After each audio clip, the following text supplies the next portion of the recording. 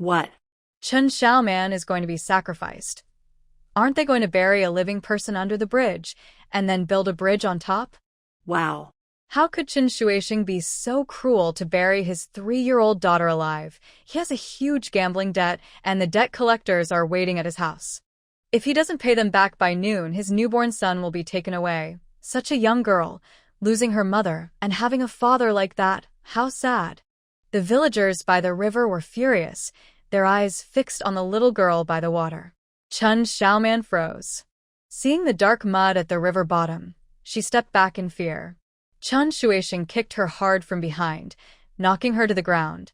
You eat my food and drink my drinks, and now you want to run away when I can finally get some money back?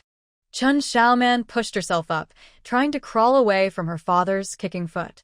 She promised her mother she would try very hard to survive. I told you not to hide, Chen Shuixing shouted angrily and kicked the squirming girl several times. The intense pain made Chen Xiaoman curl up, whimpering like an injured little animal. Chen Shuixing picked up a shovel with one hand and grabbed Chen Xiaoman's arm with the other, dragging her toward the river. How can you bury your own daughter with your own hands? Chen Shuixing, are you even human? As Chen Xiaoman was being dragged closer to the river, the villagers' eyes filled with tears.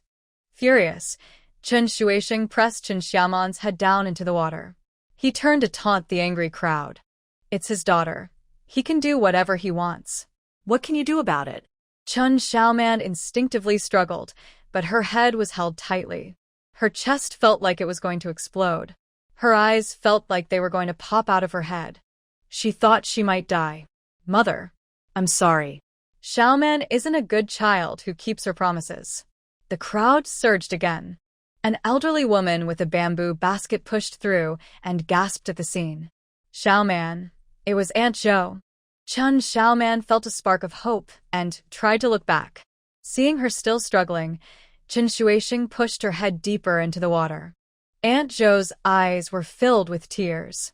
She charged at Chen Shuixing, hitting him hard on the head with her bamboo basket, then snatched the shovel from his hands and struck his back fiercely. Thud! Chen Shuixing fell into the water. He was in so much pain that he opened his mouth to scream, but the river water quickly rushed in, forcing him to swallow several mouthfuls. A bamboo basket covered his head, blocking his view, and he could only struggle in the water. Zhou Dia pulled Chen Xiaoman out, using her rough hands to wipe the water off her face. Seeing the little girl in such a pitiful state made Zhou Dia's anger rise. With her thin, aged hands, she raised a shovel and struck down hard on Chen Shuixing, who was still struggling in the water. The shovel hit his thigh with a heavy blow. Ah! He cried out in pain. As he twisted, he fell back into the water. You heartless creature, how can you face the late Qianyang? He struggled to lift his head, but the shovel came down hard on his shoulder. Bang! Ah! Another cry of pain followed. Qianyang hasn't even had her morning period, and you, beast, are bringing widows into your home. Zhou Dia shouted angrily, swinging the shovel towards Chen Shuixing with a whoosh. Today, I will beat you to avenge Qianyang. Bang! Let you bully Qianyang. Bang! Let you bully Xiaoman. With each insult, the shovel struck Chen Shuixing, pushing him deeper into the water. His face turned red from holding his breath, and he was losing strength. If this continued, he would drown. Ignoring the pain, he struggled to break the surface and shouted, "Help!" In the next moment, his shoulder was hit hard again, sending him crashing into the muddy riverbed.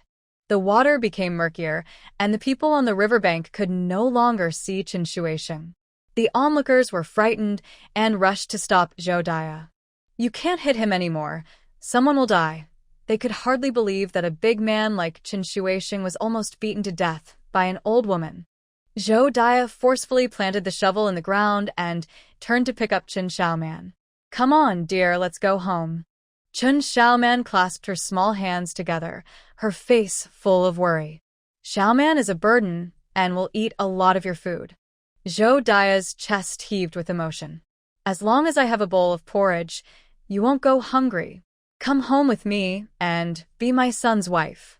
Even if the family was poor, they could still support a child bride. The light in Qin Xiaoman's eyes began to brighten. Could she really go home with her? No. A loud shout startled her. She turned to see her father climbing up the bank, using all his strength. Chen Shuixian gasped for air. His legs gave out and he sat down on the ground. He looked at Zhou Dia with eyes full of hatred. Qin Xiaoman is my daughter, Qin Shuixian. If you dare to take her away, your whole family will face the consequences. If he weren't in so much pain that he couldn't get up, he would definitely deal with Zhou Dia. The villagers watching gasped in shock. Zhou Dia taking Qin Xiaoman was like stealing. If she was caught, her whole family would go to jail. Someone advised, Dia, just let it go. Xiaoman is Qin Shuixian's daughter. He can do whatever he wants with her, and even the authorities can't stop him. Alas, we can't help Xiaoman. Zhou Dia held Qin Xiaoman tightly. Could she really just watch Xiaoman lose her life? No.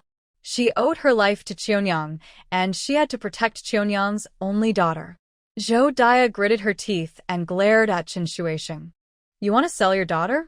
I'll buy her. Do you know how much Lu's family offered me? Qin Shuixian held up his hand, shaking it in the air. 5 guan? Can you afford that? Qin Shuixian felt satisfied. Are you trying to stand up for Qin Xiaoman? I'll let you watch her be sold to Lu's family.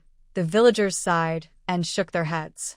There were hardly any families in the entire Tuanshui village that could come up with 5 guan. Zhou Dia froze, her eyes filled with disbelief. Why does it cost so much? How can you buy a life for less money? Qin Shuixian stood up proudly, despite the pain in his body. He hated Zhou Dia even more. If you don't have the money, then bring that troublemaker to me and kneel down to apologize.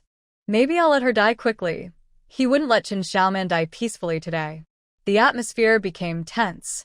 Qin Xiaoman looked at the fierce Qin Shuixian and then at the bitter Zhou Dia. She didn't understand what they were saying, but she knew she couldn't make things difficult for Aunt Zhou. She hugged Zhou Dia's neck and forced a bright smile. Thank you, Auntie. Xiaoman is going to find Dad. Zhou Dia panicked. He's a monster, not your dad. He wants to harm you. Qin Xiaoman thought for a moment and found another reason. She looked up again, smiling brightly. Then I'll go find Mom. As she spoke, she made a big circle with her arms in the air. Xiaoman really misses Mom, and Mom must miss Xiaoman too. Zhou Dia's eyes filled with tears. She wiped them away with her sleeve. This girl was thinking of her. If she doesn't save this girl today, she will have no face to meet Qionyang in the future. Zhou Dia frowned. From now on, I will be your mother. You want it, so it's done. Qin Xiaoman was stunned, and her little nose started to feel sour. Besides her mother, there are others who care for her. She is not an unwanted wild child. Before Qin Xiaoman could speak, Zhou Dia glared at Qin Shuixian. I'll give you 5 coins. Will you sell her? Qin Shuixian scoffed. If you can pay, I'll sell. How could a woman like her possibly have 5 coins? Zhou Dia's expression flickered. She actually had 5 coins. It was all the savings of the old Li family. A few days ago, the rain caused leaks in their mud brick house. Even the foundation was seeping water. If it kept raining every day in summer, the house might collapse. The whole family was planning to repair a big brick house before summer. There was a brick factory in Tuanshui village. She had come back to her family to celebrate the Dragon Boat Festival and brought money to buy bricks. If she gave the money to Qin Shuixian, she wouldn't be able to explain it to her whole family. But when she saw Qin Xiaoman's eyes red like a little rabbit, she gritted her teeth and took out a money pouch from her pocket. In front of the villagers, she poured out the pouch, and the silver coins and copper coins clattered to the ground. Wow. The villagers were stunned. Qin Xiaoman's round eyes widened. So much money. Zhou Dia steadied herself and said loudly to everyone, let's all witness that the silver and copper coins add up to exactly 5 coins, given to Qin Shuixian today. After a pause, she continued, from now on, Qin Xiaoman is part of the old Li family, and her life and death have nothing to do with Qin Shuixian. The villagers gasped again. Zhou Dia was actually willing to spend 5 coins to save a little girl? Someone quickly reacted and said, I'll be the witness. Dia, don't worry. You are the daughter-in-law of Tuanshui village, and today you are doing a great deed. We won't let you suffer. Zhou Daya sighed in relief. She didn't trust Qin Shuisheng, but with so many witnesses, he wouldn't be able to back out later. I won't sell. Qin Shuisheng shouted angrily. I want to sell my daughter to the landlord Liu. The villagers were furious, their faces red with anger. Zhou Daya had used all her savings to buy Qin Xiaoman, yet Qin Shuisheng still insisted on pushing her to her death. How could our village have such a beast? Daya, you don't need to do anything. Let me handle this. Aunt Daya, you've already given the money. Xiaoman is your daughter-in-law now, and even if Qin Shuisheng doesn't agree, he has to. The villagers shouted as they surrounded Qin Shuisheng. Qin Shuisheng looked at the villagers in panic and stammered. What? What do you want? To do. A strong man kicked Qin Shuisheng in the stomach, knocking him hard to the ground. Holding his aching stomach, Qin Shuisheng scrambled up in fear. Zhou Daya is no longer one of us after she got married. We are the ones from this village. So many people were determined to beat him up. Someone impatiently said, Stop talking to him.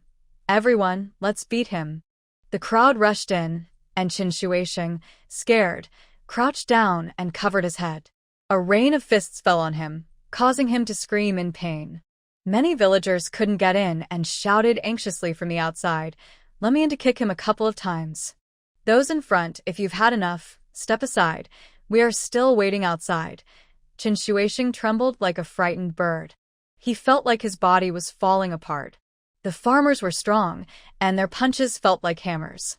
In pain, Qin Shuisheng begged, I'll sell Qin Xiaoman to Zhou Daya.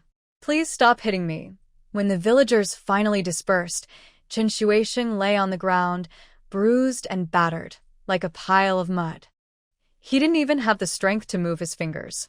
Zhou Daya spat, Serves him right. Turning to the little girl in her arms, she smiled and said, Let's go home. Qin Xiaoman's eyes sparkled as she turned and pointed at the ground, saying sweetly, My bundle. Zhou Daya quickly picked up the bundle, dusted it off, and handed it to Qin Xiaoman. Zhou Daya brought Qin Xiaoman into the yard and set her down on a stone at the entrance. Xiaoman, sit here and play for a while. I will go make dinner. Qin Xiaoman clasped her hands together and nodded obediently. Patting her little head, Zhou Daya sighed inwardly. She wasn't sure how to explain this to her family. Gathering her emotions, she quickly walked into the nearby shed. Qin Xiaoman curiously looked around. Behind her was a house made of mud bricks, supported by large wooden pillars, with a thick thatched roof. The wooden window frames were a bit dark, and the burlap covering the windows was worn. To the left was a simple pig pen. A large white pig was grunting and rooting around in the dirt.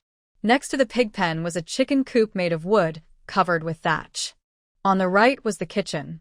At that moment, smoke was curling up from the kitchen chimney. An old hen strutted past Qin Xiaoman, followed by a dozen little chicks.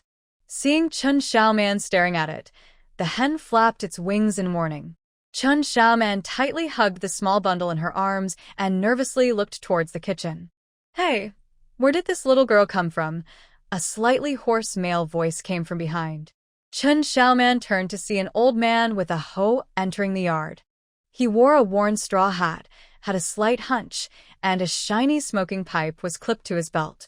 The tobacco pouch he carried was patched so many times that the original fabric color was unrecognizable. Qin Xiaoman felt anxious and slid down from the stone, standing obediently to the side. My name is Qin Xiaoman, she said, feeling it wasn't enough, so she added, I am your son's third daughter-in-law. Old Li was startled. Where did Chuyuan get a wife? When did this happen? Why didn't anyone tell me? Zhou Dai came out of the kitchen holding a bowl of noodles. I brought back a child bride for Chuyuan. How about that? Old Li looked at the shy Qin Xiaoman. The little girl, about 2 or 3 years old, had dry hair that reached her ears. Her clothes were tattered, and the bundle she held had several patches on it. Her round little face had little flesh, and her big, round eyes looked timidly at him. Old Li exclaimed, This little girl is really pretty. She would surely grow up to be a beauty, perfect for his son Chuyuan, who would eventually become a scholar. Once Chuyuan grows up and marries, we won't have to pay a bride price, saving at least a couple of silver coins. After raising her for a year or two, she can help with chores, and by 8, she can work in the fields. Old Li smiled widely. That's great. Zhou Dai felt a sinking feeling. She couldn't let this stingy old man keep counting costs. Zhou Dai took Qin Xiaoman's bundle away, handed her the bowl and chopsticks, and said, "Eat while it's hot." Old Li was lost in thought as the delicious aroma filled the air. He instinctively looked at the bowl in Zhou Dai's hands. It was a full bowl of handmade noodles topped with a boiled egg, white flour, and an egg. He only got to eat a bowl like this during the New Year.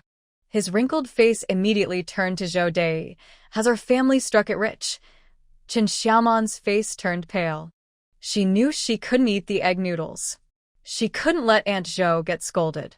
Gathering her courage, she held the bowl out to Old Li. "Father, you eat." Old Li reached out to take it, but Zhou Dai glared. "I made this for Xiaoman. You can't bear to give it to her?" His outstretched hand quickly withdrew. You eat. I don't like these fine grains. They don't fill me up," Old Li said, but inside, he felt a pang of regret. Who wouldn't want to eat fine grains? Zhou Dai instructed Qin Xiaoman. "You eat your noodles in the yard. I need to talk to your father." Once the little girl nodded, Zhou Dai pulled Old Li into the house. Qin Xiaoman carefully placed her bowl on the stone table, clasped her hands behind her back, and tried hard not to look at the delicious egg noodles. Old Li, in the room, doubted he had heard correctly and leaned closer to Zhou Dai. "What did you just say the price was?" Zhou Dai took a deep breath and quickly replied, 5 guan. The smile on Old Li's face froze and began to crack. He felt dizzy and almost fell over. Zhou Dai quickly grabbed his arm.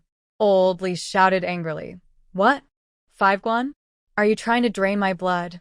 Zhou Dai held onto his arm and lowered her voice. "Keep your voice down." Old Li shook off Zhou Dai and pounded his chest with his fist. "Send her away. I want my 5 guan. I want a big house," Zhou Dai quickly said. "We can't send her back. Her father wants to sell her. If her father wants to, why should you care?" Old Li pounded his chest again. Their entire savings was only 5 guan, earned by tightening their belts for a lifetime. The more he thought about it, the more it hurt. He opened the door and rushed out. Qin Xiaoman hugged the small bundle Zhou Dai had placed on the threshold tightly to her chest. Seeing Qin Xiaoman, Old Li's anger flared up. He had never heard of needing money to adopt a child bride. 5 guan? Was this girl made of gold? He quickly walked up to Qin Xiaoman, scooped her up in his arms, and headed toward the fence. Qin Xiaoman felt a wave of nausea in her empty stomach as she was jostled. She gripped her clothes tightly, trying hard not to throw up. Zhou Dai chased after them, shouting, "Li Montesong, put Xiaoman down." Old Li quickened his pace. "If you won't take her back, I will. We can't afford this young lady. My life was saved by Qionyang. Now that she is gone, we can't just watch her daughter be mistreated." Old Li paused for a moment, feeling a flicker of compassion. But then he said, 5 guan is too much. By this time, Zhou Dai had reached him. "Chen Shuixing wants to sell Xiaoman to Lu the landlord. You still want to send her back?" Old Li was stunned and exclaimed after a long pause. "What?" Zhou Dai wiped away her tears. "If Xiaoman goes back with Chen Shuixing, she will be buried alive." Qin Xiaoman's small body trembled. Old Li trembled and muttered, No wonder a little girl could be sold for 5 coins. This Chen Shuixing is not human." Zhou Dai said sadly. "Old man, please save Xiaoman. We are not heartless people." Old Li was in a panic, sweating on his forehead. 5 coins.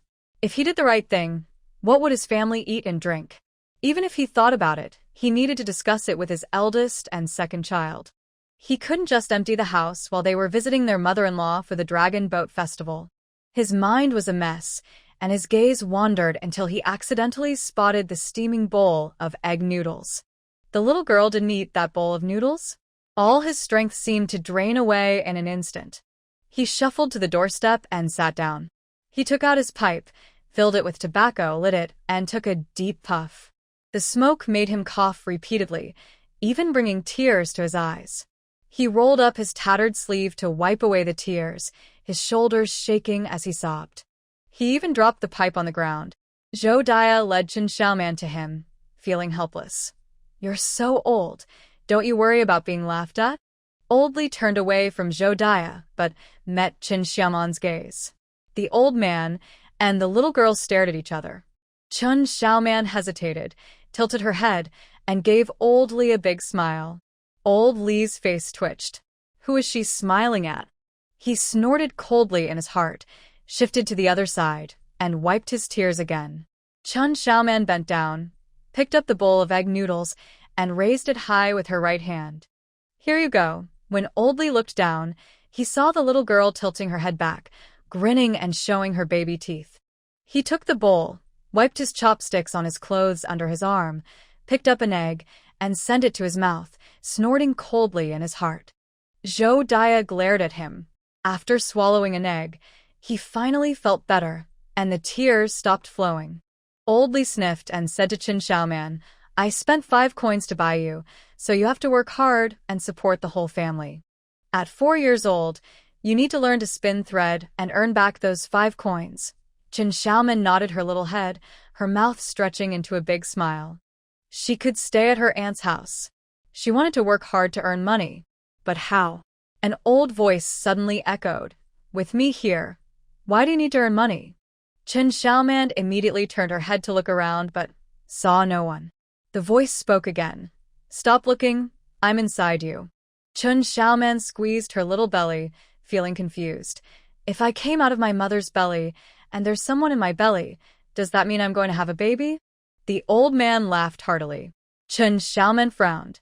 "What's so funny about that? I am Zhang Banzian, living in my own paradise. Allowing you to stay here is a great opportunity for you." Chen Xiaoman's little face scrunched up. She really didn't understand what a paradise was. After resting her chin on her hand for a moment, she asked seriously, "Do you have 5 coins?" Zhang Banzian was taken aback. If he had money, he wouldn't be watching Chen Xiaoman being sold by Chen Shuisheng. "So, you're poor like me." Chen Xiaoman felt sorry for Zhang Banzian. Zhang Banzian felt even more frustrated. How could a half-immortal be compared to a 3-year-old girl? Chen Xiaoman generously patted her tummy. "You can stay here for now, and move out when you have money." Zhang Banzian felt like he might faint. He decided not to talk to this little kid for a while. Zhou Dai shot a glance at Old Li. "She's only 3. How can she make you money?" Old Li looked sideways at Zhou Dai. "Let's see how you explain this to the eldest and second." Saying that, he loudly slurped his noodles. Zhou Dai choked for a moment, then sighed deeply. "There are only 326 coins left at home, and we still need to give a gift for the Dragon Boat Festival, so there will be even less." Old Li frowned deeply. Summer is just around the corner, and if the house collapses, where will the whole family live? What a worry. Old Li silently finished a whole bowl of noodles and drank the soup clean. After putting down his bowl and chopsticks, he said slowly, "Sell my tobacco." Zhou Dai was surprised. "But then you won't have any to smoke." "We're too poor to afford that," Old Li replied gloomily. He was a heavy smoker and had grown a lot of tobacco on his land, enough to last him a year. If it weren't for the situation, he wouldn't want to sell it. "Pack up and go to the county town to exchange for some money, so you can explain to the eldest and second." Zhou Dai agreed, finding 2 baskets, one for the tobacco and one for Chen Xiaoman. Old Li carried the tobacco and turned to leave.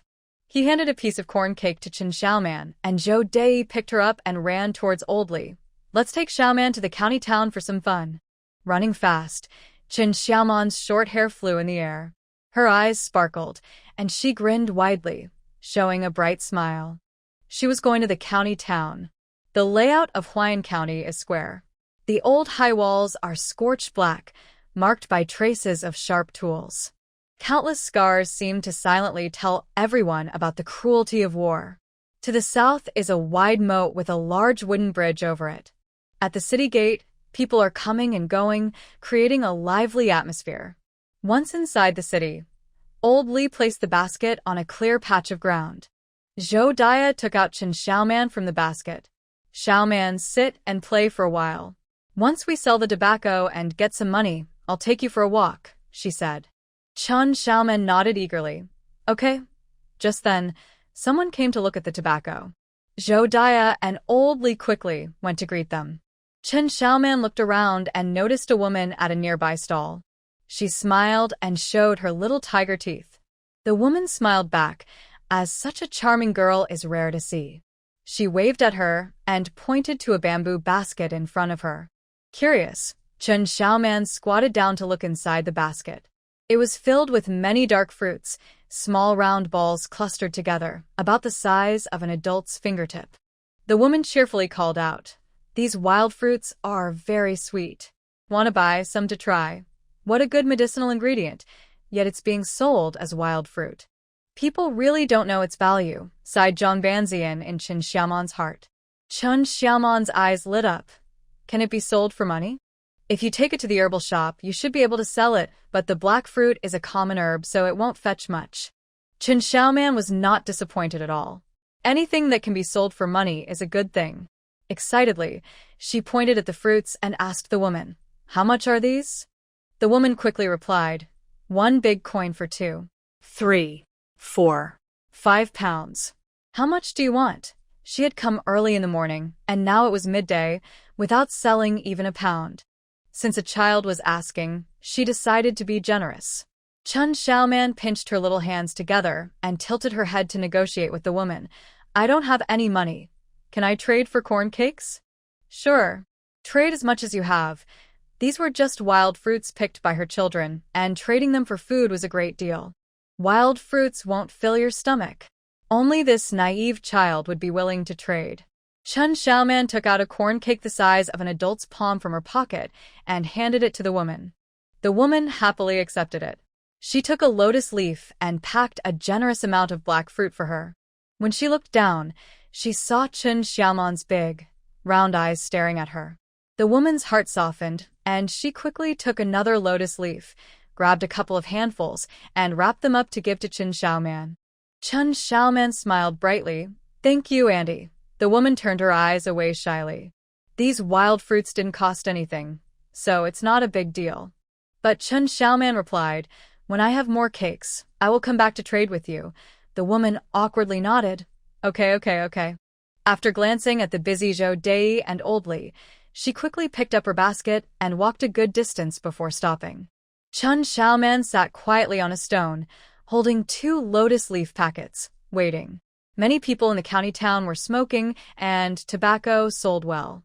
In less than half an hour, a whole basket of tobacco was sold out.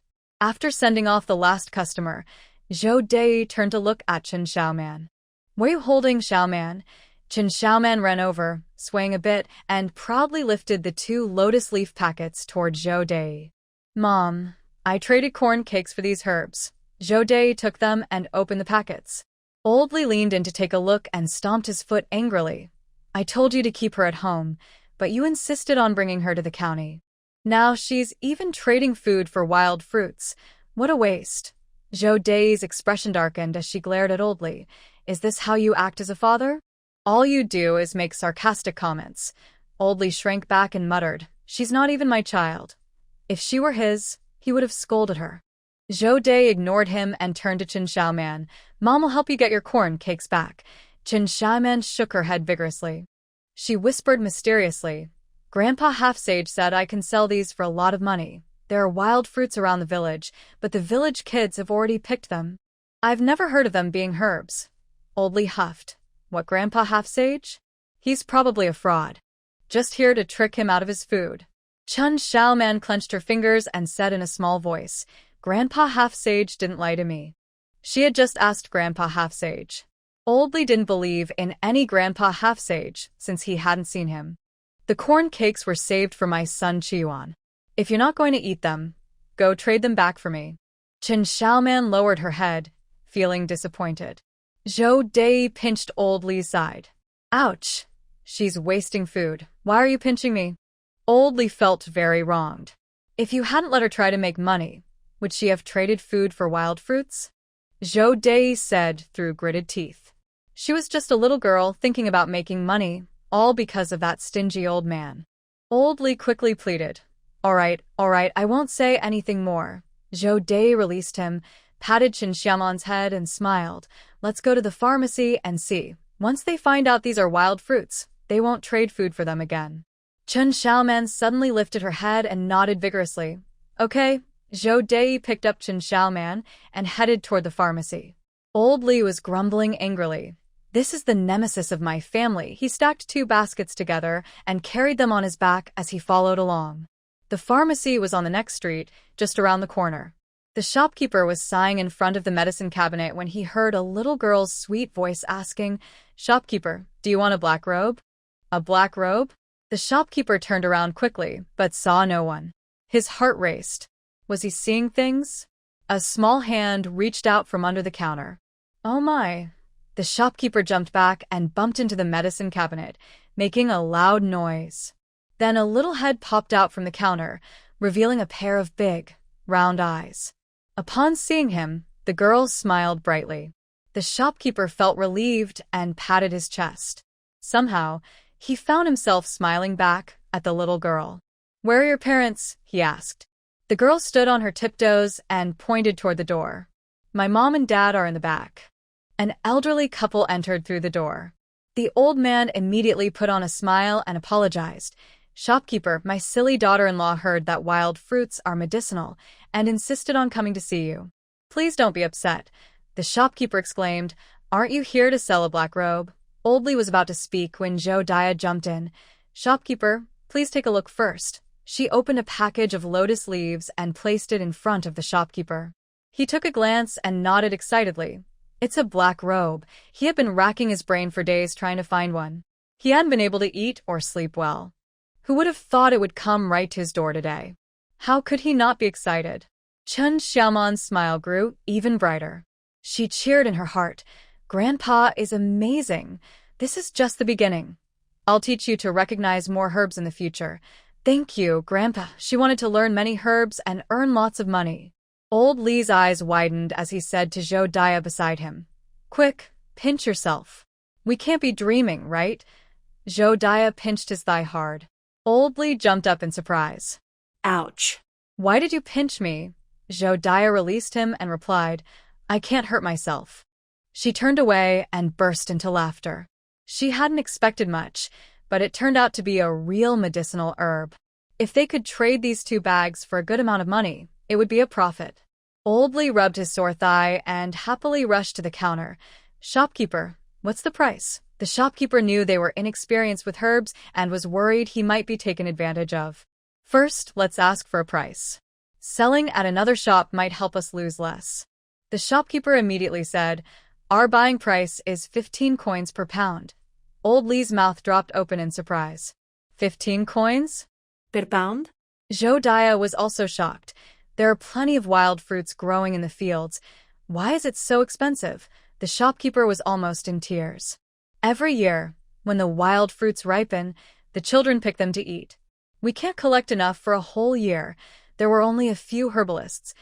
How could they compete with the children? Especially this year. He had only collected a little over a pound so far, and once processed, there would be hardly anything left. "Shopkeeper, please weigh these first," Old Li said, placing another bag on the counter. The shopkeeper took out a small scale and weighed it, smiling as he said, "That's a total of 2.5 pounds.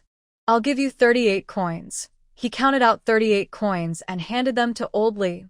Old Li, receiving the money, couldn't stop smiling. A cornmeal cake was exchanged for 38 coins. What a great deal! Zhou Dai happily patted Chen Xiaoman's little head. "Our Xiaoman is really capable." Chen Xiaoman blushed from the compliment. Old Li cleared his throat and quickly put on a serious face. Compared to 500 coins, 38 coins is nothing. Chen Xiaoman cheerfully said, "I will earn a lot more money." Old Li nodded immediately.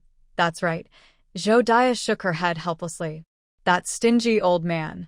Encouraged, Chen Xiaoman turned to the person at the counter and asked, "We have a lot more. Do you want some, shopkeeper?" "We don't have any." Old Li was halfway through his sentence when he saw Chen Xiaoman wink at him. His eyes shifted and he changed his tone. "Yes, we have plenty." The shopkeeper was delighted. "How much do you have?" "I'll take as much as you have." Old Li pulled Zhou Dia aside and whispered, "You wait here for me. I'll go buy all the wild fruits from that woman." Zhou Dia shook her head repeatedly. "If you go, it will raise suspicion." Old Li was anxious. "Then what should we do?" Qin Xiaoman covered her mouth with her hands and whispered, "I promised the lady that I would trade with her when I have cakes." Old Li felt like hitting his chest in frustration. "Why didn't you give Xiaoman a few more corn cakes?" Zhou Dia gritted her teeth in anger. If they weren't outside, she would definitely twist that old man's ear. Qin Xiaoman volunteered. "I'll go buy from the lady. She's willing to sell me 5 pounds for 1 coin. Yes, yes, yes," Old Li said with squinted eyes. "Wife, let's take Xiaoman to buy." The three of them agreed unanimously. The shopkeeper behind the counter watched the two adults and the child huddled together, feeling uneasy. Why did it seem like he was at a disadvantage? He quickly dismissed the thought. He charged the market price for the herbs, so he had nothing to lose. Clearing his throat, the shopkeeper smiled and asked, "When will your black cloaks be delivered?" Old Li suddenly stood up, his face wrinkling like ripples on water. "We'll go get them right now." After agreeing with the shopkeeper, the family of 3 left with cheerful steps. The woman was weakly calling out. Then a little girl's bright voice rang out. "It's her." The woman turned to see the girl she had tricked into giving her a corn cake, coming over with an elderly couple looking very angry. Her face turned pale, and she quickly turned away to avoid looking at them. But the little girl shouted again, "Auntie, I'm here to buy wild fruits from you."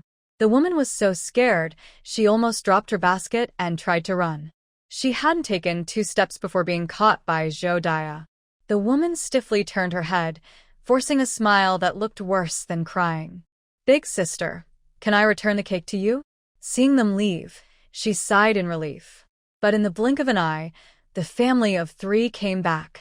She felt guilty and thought it was better to admit her mistake quickly to avoid trouble. If she had known, she wouldn't have come to the county to sell black cloaks. She hadn't made any money and had gotten into big trouble. Zhou Dia quickly smiled and said, "Sister, you misunderstood. We came to buy wild fruits. How much are you selling them for?" Seeing that Zhou Dia seemed sincere, the woman relaxed a bit.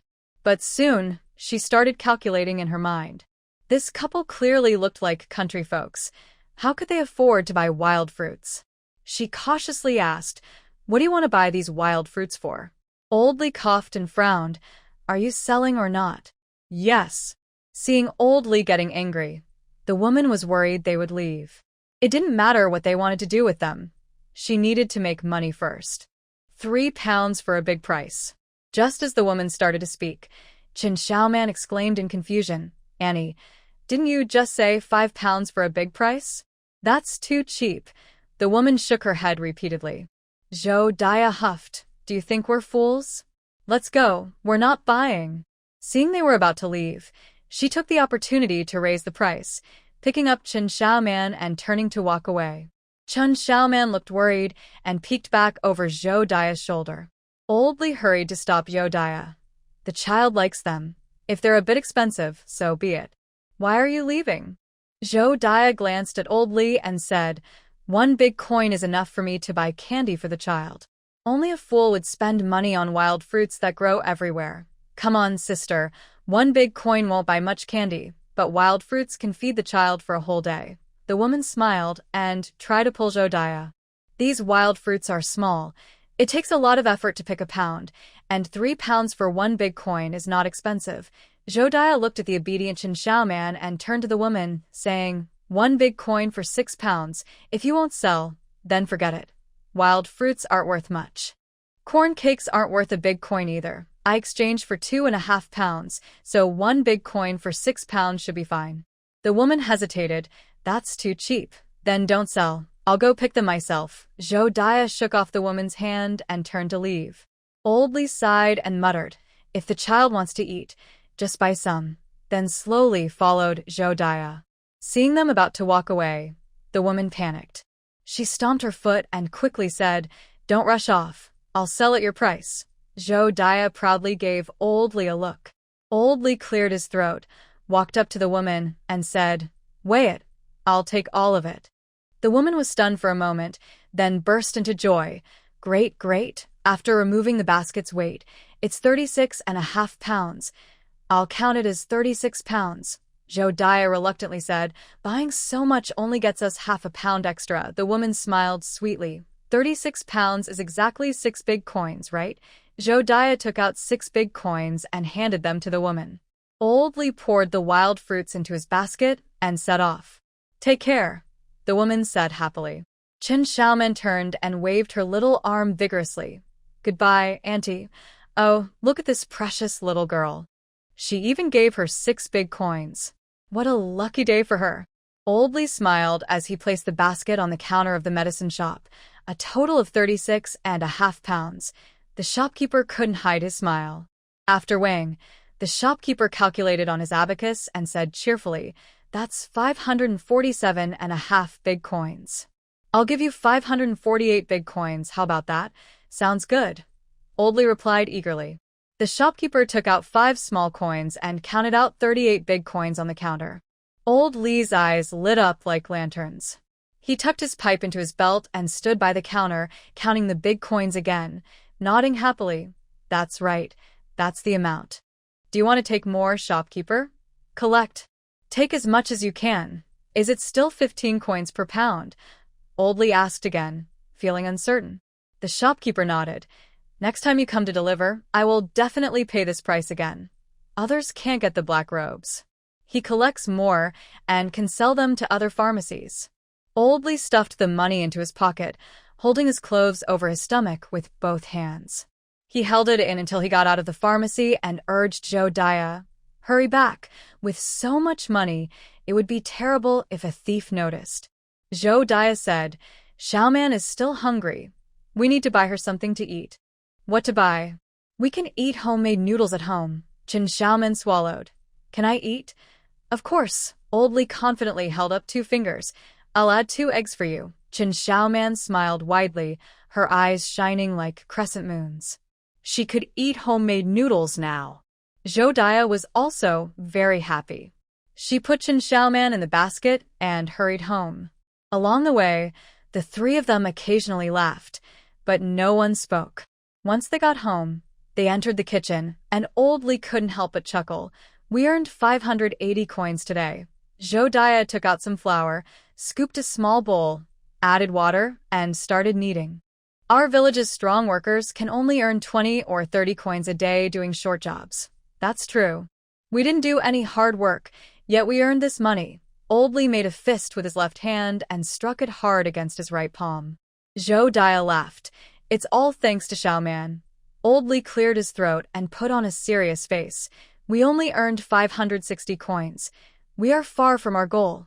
Chen Xiaoman stood with her feet together, hands on her knees, and said sweetly, I want to earn a lot of money. That's the spirit. Old Lee nodded in agreement. Then he smiled widely. This little girl is quite lucky. Jodiah set the kneaded dough aside to rest. After wiping her hands, she cracked 2 eggs into a bowl and stirred. Old man, you go find someone in the village to collect black robes. We can earn more at the pharmacy tomorrow. Old Lee thought for a moment. Why spend money? We can pick them ourselves. The wives of the eldest and second sons rarely visit their families. I'll let them stay a few more days, but even if it's just us picking for a day, we won't get much. Jodiah walked to the stove, stuffed it with straw, and lit a fire. While people still don't know the black robes can be sold, let's earn some money quickly. Old Lee immediately stood up. His wife was right. If they waited a few more days, what if the pharmacy stopped buying?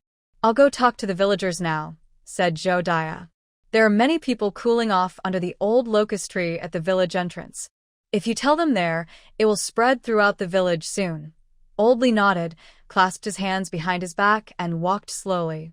Jodiah waited for the water to boil before adding the cut noodles. When she turned around, she saw Xiaoman sitting in front of the stove, carefully tending the fire. Jodiah felt a pang of sadness. Such a young girl, living so cautiously, it was truly heartbreaking. She turned and took an oil jar from the cupboard, scooping a pot of lard to add to the noodles. Just as the water began to boil, a cheerful voice called from outside, It smells so good. A little boy, about 4 or 5 years old, and wearing a gray long shirt, rushed into the kitchen. He ran so fast that the stuffed cloth bag he carried bumped against him, making a puff-puff sound. His eyes were fixed on the steaming stone pot. The hand-pulled noodles were topped with a layer of egg. The boy couldn't help but swallow, unable to look away. Zhou Daya pushed his head aside, saying, "This is for Xiaoman, don't get any ideas." Li Chuyuan looked in disbelief at the little girl peeking out from behind the stove. They were planning to sell the eggs to help with household expenses, and there were only about 3 bowls of flour left. How could their mother casually make such a precious dish for a girl they didn't even know? Who are you? He asked. Chun Xiaoman grinned, revealing her small tiger teeth. "I'm your wife." The little boy jumped back in surprise.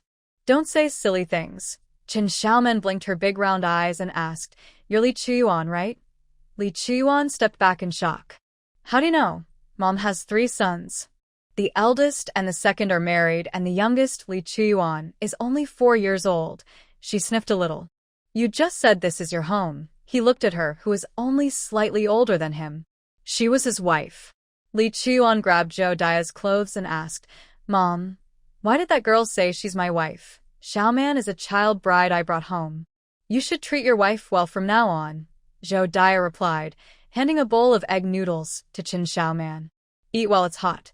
Chen Xiaoman held the bowl with both hands and happily said, "Thank you, Mom." Li Chuyuan glared at Chen Xiaoman, his eyes filled with fire. "This is my mom. Don't call her that." Feeling Li Chuyuan's hostility, Chen Xiaoman became shy. She pushed the bowl back toward Zhou Daya. "Xiaoman isn't hungry." Zhou Daya placed chopsticks in her hand, smiling as she said, "You eat your food, don't worry about him." Chen Xiaoman secretly glanced at Li Chuyuan and lowered her head to pick up a few strands of noodles to eat. The rich aroma of wheat spread in her mouth, and the soft egg foam glided over her tongue, so delicious that she almost bit her tongue. She had never tasted anything so good. Chun Xiaoman's eyes sparkled. Unable to resist, she took several bites. It was so tasty. She felt so happy. Beside her, Zhou Daya nodded in satisfaction and turned to grab Li Chuyuan's ear. Li Chuyuan held his ears with both hands, crying out, "Ouch! Ouch! Ouch! You dare to bully Xiaoman in front of me. We barely spoke. How could I bully her?" Li Chuyuan pleaded. "Mom, please let go, it hurts." Zhou Daya tightened her grip. "Don't think I didn't see you glaring at her. You even yelled at her." Chen Xiaoman licked the oil off her lips and cautiously said, "Mom, he didn't bully me." Since her mom treated her so well, she didn't want to worry her. Zhou Daya huffed and released her grip. Li Chuyuan jumped back like a rabbit, rubbing his ear and inhaling sharply. His mom's grip was too strong. His ears must be red. "Who is really your biological child?" Li Chuyuan glared at Zhou Daya angrily.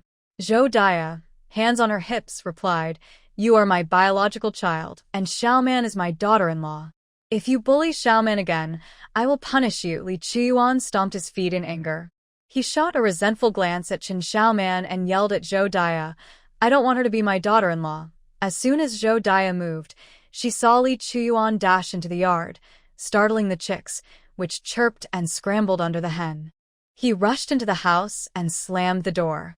Zhou Daya gritted her teeth in anger, ready to teach this little rascal a lesson. Chun Xiaoman looked in the direction Li Chuyuan had disappeared, worry etched on her small face. Inside the house, Li Chuyuan took out a brush from his bag and spread white paper on the table. He needed to write 100 large characters to calm down. Dipping the brush in ink, he began to write carefully on the paper. Gradually, he settled down, and his writing improved with each stroke. He didn't even notice when someone entered the room. After finishing the last stroke, he let out a long sigh. He blew on the characters to dry them, carefully folded them, and placed them back in his bag. Jumping down from the chair, he turned around and saw Chen Xiaoman peeking at him from beside his mom. He glared at Chen Xiaoman. She hesitated for a moment, then grinned at him with a bright smile. Li Chuyuan paused, feeling even angrier. Did she think that just because she smiled nicely he would give up his bed? He looked at Zhou Daya with dissatisfaction and said, "Mom, she took my spot." Zhou Daya replied, "There are no extra rooms, so you have to sleep with us." You two sleep in the middle, and your dad and I will sleep on the ends so you won't fall. Li Chuan turned and shouted, Dad. Old Li moved closer to the edge of the bed and patted the empty spot. Chuan, come sleep with me. Chen Xiaoman also scooted closer to Zhou Dia. Brother Chuan, come sleep here. Li Chuan huffed and turned away. Mom, I haven't eaten yet. Zhou Dia pointed to a stool by the table. I didn't call you because you were writing. The corn porridge is here, and there's hot water on the stove. You can serve yourself and go to bed early. It will be dark soon. Li Chuan shouted, Why does she get eggs and handmade noodles while I only get corn porridge? Xiaoman is our guest today, so she gets special treatment. From now on, you'll eat the same as us. Zhou Dia comforted him. Old Li nodded in agreement. Yes, no more white flour and eggs for you. Chen Xiaoman immediately said, From now on, I'll eat corn porridge too. Li Chuan felt upset. Zhou Dia ignored him and hugged Chen Xiaoman, cheerfully saying, Xiaoman, go to sleep now. Chen Xiaoman replied and lay down obediently, closing her eyes. Zhou Dia took a fan and gently fanned her. Old Li cheerfully said, Chuan, hurry up and finish, so you can come fan me. It's really hot tonight. Li Chuan picked up his bowl and left the room, stepping carefully. Sitting in the dimly lit living room, he took a bite of the now-cold corn porridge. The taste of corn filled his mouth. Oh. Mom has a daughter-in-law now and doesn't need her son anymore. He sadly finished the corn porridge, then went to fetch water to wash up. When he returned to the room, the three of them were already asleep. Li Chuan quietly climbed onto the bed. After lying down, he felt uncomfortable and squeezed over toward his dad. He didn't want to be next to Chen Xiaoman. He had to find a way to make his parents send her away. Li Chuan clenched his small fists and silently made a decision. Once his breathing calmed down, Zhou Dia raised her arm and fanned both children. Old Li turned over, somewhat dissatisfied. You treat Xiaoman better than our Chuan. I want Chuan to learn a lesson, Zhou Dia said calmly. Only by experiencing hardship can he understand what kind of tough life Xiaoman has had, so he can treat her better in the future. Old Li huffed. That girl isn't as important as our son. Zhou Dia hit him with a fan and said, Xiaoman has found a way for our family to make money, and you have no gratitude? 5 coins. Old Li opened his palm and waved it in front of Zhou Dia. Today, we made 560 coins. If we sell a couple more times, we can earn a lot. The fan swatted Old Li's hand away. Talking about this made Old Li happy. When I said I would buy 2 pounds for 1 coin, everyone in the village got excited. I think we will collect a lot tomorrow. Zhou Dia replied, That's much higher than the price we bought today. We're all from the same village. We should let others earn a bit too. Old Li started calculating if our villagers can make money, they will be happy to keep selling to us. He felt the urge to smoke and grabbed his pipe to put it in his mouth. We need to sell more early to earn some, or once the medicine shop finishes collecting, we won't be able to sell anymore. Besides us, there are other farmers selling to the shop too. Zhou Dia nodded thoughtfully. After some time, there won't be any more. Even if there are, we won't have time when farming season starts. Old Li took a couple of puffs from his empty pipe and frowned. Without tobacco, he felt uncomfortable. Zhou Dia paused and said, Old man, I'll plant more tobacco for you next year. Old Li waved his hand. Go to sleep. The night grew deeper. The room filled with the sounds of breathing. In her dreams, Chen Xiaoman saw a very large gourd in front of her. Facing her was a dark gourd opening. After hesitating for a moment, she walked into the gourd. After a brief darkness, she found herself in a bright place. Seeing what was inside, she exclaimed, Wow, how wonderful is this place.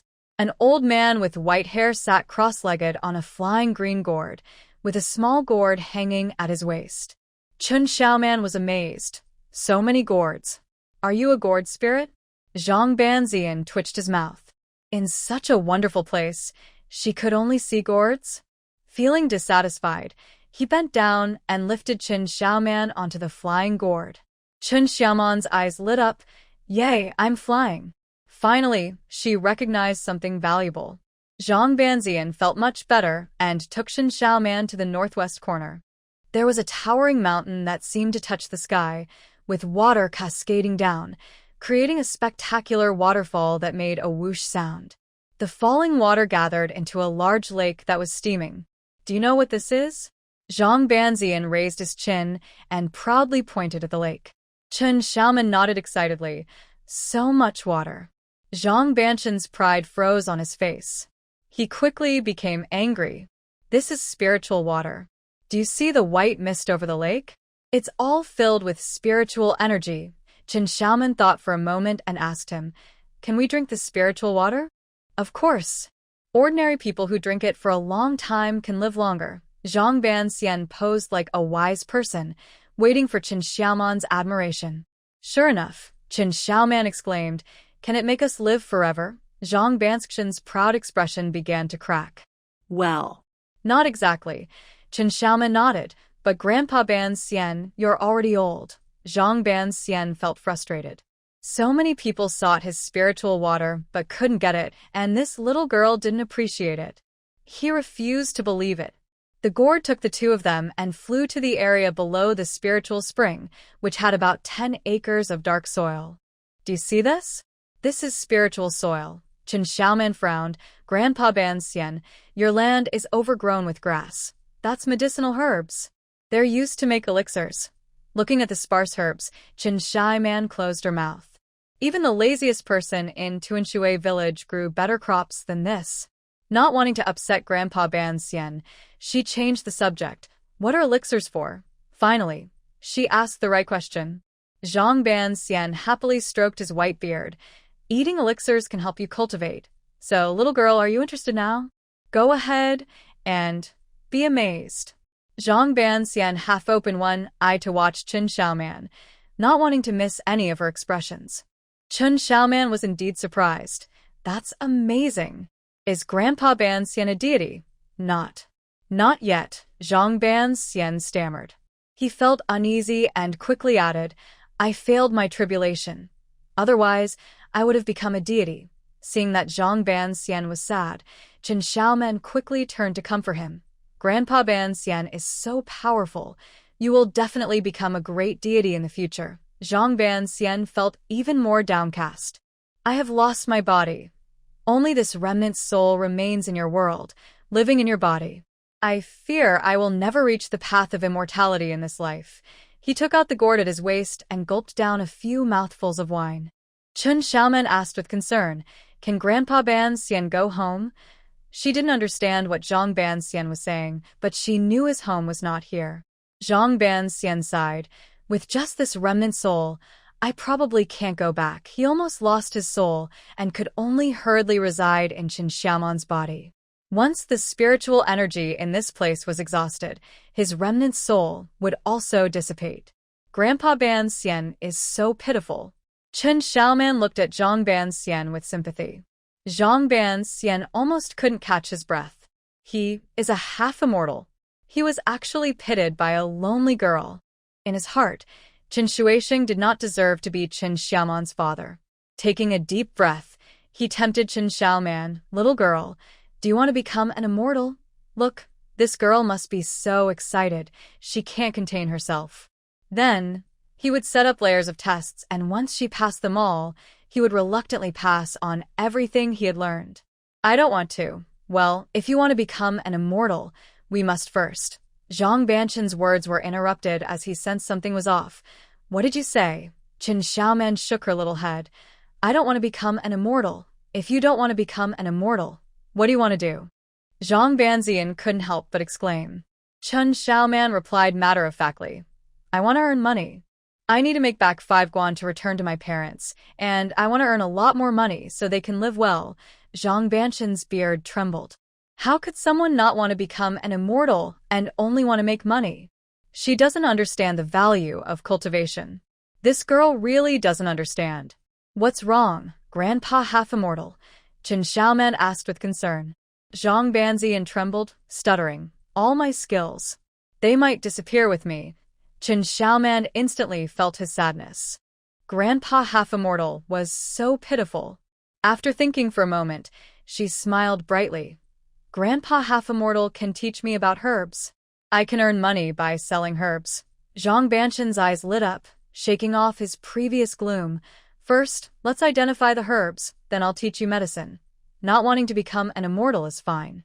If she learns his alchemy skills, she can still be his successor. Chen Xiaoman excitedly raised her little arms. Grandpa Half-Immortal, I want to learn medicine. Just as Zhang Banzian was pondering how to persuade Chen Xiaoman to study medicine, he curiously asked, "Is it again to earn money?" Unexpectedly, Chen Xiaoman shook her head, her eyes dimmed. "If I can practice medicine, I can help my mother." Zhang Banzian knew she was talking about her real mother. As he was about to comfort the little girl, he saw her lift her head, her gaze intense. "I want to be a doctor and treat patients who can't afford it so they can all live healthily." Zhang Banzian looked at Chen Xiaoman in amazement. After that last sentence, the little girl seemed to glow with a faint golden light. Could it be that she has good fortune? Has she gained the approval of the heavens? He had cultivated for thousands of years without such fortune. This is unfair. Zhang Banzian angrily took several swigs of wine. Then, he suddenly threw his head back and laughed heartily. Chen Xiaoman curiously asked, "What is Grandpa Half-Immortal laughing about? It's rare for you to have such kindness." "Starting tonight, I will teach you medicine every evening," Zhang Banzian said cheerfully. He couldn't waste such a great opportunity presented to him. Chen Xiaoman nodded eagerly. Yes, she wanted to learn medicine to help many people. To learn medicine, you must start by identifying herbs, Zhang Banzian continued without delay. He reached out, and a black herb appeared in his palm. Chen Xiaoman immediately exclaimed, "That's the black herb," Zhang Banzian confirmed. "Both the fruit and roots of the black herb can be used in medicine." He flipped his hand, revealing a complete black herb in front of Chen Xiaoman. Surprised, she reached out to touch the leaves. She was amazed that she could feel it. With both hands, she clapped excitedly. "Grandpa Banzian is amazing." Flattered, Zhang Banzian felt quite proud. But then, he heard the little girl ask, "Can I sell it for money?" Zhang Banshan's smile instantly disappeared. He frowned and said, "This is something I created. You cannot take it out." Chen Xiaoman looked disappointed and said, "Oh, so it's not real." However, she quickly perked up and curiously asked, "What are the benefits of the black herb?" Zhang Banzian pointed to the top fruit and explained, "The fruit can be used to brew wine or cooked for food, which strengthens the body. The roots of the black herb are very valuable." He pointed to the roots for Chen Xiaoman to identify. The roots have many benefits, such as clearing heat, reducing dampness, dispelling wind, and stopping bleeding, Zhang Banzian explained slowly. Chen Xiaoman carefully examined the black herb, wanting to remember it well. "If you remember it, draw it out," Zhang Banzian said, and the black herb instantly vanished, turning into paper and a brush. He placed Chen Xiaoman on the ground, and the paper and brush landed in front of her. Chen Xiaoman nodded, squatted down, and spread the paper on the ground.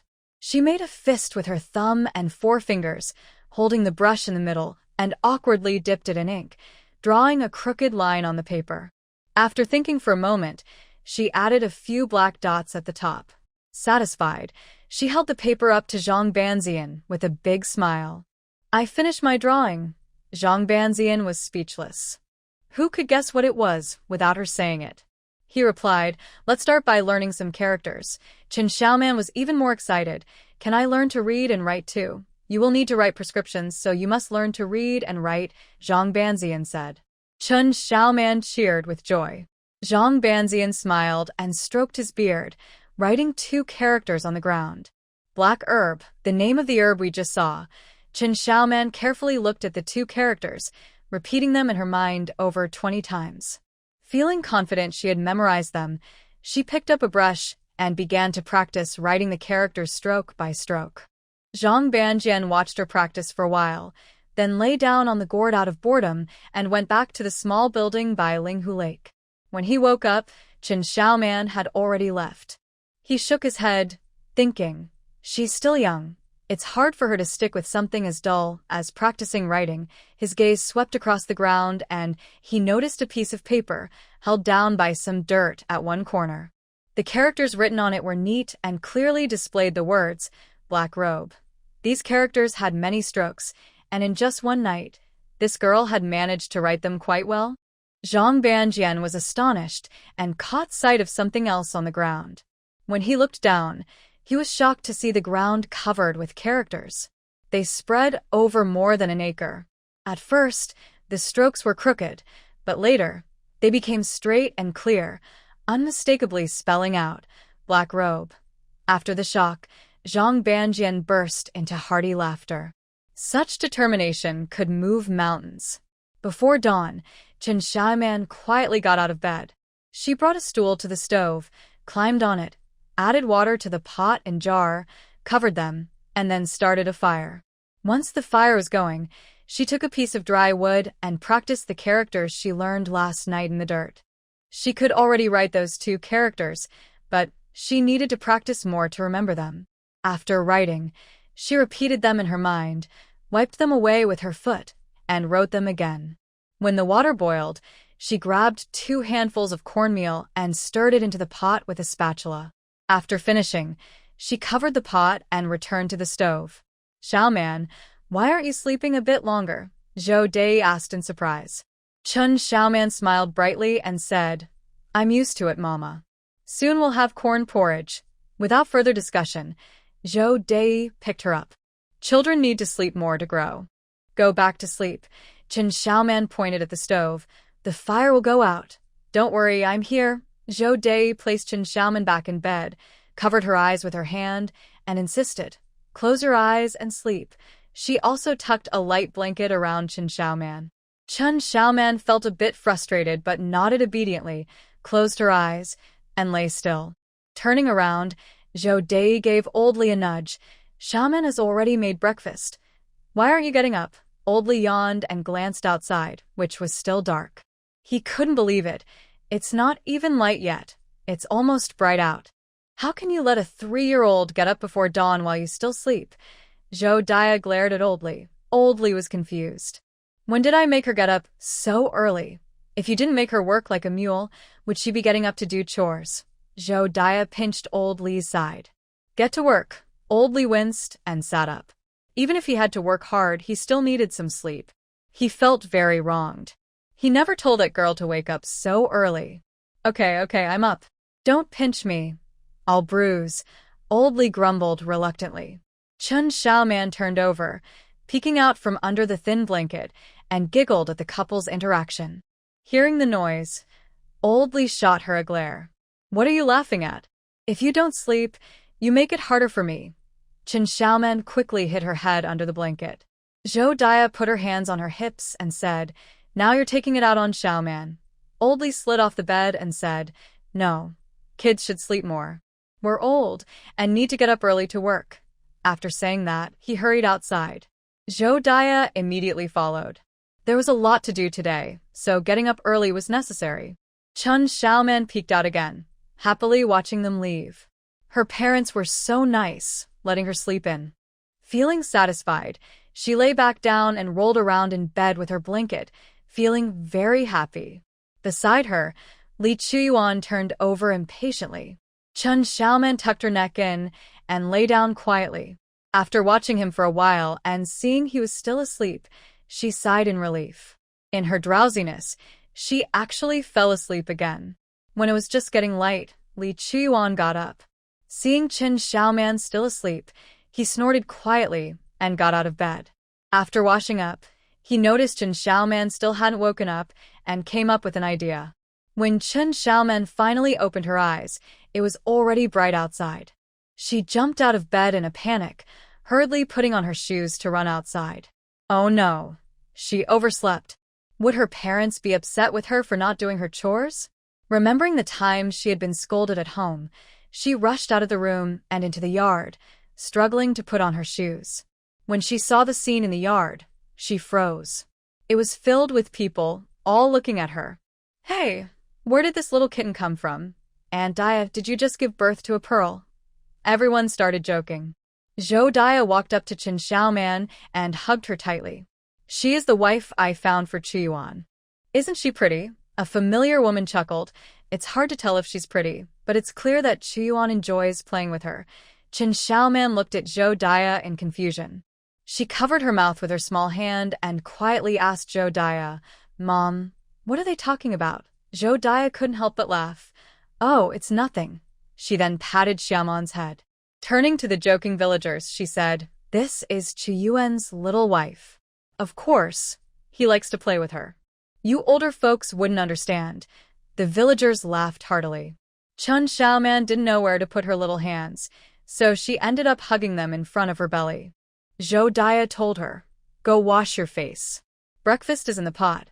After being set down, Chen Xiaoman opened the kitchen water jar. The water reflected her image. Her eyelids and the area around her eyes were painted black. Her nose was also black, and her cheeks had whiskers drawn on them. Chen Xiaoman gasped. In her heart, she could hear Zhang Banzian laughing heartily. "Little kitty." Chen Xiaoman shook her head and copied old Li's gesture, putting her short hands behind her back. Only a 3-year-old would do something like this. Zhang Banzian couldn't help but say, "Aren't you just a 3-year-old?" Chen Xiaoman held up 4 fingers. "I'm 4. She meant her age in the traditional way. Chen Xiaoman sighed like an adult. "Brother Chuyuan hasn't grown up yet, so I've decided not to hold it against him." Zhang Banzian paused for a moment, then burst into even bigger laughter. After washing up, Chen Xiaoman lifted the pot lid to find a big bowl of corn porridge, topped with a few drops of oil. She held the bowl and happily started to eat. Zhang Banzian clicked his tongue. "Is this all you're eating?" "This is food," Chen Xiaoman said with squinted eyes. "It's much better than vegetable soup." Zhang Banzian paused and sighed deeply. He had seen the hardships Xiaoman endured. He felt a deep sympathy for the little girl. In that household, no matter what he did, he couldn't change her situation. In fact, it might even put her in a worse position, so he could only watch and endure. In the future, he would surely do his best to help this little girl, at least ensuring she would never go hungry. After finishing the bowl of corn porridge, Chen Xiaoman's belly was round. She patted her full tummy, feeling satisfied, and washed both the bowl and pot before going outside. When the villagers saw her little face, they were all amazed again. "What a pretty girl. Daya, where did you find such a lovely girl? Does she have any sisters?" Zhou Daya proudly called Chen Xiaoman over to help with the scales. "She is her mother's only daughter, so don't get your hopes up. With such a beautiful daughter-in-law, it would be a shame not to show her off in the village." An older woman patted Chen Xiaoman and said with a smile, "Just look at her face. She is surely blessed." Old Li snorted. "My son Chuyuan is destined for great wealth. How could his wife not be lucky?" Zhou Daya glanced at him. "You really believe that crazy priest's words?" That priest predicted the fortunes of everyone in our village, and they all came true. He is a divine being. He said Chuyuan will have great wealth in the future, so it must be true. Chen Xiaoman listened with great interest. 2 years ago, a crazy priest told Old Li that his 3rd son would be very wealthy. He even suggested that Old Li change his son's name to Li Chuyuan. Old Li couldn't sleep all night. The next morning, he decided to support Li Chuyuan's education. As Old Li said, "Our family's ancestors must be pleased. Chuyuan will surely be a scholar." Last year, when Li Chuyuan was 3, he was sent to a private school in the village. Wow, Brother Chuyuan will be a scholar in the future. Chen Xiaoman felt admiration for educated people. Hearing this, Zhang Banzian shook his head. "Li Chuyuan is more than just a scholar." Chen Xiaoman curiously asked, "Could he be a higher-ranking official?" People in the village said that the Lu landlord's ancestor was a high-ranking official, even more impressive than a scholar. Zhang Banzian smiled and said, I can't say. Chen Xiaoman understood that the old man didn't want to share more, so she didn't ask further. As they chatted and laughed, they finished collecting the dark robes. They had a full basket and a half. Old Li was very happy, grabbed some food, and went with Zhou Daya and Chen Xiaoman to the pharmacy. When they saw the shopkeeper, Chen Xiaoman immediately beamed. "Hello, shopkeeper." The shopkeeper smiled back. Good. Are you here to sell dark robes again?" Chen Xiaoman nodded vigorously. "We have so many dark robes." Old Li happily placed the basket on the counter. "Shopkeeper, please weigh them." Seeing the overflowing basket of dark robes, the shopkeeper's eyes widened.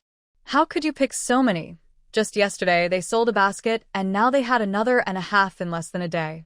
Even if the whole family stayed up all night, they couldn't have picked this many. The shopkeeper regretted it. If he had known they had so many, he wouldn't have offered 15 coins per pound yesterday. Old Lee quickly asked, "Aren't you buying any more?" The shopkeeper paused and said, "I can buy, but the price needs to go down a bit." Old Lee frowned. "You said yesterday that the price would be the same today." The shopkeeper felt helpless. "I did say that, but I didn't expect so many to come today." The black fruits were small and hard to pick. Many children were also grabbing them to eat. He thought Old Lee would bring only 2 or 3 pounds at most. When he collected again later, he could lower the price. With more collections, the price would keep dropping and the cost would be lower. There were dozens of pounds in the basket. Spending more money didn't make sense. Old Lee was very upset. They agreed on a price, and now it changed. He wanted to argue with the shopkeeper, but Josiah stopped him. Josiah stepped forward and asked the shopkeeper, "How much will you pay?" The shopkeeper held up 5 fingers and said, 5 coins per pound. "Wow," Old Lee gasped. That was a huge difference. Josiah didn't expect the price to drop so much and politely asked, "Can you offer a bit more?" The shopkeeper replied, "Yesterday we were really short on black fruits, so we paid more. Now we have enough and we can't pay more." After a pause, he added, "I can't let you come here for nothing, but the price really can't go higher." Old Lee was even angrier. Wasn't this unfair? According to him, selling for 5 coins meant losing money. Josiah was anxious too. They had spent money to gather these fruits today, and they needed to sell them. She thought about checking another shop, but worried that if they didn't buy, it would upset the shopkeeper. Caught in a dilemma, the shopkeeper waited quietly, without rushing them. Suddenly, a little girl asked him, "Do you still need black fruits?" The shopkeeper smiled and said, "You sold a lot yesterday, so we're not in need." Old Lee scoffed silently. Yesterday, he said they needed more, and now it changed. Chun Xiaoman sighed. "The shopkeeper is really nice. He still wants to help us." The shopkeeper felt good inside and smiled, waving his hand. "You all have it tough. If I can help, I will." Old Lee was furious, thinking, "So you lower the price and claim it's for our benefit? What is this girl talking about?" Just as they were about to send Qin Xiaoman out, she sweetly asked the shopkeeper, "Sir, can we check other pharmacies first? If they don't take it, could you help us buy the black robe later?" The shopkeeper was taken aback.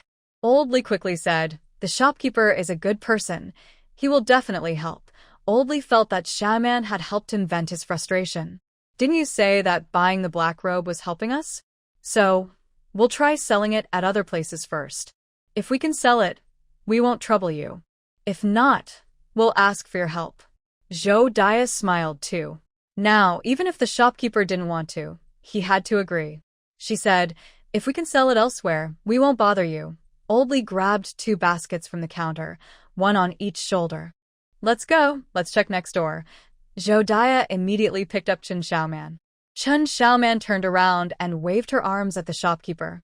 "Goodbye, Grandpa Shopkeeper." Old Lee chuckled. "Shopkeeper, if no one else buys it, I'll come back to you." The shopkeeper couldn't sit still.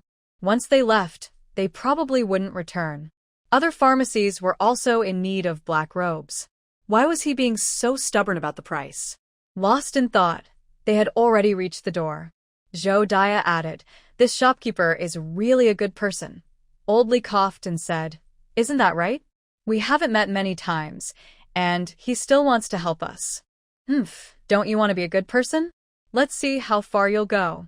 The shopkeeper couldn't hold back any longer and shouted, "Wait!" The 3 stopped. Old Lee looked at him in confusion. "Do you need something, shopkeeper?" The shopkeeper felt embarrassed but said, "I'll still buy the black robe for 15 coins a pound." Old Lee quickly waved his hands. No, that's too much trouble for you." Qin Xiaoman nodded in agreement. The shopkeeper stepped closer and grabbed Old Lee's arm. "It's not a trouble. I just remember my friend asked me to help him buy black robes." "Oh, really? Are we bringing too many?" Old Lee asked with a hint of concern. Chun Xiaoman blinked her big eyes and asked, "How many does your friend need, Grandpa Shopkeeper? If there are extras, we can sell them to others." The shopkeeper felt his face burning. He coughed and said, "I'll take everything you have." Just as Old Li was about to speak, Zhou Dia kicked him. He didn't argue and said, "All right then, this saves us some extra trips." The shopkeeper sighed in relief and welcomed the three back inside. He took a large scale from under the counter and asked Old Li to help weigh the basket. After pouring the black robe into the basket in the shop, he weighed Old Li's basket and calculated the total number of robes. He then moved some beads on the abacus. After subtracting the weight of the basket, it totals 67 pounds. "I need to give you 1,007 coins," he said, his face showing clear discomfort. "An extra 7 coins." Old Li's wrinkles spread out from his mouth and nose like ripples. "That's a whole day's worth of money. It's almost as much as his family's harvest for half a year." Chen Xiaoman happily looked at the shopkeeper. "Grandpa shopkeeper, we will sell you more black robes in the future." The shopkeeper felt very mixed about it. He didn't have to worry about the robes anymore, but giving away so much money at once was painful. However, if he didn't accept it, the other pharmacies wouldn't have enough robes either. Gritting his teeth, he bent down to the cash drawer, took out 10 coins, and counted out 7 more coins to place on the counter, pushing them toward Old Li. "Some of the robes at the bottom are damaged and can't be used for medicine. Today, it's still this price, but next time, I'll only take the good ones." Old Li stretched out both hands and gathered the coins into his arms. Feeling the weight of the money made him so happy, he couldn't stop smiling. "All right, next time we'll be more careful." Chen Xiaoman was thrilled to see the coins. They had earned a lot. Zhou Dia almost wanted to give Chen Xiaoman a big kiss. This was a whole day's worth of money. Old Li tucked the coins into his clothes and took another basket to carry in front of him, protecting it from theft. Only then did he happily leave the pharmacy with Zhou Dia and Chen Xiaoman. They didn't notice that someone came out from the corner after they walked away and entered the pharmacy. The three of them walked into a deserted alley. Old Li set down the basket in front of him, revealing a bulging belly. He held it tightly with both hands.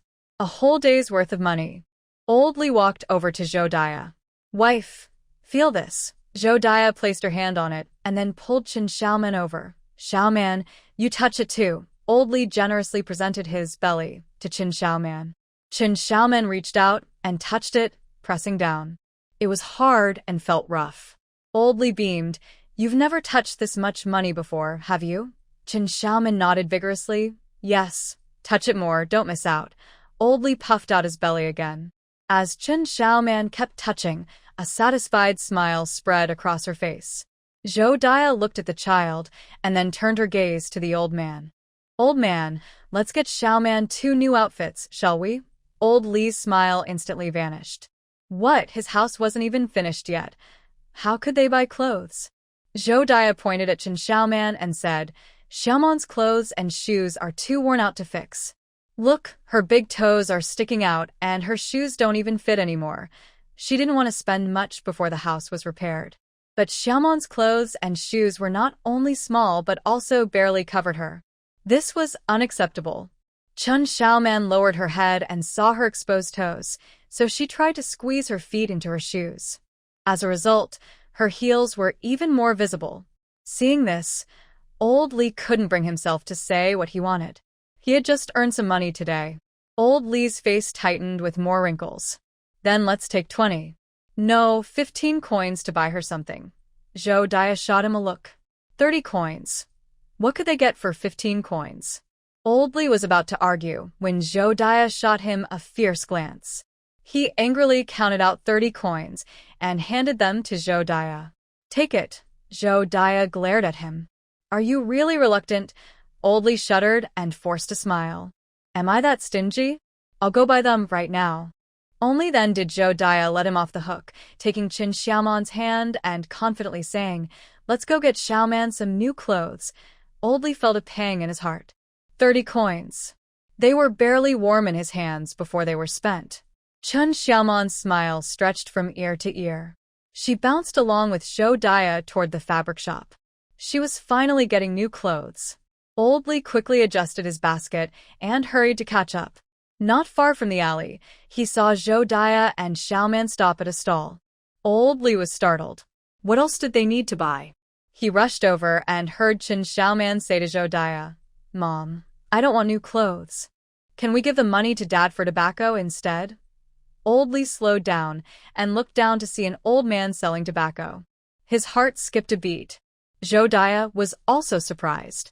"Your dad doesn't smoke, it's fine. You're a girl. You need to dress nicely." But Chen Xiaoman shook her head. "Dad feels bad when he can't smoke." "I'm okay." She had seen her dad frown many times when he tried to smoke but couldn't. It was all because they spent money on her that he didn't have tobacco. She wants to buy tobacco for her father. Zhou gently touched her little head and said, "You don't need to worry about this. Your parents have a plan. This child thinks only of others and not of herself." Usually sensible, Chen Xiaoman was very stubborn at this moment. "I want to buy tobacco." Zhou paused. Her father had a strong craving for tobacco and had a hard time last night. He must be feeling terrible. They earned quite a bit today. Maybe they should buy some tobacco first. "Buy it. Get it all." Old Li's loud voice came through. Zhou no longer hesitated and spent 10 coins to buy a pound of tobacco from the vendor. Money should be spent wisely. Chen Xiaoman happily watched Zhou place the purchased tobacco into Old Li's backpack. Now, her father has tobacco to smoke. Old Li reached out and held Chen Xiaoman's little hand, cheerfully saying, "Let's go get our Xiaoman some new clothes." "Oh, and those shoes can't be worn anymore. We'll have your mother make you 2 new pairs." Chen Xiaoman's mouth opened in surprise, forming an O shape. Her father's smile was a bit scary. Zhou looked at Old Li in surprise. Seeing his affectionate demeanor, she understood and found it amusing.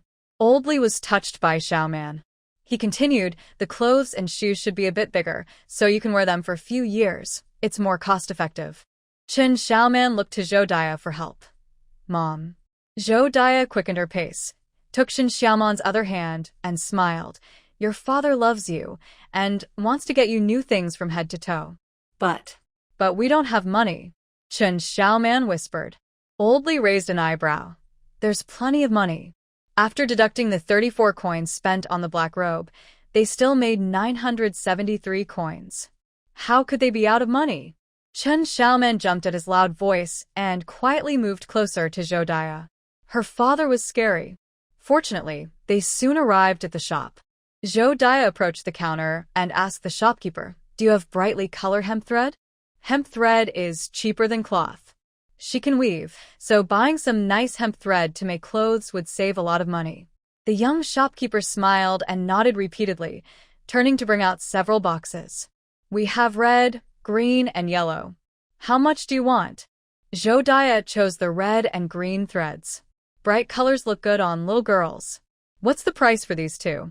The shopkeeper gave a price and Zhou began to negotiate. Chen Xiaoman was drawn to several baskets against the wall. She walked over to the baskets and saw the threads inside, exclaiming, "So much thread." The shopkeeper saw Chen Xiaoman squatting there and had an idea. "This is cotton thread. It's much softer than hemp thread." "Young lady, feel it." Chen Xiaoman touched it as instructed. "It's so soft. Clothes made from cotton are even softer. Children will be comfortable wearing them." Before the shopkeeper could persuade her further, Old Li rushed over and pulled Chen Xiaoman up. "We'll just buy hemp thread. It's perfectly fine. Cotton thread isn't something for country folks." The young shopkeeper quickly said, "These cotton threads are cheap, only 10 coins per pound." Zhou asked in confusion, "Isn't it the same price as hemp thread?" Old Li stared suspiciously at the shopkeeper. "How can cotton thread be so cheap?"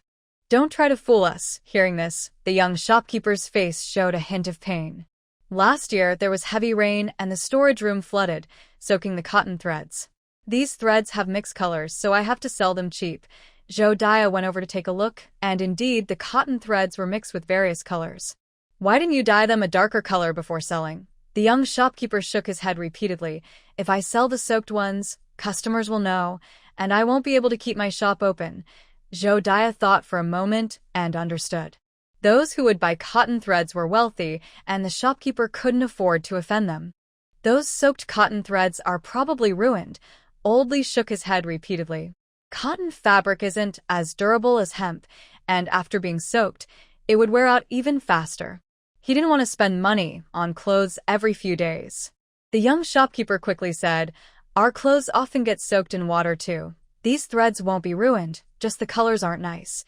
Chen Xiaoman looked at the various colored threads in the box and said sweetly, "They look very nice. The colors are all mixed up. If we make clothes from them, people will laugh at us. We don't want them." Old Li shook his head repeatedly. The reason fabric is expensive is that pure colors cost more. After villagers spin the thread, the fabric store buys it cheap, dyes it, and sells it at a high price. They make money from the colors.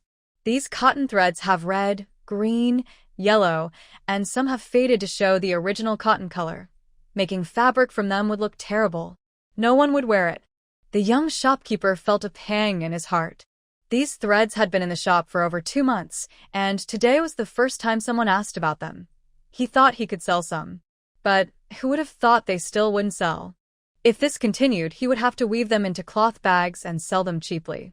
But that would lead to even more losses. Chen Xiaoman looked longingly at the cotton threads. If only she had money. Zhou Daya's heart softened, and she asked the young shopkeeper, "Can you lower the price a bit more?" The young shopkeeper perked up and immediately asked Zhou Daya, "What price do you want?" Old Li was anxious.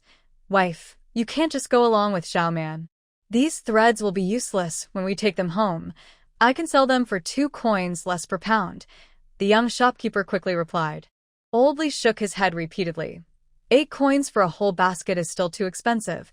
The young shopkeeper was almost speechless. A whole basket of thread, over 10 pounds, for only 8 coins? Was he crazy? Chen Xiaoman's eyes lit up as she wobbled over to the counter, looking at him eagerly. "Can you sell it to us for less, Uncle Shopkeeper?" Seeing the little girl looking at him with such hope, the young shopkeeper's heart softened, and he almost agreed. He quickly shut his mouth, nearly biting his tongue. Zhou Daya, however, had an idea. She sighed, "This girl just wants to buy it to play with." "Oh, what can we do?" Then she looked up at the young shopkeeper. "Can you lower the price a bit?" The young shopkeeper smiled wryly. "If I sell it to you at this price, I'll be losing money. Shopkeeper, if you leave it here, it will just gather dust. Sell it to us for less, and you can still make some money," Zhou Daya persuaded. The young shopkeeper felt even more troubled. These low-quality cotton threads were not appealing to wealthy families, and the poor couldn't afford them. Keeping them in the shop was just taking up space. But selling them for 8 coins felt like a waste. He shook his head. "At this price, I'd rather throw them away." Seeing him soften, Zhou Daya quickly asked, "What price do you want to sell them for?" The young shopkeeper thought for a moment and said, "At least 50 coins. "Wow," Old Li gasped. He quickly said, "We can't afford that, let's go, dear." Zhou Daya also looked disappointed. It was too expensive. "Then let's buy some hemp thread instead." But Chen Xiaoman refused to give up. She pulled Zhou Daya aside and whispered, "My mom makes beautiful fabric with this kind of thread." Zhou Daya's interest was piqued. "Do you know how to weave it?" Chen Xiaoman nodded vigorously. "I helped my mom organize the threads." Qionyang was very skilled at weaving. She had learned from Qionyang back in the day. If Xiaoman remembered, the fabric should turn out nice. Old Li chimed in. "I think we should buy plain hemp thread. It's durable and looks good." Zhou Daya replied, "Old man, at least cotton thread is comfortable. It makes nice inner clothing that fits well." Old Li started to think. When he calculated, cotton thread was cheaper than hemp thread, allowing them to make more clothes, which was a good deal. "Xiaoman has no clothes to wear." Old Li looked at Chen Xiaoman. Zhou Daya whispered, "I can make my inner clothes smaller for her to wear, and wearing cotton clothes inside would be even better." Chen Xiaoman nodded repeatedly and added, "Mom is right." Old Li glanced at the large bamboo basket, thinking it could provide enough inner clothes for the whole family. He stretched out his hand in the air and said, "Let's bargain harder." Chen Xiaoman nodded even more vigorously. "It can be cheaper." Zhou Daya thought for a moment and said, "Okay." The young shopkeeper watched the 3 of them whispering not far away, feeling uneasy. Is it really okay to plot in front of him? After a while, the 3 of them dispersed. Chen Xiaoman ran to the counter, stood on her tiptoes, and asked, "Can we do it for 9 big coins?" The young shopkeeper felt like he might faint from anger. After all that discussion, this was the outcome? "I won't sell it." Chen Xiaoman held up one finger. How about 10 big coins? The young shopkeeper gritted his teeth. No sale. I won't sell for less than 40 big coins. The three of them were overjoyed. That was a drop of 10 big coins. Old Li chuckled as he walked over to Qin Xiaoman. Shopkeeper, we are poor. Where would we get 40 big coins? The young shopkeeper didn't believe him. Just a moment ago, they were ready to buy 2 types of hemp thread, which would cost at least 30 big coins. How about this, 35 big coins? No less. Old Li shook his head and said to Qin Xiaoman, let's come back tomorrow to ask for the price. The young shopkeeper looked at Old Li suspiciously. Old Li shamelessly said, if it's still expensive tomorrow, we can come back the day after. The price will surely go down. Is there really such a good plan? Dad is so clever. Qin Xiaoman looked at Old Li with admiration. She nodded eagerly. Then we'll come back tomorrow. Old Li felt pleased with Qin Xiaoman's admiration. The young shopkeeper almost fell over. He had never seen someone so thick-skinned. It was clear he wouldn't be able to sell his cotton thread to them. Zhou Daya advised the young shopkeeper, my old man has nothing to do all day, so don't take it to heart. Having nothing to do means he can come to your shop every day, right? Is it worth it to haggle over this little money? The young shopkeeper realized he couldn't outlast them and, tired of the haggling, said, all right, take it for 20 big coins. Throwing it away wouldn't earn any money. Old Li happily shook his beard. 20 big coins for 2 large baskets, right? The shopkeeper's store will become very big. Qin Xiaoman drew a big circle to illustrate. Zhou Daya smiled brightly. Oh, the shopkeeper is so kind to take care of us. Uncle Shopkeeper is a really good person. Qin Xiaoman praised the young shopkeeper enthusiastically. The young shopkeeper tried several times to speak, but couldn't find the chance. Finally, he weakly waved his hand. All right, just give me 30 coins, and you can take all this cotton thread. Zhou Daya and Old Li were surprised by his generosity. That's a lot of cotton thread. Without hesitation, Zhou Daya counted out 30 coins and handed them to the young shopkeeper, then pulled Old Li to get the cotton thread. Qin Xiaoman stood at the counter chatting with the shopkeeper. Uncle Shopkeeper, can we sell you the cloth we weave? The young shopkeeper shook his head repeatedly. We don't buy that. It's really pretty, Qin Xiaoman insisted. With such messy colors, how nice could it really be? He just wanted to sell it quickly. Who would be foolish enough to take the cloth back? Seeing he wasn't interested, Qin Xiaoman felt disappointed. All right then. But she quickly perked up again. When my mom finishes weaving the cloth, I'll bring it for you to see. With that big worry off his mind, the young shopkeeper felt relieved. Having such a cute little girl chatting with him made him relax, and he casually agreed. Okay, Qin Xiaoman laughed happily. When Uncle Shopkeeper sees the beautiful cloth, he will buy it. Then they can earn money again. Xiaoman, let's go. Zhou Daya called out to Qin Xiaoman at the counter. Qin Xiaoman responded and, after saying goodbye to the young shopkeeper, turned and ran unsteadily to Zhou Daya's side. The young shopkeeper was startled by their appearance. Old Li had 2 baskets full of cotton thread on his back. That wasn't enough. He also had a large bundle of cotton thread on each shoulder, leaving only his eyes visible. Zhou Daya was better off, carrying 2 large bundles of cotton thread on her shoulders. As he watched the 3 leave, the young shopkeeper rushed over to the empty bamboo baskets. All 4 baskets were empty. What kind of people are these? The young shopkeeper sighed.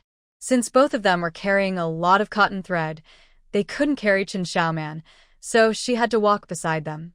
After a while, Zhou Daya asked, Xiaoman, are you tired? Qin Xiaoman shook her head. Not tired, I'm very strong. As she said this, she swung her arms a couple of times. Zhou Daya reminded her, if you get tired, just tell your mom, and we can take a break. With all this stuff, I could easily take it back to my special place, came the voice of Zhang Banzian. Qin Xiaoman's eyes lit up. Can I put these in there? You can use it when you're alone. Zhang Banzian was worried that Qin Xiaoman didn't understand the seriousness of the situation, so he quickly reminded her, no one can know I exist. Otherwise, you and your family will be in danger. Qin Xiaoman panicked. Are there bad people looking for Grandpa Banzian? In her mind, Zhang Banzian, who taught her to read and study medicine, was a very good person.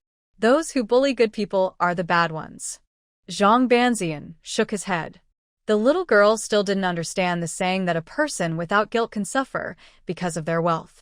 He simply said, "You could say that." Chen Xiaoman tightly pressed her lips together and shook her head repeatedly. "I won't tell anyone." Zhang Banzian felt relieved. But soon he heard Chen Xiaoman ask, "Grandpa Banzian, can you sell your herbs?" Zhang Banzian almost choked on his breath. "These herbs are very important to me. They can't be moved around." "Oh, I see." Chen Xiaoman thought for a moment, then boldly said, "When I have money, I'll buy herbs for you." Zhang Banzian scoffed. "This blessed place of mine is nourished by spiritual energy. The effectiveness of my herbs is not something ordinary herbs can compare to." Chen Xiaoman's eyes lit up. "Will they work better for healing?" "Of course." Zhang Banzian took a sip of wine. "Not just herbs, even ordinary grain seeds, once nourished by spiritual energy, can yield at least double the harvest." Chen Xiaoman's eyes widened in amazement. "That's amazing. This is my fairy abode," Zhang Banzian emphasized. "Can I borrow Grandpa Banzian's land to grow grains?" Chen Xiaoman asked eagerly. Zhang Banzian laughed heartily. "If you want to plant, go ahead." With good harvests at the old Li family's farm, Xiaoman would also have enough to eat. This was why he had shared all this with Chen Xiaoman. After returning home, Zhou Dai and old Li placed the cotton thread in the main room, while Zhou Dai went to the kitchen to cook. Seeing that it was still early, old Li took a hoe and went to his field. With no one at home, Chen Xiaoman went to the last small room. This small room was dark and was where the old Li family stored their grain. Zhou Dai had just taken grain from here to cook. Chen Xiaoman pushed the door open and saw 3 large jars. There were also some smaller jars nearby. Chen Xiaoman chose the nearest large jar and opened it. It was full of millet. She grabbed a handful and called out, "Grandpa Banzian, can this be planted?" "Yes, it can be planted as it hasn't been husked." Chen Xiaoman took another handful, closed her eyes, and her mind appeared in the blessed land. She opened her small hands, which were filled with millet. Happily, she placed the millet on the ground, focused her thoughts, and she appeared back outside. Seeing her reaching out again, Zhang Banzian quickly stopped her. "There's no need to be so troublesome. Just place your hand on the grains, and I'll help you bring them in."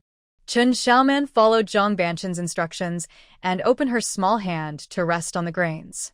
In the blink of an eye, the thick layer of grains in the jar had decreased. Chen Xiaoman covered her mouth with both hands, her big eyes filled with wonder. She quickly closed her eyes, and when her mind entered the blessed land, she discovered that the grains had formed a small mound in the medicinal field. She circled the little mound of grains twice. "How is it?" Zhang Banzian jumped down from the gourd, one hand on his hip and the other holding the gourd, looking expectantly at Chen Xiaoman.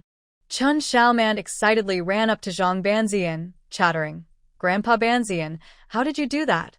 "It's just a little trick," but Chen Xiaoman couldn't contain her excitement. "Is there something even more amazing?" Zhang Banzian became proud. "There are plenty more." Chen Xiaoman clapped her hands eagerly.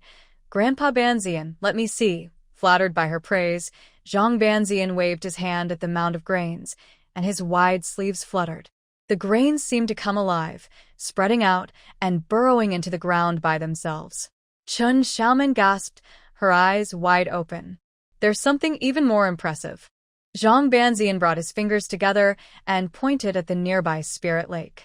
The lake rippled, and a spirit spring shot up into the air, joyfully rushing toward Zhang Banzian's fingertip. "Wow!" Chen Xiaoman exclaimed. Zhang Banzian felt a swell of pride. He pointed at the grains, and the spirit spring obediently flowed toward the area where the grains were scattered. It soaked the ground thoroughly before Zhang Banzian withdrew his hand. Soon, green shoots began to sprout from the soil, and in no time, they grew to the length of an adult's finger. Zhang Banzian withdrew his hand, and the remaining spirit water returned to the spirit lake. "In 3 days, the rice will be ready to harvest." Chen Xiaoman immediately ran over and hugged Zhang Banzian's leg. "Grandpa Banzian, do it again. This water is enough. If we water it more, the seeds will change." Zhang Banzian leisurely stroked his beard, keeping an eye on the bouncing Chen Xiaoman. She had never seen such things before. He thought to himself, but couldn't suppress a smile. All right, Chen Xiaoman replied, a bit disappointed. In an instant, she lifted her little head, curiously looking at Zhang Banzian. Grandpa Banzian, you're so amazing. Why can't you grow the herbs well? Zhang Banqian's gaze wandered around. Herbs are harder to grow. Chen Xiaoman said, I'll come help Grandpa Zhang plant herbs tonight. Zhang Banzian mumbled something and sent her away. Hurry up and go. Don't let anyone notice anything unusual. Chen Xiaoman reluctantly glanced at the field of grains before leaving. Once she was gone, Zhang Banzian let out a long sigh. He had drunk too much and completely forgot about the herbs. He couldn't let Xiaoman find out. Wait a minute. Did he just water the field with spiritual water? Zhang Banqian's eyes widened in shock. His heart raced. This was the spiritual water that could strengthen the body. He had worked hard to obtain it. So many people desired this treasure. He actually used it to water the field? Zhang Banzian almost hit his head on the ground. How could he do something so foolish? Chen Xiaoman had no idea about Zhang Banqian's regret. After leaving the house, she clenched her small fists, her eyes shining brightly. In 3 days, her family would have seeds that could grow a lot of food. She covered her mouth and giggled for a while before remembering the cotton thread was waiting for her. She quietly left the room and closed the door. The cotton thread she brought back was piled in the living room, filling the basket and the container.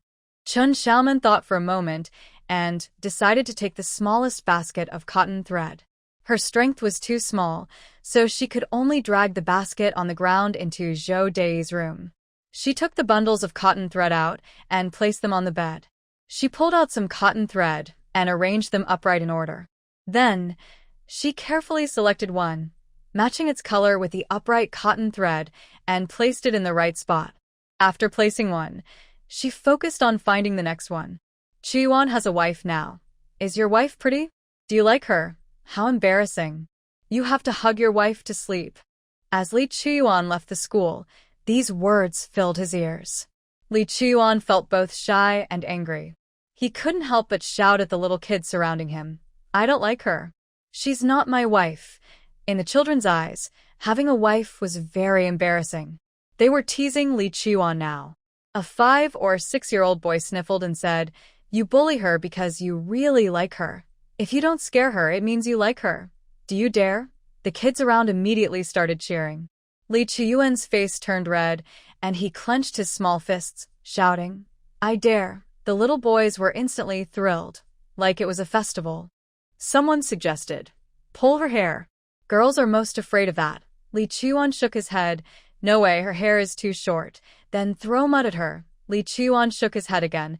If my clothes get dirty, my mom has to wash them. Bug. Girls are scared of bugs. Bugs are good. I just caught a centipede. You can use it to scare her. Li Qiyuan shivered and was about to refuse when the boy who caught the bug said, You just don't want to bully her. Who said that? Li Qiyuan puffed up like an angry cat. Use the centipede. I won't use it because I'm not scared. The boys started teasing again. Li Qiyuan, feeling pressured, said, You find something to put it in. I'll sneak it out to scare her. My dad made me a little basket for bugs. I'll give it to you. One boy took out a small bamboo cage. They put the centipede into the bamboo cage and held it out to Li Qiyuan. Li Qiyuan hesitated for a moment, quickly grabbed it, and put it in his cloth bag. He raised his chin proudly, saying, Watch me scare her. The boys' eyes lit up with excitement as they gathered around the fence of Li's yard, peeking in. Li Qiyuan had no choice but to bravely enter the main room. Finding no one inside, he sighed in relief. Turning around, he saw the boys outside staring in. If he didn't scare Chen Xiaoman, they would laugh at him. Li Qiyuan clenched his fists and went to the outside of their room, hiding behind the door, peeking in. He saw Chen Xiaoman seriously playing with some string by the bed. He quietly took out the bamboo cage from his cloth bag. Like a thief, he crept up behind Chen Xiaoman, opened the bamboo cage, and tipped the centipede onto her shoulder. Chen Xiaoman turned to look and turned pale at the sight of the centipede on her shoulder. Such a scary bug. A voice came from Zhang Banzian. Medicinal centipedes can be used to treat many illnesses. Chen Xiaoman immediately asked, Can we sell it? The medicine shop should take it. Zhang Banzian replied with a hint of helplessness. Chen Xiaoman looked at the centipede, as if she were seeing a lot of money. Seeing her frozen in place, Li Chuyuan jumped up in joy. Haha, I scared you. Hurry up and cry. Girls love to cry. As long as they heard her cry, they wouldn't say he liked her. Then, he looked in shock as Chen Xiaoman's little hand grabbed the centipede and happily held it up in front of him. Li Chuyuan stepped back in fright. What? What are you doing? Chen Xiaoman quickly ran a couple of steps toward him. Brother Chuyuan, where did you find this medicinal centipede? To make sure Li Chuyuan could see it clearly, she held it closer to him. Look, this is a medicinal centipede. In front of him, the centipede with its 40 legs was wriggling wildly. Li Chuyuan's face turned pale, and after shouting, "Don't come over," he ran outside. Chen Xiaoman, holding a centipede, wobbled after him. Brother Chuyuan, take me to catch centipedes. Li Chuyuan dashed into the yard. The boys in the yard stood up straight, ready to ask him what happened, when they saw a girl with short hair running out, holding a centipede. Her short, yellow hair flew up and down as she ran. They were shocked and opened their mouths wide. She wasn't afraid of bugs? Li Chuyuan, panicking, pointed to a boy with a runny nose in the crowd. He gave it to me, go find him. Chen Xiaoman immediately turned and ran toward the boy. If you take me to catch centipedes, I can share some with you. In her mind, sharing centipedes was like sharing money. Seeing she wasn't chasing him, Li Chuyuan secretly sighed in relief. The boy sniffed and wiped his nose. He waved his hands repeatedly. I just grabbed it randomly. Chen Xiaoman laughed even more happily. Take me with you. All the other boys looked at him. He kept waving his hands. I need to pick some flowers, I'm busy. Chen Xiaoman hesitated for a moment, then said, then after you pick the flowers, take me with you. The boy's nose started to run again. My parents will scold me if they find out. If his parents knew he was playing instead of picking flowers, they would definitely be angry. Chen Xiaoman nodded her little head. The more flowers he picked, the more money he could help her parents earn. She couldn't delay. She asked, then why aren't you picking flowers? Did she want to tell his parents? The boy trembled in fear. I'm going right now. He turned and ran away. Chen Xiaoman looked at the other boys. The other boys felt a chill as they were watched. If their parents knew they weren't picking flowers and were instead scaring this girl with bugs, they would definitely get in trouble. Thinking of the sticks their parents had, the boys scattered quickly. Chen Xiaoman blinked, and the yard was empty. She mumbled sadly, why doesn't anyone want to take me to catch centipedes? And there was still Brother Chuyuan. Chen Xiaoman's eyes lit up again, and she turned to Li Chuyuan with a smile. Brother Chuyuan, Li Chuyuan's face turned pale again. He kept backing away. What are you thinking? Seeing Li Chuyuan staring at the centipede in her hand, Chen Xiaoman suddenly realized, are you afraid of centipedes? Li Chuyuan tried to stay calm. Who is afraid? He was a brave boy. How could he be scared of a little bug with many legs? Ah, so many legs. Li Chuyuan felt goosebumps all over his body. Chen Xiaoman knew he was really scared. She put her hand, which was holding the centipede, behind her back and said, if you're scared, you should have said so earlier. I would have hidden it. Li Chuyuan's face turned red from being exposed. You can't show it to scare me. Chen Xiaoman shook her little head. You're still young. I won't scare you. Li Chuyuan was angry. I'm 4 years old. At 4 years old, still afraid of centipedes? Brother Chuyuan, you need to be braver, Chen Xiaoman said with a sigh. He wasn't a 3-year-old. How could he be scared of centipedes? Brother Chuyuan was too timid. Li Chuyuan felt looked down upon. Just as he was about to speak, Zhou Dia came out of the kitchen. What's going on with you two? Li Chuyuan's anger was instantly replaced by guilt. Chen Xiaoman happily ran to Zhou Dia and held the centipede up to her. Mom, Brother Chuyuan gave me a centipede. Zhou Dia understood right away. She shot a sharp glance at Li Chuyuan. But Chen Xiaoman pulled Zhou Dia and said, Mom, this centipede can be used for medicine. Should we catch some to sell? Centipedes are poisonous. It's better not to catch them. Zhou Dia shook her head. She didn't want her family to take that risk. Even the villagers wouldn't catch centipedes to sell. Oh, I see. Chen Xiaoman looked at the centipede again and found it less cute.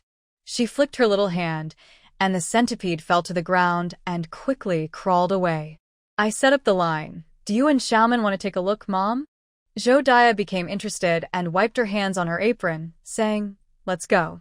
Chen Xiaoman pulled Zhou Daya towards the house. Zhou Daya waved at Li Chuyuan. Li Chuyuan stepped back a little, watching his mom warily. Zhou Daya smiled. Chuyuan, come here. Li Chuyuan looked closely and saw no anger on her face, so he walked over. As soon as he got close, his mom twisted his ear. If you dare to catch centipedes and scare Xiaoman, I think you really need a lesson, Zhou Daya said through gritted teeth. I'm scared of centipedes. You know that, Mom. I didn't catch it. Li Chuyuan winced in pain. His ears were definitely red again. Chen Xiaoman quickly spoke up for him. Someone else caught it. Li Chuyuan angrily said, I don't need your fake kindness. If it weren't for her, would his mom have pulled his ear? Xiaoman is helping you, and you still yell at her. Zhou Daya's anger grew. Xiaoman had endured so much to come to her home, and instead of enjoying happiness, she was being bullied. I don't want a wife. Send her away, Li Chuyuan shouted. It was so embarrassing. The villagers all laughed at him. Zhou Daya was really angry. She grabbed Li Chuyuan by the ear and marched into the main room. She picked up a thin bamboo broom from the corner and struck his knee. Kneel down. Li Chuyuan winced in pain. Chen Xiaoman was scared and quickly hugged Zhou Daya's hand, saying, Mom, don't hit Brother Chuyuan. You don't need to worry about it. Li Chuyuan shouted at Chen Xiaoman, bending his knee and crashing it hard against the ground with a loud thud. He didn't want to accept her kindness. So, what if he got hit? He had been hit before. Li Chuyuan stood up straight. Zhou Daya was completely furious. She switched the broom to her other hand and gave him a light smack on the backside. Bang! A sharp pain shot through him, and Li Chuyuan shuddered. Clenching his teeth, he straightened up again, raising his head high. Chen Xiaoman froze in fear. Bullying your own family, you've really grown, Zhou Daya angrily asked. Do you admit your mistake? She's not family. Chen Xiaoman lowered her head. Her small hands drooped weakly. Zhou Daya took a deep breath. If you don't admit your mistake, then stay down. Li Chuyuan remained silent. If he didn't get up, then he wouldn't. He could kneel until his legs broke. His family had already spent a lot of money for his education and lived harder than others. If he brought home a wife, she would eat and drink from the family. That would only make things harder for them. He didn't want to make his family poorer. Seeing his stubbornness, Zhou Daya knew hitting him wouldn't help. She put the broom in the corner and said to Chen Xiaoman, Xiaoman, go play in your room for a while. Chen Xiaoman glanced at Li Chuyuan, hesitated, then nodded and slowly went into her room.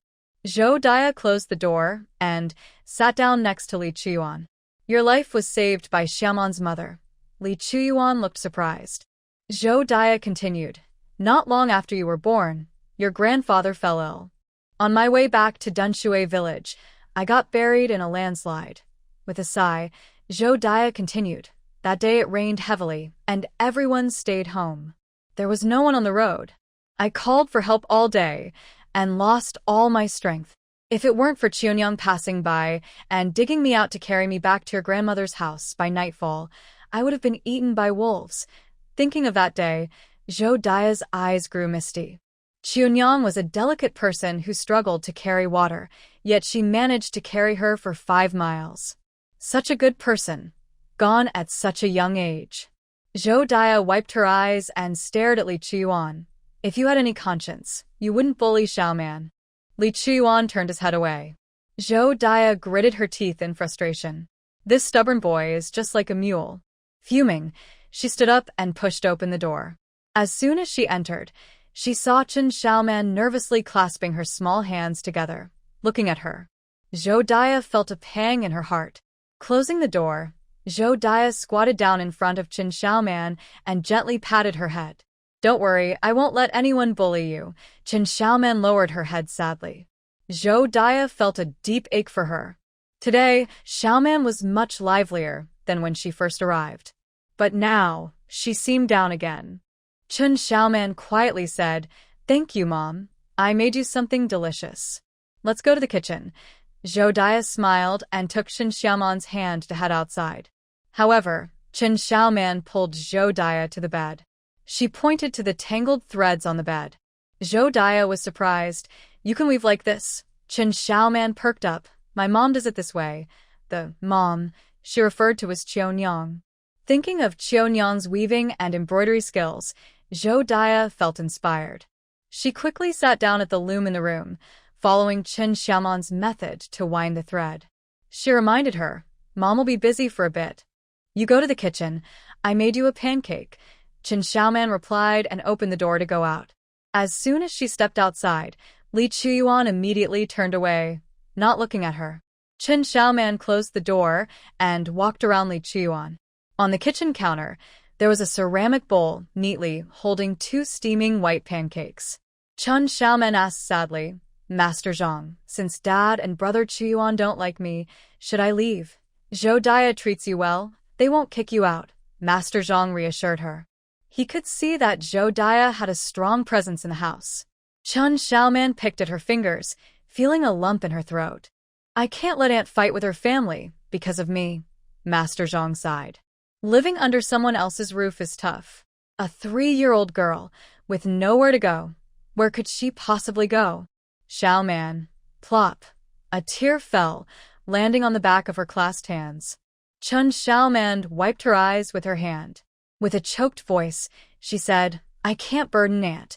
Determined, the little girl picked up the ceramic bowl and placed it in front of Li Chuyuan in the main room. Li Chuyuan turned his back to her, kneeling on the ground. Qin Xiaoman stood up and returned to the room. The loom in the room was busy making a creaking sound. Qin Xiaoman walked around Zhou Dai and took out her old clothes from the cabinet by the bed. She wrapped them in a tattered cloth and held them close. After glancing at Zhou Dai, who paused to think for a moment, she stepped out of the room with her short legs. Once outside the Li family's yard, she walked carefully, taking small steps. Old Li put down the hoe in the corner and wiped his sweat with his sleeve before entering the house. Upon seeing Li Chuyuan kneeling, Old Li squatted down beside him. He raised his eyebrows and asked, What did you do to upset your mother? Li Chuyuan replied angrily, Mom is being unreasonable. Old Li quickly covered his mouth, saying, Don't say that. Your mother is the most reasonable person in the world. Li Chuyuan pushed his hand away and handed the ceramic bowl to Old Li.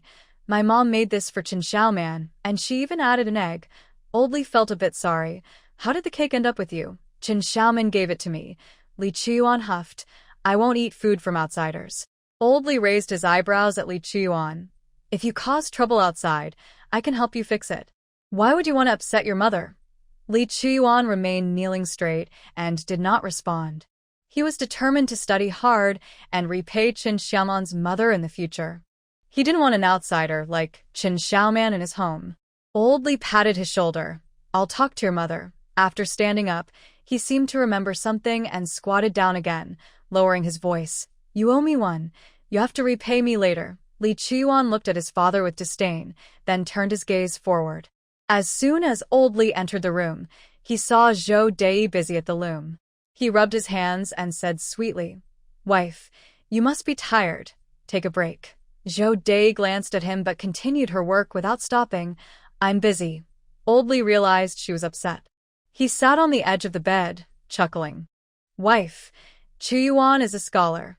He will be a talented man in the future. It's not right for him to be kneeling. Just because he's a scholar doesn't mean he can be ungrateful. Even if he becomes a talented man, he is still my son. With a strong motion, the loom made a loud bang. Old Li chuckled. If you make him kneel, he won't get up. He hasn't even eaten the cake that Xiaoman gave him. Let him be hungry. Xiaoman helped us earn so much money today. She deserves a good meal. Zhou Dai stopped working and quickly walked to the main room.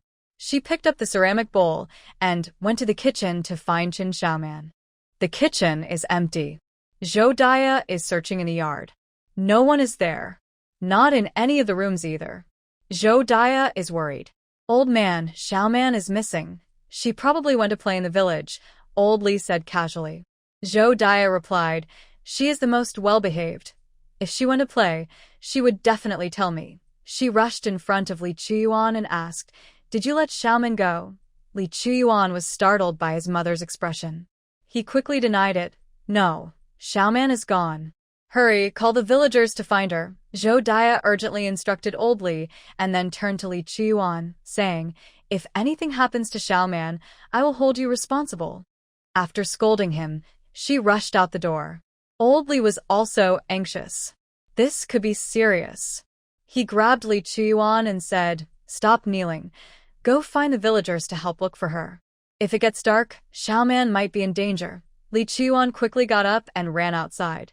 Once out of the yard, he ran straight towards the village chief's house without hesitation. Old Li went to nearby houses to call for help. Soon, the children from those houses were running around the village shouting, Li Chuyuan's wife is missing. Come help find her. As they ran, the young men at home quickly joined in. The old village chief was pulled to the old locust tree by Li Chuyuan. Seeing that the villagers had gathered, he hurried over to Old Li. Grandpa Montsong, where should we search? Old Li asked. Do you all know my third daughter-in-law? I saw her this morning when she went to sell a black robe at Grandpa Montsong's house. Okay, then let's all search outside the village. We need to find her before it gets dark. Everyone looked up at the setting sun and didn't waste any time, rushing out of the village to search. Watching the busy crowd, Li Chuyuan felt confused. Old Li called him over and asked, what did you say to Xiaoman? Li Chuyuan's heart raced. His father had never looked at him this way before. In his panic, he shook his head vigorously. I only said I didn't want a wife. Old Li's expression softened a bit. He patted a nearby stone and said, sit down. Let's talk. Li Chuyuan sat on a smaller stone beside him. Xiaoman has nowhere else to go. Your mother brought her back. She must have gone home to find her mother, right? Old Li looked at Li Chuyuan calmly and said, her mother has passed away. The 4-year-old child was beginning to understand what death meant. Li Chuyuan gasped and turned to Old Li, asking, what about her father? Her father and stepmother want to sell her to the bridge. What is the bridge? Old Li took out his pipe and waved it in his hand. Some bridges can't be built, so they bury a living person where the bridge pier should be, and then the pier can stand. Li Chuyuan's heart trembled, and his eyes widened. Chun Xiaoman, her father wants to take her to the bridge. Your mother spent 5 coins to buy her back. Li Chuyuan's head buzzed. His heart felt like it was being squeezed by a large hand, causing waves of sourness. His face turned pale. Chun Xiaoman had no family left. He had bullied her. She must have been deeply hurt by him, which is why she left. It was his fault. Li Chuyuan shuaya. He couldn't let the girl get into trouble. He had to find her. He must find Chun Xiaoman and bring her home. Li Chuyuan jumped up and ran toward the village exit. As the sky darkened, the villagers grew more anxious and ran farther away. Old Li coughed from the smoke. Where could a little girl go in such a short time? Old Li knocked his pipe against a stone beneath him. He looked into the distance. Ahead was a big mountain, known as the Back Mountain by the people of Qingshi village. Because there were wolves on the mountain, hardly anyone went there except hunters. Old Li's eyes widened. If Chun Xiaoman left the village, she would definitely pass by the old locust tree. There were always people sitting there to cool off, so someone should have seen her. Since everyone in the village was out looking, no one had gone to the Back Mountain. Old Li stood up with a start and hurried toward the Back Mountain. At the foot of the Back Mountain, by the Huai River, Chun Xiaoman cautiously asked, Grandpa, can it really work? I guarantee you'll be full tonight, Zhang Banzian said confidently. Chun Xiaoman held a large lotus leaf and focused her mind on the blessed land. Zhang Banzian was already standing by the spirit lake. When Chun Xiaoman opened her eyes, she immediately looked down, still holding the lotus leaf. She exclaimed, I really brought it in. Zhang Banzian proudly placed his hands behind his back. He enjoyed her innocent surprise. Chun Xiaoman rolled up her sleeves, revealing her thin, pale arms. She squatted down and filled the lotus leaf with some spirit water. With a thought, she stood again by the Huai River, bringing the spirit water with her. She cheered, I brought it out. All right, place the water a yard away from the riverbank, Zhang Banzian instructed Chun Xiaoman. Chun Xiaoman nodded vigorously and, holding the lotus leaf, began to walk away from the riverbank. Xiaoman crouched down, hearing Zhang Banxian's shout. Chen Xiaoman immediately crouched. A large fish flew over her head and landed on the ground with a loud bang. Chen Xiaoman was both surprised and delighted. She quickly looked over and saw the fish, which was half her size, thrashing wildly on the ground. It jumped out. Chen Xiaoman exclaimed, pointing at the big fish. Zhang Banxian urged her, quickly put down the spirit water and move away to hide. Chen Xiaoman carefully protected the spirit water in the lotus leaf and ran about 10 feet ahead of the big fish, placing the lotus leaf on a large stone. She turned and ran behind a big tree, peeking out. Fish of all sizes jumped out of the Huai River, crashing down towards the lotus leaf. The sky was filled with fish falling like heavy raindrops. After hitting the ground, they continued to struggle toward the lotus leaf. Bang, bang, bang. Chen Xiaoman was shocked, her eyes wide open, unable to close her mouth. So Many fish. This is spirit water. Those fish must be going crazy trying to get close. Zhang Banxian casually took a sip of his drink. There's more to see. As soon as he finished speaking, 2 gray rabbits rushed over. They crashed into the large stone under the lotus leaf and fainted instantly. Chen Xiaoman's mouth dropped open even wider. The rabbits are here too. Let's add some roasted rabbit meat tonight. Zhang Banxian waved his sleeve nonchalantly. With him around, how could the little girl go hungry? Chen Xiaoman excitedly clapped her hands. That's amazing. Grandpa Banxian is so impressive. Zhang Banxian tilted his head back. All right, that's enough food. Put the spirit water away. Okay, Chen Xiaoman nodded eagerly and ran over. As soon as she touched the lotus leaf, the spirit water disappeared. The spirit water is amazing. We can catch so many fish to sell. Zhang Banxian coughed. Did you forget that no one can know about my hidden place? Chen Xiaoman quickly covered her mouth and shook her head vigorously. No one could know about Grandpa Banxian being inside her. There's no one here. That's why I let you use it. You can't use it easily in the future, understand? Zhang Banxian reminded her again, worried. This girl was too young. If she let it slip, they would both be in danger. I won't use it again. Chen Xiaoman silently promised herself. Your father's coming, Zhang Banxian suddenly said. Chen Xiaoman immediately looked around. In the distance, she saw a figure running toward them. Chen Xiaoman happily raised her hand. Thinking about leaving, she quickly put her hands down and wanted to hide behind a tree. Xiaoman. It was her father's voice. She hesitated for a moment, but waved her hand. Dad, I'm here. The figure moved faster and soon rushed to Chen Xiaoman's side. Seeing her, he widened his eyes. Why did you come to the back mountain? Chen Xiaoman shrank her neck, her big eyes darting around, not daring to look at Oldly. I'm using a lot of food. Oldly looked at her sideways. Have you earned 5 coins yet? Chen Xiaoman's neck disappeared, and her voice got even smaller. No. Do you know how much you still owe the family? Oldly held up 3 fingers and waved them in front of her eyes. Almost 4 coins. Oldly squinted. Do you want to avoid paying? Chen Xiaoman's voice was so soft it was almost inaudible. I will work hard to pay Dad back. Hurry back and work hard. Oldly snorted, took out his pipe, and puffed out smoke leisurely. Chen Xiaoman squeezed her hands together, feeling conflicted for a moment before saying, If I go back, Mom and Brother Chuyuan will argue.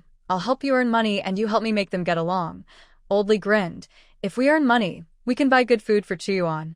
He'll be so happy. Chen Xiaoman suddenly lifted her head, excited. Dad is so smart. Remember, when you earn money, buy mung bean cakes. Brother Chuyuan likes mung bean cakes. Xiaoman nodded. Oldly proudly said, I love them too. Remember that. Chen Xiaoman hesitated. I remember, but I don't have money. Wait until you grow up to buy them. Oldly waved his hand generously. Come home with Dad. After saying that, he grabbed Chen Xiaoman's hand and started to walk. Chen Xiaoman quickly said, Dad, bring the fish home to sell for money. Where did? Mom. Where did all these fish come from? Oldly exclaimed, almost dropping his pipe. From the riverbank to a nearby large stone, there was a small mountain of fish piled up. Just as Chen Xiaoman was about to speak, she heard a cough from Zhang Banxian in her heart. She quickly thought of something and said, "They were here when I arrived." After saying that, she put her hands behind her back and pretended to look elsewhere. Can't see her, can't see her. Old Lee was so happy, he didn't think to doubt her. He immediately let go of her hand and rushed to the fish. "We hit the jackpot. Mom, we hit the jackpot. Let's go home." He reached out to grab the biggest fish, but its tail slapped his hand away. Old Lee was overjoyed. This one has strength. It can sell for a good price. A ground full of fish means a ground full of money. Chun Xiaoman happily pointed behind the big rock. "Dad, there are 2 rabbits here." "Rabbits?" Old Lee quickly walked over. Seeing the 2 rabbits sprawled on the ground, he stomped his foot. "Oh no, I forgot to bring a basket." Now that he saw them, they were his. He had to take them all home. But if he went back, Xiaoman would be alone here, which was dangerous.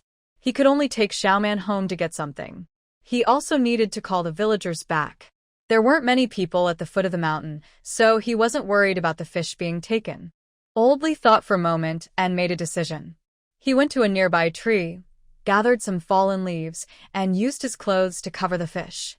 Chun Xiaoman followed him, wobbling as she ran to gather leaves. The old man and the little girl kept running back and forth.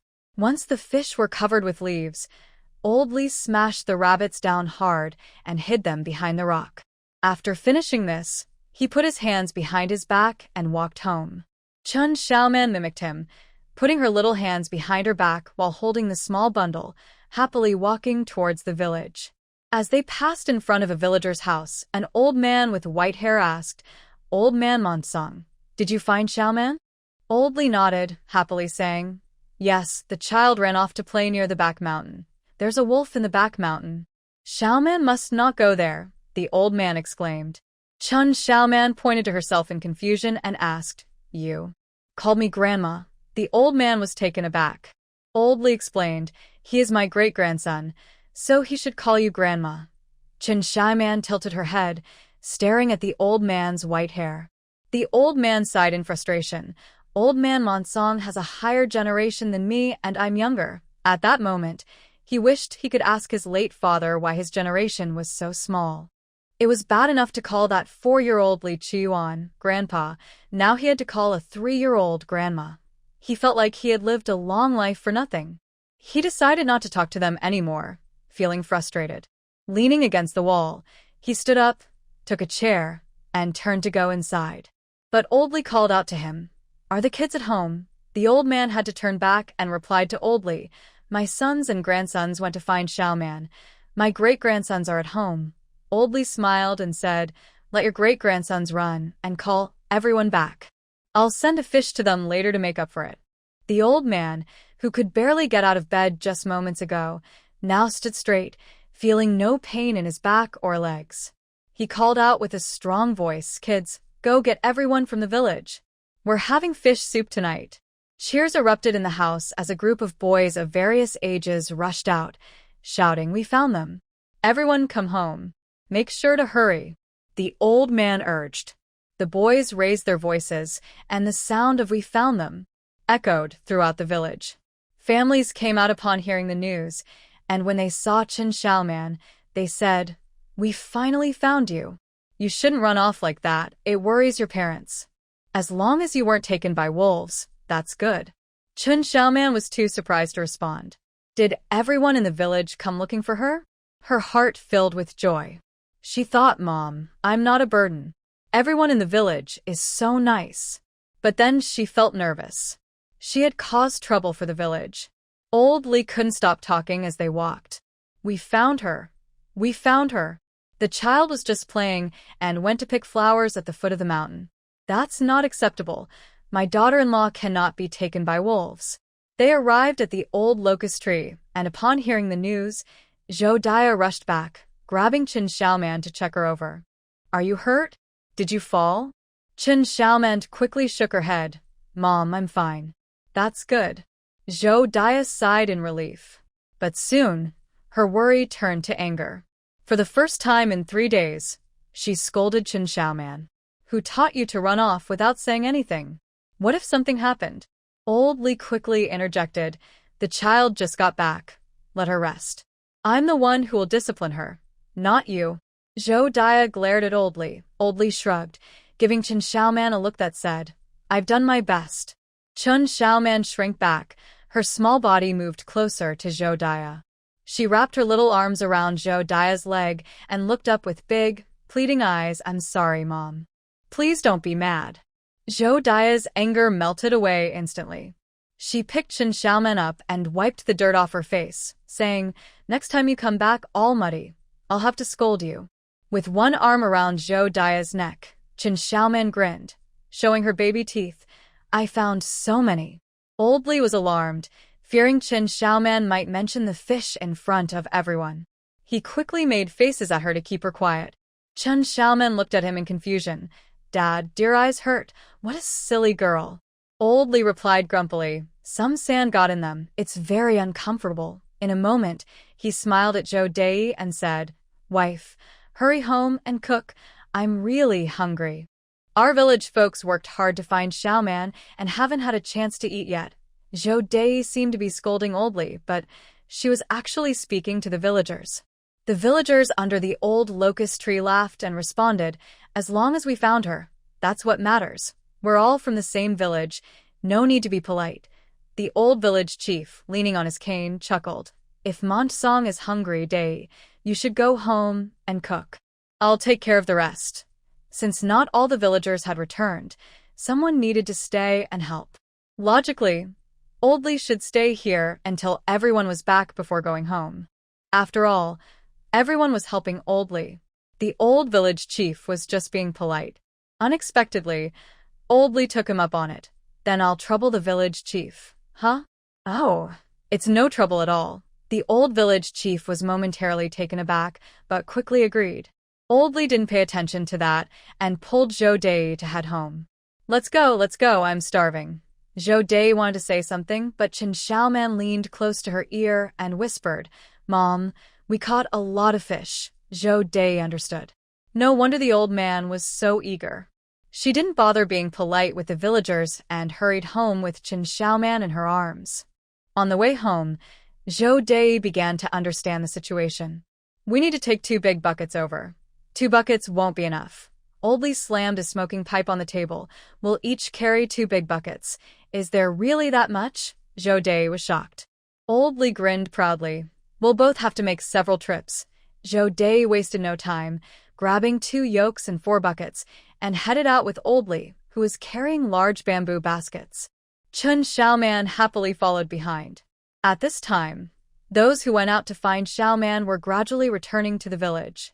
Seeing Oldly and Zhou Dai carrying their loads, they didn't think much of it and said, Still busy in the fields this late? The vegetables are almost dried up.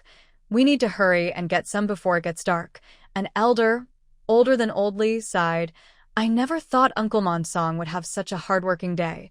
Chen Xiaoman curiously looked at the elder. Dad is very hard-working. Seeing the elder was silent, she quickly caught up with the two. By the time they reached the foot of the mountain, it was still not completely dark. As Oldly cleared away the dry leaves and revealed the small fish hill, Zhou Dia's eyelids twitched. That's too many, Oldly sighed. They were alive when I got here, but now they're all dead. Chen Xiaoman also felt regret. If her father hadn't come, she could have kept the fish in Linghu and brought them home still alive. Hearing her mumble, Zhang Banzian was furious, his beard shaking. This is spiritual water, and Chen Xiaoman wants to use it to raise fish? What a waste. Zhou Dia, however, was full of joy. Getting this many fish is great. Who can be greedy for live ones? Chen Xiaoman sighed even more sadly. These fish were lively, having jumped out of the river. As it got darker, the two stopped delaying and crouched down to pick fish into the bucket. Chen Xiaoman rolled up her sleeves, revealing her 2 pale arms. As she crouched down, she tightly hugged a fish that was half her size, happily standing up to place it in the bucket. While the 2 older ones and the young girl were busy, Li Chuan rushed home. After searching the entire house, he went from excited to panicked. No one was there. The villagers clearly said they found Chen Xiaoman. Her parents should have brought her home. Suddenly, a thought struck Li Chuan. What if Chen Xiaoman was bitten by a wolf? He was so scared he froze in place. The villagers said that if a child dies outside, they cannot bring them home. What if her parents just buried her somewhere? Li Chuyuan's face turned pale. He trembled all over. Chen Xiaoman had left because of him. He felt responsible for her death. A wave of intense regret washed over him, making his eyes ache. Thud. Suddenly, a sound broke the darkness. Li Chuyuan wiped his face, which was wet with tears. He used the back of his hand to wipe again, but his eyes felt even hotter, and in the blink of an eye, tears began to fall. The more he wiped, the more scared he became. Woo. Li Chuyuan began to sob quietly. The more he cried, the sadder he became, gradually shifting from whimpering to full-blown crying. After filling 4 large buckets with fish, Zhou Dia and Old Li each carried a load, while Old Li also had a full basket on his back. Seeing so many fish, Old Li felt an endless surge of energy.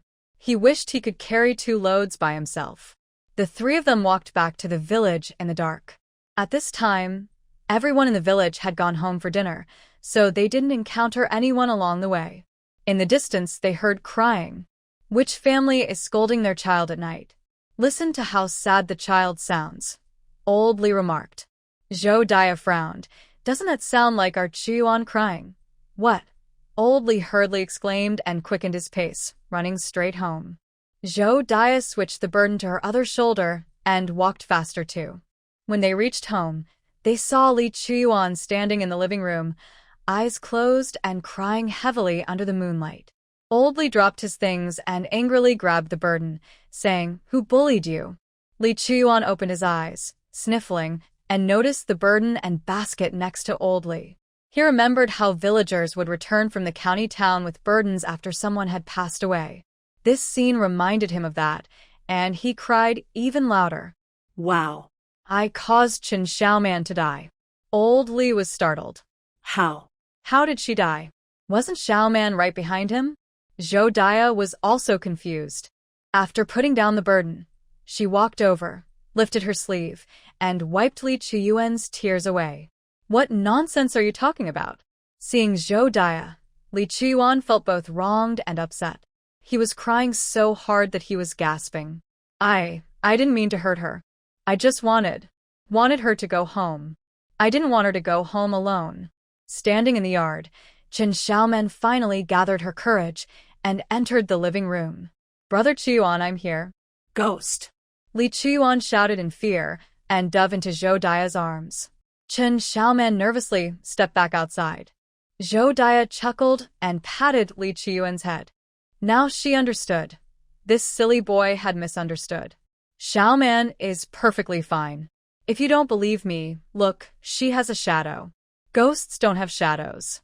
Li Chuyuan, tearful, looked up at Zhou Dia and said, I'm scared to look. Zhou Dia laughed. With your mother here, what are you afraid of? Li Chuyuan wiped his tears with the back of his hand, hugged Zhou Dia, and then turned to look at the yard. He opened one eye to peek at the ground. Seeing the shadow on the ground, he looked at Chen Xiaoman in surprise. When he saw her holding her hands together, he instantly ran joyfully to her. How come you're not dead? Chen Xiaoman blinked. Why would I die? Li Chuyuan asked her. Where did you go? I went to the riverbank. Chen Xiaoman pointed to some buckets. Look, there are lots of fish by the river. Li Chuyuan suddenly understood. Did you all go to catch fish? Zhou Dia replied with annoyance, of course. I thought you went to collect a body. He barely held back the last word. He wiped his face hard, and the corners of his mouth lifted up. Why didn't you take me with you? You weren't home. How could we take you? Zhou Dia felt both angry and amused. This silly boy scared himself into crying. Li Chuyuan scratched his head shyly, and then started to laugh. While laughing, tears kept falling down. He was laughing and crying at the same time. Chen Xiaoman looked at Zhou Dia helplessly. Zhou Dia walked over and put her arm around Li Chuyuan's shoulder. There's nothing wrong. Why are you crying? Li Chuyuan wiped his tears with his sleeve, thought of something, and said seriously to Chen Xiaoman, Wait a moment. He turned and rushed into the house. Inside, Old Li shouted, Don't bump into my fish. Zhou Dia gritted her teeth in anger. She turned back, ready to give this little rascal a good talking to. Calming herself down, Zhou Dia squatted down and gently patted Qin Xiaoman's little head with her rough hand. You can't run off like that again. Qin Xiaoman's nose felt sore and swollen. Tears were swirling in her eyes. Xiaoman won't make Mom worry anymore. Zhou Dia's mood didn't soften at all. She said seriously, "This is your home. If you feel wronged here, tell your parents, okay?" Qin Xiaoman sniffled and nodded vigorously. Xiaoman has a home now. Mom, Xiaoman has met many good people, and they are all very nice to her. Xiaoman feels so happy. Xiaoman will work hard to be good to them. Mom, don't worry about Xiaoman. Qin Xiaoman raised her little head and smiled brightly at the bright moon in the sky. Her clothes were being pulled with great force. Her small body couldn't keep steady and spun around in place, facing Li Qiyuan. Li Qiyuan pulled her hand away and placed 2 pieces of rock candy in her palm. With his hands behind his back, he secretly glanced at her face. When he saw her looking over, Li Qiyuan quickly turned his gaze away and pretended to be mature, saying, "If you eat the candy, you won't be sad anymore." Qin Xiaoman looked down at the candy in her hand and then at Li Qiyuan. She stood on her tiptoes and stuffed the 2 pieces of candy into Li Qiyuan's pocket, saying, "Eat this." Li Qiyuan got angry. The candy was hard-earned and was meant as an apology to her. How could she refuse it? She was making him look bad. He took the candy out and put it back in her hand. "It's for you. You eat it yourself. If you keep arguing, I'll get mad." As soon as he finished saying this stiffly, Zhou Dia pinched his ear from the side. "Do you dare to shout at Xiaoman? I was giving her candy. You saw it." Li Qiyuan felt very wronged. The candy picked from between the teeth couldn't be given away, and he even got his ears twisted by his mother twice. Who can he talk to about this? "Can't you speak nicely? What if you scare Xiaoman?" Zhou Dai was both angry and amused. Seeing the interaction between the mother and son made Qin Xiaoman smile. Old Li brought out buckets and baskets, saying, "Hurry up and catch some fish. If the fish were eaten by wild animals, he would lose a lot."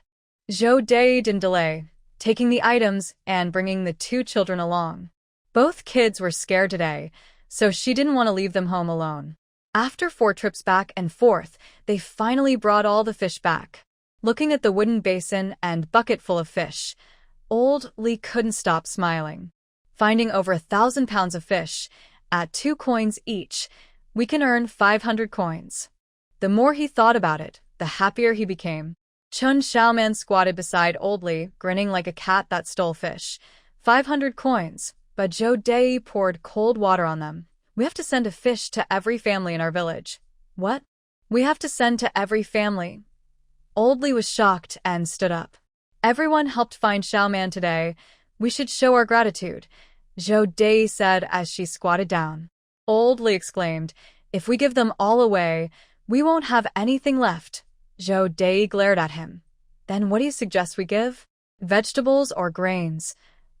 Old Li felt a pang in his heart. He couldn't bear to part with them. After a moment of hesitation, he said, "Then let's send them tomorrow. Tonight, I'll sleep with the fish." Zhou Dai tried to pull him up, but he refused to budge. "It's hot. If you leave them at home, they'll smell. We need to send them while they're fresh." Old Li was unwilling. "I won't. You're such a stingy father," Zhang Banzian commented. Qin Xiaoman felt a bit sorry. The fish can sell for a lot of money. Zhang Banqian's warning bells went off. "Xiaoman, stay away from your father. Just a few days with Li Monsong, and she's already learning bad habits." Qin Xiaoman looked conflicted. "Grandpa Banzian, can we go fishing again in a few days?" "No," Zhang Banzian immediately refused. Once could be called luck, but twice was questionable. Qin Xiaoman felt even more sorry. "What's wrong?" Li Qiyuan noticed she seemed off and quietly asked her. Qin Xiaoman shook her head and whispered to Li Qiyuan, "Brother Qiyuan, how many people came looking for me today?" "There are many people." Li Qiyuan thought for a moment. "Our village has 98 households, so everyone should be helping out." 98 households. 1 fish per household means 98 fish. Qin Xiaoman clutched her little heart. "We have to give away our fish. They came to help you today, so we need to repay them. Li Chuan thought again and continued. It must have been tiring for them to find you. Chen Xiaoman's concern vanished instantly, and she firmly said, we must repay them. Li Chuan nodded and said to Old Li, Dad, the teacher said we should be grateful. You're almost 40, and you can't compare to two little kids. Zhou Dia glared at him. Are you getting up? Or not? Old Li shook a bit and reluctantly stood up. Seeing Zhou Dia go to get the fish, Old Li hurriedly said, choose the small ones. Give the big fish to those who worked harder and the small ones to those who worked less, Zhou Dia said while picking fish into an empty bamboo basket. She was quick, and in no time, the basket was full. She handed it to Old Li and said, take these first, then come back for more. Old Li sighed. How long will it take me to deliver all this alone? Zhou Dia replied, just find a few people to help. Old Li immediately had some people in mind. After taking the basket and filling his backpack with fish, he stepped out with heavy feet. Zhou Dia picked a big fish and smiled at the two. Let's go cook fish soup. Li Chuan jumped up happily. We have fish soup now, Chen Xiaoman grinned widely. Fish soup smells so good. The two children happily followed Zhou Dia to the kitchen. After cleaning the fish, Zhou Dia heated the oil in a pot, added some minced ginger, and then put the halved fish into fry. The old kitchen quickly filled with a delicious aroma. Chen Xiaoman swallowed and turned to look at Li Chuan, who was eagerly watching the pot. She also happily watched Zhou Dia work.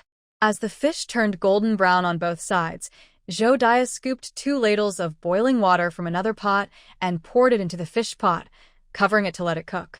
Then she scooped out cornmeal, stirring it as she added it in. In no time, a large pot of corn porridge was ready. When Old Li returned, everyone had a big bowl of fish soup filled with fish meat. The milky white fish soup emitted an enticing aroma. The 2 adults and 2 children ate with satisfied faces. After finishing the fish soup, everyone had a bowl of corn porridge. Chen Xiaoman stood up and shared her bowl of corn porridge with Old Li and Zhou Dia. Xiaoman, you should eat too. We all have enough. I'm full now. All of this is from my parents. Chen Xiaoman patted her round belly and said in a baby voice, Xiaoman's belly is big now. Zhou Dia was very happy. That night, the smell of fish soup filled every home in Qingshi village. The next day, early in the morning, Zhou Dia handed a basket to Li Chuan. She asked him to take a big bowl of fish soup to Mr. Liu at the school. After enjoying the delicious fish soup, Chen Xiaoman sat side by side with Old Li on the doorstep, waiting for villagers to come sell black robes. They waited for half the morning. When Zhou Dia came out, she saw the old man and the little girl squeezed together. She laughed and said, no one has come yet. It's already half the morning, and not a single person has shown up. Old Li sighed. Chen Xiaoman sighed along with him. Zhou Dia looked at her with a smile. Why are you sighing? We have no one to help us earn money, Chen Xiaoman said regretfully. Old Li puffed on his pipe. That's true. Yesterday, everyone was busy helping to look for Xiaoman, so no one had time to pick black robes. We collected dozens of pounds yesterday. We probably picked all the black robes nearby. Old Li thought about it and agreed. Black robes are wild, and after collecting dozens of pounds, they must have picked them all. Chen Xiaoman tilted her head and asked Zhou Dia, Mom, can we go to another village to collect? If we can make money, other villages will definitely be willing. Zhou Dia smiled and urged them, hurry up and get ready to go to the county town. If we wait any longer, the fish won't be fresh. Old Li stood up, supporting himself on his knees. Let's go sell fish. Chen Xiaoman followed him to the well in the yard. To keep the fish fresh, Zhou Dia had hung them in their well last night. Old Li and Zhou Dia worked together to pull the fish up. They had brought back quite a few fish last night. After giving some to the villagers, they still had a large load left. Old Li covered the load with 2 sheets to protect it from the sun. Zhou Dia then placed Chen Xiaoman in a basket on her back and walked toward the village exit. By the time they reached the county town, it was almost noon. There were not many people on the road anymore. Zhou Dia and Old Li set up their stall, but they didn't sell a single fish. Old Li was getting anxious. If we keep sitting here in the sun, the fish will spoil, Zhou Dia said helplessly. We came too late. Many families have already bought their groceries. Old Li exhaled smoke. If they had known they wouldn't find black robes, they would have come earlier. If they couldn't sell all these fish, they would spoil by the end of the day. If it really doesn't work, we'll take them home and dry them to eat slowly, Old Li said through gritted teeth. Zhou Dai's expression was serious. All right, it's better than losing everything. While the two were discussing, Chen Xiaoman ran over with a fish and stopped an old woman carrying a basket of vegetables. Chen Xiaoman asked sweetly, "Grandma, would you like to buy some fish?" Fish soup is so delicious. The old woman found it amusing to be stopped by such a little girl. How delicious is it? Chen Xiaoman thought of the fish soup from last night and swallowed hard. So delicious that I couldn't sleep. The old woman exclaimed, "Really? How many bowls did you eat?" Chen Xiaoman's eyes turned into crescent moons as she smiled. A big bowl, then her expression turned regretful. But my tummy is too small. It seemed like she was saying that being small meant she couldn't eat much, which was a shame. The old woman laughed heartily. She looked down at the fish tightly held in Chen Xiaoman's arms and asked, "Is your fish good?" Chen Xiaoman nodded. "They're great." They all jumped out by themselves. Zhang Banzian coughed. "If you keep talking, you'll give yourself away." Chen Xiaoman gasped and quickly covered her mouth. The fish slipped from her arms and fell to the ground. Chen Xiaoman hurriedly squatted down and picked the fish back up. It was now covered in dirt. She smiled awkwardly. "Can I get Grandma a cleaner one?" The old woman was in a good mood. "Sure." Chen Xiaoman happily led the old woman to the stall. "We have lots of fish at home. Pick your favorite." Old Li was instantly excited and stood up quickly. "Which one do you want, ma'am?" The old woman's smile faded a bit when facing Old Li. "How much are the fish?" Old Li quickly replied, "1 big coin per pound." The old woman shook her head. "These are dead fish. They can't be sold for that price." Zhou Dai stood up with a smile. "Old lady, what price do you want?" "1 big coin for 2 pounds, the old woman replied calmly. A middle-aged man selling vegetables nearby shouted towards Zhou Dai. "That old woman won't pay. Selling to her would be a loss." The old woman ignored him and looked directly at Zhou Dai and Old Li. "Are you selling or not?" The two exchanged glances and began to consider. These fish would smell, if not sold. Selling one could earn a little. However, Chen Xiaoman shook her head. "That's too low. We would lose too much." The old woman's expression softened when she looked at Chen Xiaoman. "What price do you want to offer?" Chen Xiaoman thought for a moment and asked her, "Which one do you want to buy, Grandma?" "If you want a big one, I can give you a discount." In other words, if she wanted a small one, there would be no discount. Seeing her bargains so skillfully, the old woman couldn't help but laugh. "At my price, I'll buy all your fish." "How about that?" Old Li couldn't believe it and asked, You really want to buy them all?" He felt a bit dizzy. How could such a good thing happen? Just a moment ago, he couldn't sell a single fish, and now someone wanted to buy them all? The old woman replied, "What's wrong?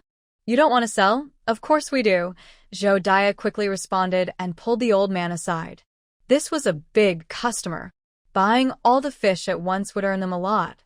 "Shall I weigh it for you?" The old woman nodded slightly. "Yes." Zhou Dai nudged Old Li. "Hurry up and get to work." Old Li, filled with joy, snapped back to reality and quickly took out the scale to help her weigh the fish. Wow, Xiaoman is really capable. With her help, all the fish were sold. Old Li happily thought while continuing to work. Chen Xiaoman raised her head excitedly. "Does Grandma want to buy a rabbit?" "Is rabbit meat good too?" The old woman asked Chen Xiaoman with a softened expression. Chen Xiaoman hesitated. She had never eaten it, so she didn't know. Zhou Dai, standing nearby, laughed and said, "Wild rabbits don't have much meat, but they taste good. Since you bought so many fish, I'll give you a rabbit for free." Old Li quickly signaled Zhou Dai with his eyes.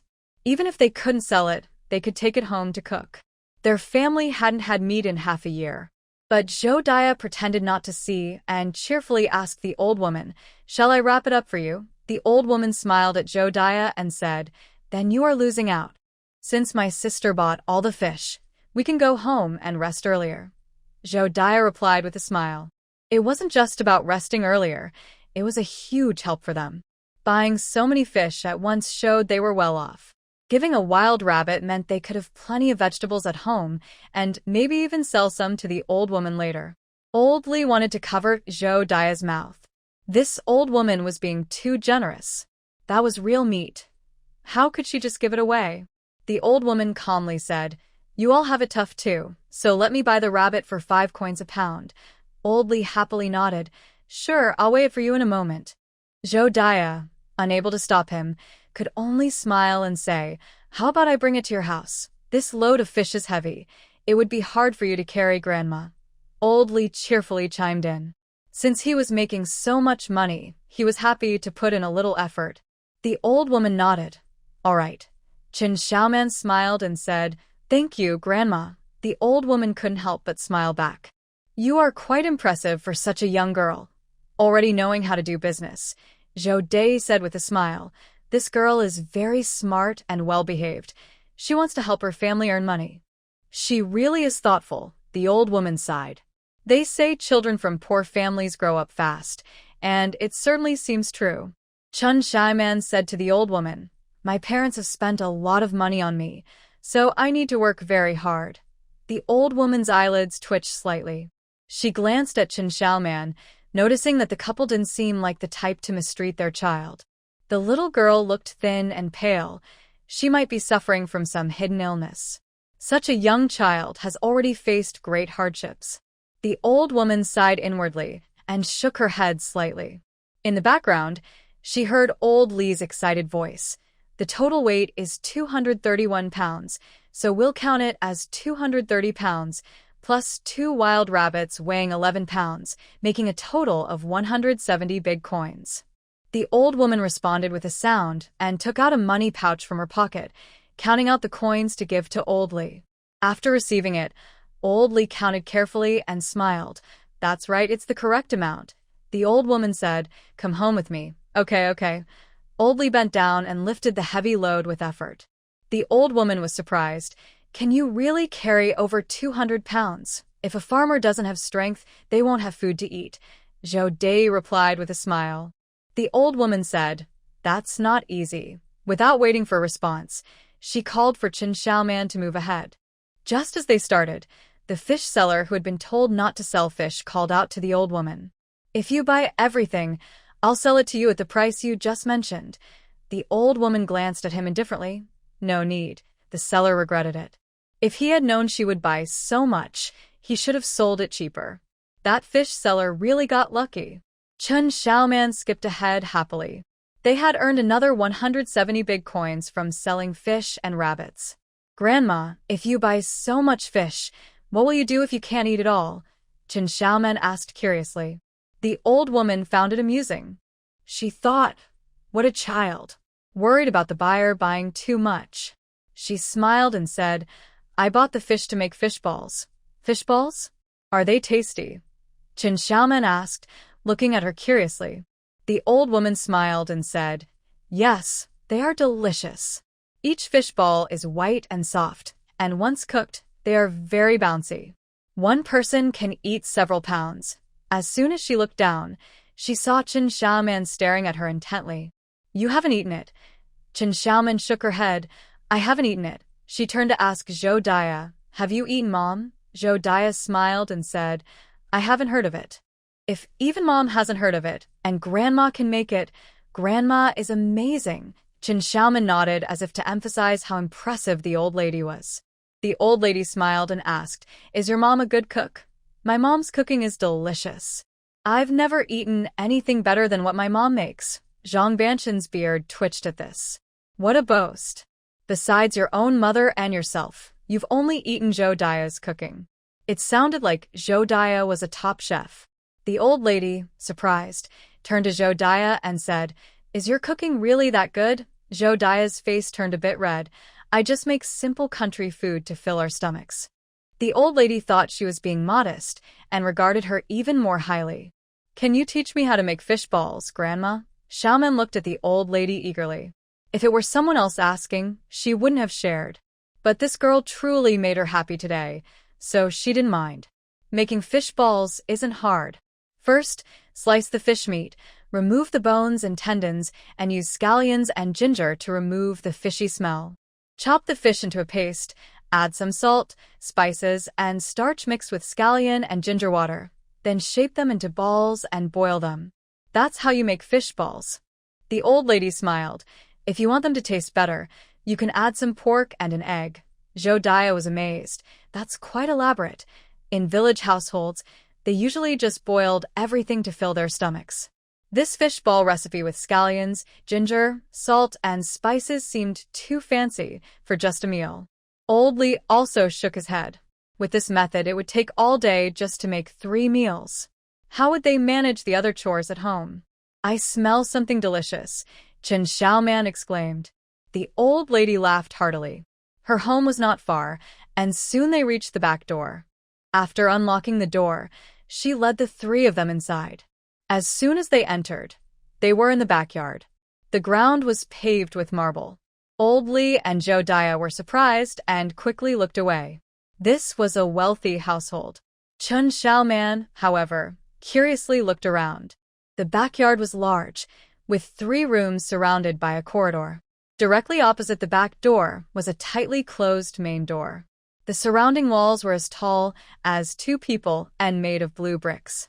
Chen Xiaoman focused on the potted plant in the southeast corner. At that moment, the flowers in the pot were shaking. Curious, Chen Xiaoman leaned in closer, and the flowers moved even more. When the pot was pushed aside, a chubby head popped out. Looking around and seeing no one, he felt happy and tried to squeeze out. A pot right in front blocked the way, so he had to stretch out his little chubby hands and push it aside with effort. After finally moving the pot, he was excited and about to crawl out when a childish voice suddenly asked, "What are you doing?" He turned around and saw a little girl with short hair squatting on the ground, looking at him curiously. Startled, he instinctively tried to back away, but couldn't move. Panicking, he struggled harder and said, "Can't you see I'm stuck?" Chen Xiaoman called out, "Mom, someone is stuck in the hole." He quickly tried to stop her. "Don't shout. Don't yell. You silly girl." "Where?" Hearing the shout, Jodiah came over. Old Lee walked over while saying, "This is someone else's home. We shouldn't interfere. Just call the owner." When they arrived, they saw a chubby boy stuck in the hole in the wall. The boy was being stared at by 3 people. "What are you looking at? Hurry up and pull me out." Old Lee was immediately displeased. This chubby kid was bossing him around. Calmly, he took out his pipe and slowly filled it with tobacco, blocking Jodiah from going to help. "He's the young master of this house. He's important. What if we hurt him?" We should call someone. Jodiah rolled her eyes at Old Lee. This old man was so stingy. But after thinking, she realized he was right. She nodded, agreeing to call for help. The chubby boy panicked. "Don't." Chen Xiaoman immediately stood up and cheerfully shouted, "I'll go get Grandma." The chubby boy reached out to grab her, but couldn't even touch her clothes. Chen Xiaoman wobbled but ran quickly, shouting, "Your young master is stuck in the dog hole. Hurry up." The chubby boy was left fuming. Her voice quickly spread throughout the backyard. Everyone in the 3 houses rushed outside. "Where is it?" "Where?" About a dozen people gathered in the backyard. Even the old woman came out. Chen Xiaoman pointed to the southeast corner, right over there. The crowd rushed over and surrounded the chubby boy. "Master Shuyan, how did a hole get here?" "Master Shuyan, are you stuck in the hole?" Chen Xiaoman squeezed to the front and explained to everyone. He crawled in by himself. The old lady asked him with a stern face, "Why didn't Master Shuyan use the main door and instead crawl through a dog hole?" Lu Shuyan fell silent, staring hard at Chen Xiaoman. It was this girl who scared him into getting stuck in the hole. Now he had to face so many people laughing at him and being scolded by Grandma Lu. "Just wait." Lu Shuyan gritted his teeth and said to Chen Xiaoman. Chen Xiaoman cheerfully waved her little hands. "No need to thank me." "Who would thank you?" Lu Shuyan was almost so angry he could spit blood. The onlookers were amused but didn't dare show it, trying hard to hold back their laughter. Old Lee let out a cold snort in his mind. How dare they bully Xiaoman in front of him? They had some nerve. Old Lee turned to Zhou Dei and whispered, "The young masters of wealthy families are really different from us common folks. Why do they like crawling through dog holes?" His voice was just loud enough for everyone present to hear.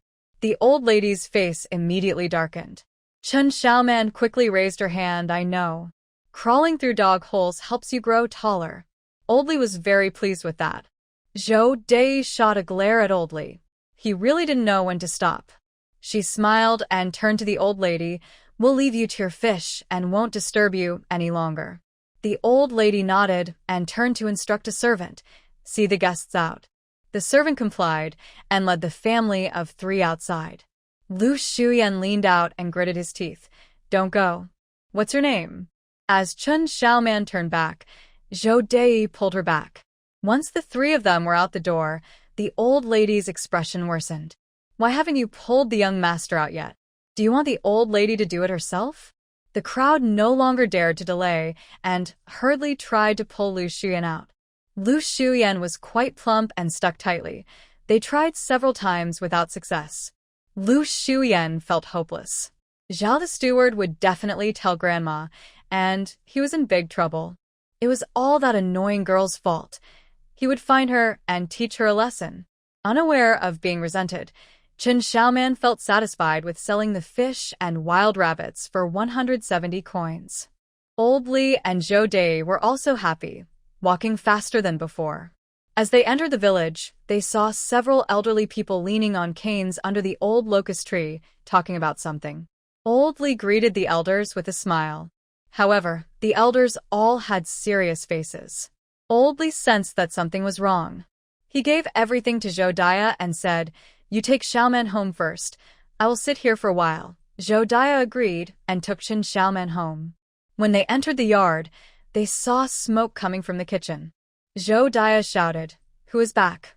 Mom, it's me. Li Daba walked to the doorstep, holding a hoe in one hand and a hammer in the other. Is this the wife you found for Qiyuan? Li Daba looked at Chen Xiaoman. Zhou Dai picked Chen Xiaoman up from the basket and said, Xiaoman, this is your older brother. Chen Xiaoman smiled brightly and said, Hello, big brother. Li Daba had thick black eyebrows and big eyes, but his skin was very dark. When he smiled, he showed a row of white teeth, looking very capable. There are 4 steamed buns in the main room. You can go get one to eat. Before Chen Xiaoman could respond, a voice came from the kitchen. I still need those buns. You can't eat them. As soon as the words were spoken, a woman appeared at the kitchen door. The woman was dressed in rough cloth, very thin, with no color in her face, and her sparse eyebrows were furrowed, showing some impatience. Li Daba said, Let Xiaoman have one. There are still 3 left. Yang Hualian felt uncomfortable. She had brought those from her family and hadn't even eaten one herself, so why should they go to someone else? Those buns were made by my mother. They are for my health, Yang Hualian said. Zhou Dai's smile faded. You had a miscarriage recently. You need to take care of yourself, so don't give one to Xiaoman. Yang Hualian smiled and stepped forward to help Zhou Dai with the things. Zhou Dai introduced, This is your sister-in-law Hualian. Chen Xiaoman grinned and said, Hello, sister-in-law, I'm Xiaoman. Yang Hualian didn't respond and turned to Li Daba, saying, I told you not to fix the hoe right now, but you wouldn't listen. The hoe hasn't been broken for long. Why the rush? Hurry up and finish, so we can eat. It's just a matter of nailing a wedge.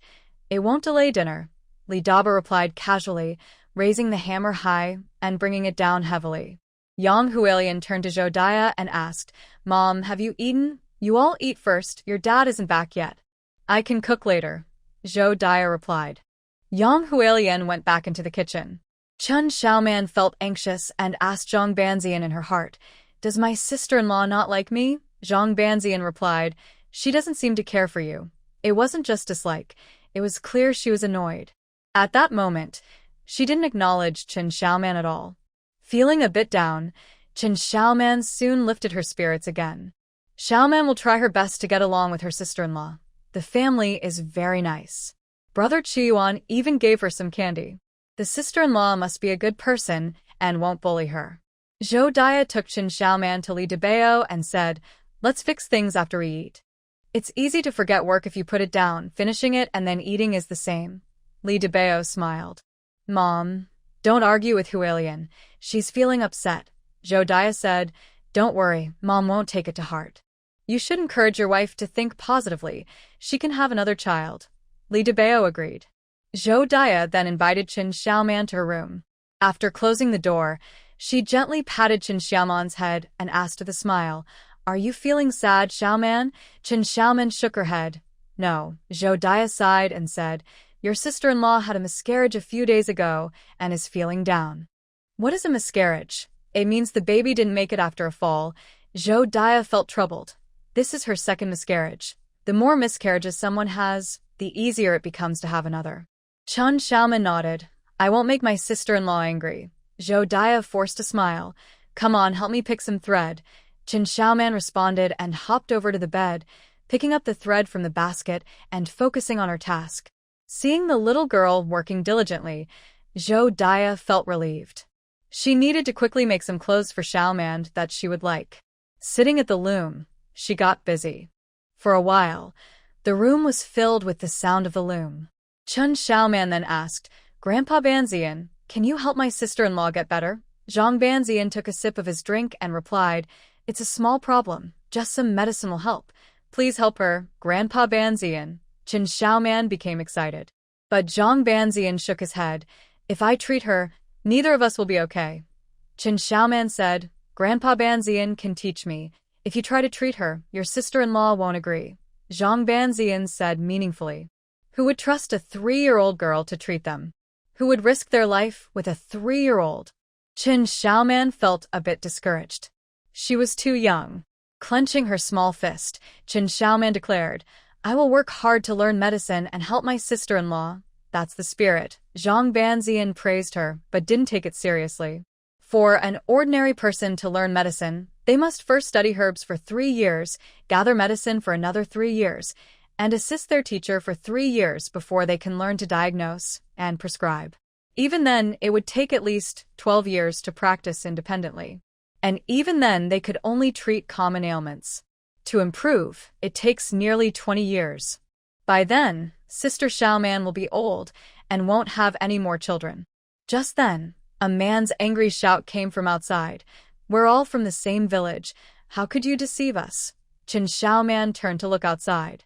Zhou Dai warned Qin Xiaoman, "Stay inside and don't go out." After saying that, she hurried out the door. Qin Xiaoman couldn't just stay put and followed her to the main room. As soon as she entered, she saw 4 aggressive men standing in the yard. Li DeBeos tried to calm them down. "I just got back, and I don't understand what's going on. I'll ask my dad when he returns." "Fine. We'll wait here at your house." Someone shouted angrily. Zhou Dai stepped out quickly and grabbed Li DeBeos, asking, "What happened?" Before Li DeBeos could respond, a young man with a big mole on his eyebrow stepped forward. In Dunshui village, they charge 2 big coins for a pound of black cloth, but you charge 1 big coin for 2 pounds. How can you cheat your own villagers like this? Zhou Dai frowned. "Who told you that? Everyone in the nearby villages knows." "I even went to check. It really is 2 big coins per pound." "Aunt Dai, your family is being unfair. You're making money unethically." The 4 men were all angry, each speaking one after another.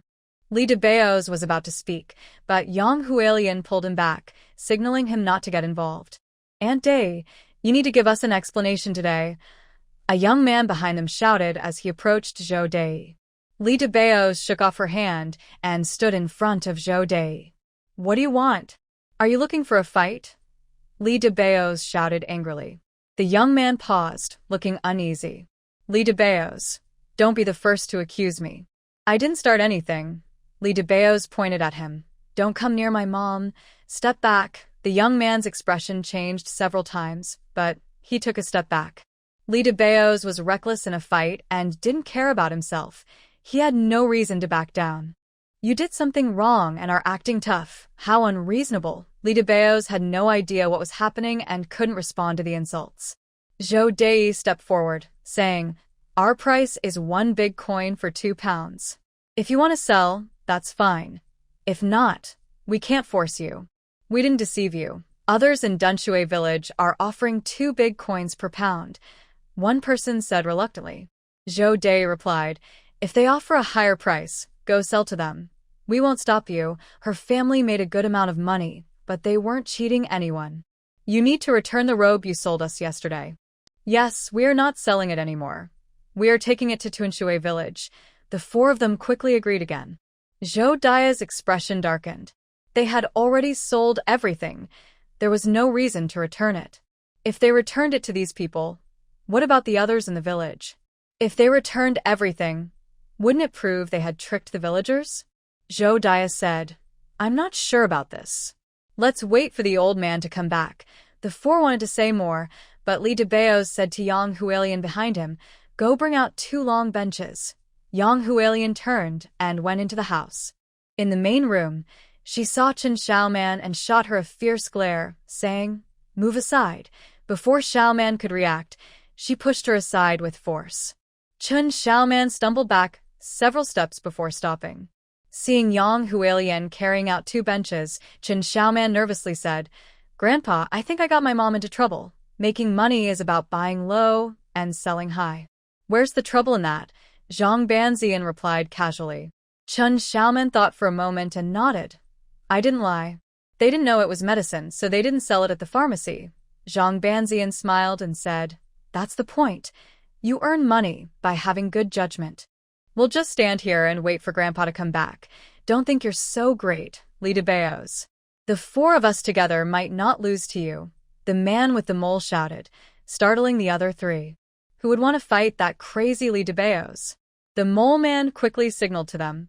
No matter how strong Li Debeos was, he couldn't possibly make them cry for help, right? Don't you all want your money? The 3 felt a chill. They immediately agreed. We just want our money back. You need to give us an explanation today. Everyone in the village knows your family is deceiving people. Can you drive us away and silence the whole village? Seeing them making a scene, Chen Xiaoman felt anxious. Her mom was going to be bullied. Zhang Banzian quickly intervened. Xiaoman, don't run over there. Before he could finish, Chen Xiaoman had already dashed in front of Zhou Daya, spreading her short arms to protect the people behind her. She raised her little head, angrily facing the 4 young men. You bad people are not allowed to bully my mom. The 4 young men were taken aback by the sudden appearance of the little girl. The young man with the mole pointed to himself in disbelief. We're the bad people. After asking, he looked at the other 3. This little girl is calling us bad people. Isn't this the villain crying first? Adults are talking. What do you, a little child, know about it? Do you know what a bad person is, you little girl? The 3 young men immediately started mocking. Chen Xiaoman, feeling angry, said, Anyone who bullies my mom is a bad person. Zhou Daya felt warm inside. She smiled and tried to pull Chen Xiaoman away, saying, Go play inside. But Xiaoman broke free and seriously told her, Don't be scared, I will protect you. Ha ha, you're so funny. The 4 young men laughed loudly at Chen Xiaoman. Li Debeo quickly turned his head away, but his shaking shoulders revealed his true feelings. Chen Xiaoman turned to the 4 and asked angrily, What are you laughing at? One young man laughed and patted his belly, looking Chen Xiaoman up and down. Are you going to protect your mom with those little arms and legs? Daya, take your little daughter-in-law away. I'm afraid I might cough too hard and hurt her. As soon as he said this, the 4 of them burst into laughter again. Zhou Daya stepped forward and slapped the young man with a mole on his head several times. Still laughing, the young man raised his hands to protect his head and backed away, but Zhou Daya always managed to hit him. He had to dodge desperately. Zhou Daya then turned and slapped the other 3 on the head. Keep laughing, huh? The 3 kept dodging while backing out of the yard. Li Debeo quickly grabbed Zhou Daya, saying, Mom, if you keep hitting them, they'll go outside. People will think we kick them out. Zhou Daya thought for a moment and pointed to the long benches, saying to the 4, Sit over there. The 4, feeling intimidated, lost their earlier bravado. They didn't dare refuse and had to bend down and walk past Zhou Daya to sit properly on the benches. Zhou Daya's hits were still quite painful. She glared at them and asked angrily, Are you thirsty? The 4 shook their heads repeatedly. They didn't want to sit, let alone drink water. Zhou Daya turned and said, Hualian, they're thirsty. Pour each of them a bowl of water. Yang Hualian replied, Okay, and turned to go to the kitchen.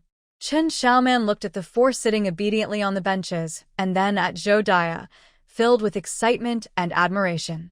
Mom is amazing. Mom isn't scared of these 4 at all. Zhang Banzian, shaking his beard, said, Your mom was not someone to mess with when she dealt with Chen Shuixing. Thinking of her impressive stance that day, Chen Xiaoman's eyes sparkled with excitement. She clenched her small fists and excitedly shouted to Zhang Banxian, "I want to be as strong as my mom." Zhang Banxian's eyes widened in surprise, quickly stopping her. "Don't try to learn that." But Chen Xiaoman was determined. "I will protect my parents in the future." Zhang Banxian felt a wave of despair inside. This girl was picking up the frugality of old Li and the boldness of Zhou Dai. She was going to turn out wrong. Chen Xiaoman, however, couldn't understand Zhang Banxian's worries. She wobbled into the kitchen and helped Yang Hualian bring out 2 bowls of cold water. She handed them to the people sitting on the stools. "Drink some water," Chen Xiaoman urged. The 4 had no choice but to drink it down. Chen Xiaoman eagerly asked, "Do you want more?" The 4 shook their heads in unison. Zhou Dai's eyes widened even more. "Really not drinking? Don't go out saying I didn't treat you." The young man quickly pleaded, "We had water, and we have stools to sit on. This is great hospitality. We'll wait for Grandpa Monsong to come back. You go ahead and do your thing, Dai." Zhou Dai replied, "That's right. Speak nicely, no need to shout." The 4 nodded in agreement.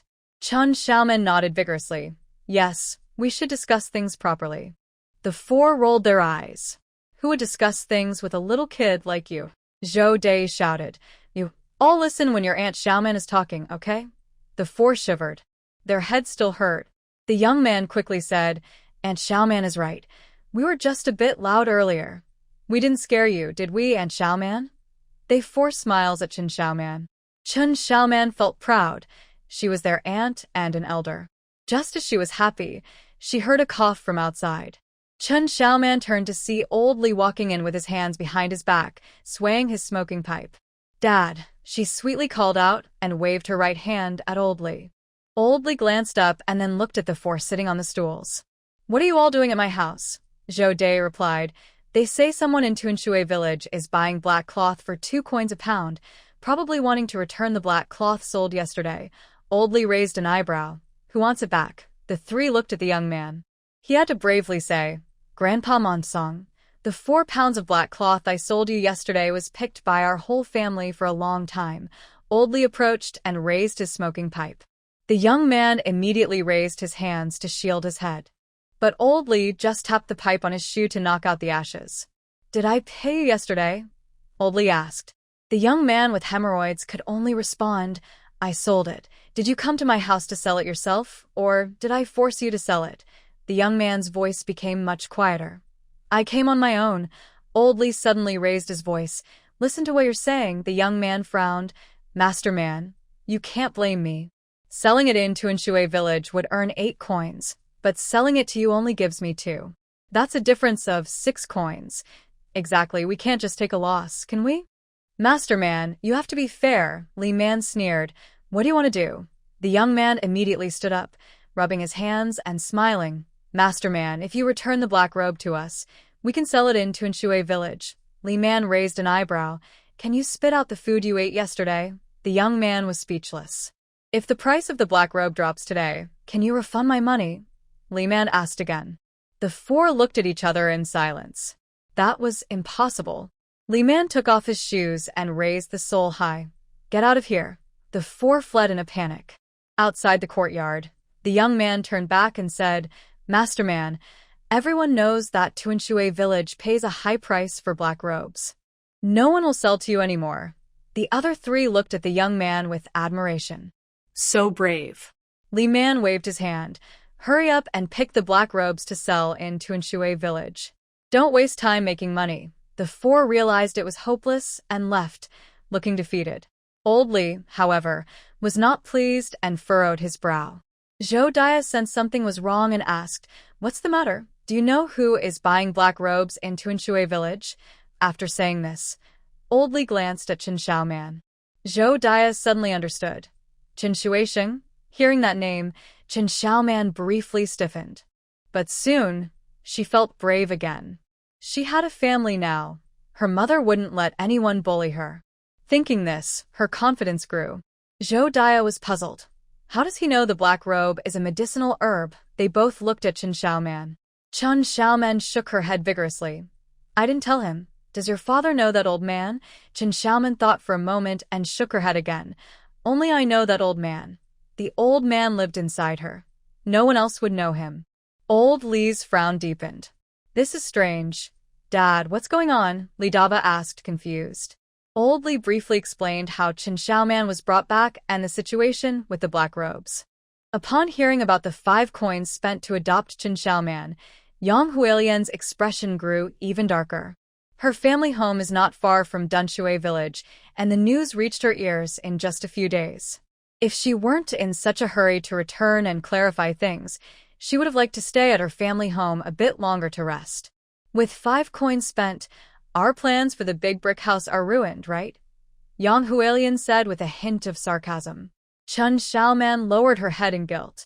Zhou Dai then said, thanks to Xiaoman, we've already made nearly 2 coins. Yang Hualian couldn't directly argue with Zhou Dai, but she secretly resented Chun Xiaoman.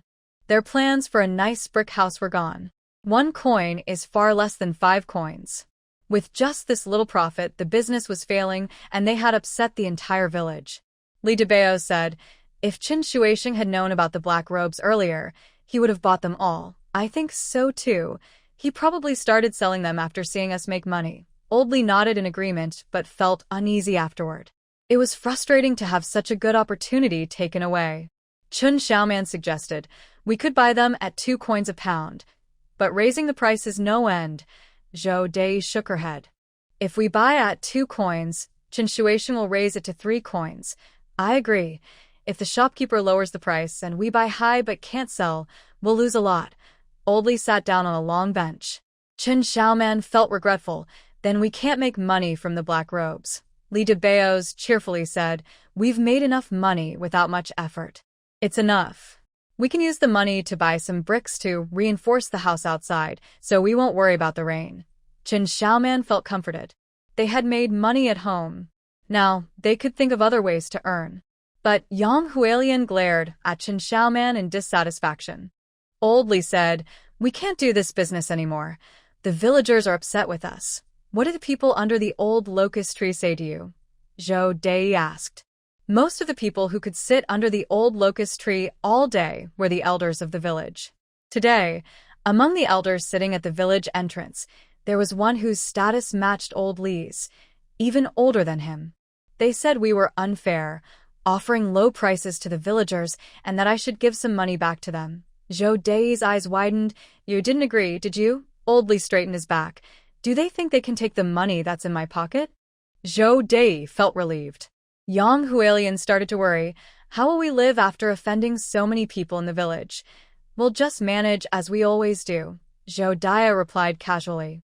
Old Li softened his tone. This black robe will only be sold for another 5 or 6 days. Once the season is over, this will all blow over, and everyone will forget. Yang Hualian glanced uneasily at Qin Xiaoman, who was listening intently. It was all that girl's fault. Noticing her gaze, Qin Xiaoman turned to her and smiled. Yang Hualian felt frustrated and glared at Qin Xiaoman before looking away. What a troublemaker. Qin Xiaoman said, I know other herbs too. Should we go gather some to sell? Zhang Banzian sighed. You just learned last night and now you want to make money? Qin Xiaoman blinked. Is that not allowed? It is, Zhang Banzian replied. It's good to learn and apply it. Li Daba was surprised. You can recognize herbs? Qin Xiaoman grinned, showing her little sharp teeth. Grandpa Banzian taught me. Then she added, he also taught me about the black robe. Zhou Dai asked, what is your Grandpa Banzian's name? Qin Xiaoman exclaimed, oh, Grandpa Banzian, what is your name? Zhang Banzian laughed heartily. I won't tell you. Qin Xiaoman looked innocently at Zhou Dai. He said he won't tell me. Zhou Dai chuckled. Which village is he from? Qin Xiaoman remembered what Zhang Banzian had told her and replied, he's not from our village. Zhou Dai assumed he was just a traveler passing through, teaching Qin Xiaoman some things without wanting to be known. Since he didn't want to show himself, she felt no need to ask more. Old Li shook his head. The corn in the field needs to be harvested, and we don't have time to look for herbs. For farmers, nothing is more important than tending to their fields. Once the corn is harvested, we'll need to cut the rice and plant seedlings. The busy season is coming. Old Li pondered aloud. I think we should buy some bricks to fix the outer wall of the house, Zhou Daya suggested. Old Li looked up at the sky. It hasn't rained in the last couple of days. Should I go to Tunshui village tomorrow? Zhou Daya began to speak, but Old Li shook his head vigorously. You can't go buy bricks again. Last time she went, she didn't bring back any bricks, and they lost 5 coins. He couldn't risk sending her again. Zhou Daya glared at Old Li, but couldn't help but laugh. Old Li, feeling stubborn, turned to Li Daba. Daba, you should go to Tunshui village tomorrow. What's the cost? Old Li thought for a moment. To build a house this big, we need more than 20,000 bricks. We can't afford that, so we'll just add a layer of bricks outside for support. A little over 10,000 should be enough, Li Debeos said. Right now, 1 big coin can buy 5 bricks, so 10,000 bricks would cost. He paused, starting to calculate in his head. Chen Xiaoman also counted on her fingers. 1 big coin for 5 bricks, 2 big coins for 10 bricks, 3 big coins, and she ran out of fingers. Zhang Banzian laughed. You used up all your fingers with just 2 big coins. What will you do now? Chen Xiaoman squatted down, looking troubled. I have too few fingers. Ha! Zhang Banzian couldn't stop laughing. After thinking for a moment, Chen Xiaoman asked Zhang Banzian, Grandpa, can you lend me your fingers to count? If I lend you mine, you'll only have 20 fingers, and you need to buy 10,000 bricks. Zhang Banzian replied with a smile. Chen Xiaoman looked even more worried. She would need to borrow many fingers from many people. Seeing her confused expression, Zhang Banzian took a sip of his drink. Starting tonight, besides learning about herbs and writing, you also need to learn arithmetic. Chen Xiaoman instantly perked up. Great. After a while, Li Debeos still couldn't figure it out. He scratched his head. I can't calculate it. Old Li said, I estimate it will take about 2,000 coins. Zhou Daya sighed. We probably don't have enough money at home. Old Li sighed. This is the minimum amount of bricks. Let's buy with what we have for now. He then turned to Li Debeos and said, if it's really not enough, you and Erbao can gather more. Yang Huilian's face immediately looked unhappy. Li Debeos replied, I understand, Dad. Zhou Daya said, once the government has money, we will pay you back. Old Li told Zhou Daya, Dear, hurry, and make some food. I'm very hungry. Zhou Daya agreed and called Xiaoman to help her in the kitchen. Once the kitchen door was closed, Zhou Daya sighed heavily. If it weren't necessary, she wouldn't want to ask the older children for money. Chen Xiaoman sat in front of the stove, noticing Zhou Daya's worried expression. It was all for her sake that her parents were struggling. She needed to work harder to earn money. Back in the room, Yang Huilian sat on the bed and started to cry. Li Debeos helplessly asked, What are you doing? What do you think? Your parents don't care about me at all. Li Debeos sat beside her. That's not true. When Yang Huilian heard his words, her emotions surged. Did your mother discuss with me before spending our family's 5 guan to buy Chen Xiaoman back? 5 guan is 5,000 coins. That's all our savings. If it weren't for buying Chen Xiaoman, we would have built a brick house by now. Now we can't even afford bricks to reinforce the outer wall, and we're being drained dry. The more she thought about it, the more wronged she felt, and tears kept flowing. Li Debeo tried to grab her arm, but she shook him off. He felt helpless. If we hadn't saved Xiaoman, she would have been sold to Tua Bridge. You think my mother had time to discuss this with us? Yang Huilian wiped her tears fiercely. Chen Shuisheng is Chen Xiaoman's real father. I can't believe he would really let her go to Tua Bridge. What kind of heartless father would do that? He must be doing this to show our mother and drain our family. Chen Shuisheng is just a gambler. Gamblers can do anything. Yang Huilian felt that Li Dabeat was speaking up for Zhou Dai. She turned her head away and cried even harder. That Chen Xiaoman is just a troublemaker. Not only did she spend all our money, but she also made us enemies with the whole village. Look how your mother protects her, and then look at how she treats me. Li Dabeat felt a headache coming on. My mother treats you well. Look at other families. Mothers-in-law often hit and scold their daughters-in-law, but my mother has never done that to you. Yang Huilian paused. Her mother-in-law was indeed good in this regard, but she still felt wronged. Just look at how my mother treats Xiaoman and how she treats me, Li Dabeat sighed. Xiaoman is so young. Why are you comparing yourself to her? Yang Huilian got angry. Isn't she the third daughter-in-law? My mother spent 5 guan to bring her back, while I only got 2 guan as a bride price. It's because I couldn't have children that your family looks down on me. Thinking about the 2 children she lost, Yang Hualien covered her face with her hands and cried loudly. Li Dabayat had no choice but to comfort her. In the kitchen, Chen Xiaoman stood up. Mom, my sister-in-law is crying. Zhou Dai sighed and said to her, It's okay, just focus on the fire. Chen Xiaoman looked worriedly towards the door. Lunch was still corn porridge. Each person had a big bowl. Old Li leaned his lips against the bowl, slurping from left to right, then from right to left, finishing a bowl of corn porridge. Zhou Dai said, If we don't have enough money for bricks, we can borrow some from outside. Old Li grumbled. The eldest and second families have money.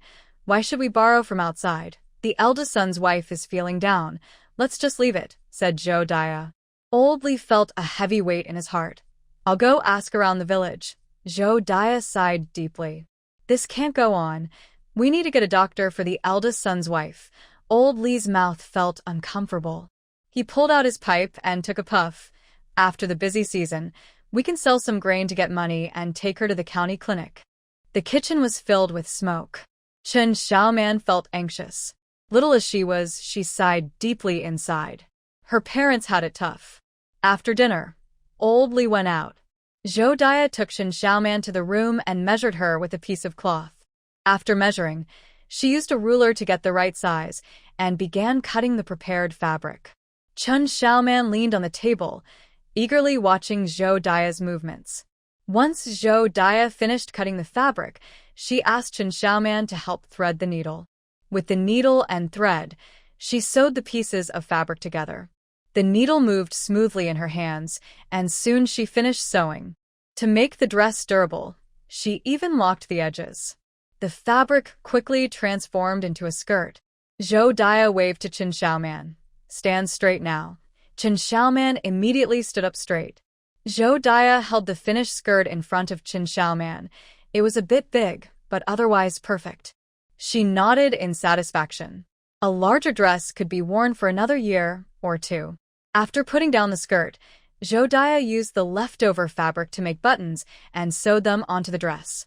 Come try it on. Zhou Dai shook the finished skirt and cheerfully called Chen Xiaoman over.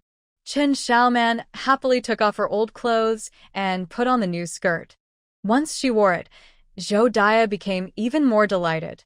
It was a light blue dress with irregular colorful dots, some resembling flowers and others resembling clouds. It made Chen Xiaoman look especially lively and cute. The originally mixed-color cotton thread looked even better woven into fabric than plain cotton. Zhou Dai smiled and pinched Chen Xiaoman's cheek.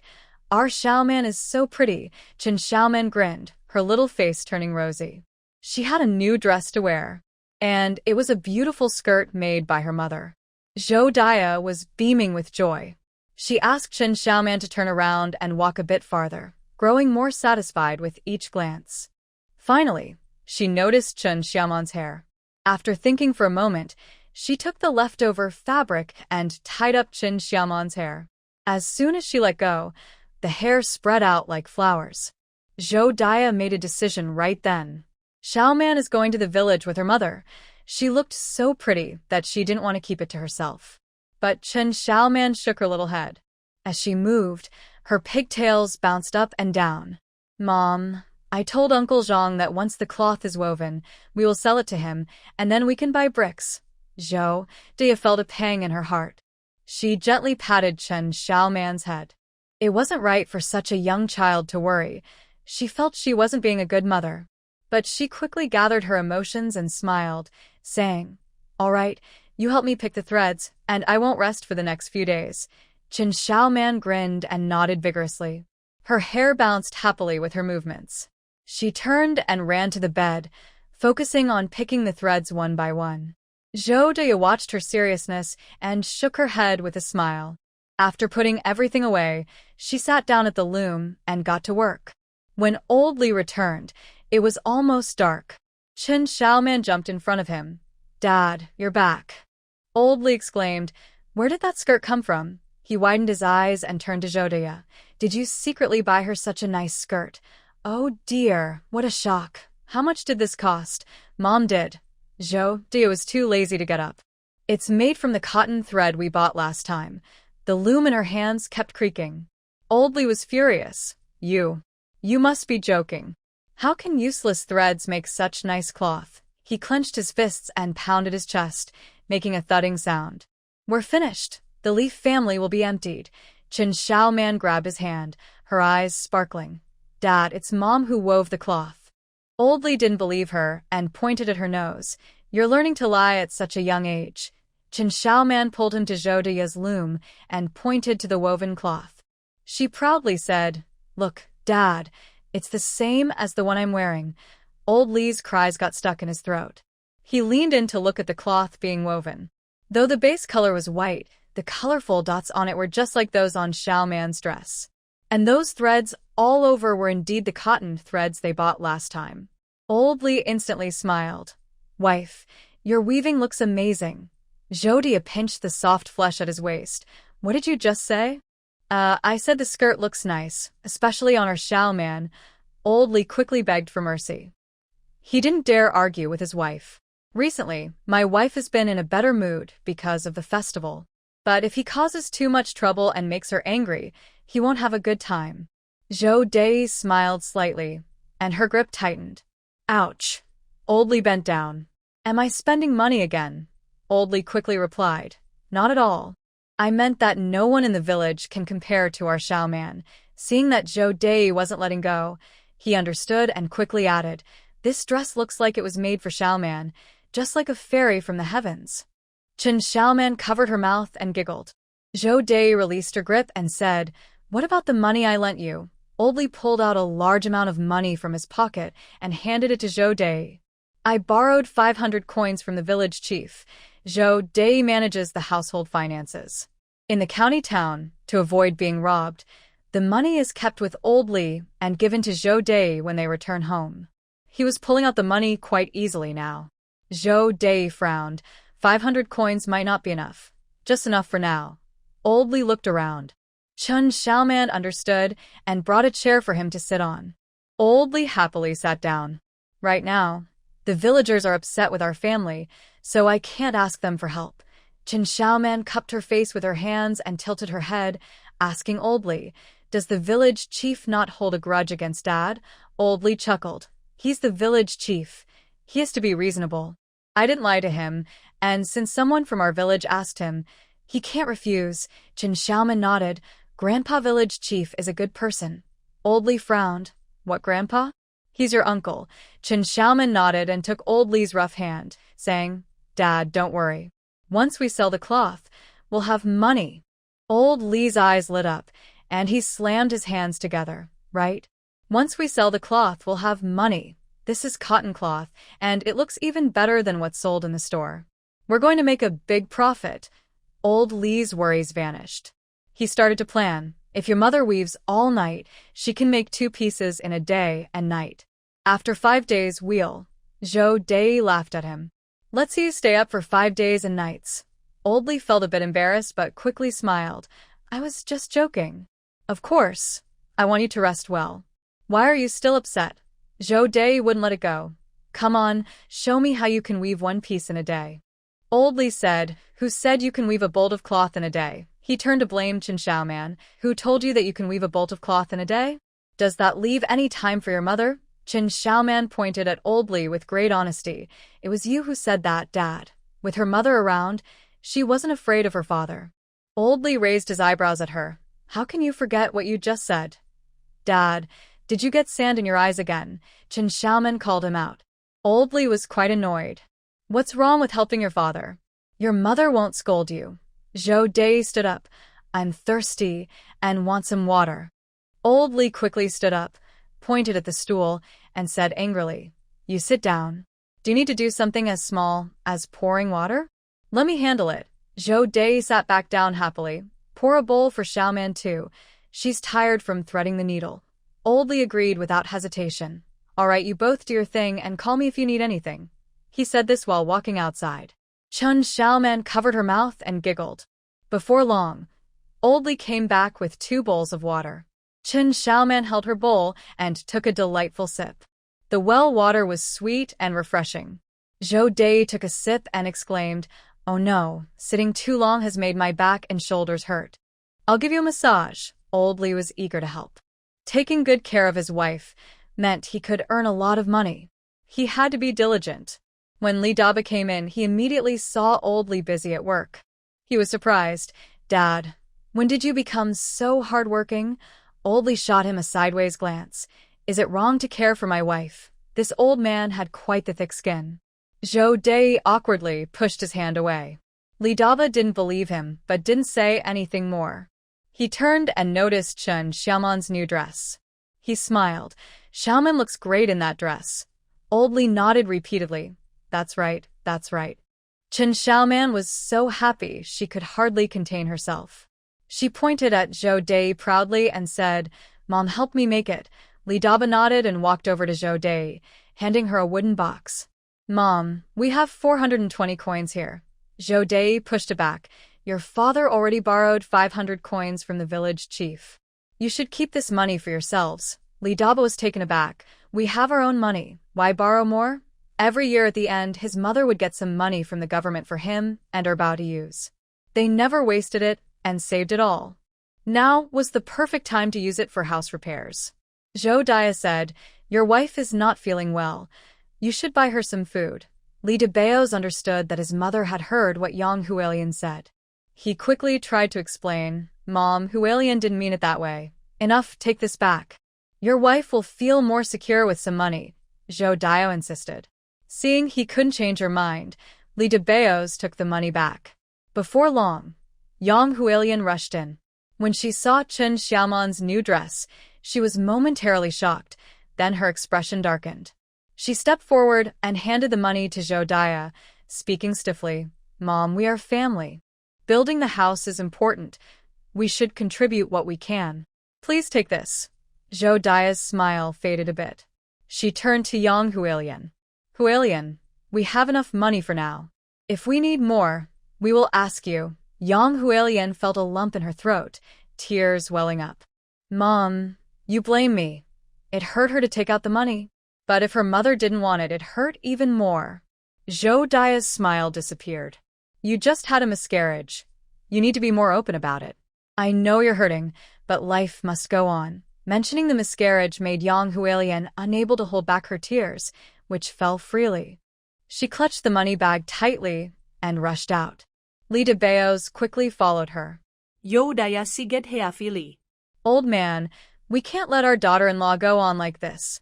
We need to take her to see a doctor." Chen Xiaoman turned to Old Li. Old Li took a puff of his cigarette, letting the smoke swirl around. "When we go back to the county, we should take her with us." Zhou Dai sighed again. The atmosphere in the room grew tense. Chen Xiaoman, acting like an adult, sighed too.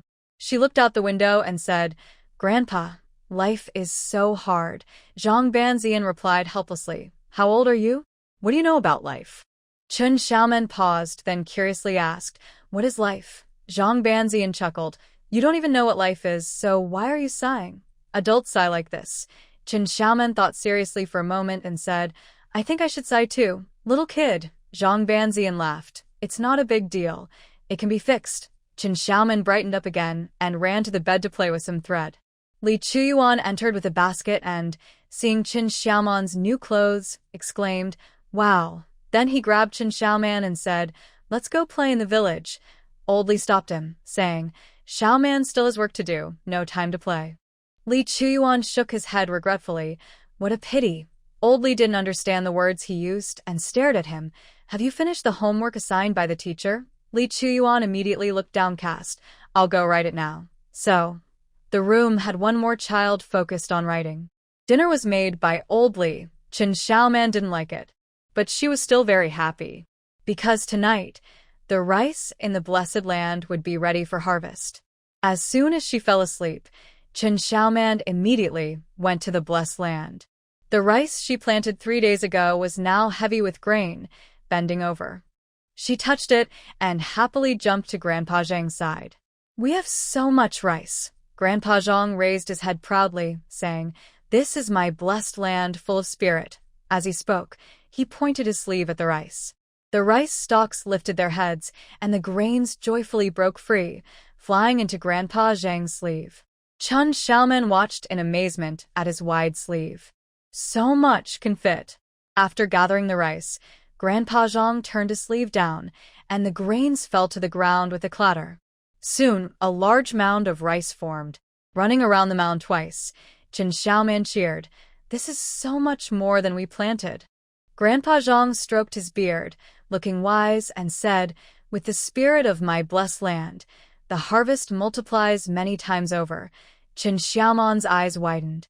"If we plant 1 pound of seeds, we can harvest 1,000 pounds. Grandpa Zhang nodded with his eyes closed. Chen Xiaoman covered her mouth with both hands, laughing like a sneaky cat. "If the rice can be harvested every 3 days and I plant every day, we can eat well every day." At the end, she stared at the rice, happily saying, "We can have enough food every day." Grandpa Zhang almost fainted. He quickly interrupted Chen Xiaoman. No, this rice consumes the spirit of the blessed land. Once the spirit is gone, Grandpa Zhang, won't survive." Chen Xiaoman's little shoulders instantly drooped. "Then we can't farm." Grandpa Zhang's blessed land wasn't as powerful as she thought. Seeing her expression, Grandpa Zhang knew what she was thinking. He was so angry, he could hardly contain himself. This girl doesn't understand. This is a blessed land. Its spirit. Does she think it's worthless stones, that she can have as much as she wants? He was so frustrated. He hasn't been this angry in thousands of years. Zhang Banchen's face was completely red except for his beard and hair. He lifted his leg and walked towards the small 2-story building. He ignored the girl. Chen Xiaoman asked curiously, "Grandpa Banzian, where are you going?" "I'm tired and need to sleep," he replied. Chen Xiaoman exclaimed and quickly ran over, tilting her head to look at him. "Is Grandpa Banzian feeling unwell because the spiritual energy has decreased?" Yes, Zhang Banzian replied dismissively. He didn't want to talk to her at all. Chen Xiaoman felt guilty. It was because of planting her rice that the spiritual energy was used up. Grandpa Banzian helped with both planting and harvesting, so he must be very tired. She asked Zhang Banzian, "How can we increase the spiritual energy?" Zhang Banzian casually said, "Find some items with spiritual energy and let the land absorb them to increase the spiritual energy." Worried that Chen Xiaoman would keep talking, he summoned his gourd and flew into the small building. Watching him leave, Chen Xiaoman's face was filled with concern. Grandpa Banzian was exhausted. It was all to help her. The little girl sighed heavily in space. Turning around, she looked at the medicinal field. Seeing the crooked herbs, she perked up. Grandpa Banzian had helped her so much, she needed to help him too. She decided to tidy up the herbs for Grandpa Banzian. With determination, Chen Xiaoman felt energized again. When she opened her eyes, everyone around her was asleep. She tiptoed to the kitchen, filled the gourd with water, and quietly returned to her room to lie down. Once back in the spiritual land, she ran to the spirit lake with a gourd, scooped up some water, and poured it on the herbs. As soon as she poured it, several nearby herbs perked up, and their leaves turned vibrant green, full of life. She looked at the droopy herbs in the distance, and then at the watered ones, nodding in satisfaction. They had grown a lot. The herbs needed more water to thrive. Chen Xiaoman felt encouraged and ran to scoop more water to water the nearby herbs. She went back and forth, and when she got tired, she sat on the ground, happily looking at the healthy herbs. Grandpa Banzian would surely be happy when he woke up. Thinking this, Chen Xiaoman felt full of energy again. She couldn't rest. She had to keep watering. Chen Xiaoman stood up again, her small body darting between the spirit lake and the medicinal field. When Zhang Banzian woke up and came out, he saw a flourishing scene from afar. Wow, he was amazed. A flying gourd appeared, and I sat cross-legged on it. The gourd obediently flew over the medicinal herb field. That's strange. How did the herbs mature overnight? These herbs are extremely valuable. Valuable means they take a long time to grow. It usually takes 50 to 60 years for a single plant to be ready for use, and some take hundreds of years. Grandpa, are you awake? I watered the herbs a lot, and they grew really well. Chen Xiaoman's cheerful voice echoed in the blessed land. Zhang Banzian felt a sinking feeling in his heart. He didn't have time to sit on the gourd and rushed to the edge of the spirit lake. Just one glance, and he could tell that the water level had dropped significantly. Zhang Banqian's lips trembled, and his teeth chattered. Even his white beard shook violently. His spirit water. Chen Xiaoman's bright voice rang out again. Grandpa, if you help me plant millet, I'll help you with the herbs. You don't need to thank me. Just hearing her voice, Zhang Banzian could imagine how happy she was. He held back his feelings, nearly causing himself harm. Why didn't he water the herbs with spirit water? Was it because he couldn't? No, it was because he didn't want to. He looked up, letting imaginary tears flow inward. After a while, he finally opened his mouth and let out a heavy sigh. The herbs have all matured. Wow, Grandpa can make pills now, another excited little voice echoed in the blessed land. Zhang Banzian felt disheartened. Yes, I can make pills today. Then I won't disturb you, Grandpa. The little voice chimed in again. Zhang Banzian waved his hand. Knowing Chen Xiaoman couldn't see him, he said, I need to go into seclusion, so please don't come in for now, okay? After a cheerful response, the little voice disappeared completely. Zhang Banzian took a moment to collect himself and shook his head. Forget it, forget it. This remnant of a soul wouldn't last long. The spirit water would eventually run out. Looking at his increasingly transparent hand, he shook his head helplessly. How much longer could he survive? Zhang Banzian took a sip of wine, feeling a bit calmer. Flying over the herb field, he waved his hand, collecting all the necessary herbs into his sleeve. Sitting cross-legged in an open space, he took out the alchemy furnace, carefully tending to the fire, and added the herbs in a specific order. 2 days later, boom! The furnace let out a loud noise. He extinguished the fire, waved his hand, and lifted the lid, revealing 3 shining dark pills resting quietly in the center of the furnace. He was quite surprised. He actually made 3 soul-nourishing pills? Soul-nourishing pills are extremely difficult to make. During his peak, he could only refine 2 pills. Now, he could refine 3 with just a wisp of his remaining soul. He smiled, shook his head, picked up 1 pill, held it to his chest, and closed his eyes. The pill visibly shrank, transforming into wisps of green energy that danced around Zhang Banzian. After a moment, it gradually faded away. When the pill completely disappeared, Zhang Banzian opened his eyes. Looking at his hands, he noticed they had become much more solid. Is the soul-nourishing pill really this effective? He exclaimed in surprise. After absorbing one, his soul had returned to the state it was in 100 years ago. He laughed heartily. He had been reluctant to use spiritual water, which slowed the growth of the herbs, preventing him from refining the soul-nourishing pill to nourish his soul, which had been weakening over time. Unexpectedly, after Little Man watered the plants generously all night, he felt much better. Is this what they call good fortune? After thinking for a moment, Zhang Banzian laughed again. Grandpa Banzian, have you finished refining the pills? A sweet voice chimed in. Zhang Banzian, in a great mood, replied cheerfully, Yes, I finished. The pills are very effective, and I've recovered quite a bit, thanks to Little Man's help with the watering. Then I'll help Grandpa Banzian with watering more often, the excited voice responded. Zhang Banzian shook his head repeatedly, saying, These tasks are easy for me. You should focus on learning medicine from me. There was no need for the little girl to tire herself out with watering. Besides, he felt a bit reluctant to use the spiritual water for the plants. I want to learn about more herbs tonight, Chen Xiaoman said excitedly. Zhang Banzian nodded in satisfaction, but then sensed something was off. Did you go to the county again? We came to sell cloth, Chen Xiaoman replied happily. For the past few days, Zhou Dia had been busy at the loom, only taking breaks to use the restroom and sleep. Yang Hualian had taken care of all the household chores. Early this morning, Zhou Dia and Old Li brought Chen Xiaoman to the county. Once they arrived, they went straight to the cloth shop. Since it was still early, there were customers in the shop. A 6 or 7-year-old girl in a pale yellow dress was being led by an adult to choose fabric. Zhou Daya and Old Li decided to wait until they finished before approaching the shopkeeper. The girl in the pale yellow dress pouted in dissatisfaction, saying, "None of these are nice." The young shopkeeper smiled and asked, "Miss Liu, what kind do you like?"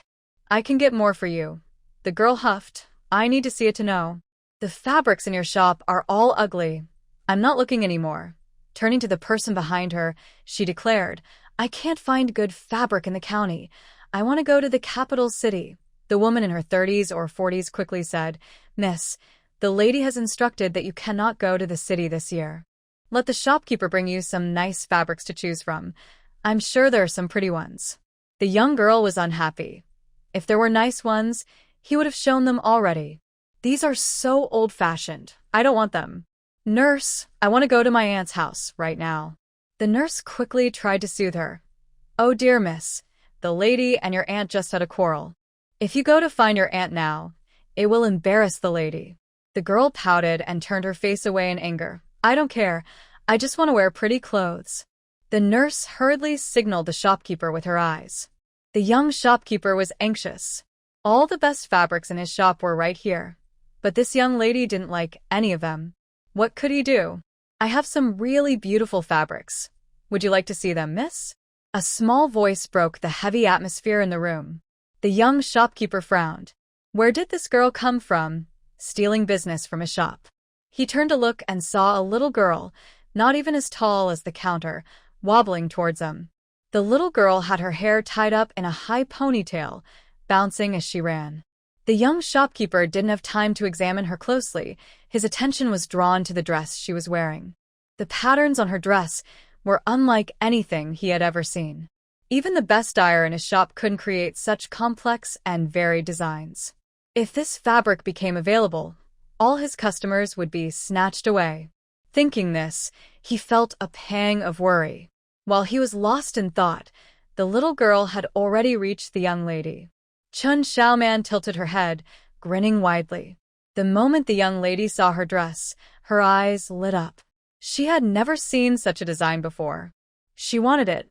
The young lady immediately asked Chun Xiaoman, "Where did you buy your dress?" Chun Xiaoman proudly straightened her chest. "My mother made it for me." She pointed to Zhou Daya, who was standing outside. "That's my mother." The young lady glanced at her and immediately focused back on Chun Xiaoman. The patterns were very special. The colors and shapes were all different. She had never seen such designs even in the city. Plus, the dress looked great on this girl. It would surely look even better on her. At this moment, the young shopkeeper finally recognized Chun Xiaoman. Wasn't she the one who had come in wearing ragged clothes and bought his useless cotton threads last time? Where could she afford such finely patterned cotton clothes? The young shopkeeper was full of questions. "Where did you buy your fabric?" the girl asked bluntly. Chun Xiaoman stood up straighter and replied, "My mother wove it." The girl's eyes lit up immediately. "Do you have more?" "I want to buy it." Old Li outside was delighted and quickly said, "Yes, yes, yes. We have plenty." The young shopkeeper was almost amused to the point of anger. Was he really going to let her steal customers right in front of him? Chun Xiaoman hesitated. "I promised the shopkeeper I would show it to him first. If he doesn't want it, then I can sell it to you." Old Li stumbled, nearly falling over. A good buyer was right in front of them, and Xiaoman wasn't selling? The young shopkeeper was stunned. When did he agree to that? The girl said, "I will pay a high price." Old Li's eyes sparkled, and he immediately asked, "What price will you offer?" The girl held up one finger. Old Li's eyes brightened even more. "1 roll of fabric." The girl frowned. "Don't you have more than 1 roll?" "More than 1, but not too many," Old Li replied with a smile. If he said too much, it wouldn't be worth anything. However, Chun Xiaoman turned to Old Li seriously and said, "Dad, we need to keep our word and sell it to the shopkeeper first. Sell 1 roll to this young lady, and the rest to the shopkeeper will be fine." They had more than 1 roll. Besides, 1 roll was worth a lot. They didn't even spend that much on cotton thread, so it would be a good profit. "We need to ask the shopkeeper first," Chun Xiaoman insisted. Old Li wanted to say more, but his arm was pulled by Zhou Daya. Zhou Daya said, "Xiaoman is right. We need to ask the shopkeeper if he wants it. This old man was trying to steal customers right in someone else's shop, not fearing any consequences. Old Lee was anxious. One roll was worth 100 coins. The shopkeeper might not offer that much. Pointing at Qin Xiaoman's floral dress, he asked, "Is this fabric made from those cotton threads?" Qin Xiaoman smiled even brighter. "Yes, it's pretty, right?" "Why, yes, it's pretty. How could those colorful cotton threads be woven into such beautiful fabric? How did they do that?" The weaver in his family couldn't manage it with those threads. He looked at Zhou Dai in shock.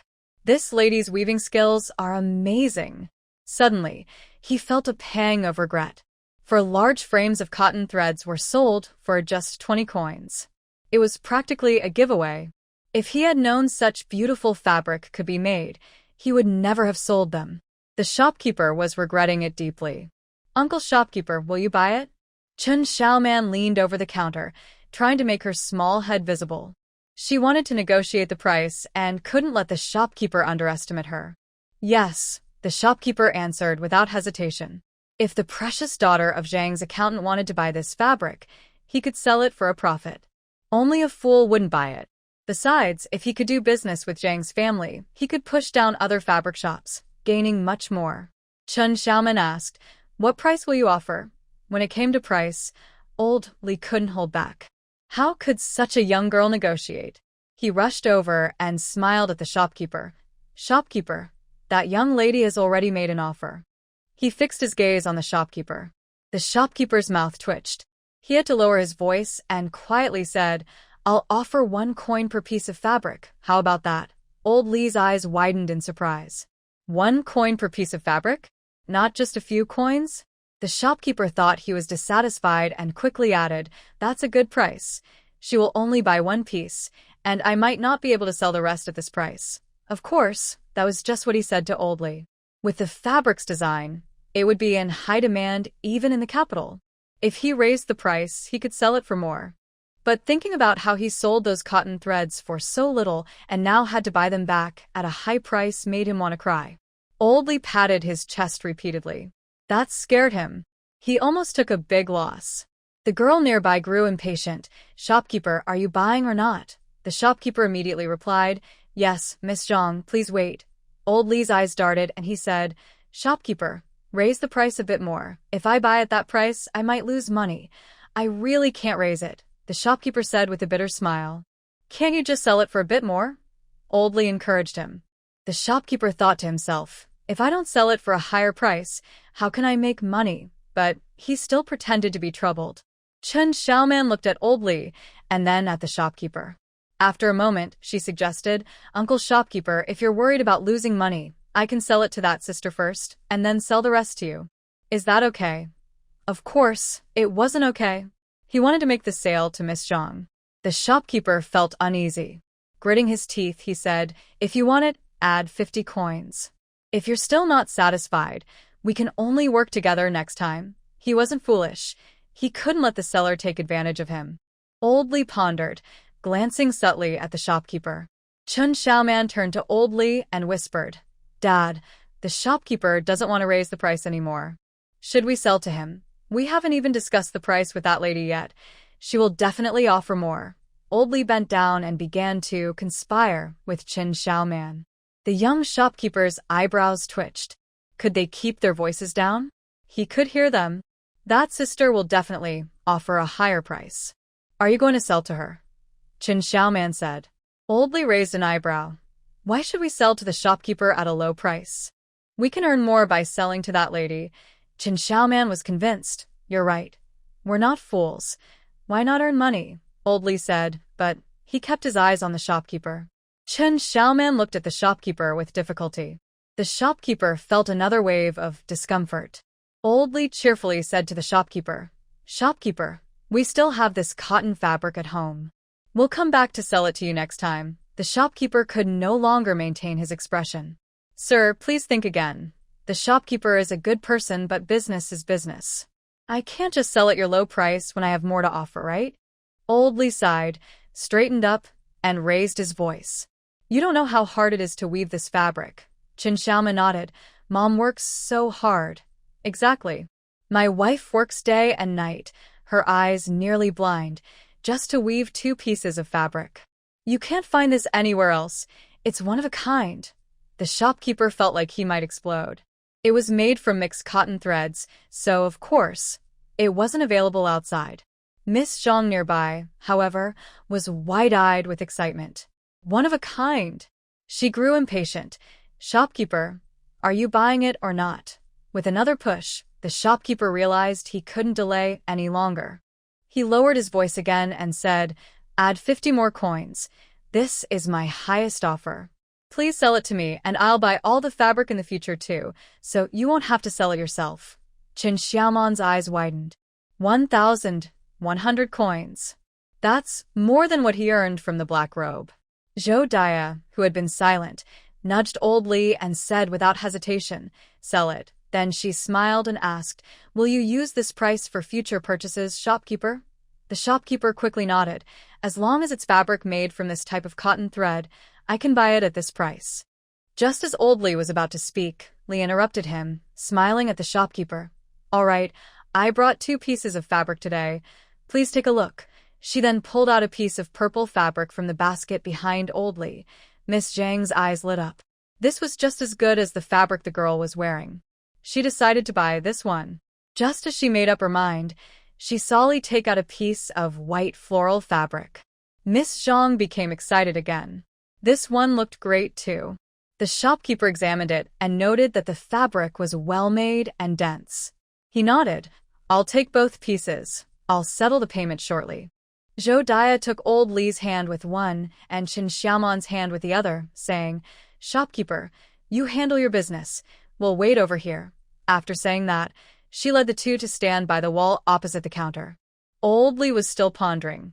From the shopkeeper's expression, the price might go up a bit more. Qin Xiaoman curiously asked, "How do you know, Dad? Your dad has a keen eye for people," Old Li said, pointing to his eyelid. Zhou Dia replied, "We have to let people earn something, otherwise we can't build a lasting business." In the past, she always wove hemp fabric, and 10 pieces of hemp fabric didn't earn as much as this 1 piece of cotton fabric. "You sold it at a high price to that young lady today, but who will you sell the fabric to in the future?" "Those wealthy families buy fabric from shops, and our fabric can only be sold to the shop. It will be hard to sell at this price later," Zhou Dia quietly reminded him. Qin Xiaoman immediately nodded. "Our family can weave a lot more fabric." Old Li understood this logic too. He was just trying to raise the price while there was another buyer. However, he was very satisfied with this price. 2 pieces of fabric meant 2,200 coins. Their costs were just 20 coins for the cotton thread and the labor of his wife. What a great profit! Old Li smiled with his eyes narrowed. The shopkeeper's price is so high that even if he sells it for a lot, he probably won't make as much as he does. 3 guan for a bolt of fabric? "Shopkeeper, that's too expensive," Miss Zhang's nurse complained. Old Li gasped in shock. This shopkeeper is even tougher than him. Qin Xiaoman's eyes widened in surprise. The young shopkeeper smiled and said, "You've seen the pattern of this fabric. It's something even the capital city doesn't have. If Miss Zhang wears a dress made from this fabric, she will be the only one in the county." "That's still too pricey," the nurse said, tugging at Miss Zhang. In the past, a bolt of cotton fabric only cost 700 or 800 coins. With that money, you could buy several bolts of cotton. The shopkeeper sighed. How can ordinary cotton compare to this patterned fabric? As he spoke, he held up a plain cotton fabric next to the floral one. Miss Zhang glanced at the plain cotton and quickly turned away in disdain. She had no interest in that. "The floral one is much nicer," she said. The shopkeeper chuckled. "Miss Zhang has the best taste." "Which one do you want?" Miss Zhang looked back and forth between the 2 floral fabrics. Both were beautiful, and she couldn't decide. She touched one and then the other, biting her lip. "I want both." The nurse panicked. "Miss, that will cost 6 guan. If the master finds out, he will surely be angry." The young shopkeeper suggested, Miss Zhang could take 6 feet of both patterns and make 2 dresses. "This fabric is indeed expensive. My prices are quite high." Seeing the pain on his face, Old Li couldn't help but mutter to himself, "What a rip-off." He charged 1,100 coins. He hadn't even settled the account yet and was already marking it up nearly 3 times. Chen Xiaoman whispered, "The shopkeeper really knows how to make money." "Isn't that the truth?" Old Li replied bitterly. Zhou Daya advised, "In business, there are gains and losses. Selling one at this high price doesn't guarantee the rest will sell. We've made a good profit. It's better to have what's secure." Chen Xiaoman nodded repeatedly. One shouldn't be too greedy. Old Li thought the same. But Miss Zhang said, "I don't want anyone else wearing the same dress as me. I want both fabrics." Chen Xiaoman's eyes widened in shock. Old Li's hand trembled, almost dropping something. They exchanged glances. The young lady from a wealthy family is really extravagant. "Miss, sir, I want to buy them," Miss Zhang interrupted the nurse, turning directly to the shopkeeper. "Wrap them up for me and put it on my account. I'll settle up with my mother at the end of the month." The shopkeeper smiled and nodded, then got busy. The shopkeeper personally escorted Miss Zhang out after handing the 2 bundles of cloth to the nurse. Once she was gone, he returned, took out 2 coins, and handed them to Old Li. "Please count it, sir." Old Li happily hugged the coins and gave one to Zhou Daya, and they started counting together. Chen Xiaoman looked up with a smile. The young shopkeeper felt a bit pained. "I sold you those cotton threads for 20 coins, and you made over 2 coins from me." Old Li exclaimed, "You don't know, shopkeeper. My wife stayed up all night to weave these 2 pieces of cloth." Chen Xiaoman nodded vigorously. "Xiaoman worked hard too. The price I sold you is not high." Chen Xiaoman quickly replied, "But you earn more, Uncle Shopkeeper." "Exactly." Seeing Old Li and Chen Xiaoman agree, the shopkeeper felt a bit sour. Even though it was tough, they managed to weave 2 pieces in just a few days. However, he knew he couldn't lower the price. He said, "You can still weave a lot more cloth with those cotton threads, so finish it quickly and bring it over."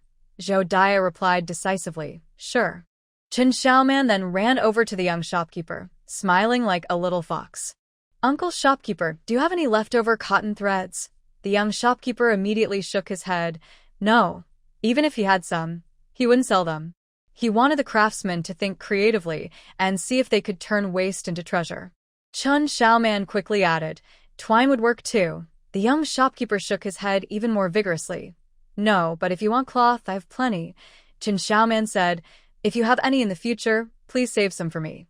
The young shopkeeper nodded randomly. "We'll talk about it when I have some." While they chatted, Zhou Daya and Old Li finished counting the money. Zhou Daya waved at Chen Xiaoman, who waved back at the shopkeeper, saying, "Goodbye, Uncle Shopkeeper." The shopkeeper sighed in relief and smiled.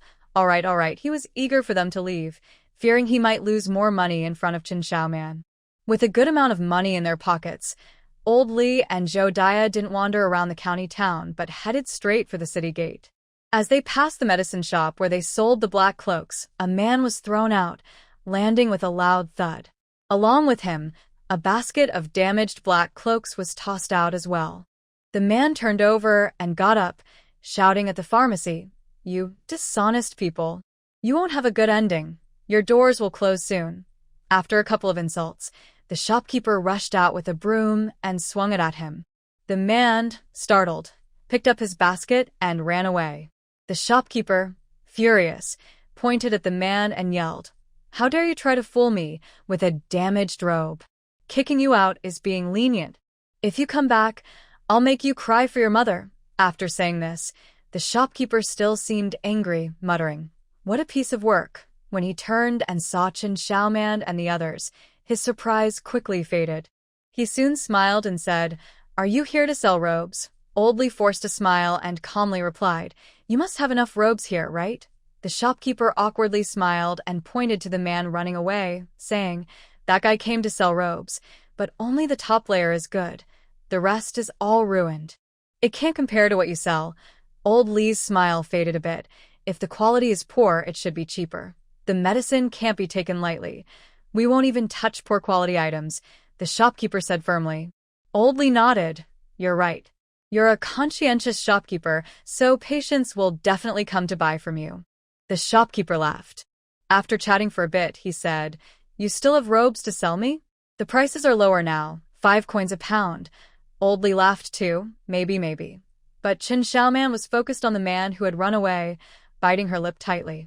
Zhou Daya picked her up and turned to Old Li, saying, "We have things to do." "Oh, shopkeeper, look at this." Old Li spread his hands. The shopkeeper understood and quickly smiled. "You all get busy." Old Li cheerfully said goodbye. Once the family was far away, Old Li huffed. That shopkeeper wants to buy robes cheaply and is getting involved with Qin Shuisheng. Zhou Daya patted Qin Xiaoman's little head and said to Old Li, "Qin Shuisheng is unreliable. This won't work out. Maybe the shopkeeper doesn't know that." After saying this, Old Li turned to Qin Xiaoman. "When we get home, help your mother sort the threads and sell a couple of bolts of cloth. You'll earn enough money." Qin Xiaoman's worries vanished in an instant. She smiled, showing her little teeth. "Let's hurry home and get to work." Old Li waved his hand happily. "Let's go home. I'll get you some tea." The family almost bounced back to the village. When they reached the old locust tree at the village entrance, they heard a child shout, "They are back!" Old Li immediately became alert. Could it be that the villagers were coming to ask for money again? That wouldn't do. Old Li turned his back and, noticing no one was watching, quickly tossed the money he was holding into his basket and covered it tightly with a cloth. Then, he heard an old man's voice behind him. "Uncle Montsong is back." Li Montsong mumbled an "ah," and shoved the basket into Zhou Daya's arms, giving her a series of knowing looks. Just as Zhou Daya took the basket, two elders approached Old Li. "Grandpa Montsong, come sit with us." "Uncle Montsong, you've been so busy lately, you haven't sat under the old locust tree." Li Montsong chuckled and said, just busy." After dealing with them, he turned to Zhou Daya and said, "Wife, hurry home and make dinner. I'm really hungry." Zhou Daya frowned. "Come back early, don't sit down and forget to get up." This was Old Li's way of making an exit. Zhou Daya took Qin Xiaoman and left. Qin Xiaoman leaned close to Zhou Daya's ear and whispered, "Mom, what if they bully Dad?" "Your dad is not easy to bully," Zhou Daya replied quietly. The old man had let her take all the money. As soon as he sat down, he said he was hungry and wanted to go home to eat, ready to find an excuse to leave when things got uncomfortable. Qin Xiaoman thought for a moment and suggested in a low voice, "Later, I'll call Dad home for dinner." Zhou Daya laughed. Such a young age, so clever. Qin Xiaoman grinned proudly. Her mother was praising her. She waved her little hand. "Just a little clever." Zhou Daya chuckled and patted her little head. "All right, when Xiaoman goes to call the old man home, the villagers won't dare bully a little girl, right?" After they got home, Zhou Daya took out the money, put it in a burlap bag, and stuffed it into a large jar in the room. Once she finished that, she sat down at the weaving machine and got to work. After picking 6 threads, Qin Xiaoman looked up and asked, "Mom, can I go call Dad now?" Zhou Daya thought for a moment and said, "Go ahead." Qin Xiaoman ran unsteadily to the yard and, without stopping, dashed outside. The little chicks in the yard were startled and scattered everywhere. But Qin Xiaoman laughed out loud, causing the hen to flap its wings in a frenzy. Zhou Daya shook her head with a smile from inside the house. Xiaoman also began to chase the little chicks. Yang Hualian, who came out upon hearing the commotion, saw Qin Xiaoman happily leaving and her face showed displeasure. Qin Xiaoman ran happily, and when she was a few steps away from the old locust tree, she shouted, "Dad, it's time to go home for dinner." Old Li waved his hand and was about to stand up. "The food is ready. I need to go back now." An elderly man with a cane quickly held him down. "Uncle Montsong, don't rush.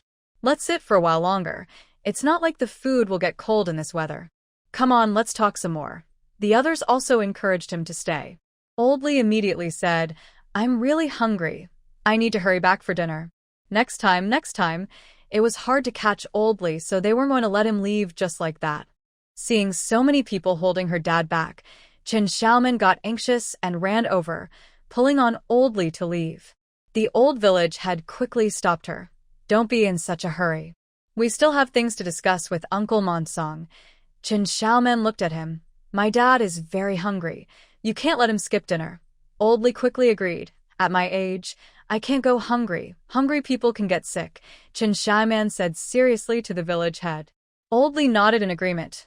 Yes, when I'm hungry, I get sick." "Do you have money to pay for my treatment?" The village head quickly pulled his hand back. If he dared to promise, Limont Song would lie down right there. He didn't have money to waste. Old Li smiled at an elderly man behind him. You can give me money. Before he could finish, that elderly man's hand was already withdrawn. Old Li looked around. The elderly men who had just been trying to keep him there quickly pulled back their hands. Old Li stood up slowly, brushed off the ash from his clothes, and cheerfully waved to Qin Xiaoman. Let's go home for dinner. Qin Xiaoman happily pulled Old Li in the direction of home. Seeing that he was really about to leave, the old village had got anxious. He stood up and called to the other elderly men. Come on, let's go visit Uncle Montsong's house. The old men's eyes lit up instantly. Right, if Li Montsong was going home, they could go with him. So the elderly men all stood up. One said, I haven't been to Montsong's house in a long time.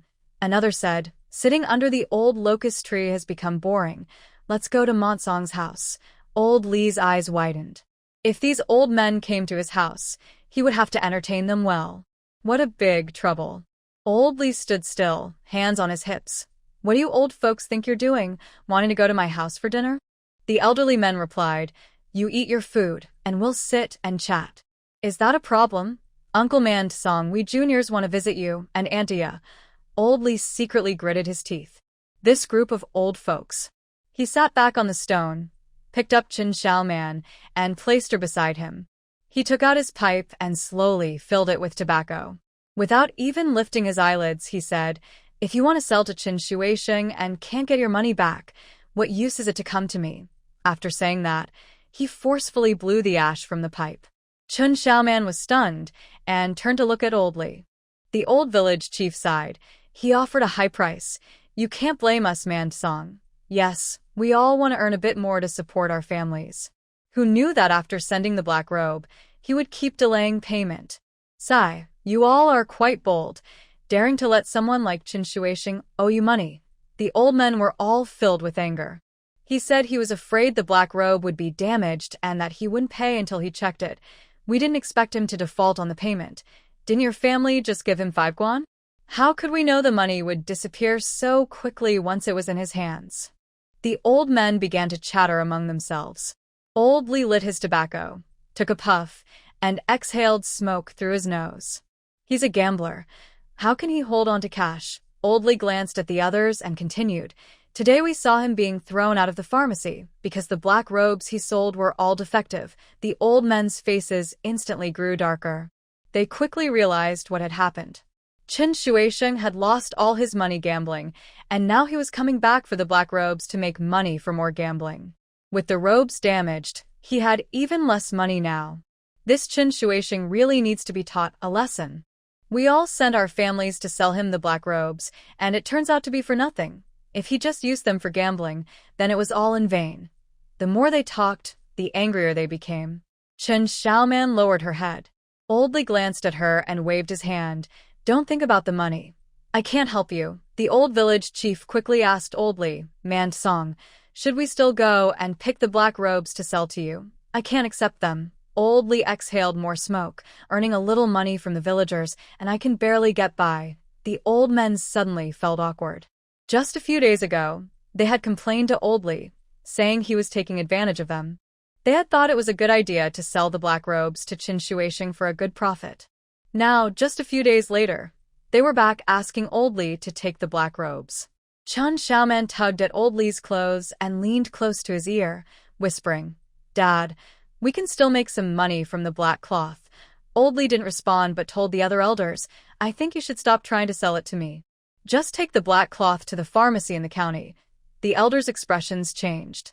Selling it in the county would definitely fetch a higher price than in the village. It's just a few extra trips to the county. They have plenty of strong workers in their family.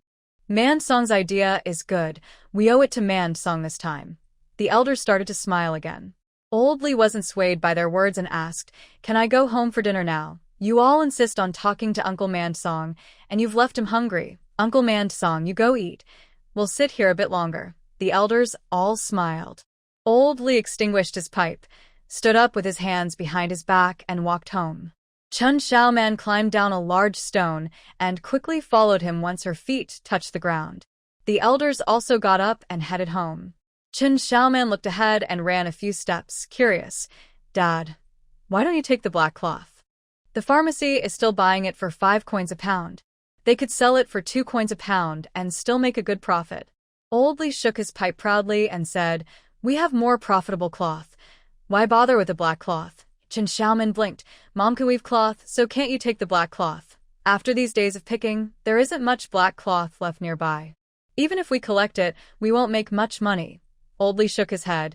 Now the pharmacy has enough black cloth and has high standards for quality. Even if we collect it, we might not be able to sell it for money. What's the point of that?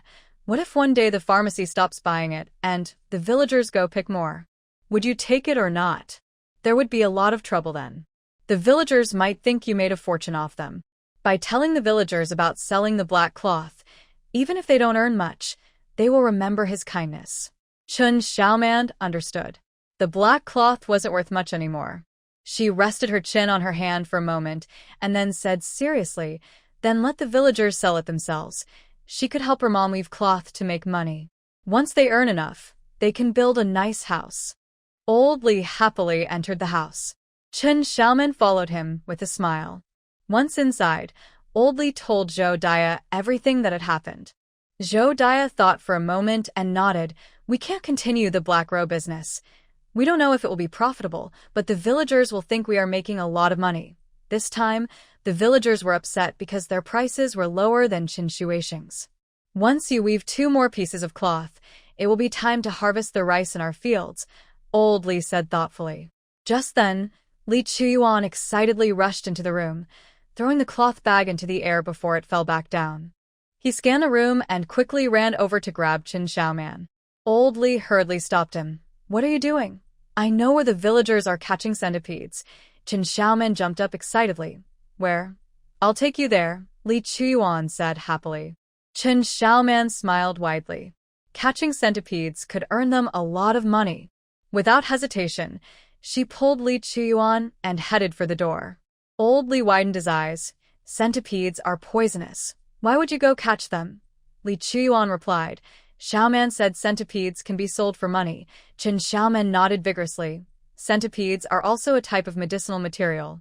Old Li's eyes brightened. He wondered what the price of centipedes might be, but he quickly pushed that thought aside.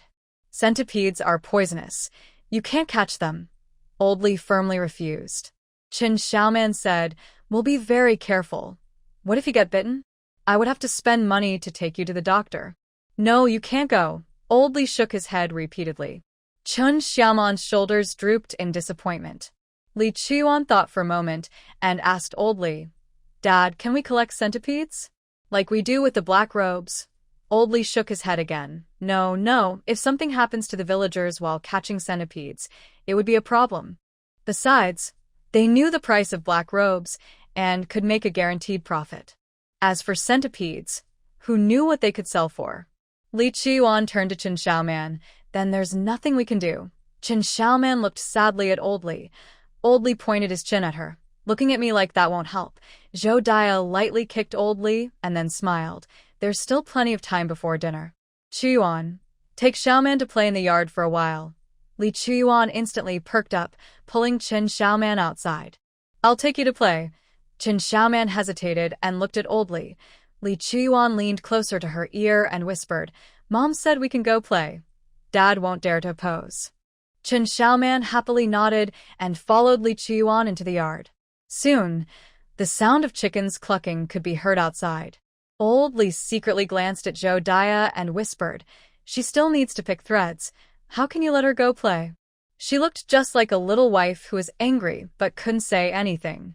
Xiaoman is only a few years old and only thinks about making money, with no time to play at all. Zhou Dia sighed, with concern. Old Li felt guilty and said, Our house still needs repairs. Are we really relying on Xiaoman to earn money at our age? Zhou Dia glared at him angrily. Old Li felt even more guilty. Thinking back, since Xiaoman came to their home, she hadn't really had a proper break. After a moment, he said, If we sell 2 more pieces of cloth, we'll have money to build a house, and then she won't have to worry about these things anymore. Zhou Dia counted on her fingers for him. Doesn't the eldest daughter-in-law need medical care? That costs money, right? And doesn't Chiyuan need money for school? When the kids grow up, we'll need to build houses for them too. When will we ever have enough money? She wouldn't listen to his excuses. Can't she play for a while? Does that mean we have to rely on a 3-year-old girl to support us? Old Lee bent over, feeling small, and didn't dare to speak. Zhou Dia, frustrated, poked him in the chest and said, "Li Song, can you have a little conscience?" Old Lee forced a smile and said, Okay, I'll treat Xiaomen like my own daughter." Zhou Dia rolled her eyes and said, "Go get me a glass of water." "Okay, I'm on it." Old Lee quickly responded and hurried outside. As he walked fast, his thin legs made his loose pants sway. When he stepped out of the room, he saw 2 kids squatting on the ground, their little bottoms sticking up high. He tiptoed over to take a look. There was a small pile of corn flour on the ground, and an ant was wandering around it. Li Chiyuan said excitedly, "It's going to go back and call the ant army." After saying that, he picked up the corn flour. Chun Xiaoman curiously pointed at the ant running back. If other ants come and don't see the food, will they scold it? Li Chiyuan thought for a moment and said, "Its dad will definitely scold it." Chun Xiaoman nodded. Dads are much scarier than moms. Old Lee was so angry, he ground his teeth. These 2 kids were still talking bad about him. He clenched his fists but finally just sighed and walked away.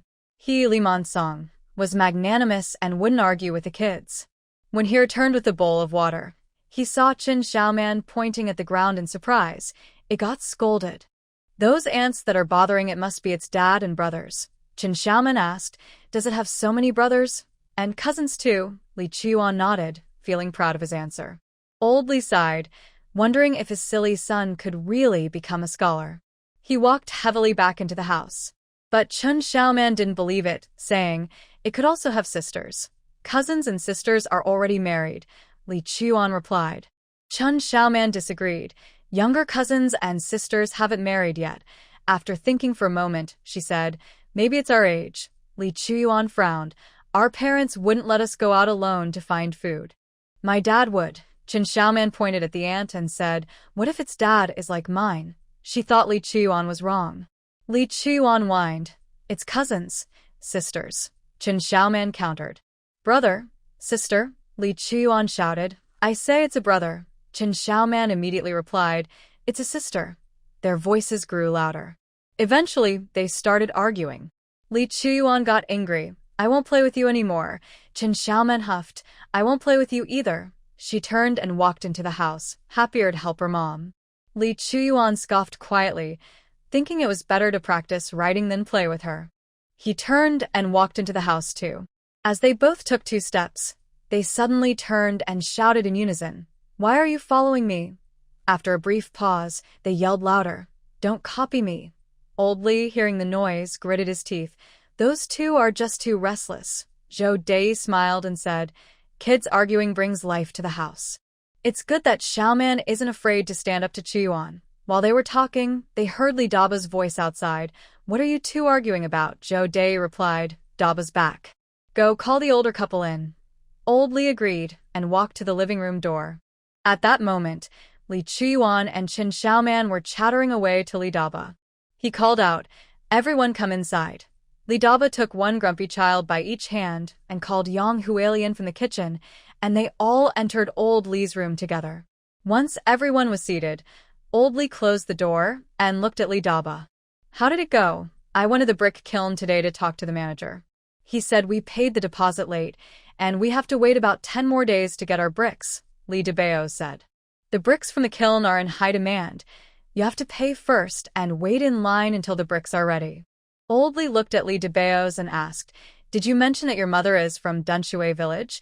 "I did, or else we would have to wait a month." Li Dabeos shook his head. Zhou Dia thought for a moment and said, "I'll have my brother talk to them." Old Li nodded. "Dabeos, take the money and visit your uncle tomorrow. Ask him to help us. We need time to build the house before the rain comes." "Didn't we already give the money?" Li Dabeos asked, confused. Old Li proudly pointed at Zhou Dia. "Your mother sold those 2 pieces of cloth she wove." Yang Hualien was surprised. "Did the cheap cotton cloth really sell?" Old Li happily held up 2 fingers. It's sold for this much. Chen Xiaoman also proudly lifted her head. Yang Huilian couldn't believe it. 2 taels? How could it sell for so much? Li Debeos was also surprised but quickly realized, after all, it's cotton cloth. 1 tael for 1 piece is already expensive, but old Li shook his head. That's too low, guess higher. Li Debeos said, Dad, you held up 2 fingers. It can't be 2 guan, right? After saying that, he found it amusing and shook his head. Old Li leaned back and raised his chin higher. Not just that, it's 2 guan plus 2 taels. Wow. Yang Huilian suddenly stood up. How could it earn so much? Even the cotton cloth in the county doesn't sell for that price. Li Debeos's eyes widened. 2,200 big coins. He earns only 20 or 30 big coins a day doing short jobs. How could it be so high? Li Chuyuan also opened his mouth in shock. Old Li wanted to keep them guessing a bit longer, but Zhou Daya shot him a look. Hurry up and tell us. He sighed but then smiled. Pointing at Chen Xiaoman, our Xiaoman looks good in a dress, and caught the eye of a young lady from a wealthy family who insisted on buying it. We took the opportunity to negotiate a higher price with the shopkeeper. The shopkeeper said as long as our cotton cloth is of good quality, they will buy it for 1,100 big coins per piece, Zhou Daya added with a smile. Wow, that much, Yang Huilian exclaimed. Then she was filled with joy. 2 guan. If we weave 3 more pieces of cloth, we can earn back 5 guan. We can finally build a solid house. Thinking of this, Yang Huilian felt a surge of joy. In the entire Li family, she was the one who most wanted to tear down the old house and build a new one. In this old house, she had lost 2 children. Every day, lying in her room, she thought only of the times when she was pregnant. She no longer wanted to see this house. With this thought, her eyes turned red. It must be this house that brought her bad luck. Once the new house was built, she might be able to have a healthy child. Her emotions surged, and she turned her face away to wipe her tears. A large hand patted her back, and she heard Li Daba's voice. Look how happy you are. Yang Huilian sniffed, feeling embarrassed, and looked up at Zhou Daya and Old Li. Mom, Dad, Zhou Daya interrupted her. Huilian, your father and I have discussed it. Once our house is built, we will take you to the county clinic to get some medicine to help you recover. Yang Huilian felt delighted. She tried to hold her wrist tightly to stop herself from smiling. The medicine might cost a lot. Zhou Daya smiled. Once the new house is built, there will only be school expenses for you and Yuan. If our whole family works a little harder, we can save enough to buy you some medicine. Yang Huilian's eyes blurred. She blinked, and a tear fell onto her hand. Li Daba helped her wipe her tears, jokingly saying, Aren't you embarrassed? Why should I be embarrassed in front of our parents? After saying this, Yang Huilian's tears flowed even more. Zhou Daya took out a handkerchief and handed it to Li Daba. Wipe your wife's tears. Li Daba took it and awkwardly dabbed Yang Huilian's face. She felt uncomfortable and pushed his hand away. There are 2 little ones here too. Li Daba wasn't angry. He just laughed and pointed at Chen Xiaoman and Li Chuyuan, who were watching them curiously. Now Yang Huilian truly felt embarrassed. She wiped her tears and tried to suppress her emotions. Li Daba jokingly glared at Li Chuyuan. What are you looking at? Big sister is crying and big brother. You still have time to worry about us, Li Chuyuan said, leaning forward with his hands on his knees. Go away. Li Daba was already 18, and he didn't need a 4-year-old telling him what to do. You just had a fight with Xiaoman. Li Daba shot him a glance. Li Chuyuan turned to Chen Xiaoman and said, Let's make up. Chen Xiaoman thought for a moment and realized she wasn't that mad anymore, so she nodded. Okay. He turned to Li Daba, lifting his chin as if showing off. Li Daba gritted his teeth. This kid really was a handful. Zhou Daya was quite amused. She called Chen Xiaoman over and smiled at Li Daba and Yang Huilian, saying, This time we owe it all to Xiaoman, otherwise, we might not have been able to sell this fabric. Chen Xiaoman grinned and waved her hand. Beautiful fabric sells well. It's also because Xiaoman looks good in a floral dress that we can sell it for such a high price. Zhou Daya laughed at Chen Xiaoman's words, but her eyes glanced at Yang Huilian. Li Chuyuan ran over to Chen Xiaoman, examined her closely, and nodded. It looks great. He lifted his little head and looked at Zhou Daya. Mom, you should make clothes for Xiaoman when you weave fabric. If she wears them to the county, we can sell them for a high price. Not every time can we have such good luck. Yang Hualien wiped her tears, her tone calming down gradually. Old Li nodded. That's true. The money from selling the fabric helps the family. If they really make clothes for Xiaoman, they would have to sell for much less. Li Daba interrupted. Mom, where's the money you earned today? Let us see. Zhou Dia smiled. I should have known you wanted to see. Saying this, she turned and took out a bulging cloth bag from under the pillow and handed it to Li Daba. Li Daba opened the bag and couldn't hold back his smile. He reached in and felt around for a while before reluctantly handing it to Yang Hualien beside him. Wife, you should feel it too. Yang Hualien immediately reached in, feeling the big coins on the left and grabbing the ones on the right, not wanting to let go. The smile on her face was unstoppable. Li Chuyuan raised his hand. Me too, me too. The couple reluctantly placed the money bag in front of Li Chuyuan, who pulled the opening wide and saw it filled with coins.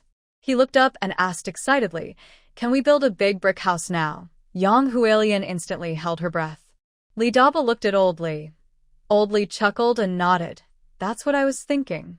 We can use this money to buy the bricks, and we can buy the other materials after selling more fabric. When Erbao comes back, we can start working on it, Li Daba said. Zhou Dia frowned. According to the plan, Erbao should be back by now. Yang Hualien quickly said. Erbao sent a message back saying he got several jobs for building stoves at Zhangjiawen and will take some time to return. Zhou Dia nodded. Guilin hasn't returned to her family since she had the baby. It's fine for her to stay a few more days. Chen Xiaoman looked at Zhou Dia curiously. Does Urge still build stoves? Your second brother is really good at building stoves. He built the stove for Lu's family. Zhou Dia said, with a smile. Li Chuyuan proudly said, My second brother is very smart. When we had someone build a stove at home, he secretly learned how to do it. He practiced with mud several times at home, and even helped the elderly in the village build stoves that didn't produce smoke. His reputation spread, and nearby villages come to him for stove building. Wow, doesn't that mean he can earn a lot of money? He always brings back a lot of money. Chen Xiaoman clapped her hands happily. My second brother is amazing. Yang Hualien's smile faded a bit. But soon, she put on a smile again. Li Chuyuan tilted her head, feeling even prouder. That's her second brother. All right, let's eat and rest early. Tomorrow, Daba will go to Dunshui village again. Zhou Dia urged. Yang Hualien had already prepared dinner. The family happily finished eating, washed up, and returned to their rooms. Lying in bed, Li Daba comforted Yang Hualien. Once the house is built, you'll feel better after seeing the doctor. Yang Hualien nodded and said happily, I didn't expect Mom and Dad to spend money to send me to the doctor. Don't say that. It sounds like Mom and Dad are stingy with you. Li Daba turned to face Yang Hualien. Yang Hualien smiled. Seeing the doctor and getting medicine costs a lot. Other families wouldn't spend that. I know Mom and Dad are good to me, but I didn't expect them to be this good. At this point, she paused. Then she said softly, the second family had a chubby little boy, but I couldn't keep any. Li Daba patted her back. You had a miscarriage and need to take some medicine to recover. Don't think about it too much. Just sleep. Yang Hualien's eyes dimmed. She simply nodded softly. Chen Xiaoman entered the blessed land and immediately saw Zhang Banzian floating in midair on a gourd. She walked around the gourd twice and asked in a sweet voice, Grandpa Banzian, it looks like you've gained some weight. Zhang Banzian stroked his beard and smiled. I'm feeling much better. Wow. Did the herbs heal you? Zhang Banzian smiled kindly. Yes, thanks to you. Chen Xiaoman tilted her head and grinned, her eyes turning into crescent moons. Then I'll help Grandpa Banzian water the plants from now on. Zhang Banzian coughed lightly and said, I'll do it myself. You haven't practiced for a few days, so you need to catch up. Thinking of her wish, Chen Xiaoman nodded vigorously. Zhang Banzian casually conjured a new herb and began to explain it to her one by one. The night grew deeper, and the villagers were sound asleep in their dreams. A figure quietly entered the village, found his way, and headed straight for old Li's house. He pushed open the fence gate, approached the front door, took out a hook, and slowly pried at the door latch.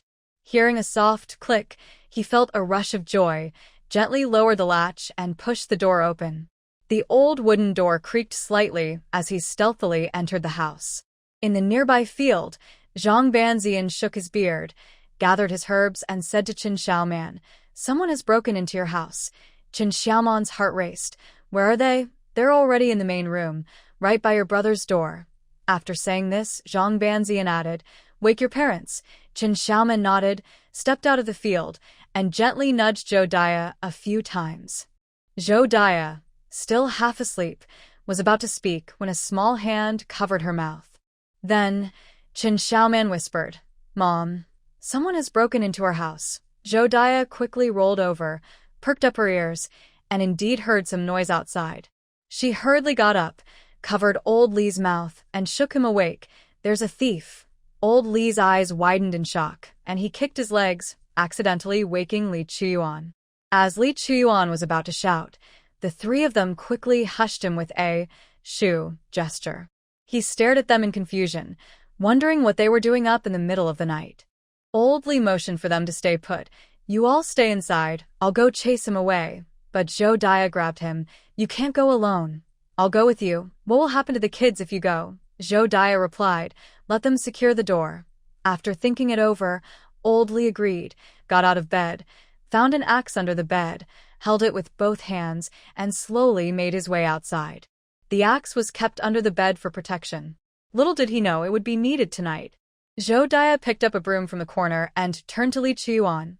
"You stay with Xiaoman and don't come out." Li Chuyuan nodded vigorously, grabbing Qin Xiaoman's hand and following Zhou Daya outside. Once the two were out in the dark, Li Chuyuan secured the door. Qin Xiaoman wanted to go out too, but was stopped by Li Chuyuan. "What if our parents are in trouble?" Qin Xiaoman worried. Li Chuyuan replied seriously, "We're too small to help, and we might just get in the way." Qin Xiaoman felt conflicted. "What if our parents can't handle him? They can surprise him and fight back." Li Chuyuan rested his chin on his hand and said, "What if we can't win? We'll just call Big Brother to wake up." Qin Xiaoman's eyes sparkled. "Right, there's also Big Brother." She followed Li Chuyuan and pressed her ear against the door to listen to the sounds outside. In the main room, Old Li was borrowing the moonlight with Zhou Daya and saw a shadow gently pushing open Li Daba's door. Perhaps afraid of making noise, the shadow was moving very slowly. After giving Zhou Daya a look, Old Li sneaked up behind the shadow and struck it hard on the back with the axe handle. The shadow fell against the door. The half-open door was suddenly pushed open with a mournful creak, and the shadow fell to the ground with a loud thud. Li Daba and Yang Huilian were startled awake. Old Li struck the person's leg again with the axe handle. The person screamed in pain. Zhou Daya grabbed a broom and started hitting the shadow, which rolled on the ground trying to escape, but it was stuck in the door frame and couldn't get out. "Daba, hurry, and bring a rope to tie up this thief." Li Daba finally understood and quickly got out of bed. Seeing this, the thief pushed Zhou Daya away and tried to rush outside. But Old Li struck him on the head with the axe handle. Li Daba grabbed some rope and skillfully tied up the thief. Yang Huilian brought an oil lamp closer and shone it on the thief's face. Zhou Daya's teeth were chattering in anger. Well, you Qin Shuisheng dare to steal from our Li family.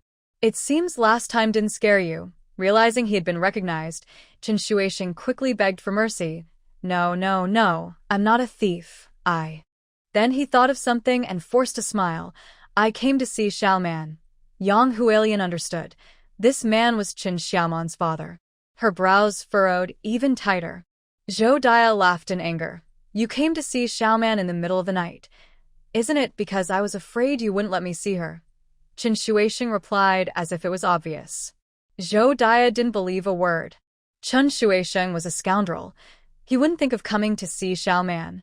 She grabbed Qin Shuisheng's hair and pulled him back. He screamed in pain and shouted, "I really came to see Xiaoman. She hasn't been home, and I've missed her so much." Zhou Daya was furious. She turned to Li Daba and said, "Stuff his mouth." Li Daba took off his shoe and shoved it into Qin Shuisheng's mouth. The dirt from the sole went in, along with a strong smell of feet. Qin Shuisheng felt like he was going to be sick. He struggled hard, trying to spit out the shoe.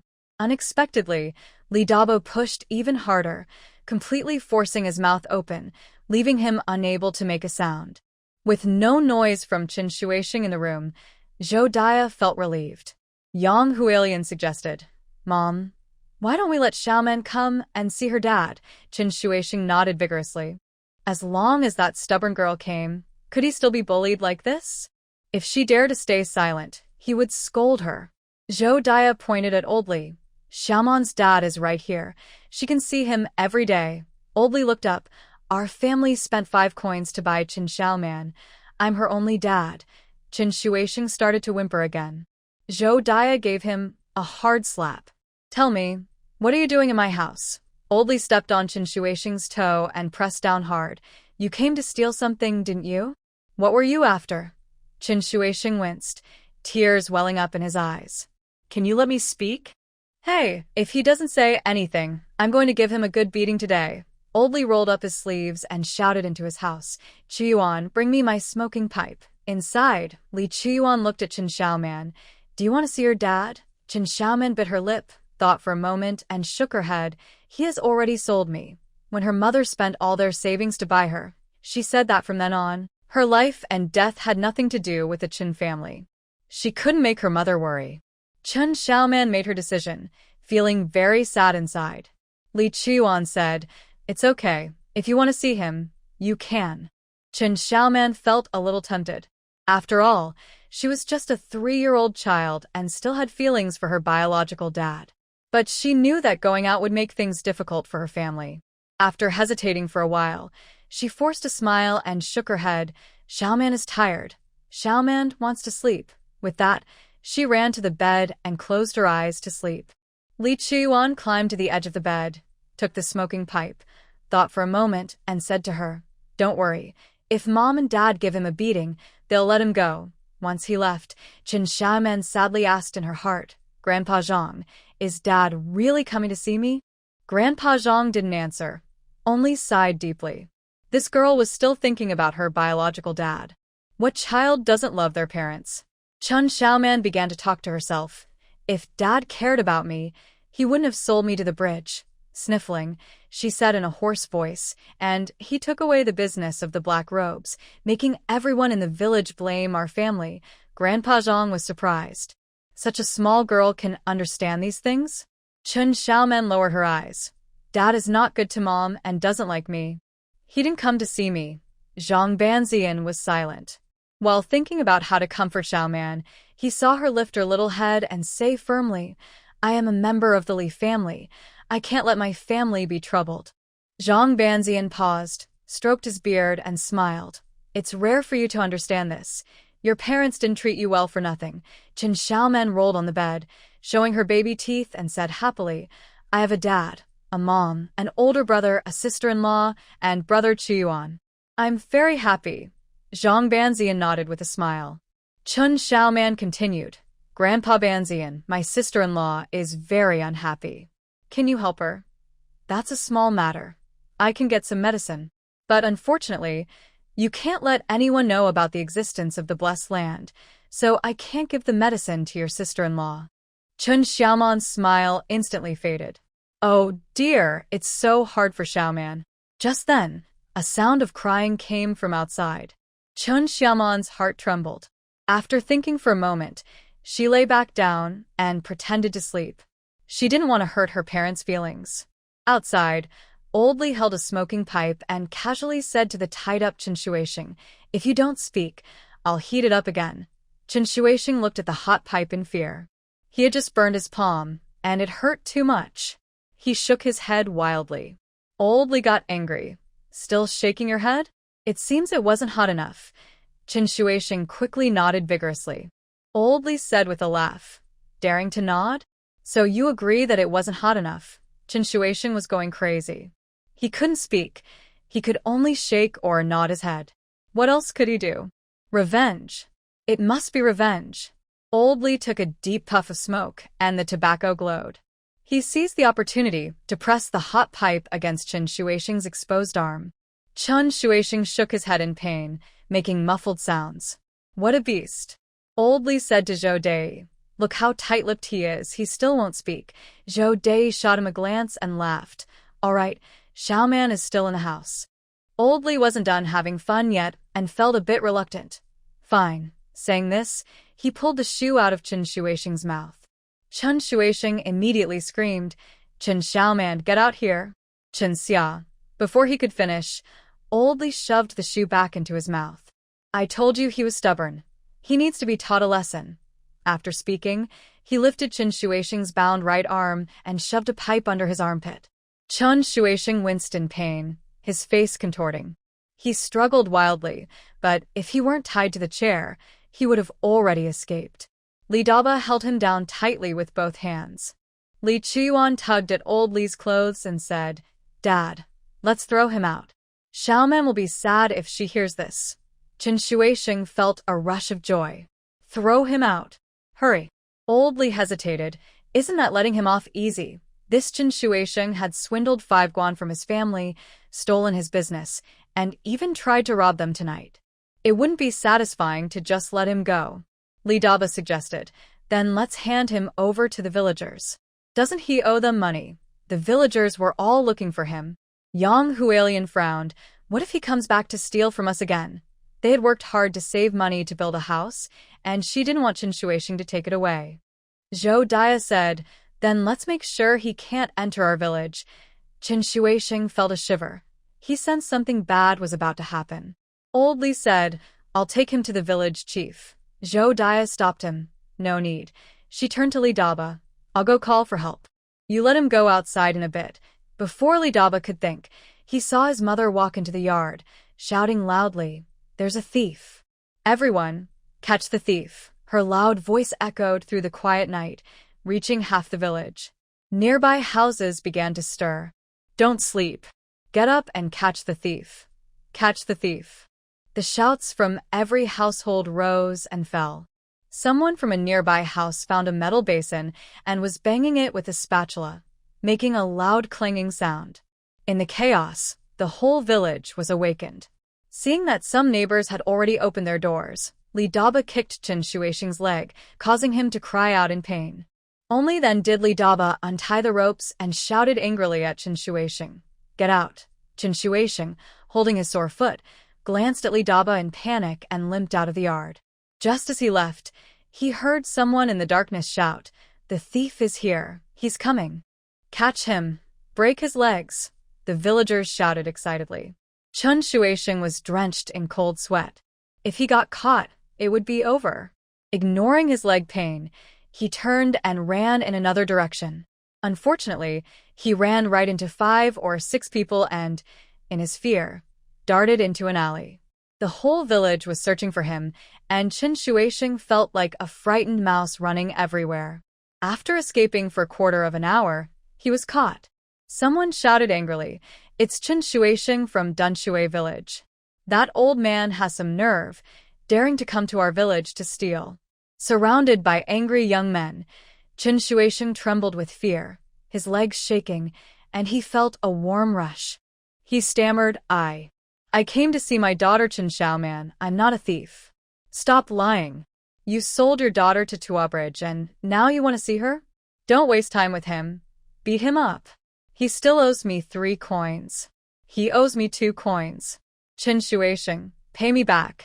Chen Shuixing stuttered, I have no money. A large fist struck his face. You just sold your daughter for 5 coins. How can you be broke? Chen Shuixing's face was numb from the beating, and he was about to cry, I lost it all that same night. The people from Qingshi village were shocked. That was money earned by risking his daughter's life. He gambled it away that night? That was so irresponsible. Where's the black robe you received? Give it back to me. If not, they would take the robe back to sell it themselves. I sold the first batch and lost it all gambling. The second batch didn't get sold in time, and it spoiled in the heat.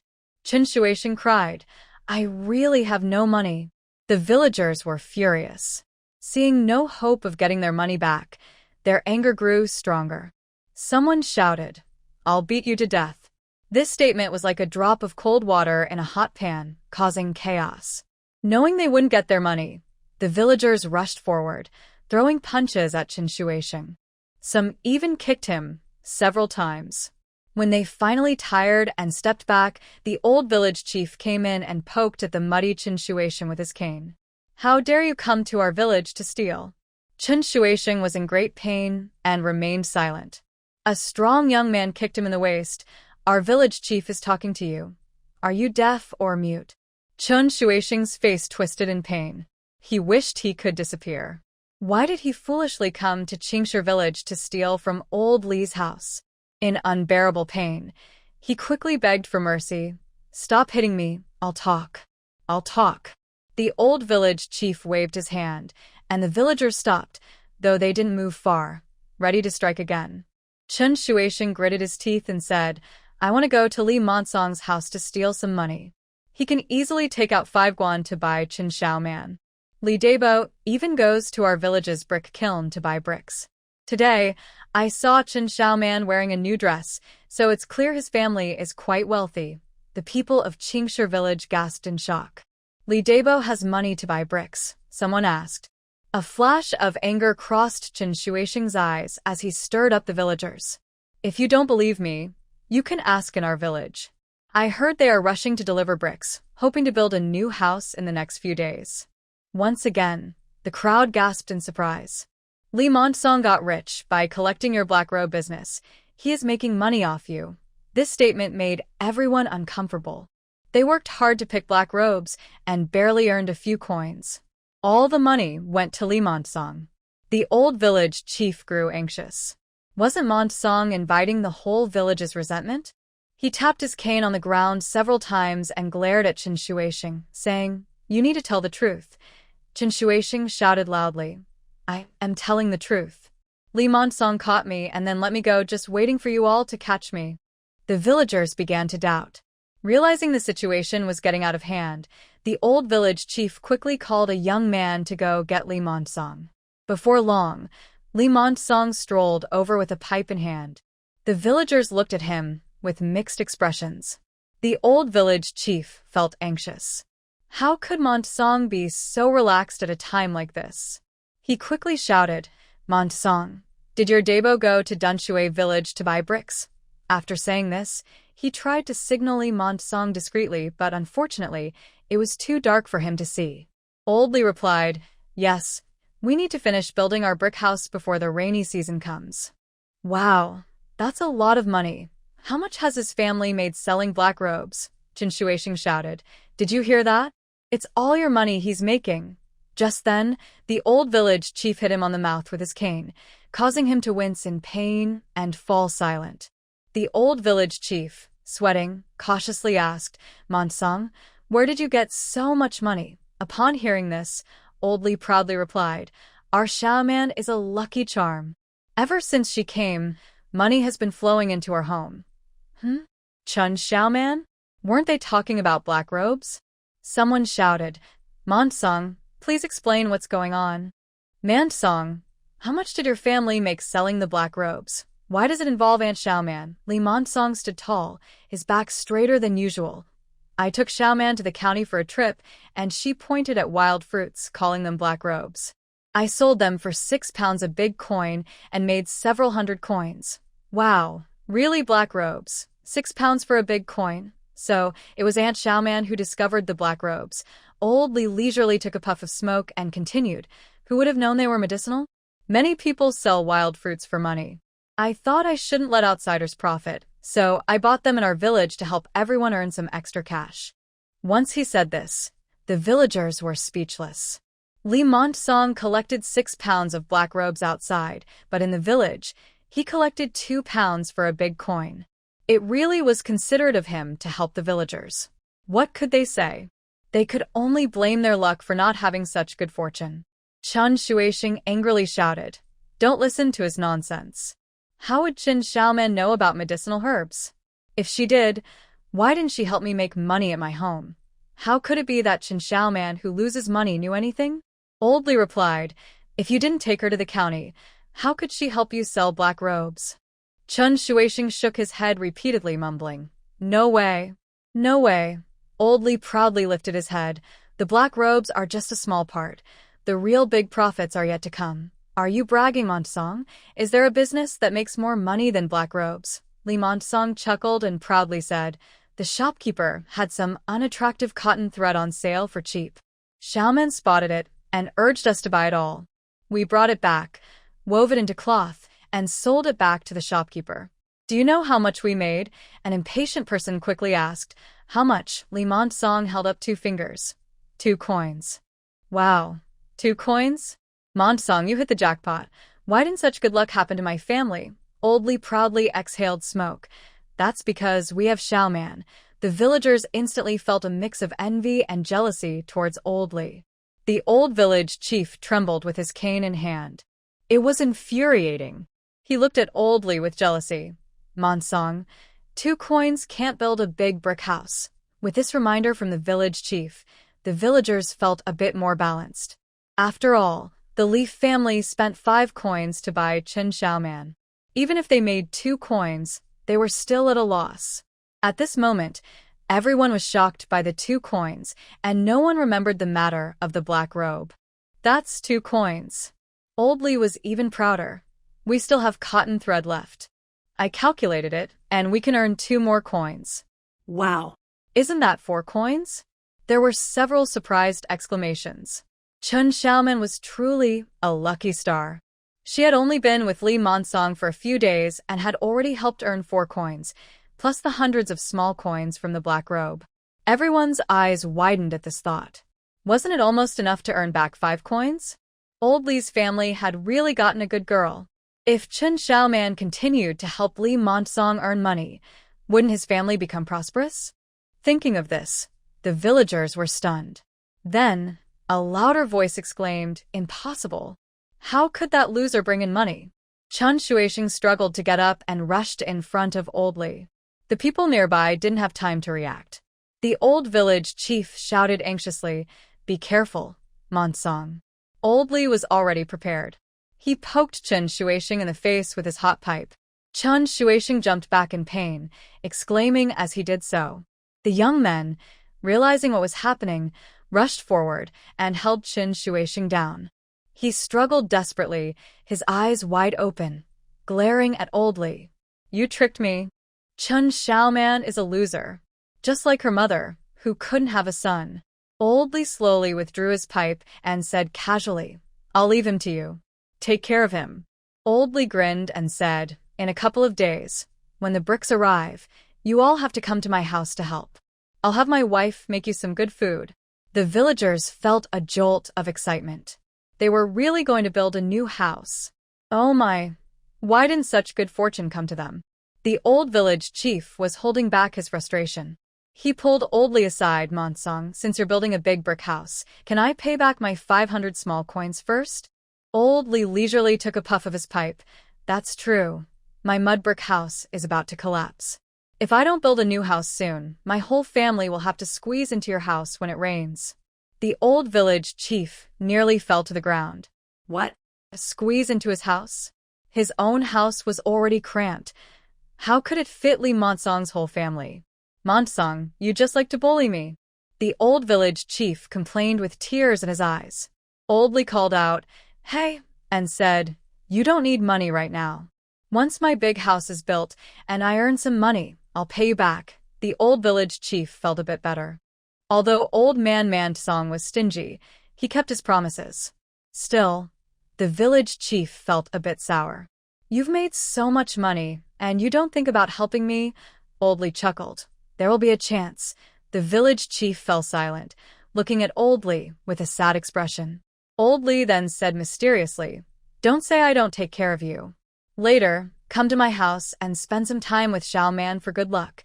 The village chief's eyes lit up, and he immediately started to bargain. You should let Xiaoman stay at my house for a few days. Just make sure to sleep with your head raised at night to have good dreams. Old Li replied, then turned to leave. The village chief quickly grabbed him, trying to please him.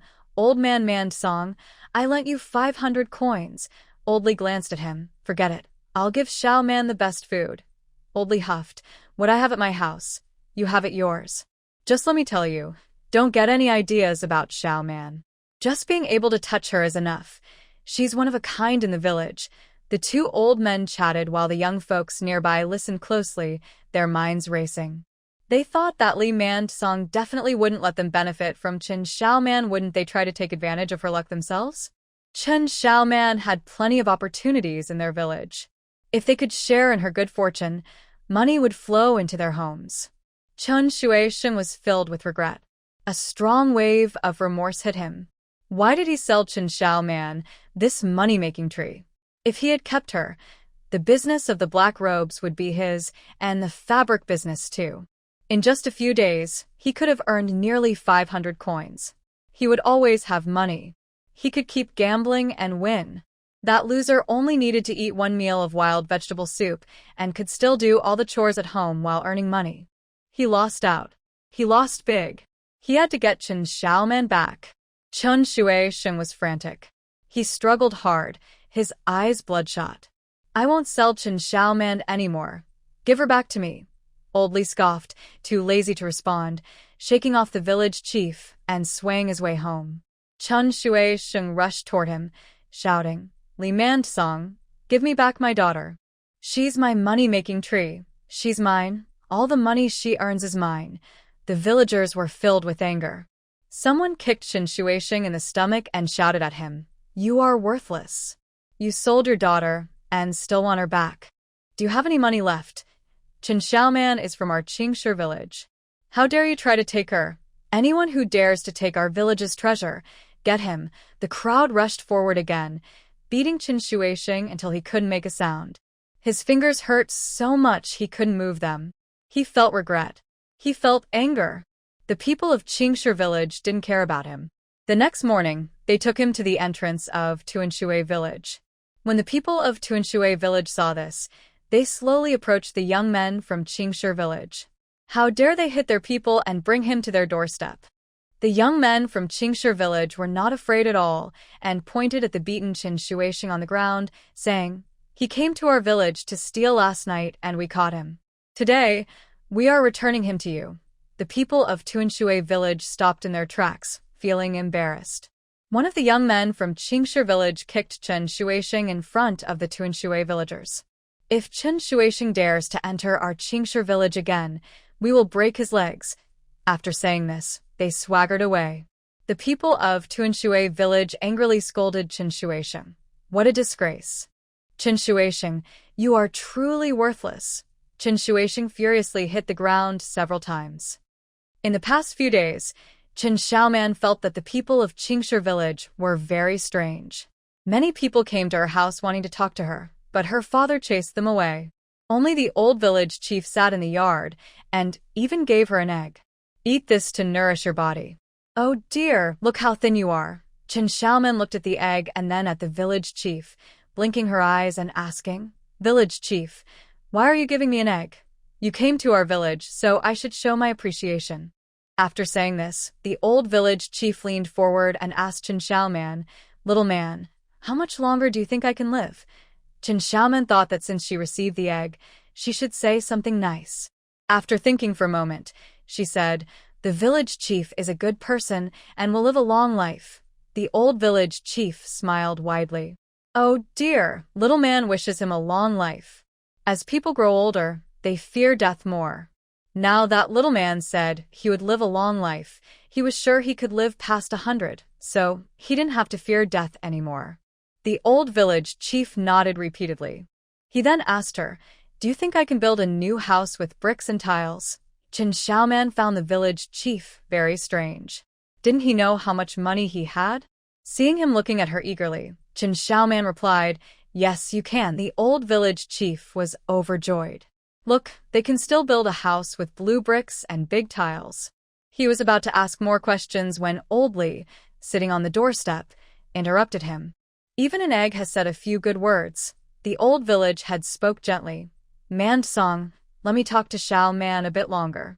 I'll have my son and grandson help you build your house. Old Li wasn't fooled. In the past, when families in the village built houses, his 3 sons helped out. Now that he needed to build a house, many families in the village should come to help him. Old Li said, My Xiao Man needs to help her mother weave cloth, so you should head back. An egg can't compare to earning money from weaving. He was just being polite to the village head. The old village had had to stand up and warmly say goodbye to Qin Shao Man. As he walked out of old Li's door, he noticed he felt much stronger and could walk without a cane. The old village head was so happy he felt like he could fly. When he got home, he told his family, "Shao Man is truly a treasure. She said I could live to be 100 and I feel full of energy." His family was excited. They all thought about how to get Qin Shao Man to say more good things. The old village head shook his head and said helplessly, "Man Song is strict. He won't let Shao Man say much." The news of the old village head walking without a cane quickly spread under the old locust tree. The villagers were even more convinced that Qin Shao Man was a treasure. Everyone was thinking about how to strike up a conversation with her. Inside the house, Qin Shao Man was puzzled. Seeing the egg in her hand, she happily held it out to Zhoudia. "Mom, eat." Zhoudia smiled and declined. "I don't like eggs. Shao Man should eat it." Qin Shao Man didn't believe that. When adults don't want to eat something good, they often tell kids they don't like it. Who doesn't like eggs? Qin Shao Man cracked the boiled egg, split it in half, and handed one half to Zhoudia. "Mom and Shao Man can each have half." Zhoudia saw she couldn't refuse and took the half-boiled egg to eat. What a good girl. So thoughtful. Old Li, sitting nearby, felt a bit sour. "You're only thinking about your mom. I'm still here." Qin Shao Man immediately pushed the other half of the egg in front of Old Li. "Here, Dad." Old Li huffed and looked away. "I don't want what you fought for." Qin Shao Man scooted over to sit beside Old Li and said sweetly, "Dad, eat it." Old Li turned to look at her. "Are you just thinking about your mom?" "Mom works hard weaving," Qin Shao Man replied naturally. Old Li sighed. Just because his wife worked hard weaving, did that mean he didn't work hard in the fields? This clearly shows that the daughter is more important than the father. Zhoudia gave him a glance.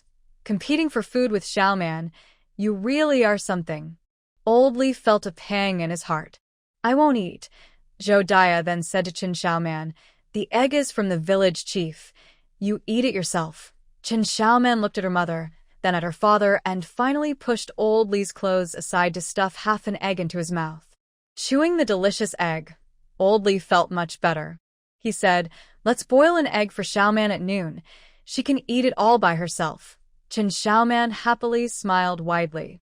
"Eggs are so tasty." "Thank you, Dad." Old Li smiled with his eyes squinted, then remembered something and quickly advised, "Don't casually say nice things to others. Don't let them take away your good fortune." Qin Shao Man nodded, somewhat understanding. Zhoudia laughed. "Can good fortune really be taken away?" "Of course." The village chief used to walk with a cane and was shaky, but today he walked steadier than I do. "Isn't that taking away Xiaoman's good luck?" Old Li regretted it. One egg had taken away Xiaoman's fortune. What a loss. Zhoudia asked, "Do you really think Xiaoman has good fortune? Our daughter-in-law must have good fortune, right?" Old Li sat up straight, full of energy. "Since Xiaoman came to our house, we've had so much more fabric and made a lot of money." Zhoudia nodded. "That's true." Old Li glanced outside and lowered his voice. "You might not know while weaving, but our food supplies suddenly increased by several £1,000s.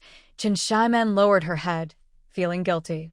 Last night, while her parents were asleep, she secretly took food from the blessed land and put it into jars.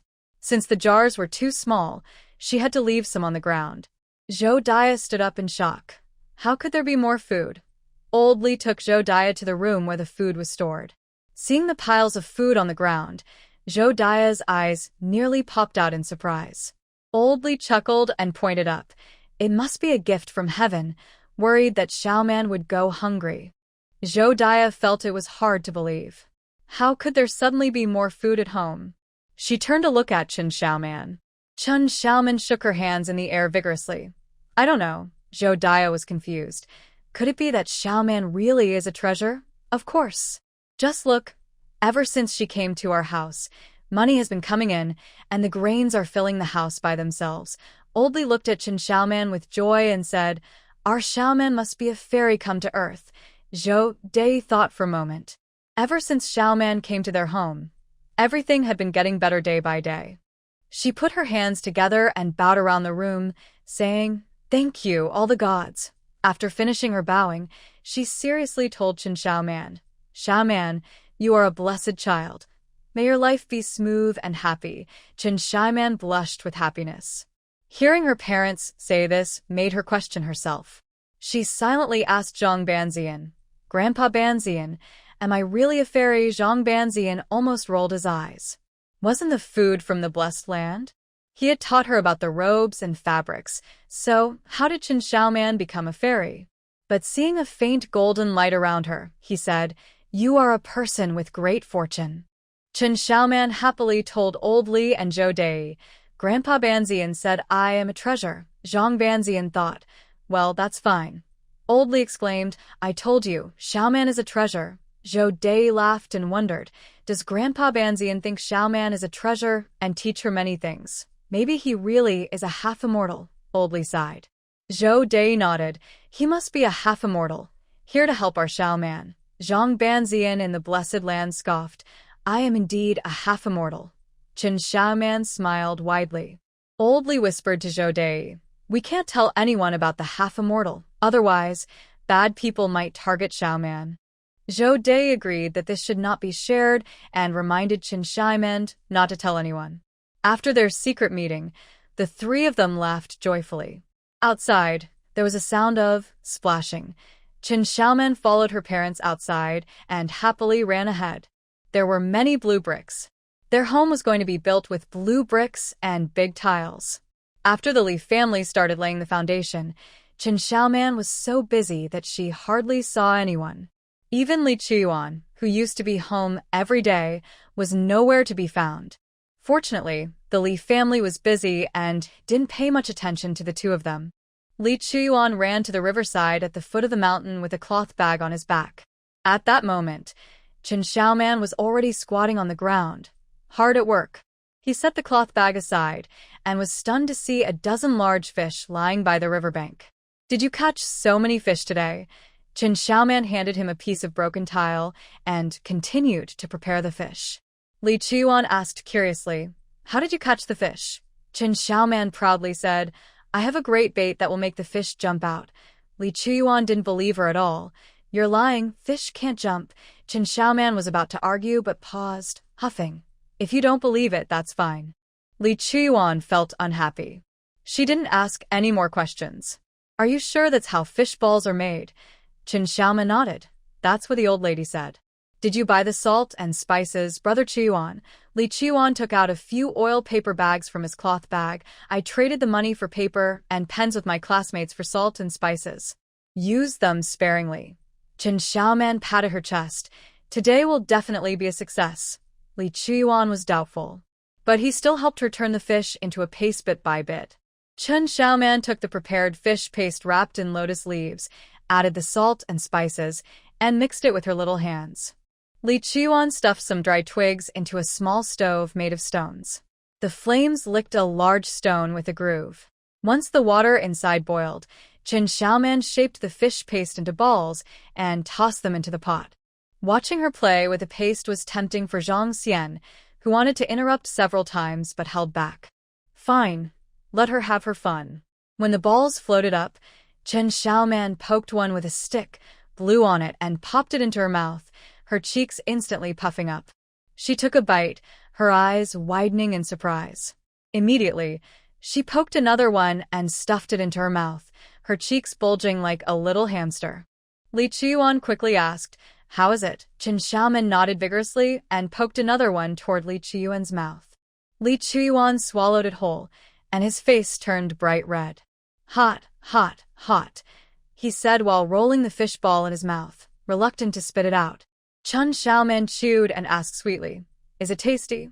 Li Qiyuan took a deep breath, and after a while, the fish ball cooled down. He took a bite. The fish ball was soft and chewy. The sweet flavor spread in his mouth, and he grinned, nodding vigorously. "Delicious. This will definitely make money." Chen Xiaoman was even happier. "Let's take some home for Mom and Dad to eat." Li Qiyuan quickly wrapped the fish balls in lotus leaves. Not wanting to waste the remaining fish, he found some vines to tie them up and secured them around his waist. Seeing the fish hanging all around him, Li Qiyuan nodded in satisfaction. "Let's go home." Chen Xiaoman hugged the biggest fish and held onto the bag of fish balls, happily following Li Qiuan home. As they passed the village chief's house, the chief's second daughter-in-law, Zhao Hongmei, was outside gathering laundry. Seeing the fish in the hands of the two people, her eyes lit up immediately. "Where did all these fish come from?" Li Qiuan quickly said. "Xiaoman found them by the river." Zhao Hongmei felt a spark of hope. Her father-in-law said Xiaoman was a lucky charm. Just one good word could bring good fortune. She didn't believe it at first, but now she was starting to think it might be true. "Xiaoman, you're a lucky charm. Do you think my son can become a scholar?" Her son was studying at a private school in the village, and she hoped he would succeed. Chen Xiaoman shook her head. "I don't know him, so I can't say." Zhao Hongmei's face fell. "You don't need to know him. Just say my son can become a scholar." Chen Xiaoman was not happy. "My dad told me not to say random things." Zhao Hongmei looked even more upset. "Your dad still owes us 500 coins. What's wrong with you saying a good word? Why are you so selfish?" Chen Xiaoman puffed up with anger. Li Qiuan pulled her gently and said to Zhao Hongmei, "Whether your son can become a scholar depends on his own efforts. I've helped your family so much. Why can't you say one good word?" Zhao Hongmei complained. Chen Xiaoman tugged on Li Qiuan's hand. "Brother Qiuan, let's go." Li Qiuan gave her a reassuring look and stood straight, facing Zhao Hongmei again.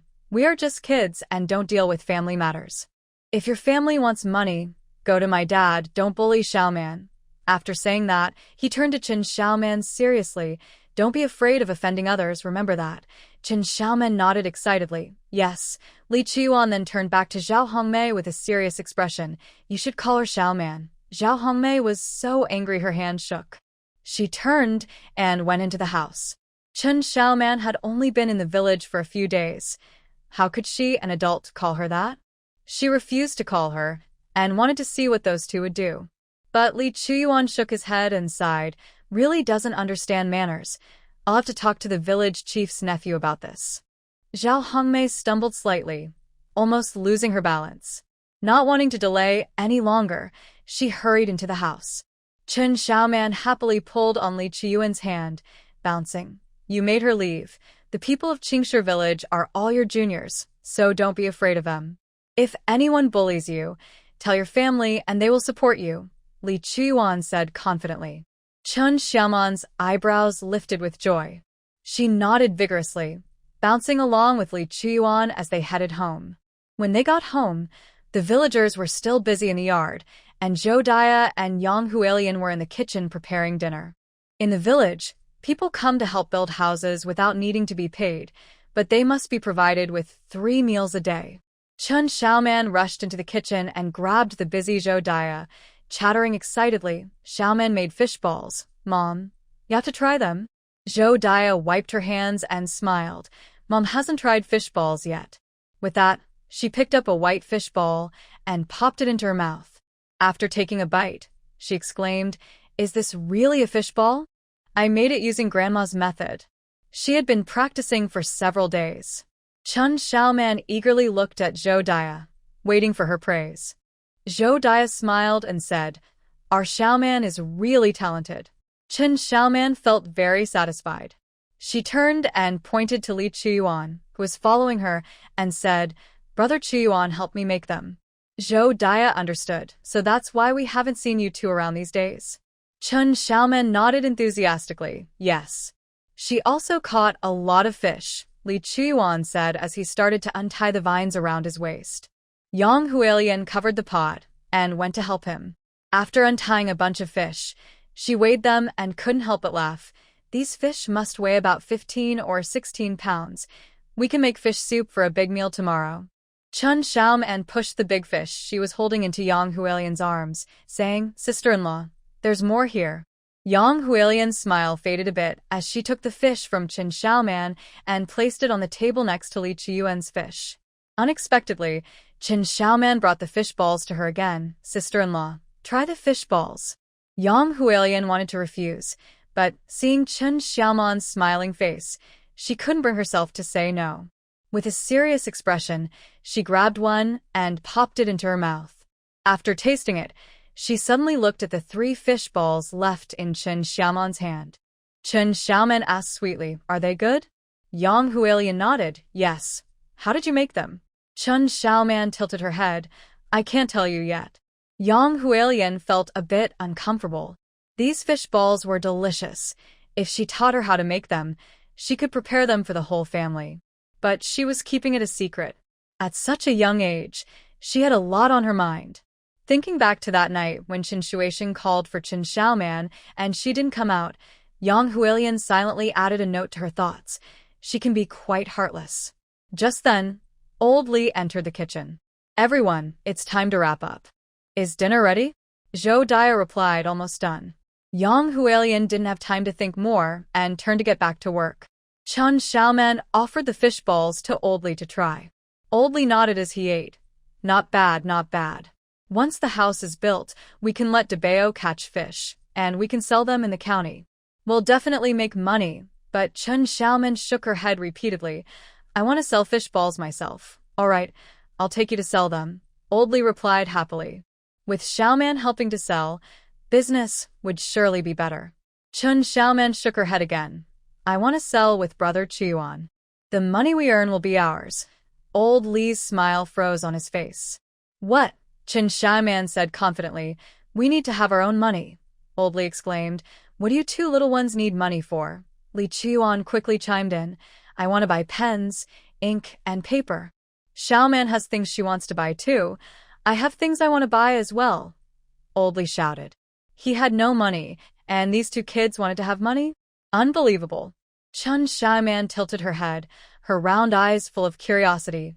"Dad, what do you want to buy?" "Xiaoman can buy it for you." Old Li's anger vanished instantly.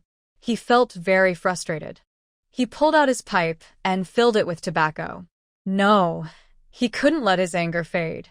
He needed to stay angry and suppress their ideas. Zhou Dei spoke up. "The day after tomorrow, I'm going to sell cloth. You can sell fish balls then. Why are you agreeing with them?" Old Li was very unhappy. His wife was going along with them too. Zhou Dei replied, "Do we really need two kids aged 3 or 4 to support the family? Let them have their fun." Qin Xiaoman and Li Qiyuan exchanged glances and cheered together. Old Li, feeling frustrated, said, "You're too small to catch fish. We don't need to catch them. We can just pick them up by the river." Qin Xiaoman replied. Old Li, "That, fine then." Li Qiyuan said, "We won't go to the village chief's house tomorrow." Zhou Dei sensed something was wrong and asked Li Qiyuan, "What's going on?" Li Qiyuan explained about Zhao Hongmei. The kitchen fell silent. Zhou Dei frowned and looked at Old Li. "If Zhao Hongmei has a problem, she should come to us, not say these things to a child." Old Li felt a lump in his throat. He took a deep puff from his pipe and said, "If she has a problem, just return the money." Yang Huilian was shocked. "Dad, we used all our money to buy bricks and materials. We have no money left. They needed money for building the house. What else were they talking about?" Old Li's face darkened. "They're asking our kids for money? Why do we still owe anything?" "No money. Then they would find a way." Zhou Dia said, "I will stay up tonight to finish weaving the cloth, and tomorrow I will sell it in the county town." "Okay." Old Li nodded. Now Qin Xiaoman was worried. "I haven't made my fish balls yet." Old Li snorted. "That's not my problem. It would be better if she didn't sell them. Why should the two younger ones have their own money while he, the head of the family, did not?" Qin Xiaoman turned to Li Qiyuan. "Brother Qiyuan, can you help me make fish balls tonight?" Li Qiyuan thought for a moment but shook his head. "I need to practice my writing. I have to turn it into the teacher tomorrow." Qin Xiaoman then looked at Zhou Dia, but quickly looked away. No, her mother needed to weave at night and couldn't help her. Qin Xiaoman scratched her head with both hands, feeling troubled. What should she do? Then she turned her gaze to her sister-in-law and gave her a sweet smile. Yang Huilian was startled. "I can't."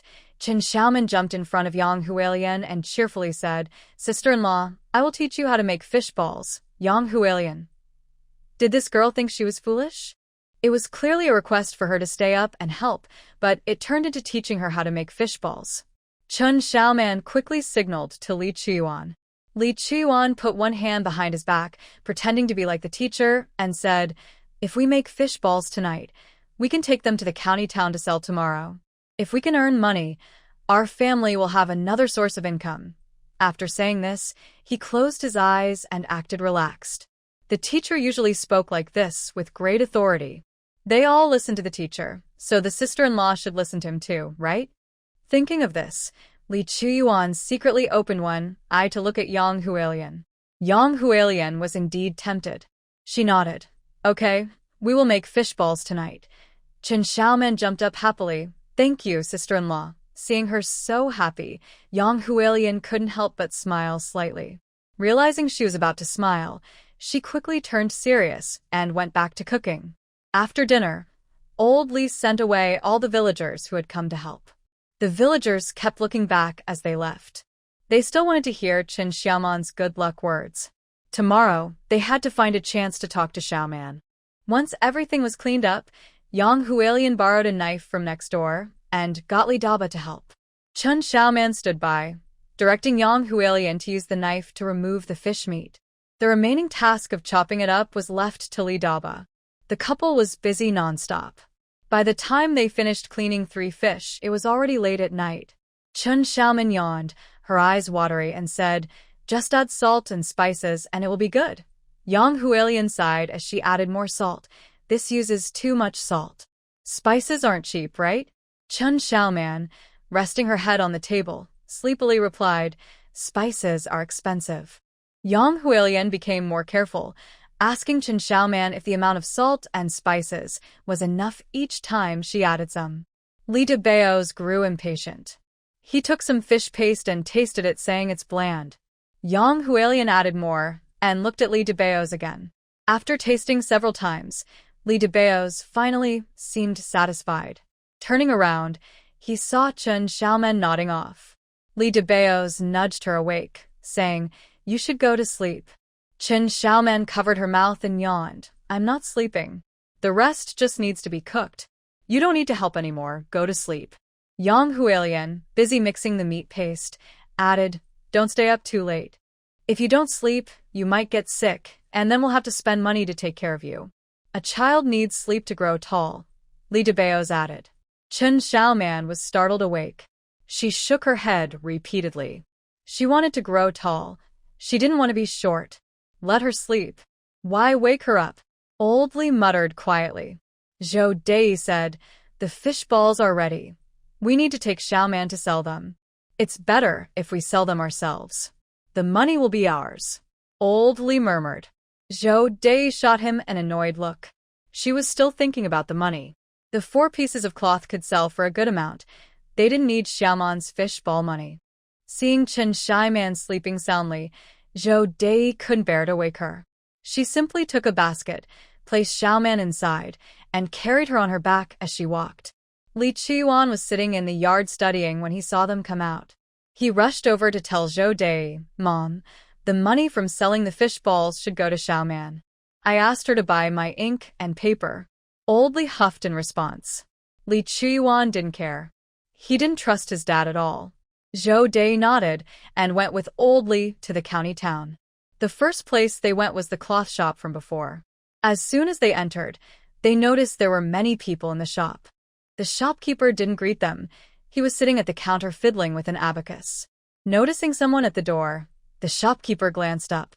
Recognizing Zhou Dei and Old Li, his eyes sparkled with excitement.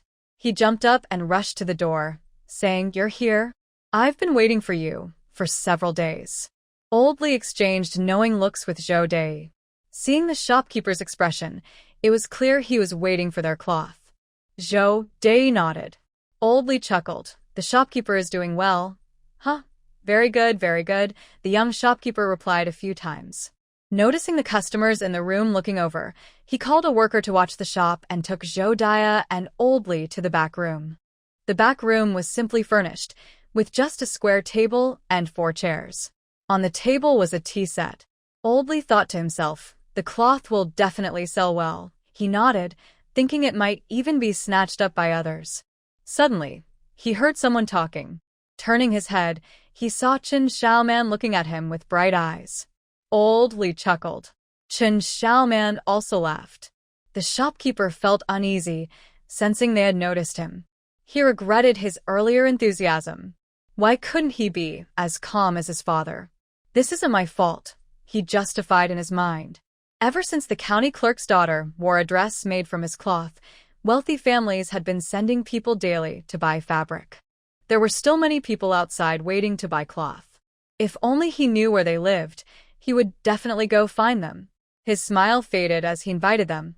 "Please have a seat," Oldly responded and took Chen Xiaoman out of the basket, placing her on the chair opposite the shopkeeper.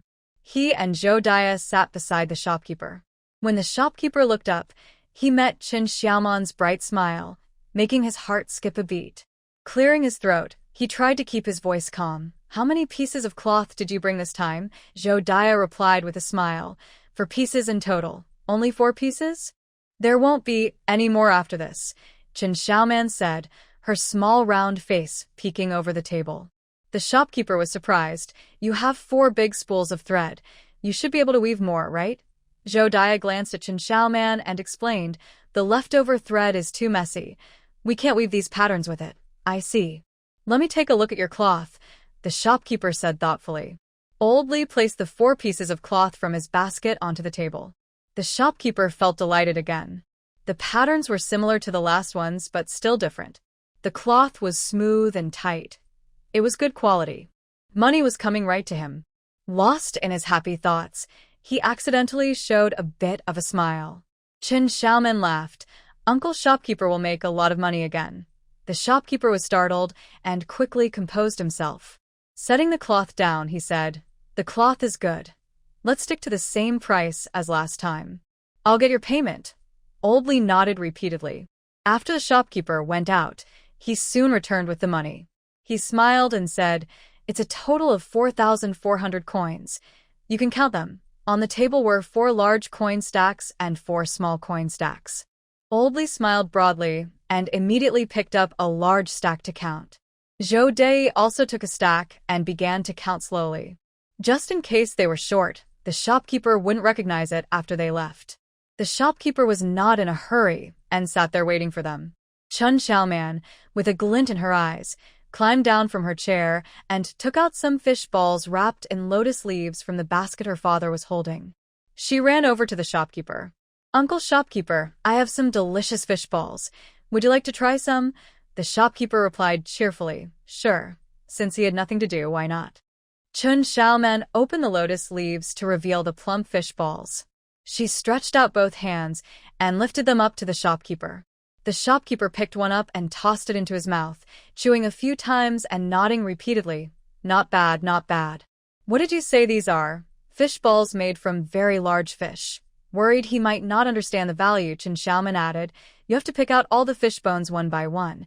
It takes a whole day for one fish, and the fish meat has to be smashed with a knife. It's quite difficult to make." The shopkeeper nodded repeatedly. No wonder they were so fresh and bouncy. It turned out to be a dish that required skill. The sweet flavor lingered in his mouth. He moved his fingers and couldn't resist grabbing another one to eat. It really tasted good. There was no fishy taste at all. After finishing, the shopkeeper reached for the lotus leaves again. This time he grabbed nothing. Looking down, he met Chen Xiaoman's mischievous gaze. "My fish balls are for selling. If you want more, you have to buy them." The shopkeeper smacked his lips. They tasted good. "Buying some to make soup would be great." He asked, "How much are you selling these for?" Chen Xiaoman grinned widely. Seeing her cat-like smile made the shopkeeper's heart race. She held up one finger. 10 coins for a pound. The shopkeeper froze. He looked at the lotus leaf package in Chen Xiaoman's hand and then at her, unable to believe it. "Fish is only 2 coins a pound.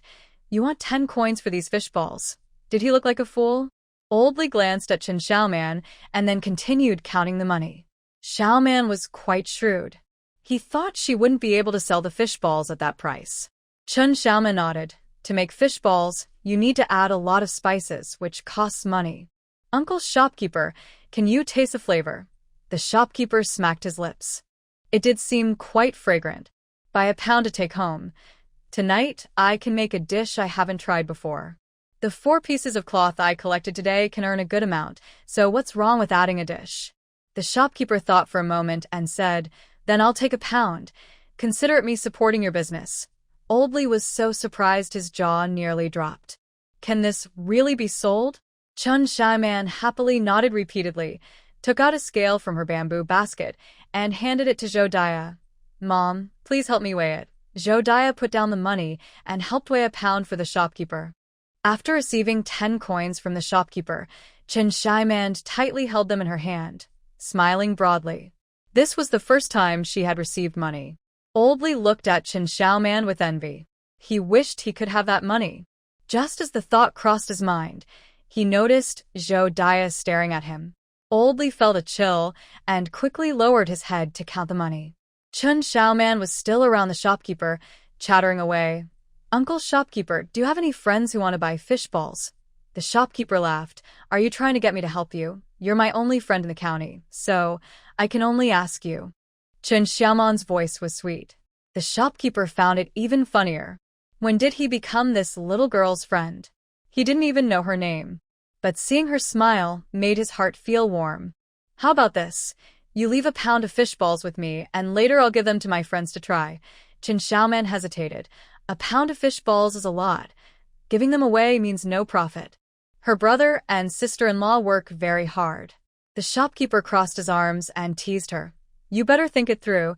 Don't let me take advantage of you. Chun Xiaoman shook her head. Uncle shopkeeper wouldn't do that.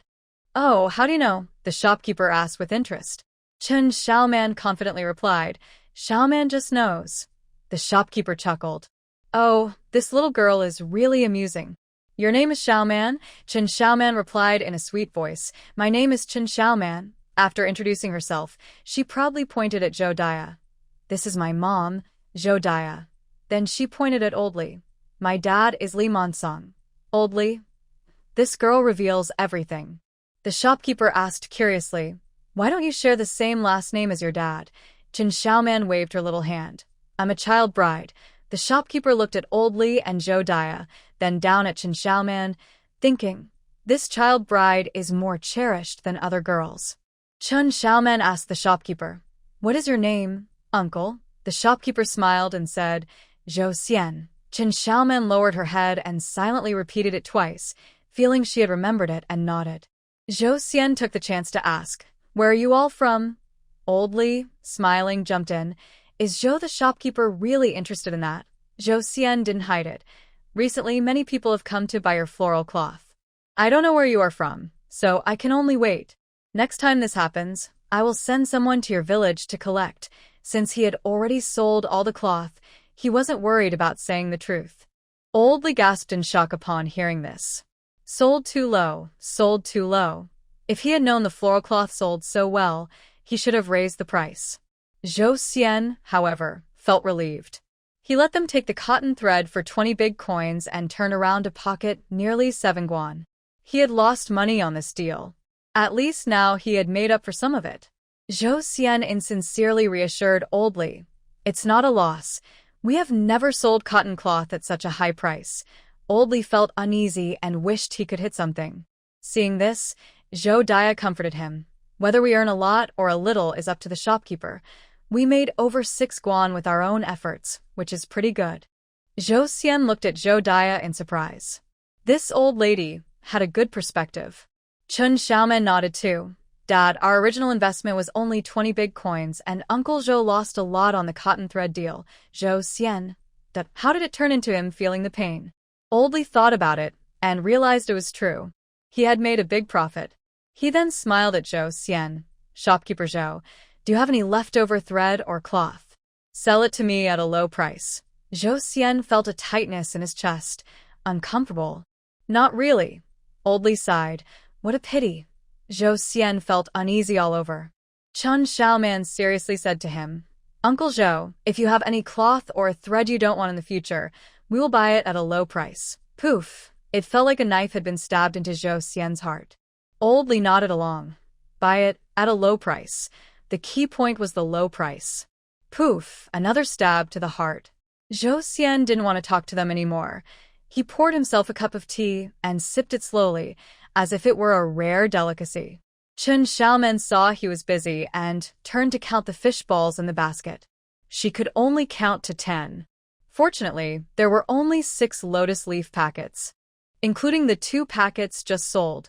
That made a total of 8 packets. 2 packets for 10 big coins. She started counting on her fingers again. 2 bags make 1, 4 bags make 2. With 4 tens of big coins, that means. Chen Xiaoman started counting on her fingers again. Zhang Banzian in the Blessed Land couldn't help but say, 40 big coins. Chen Xiaoman gasped, I can earn so much money. Old Li shook his head. People in the county haven't even eaten fish balls.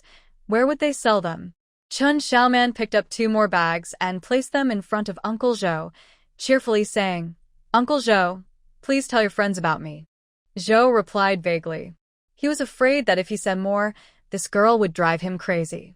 Chen Xiaoman nodded happily and went back to counting on her fingers.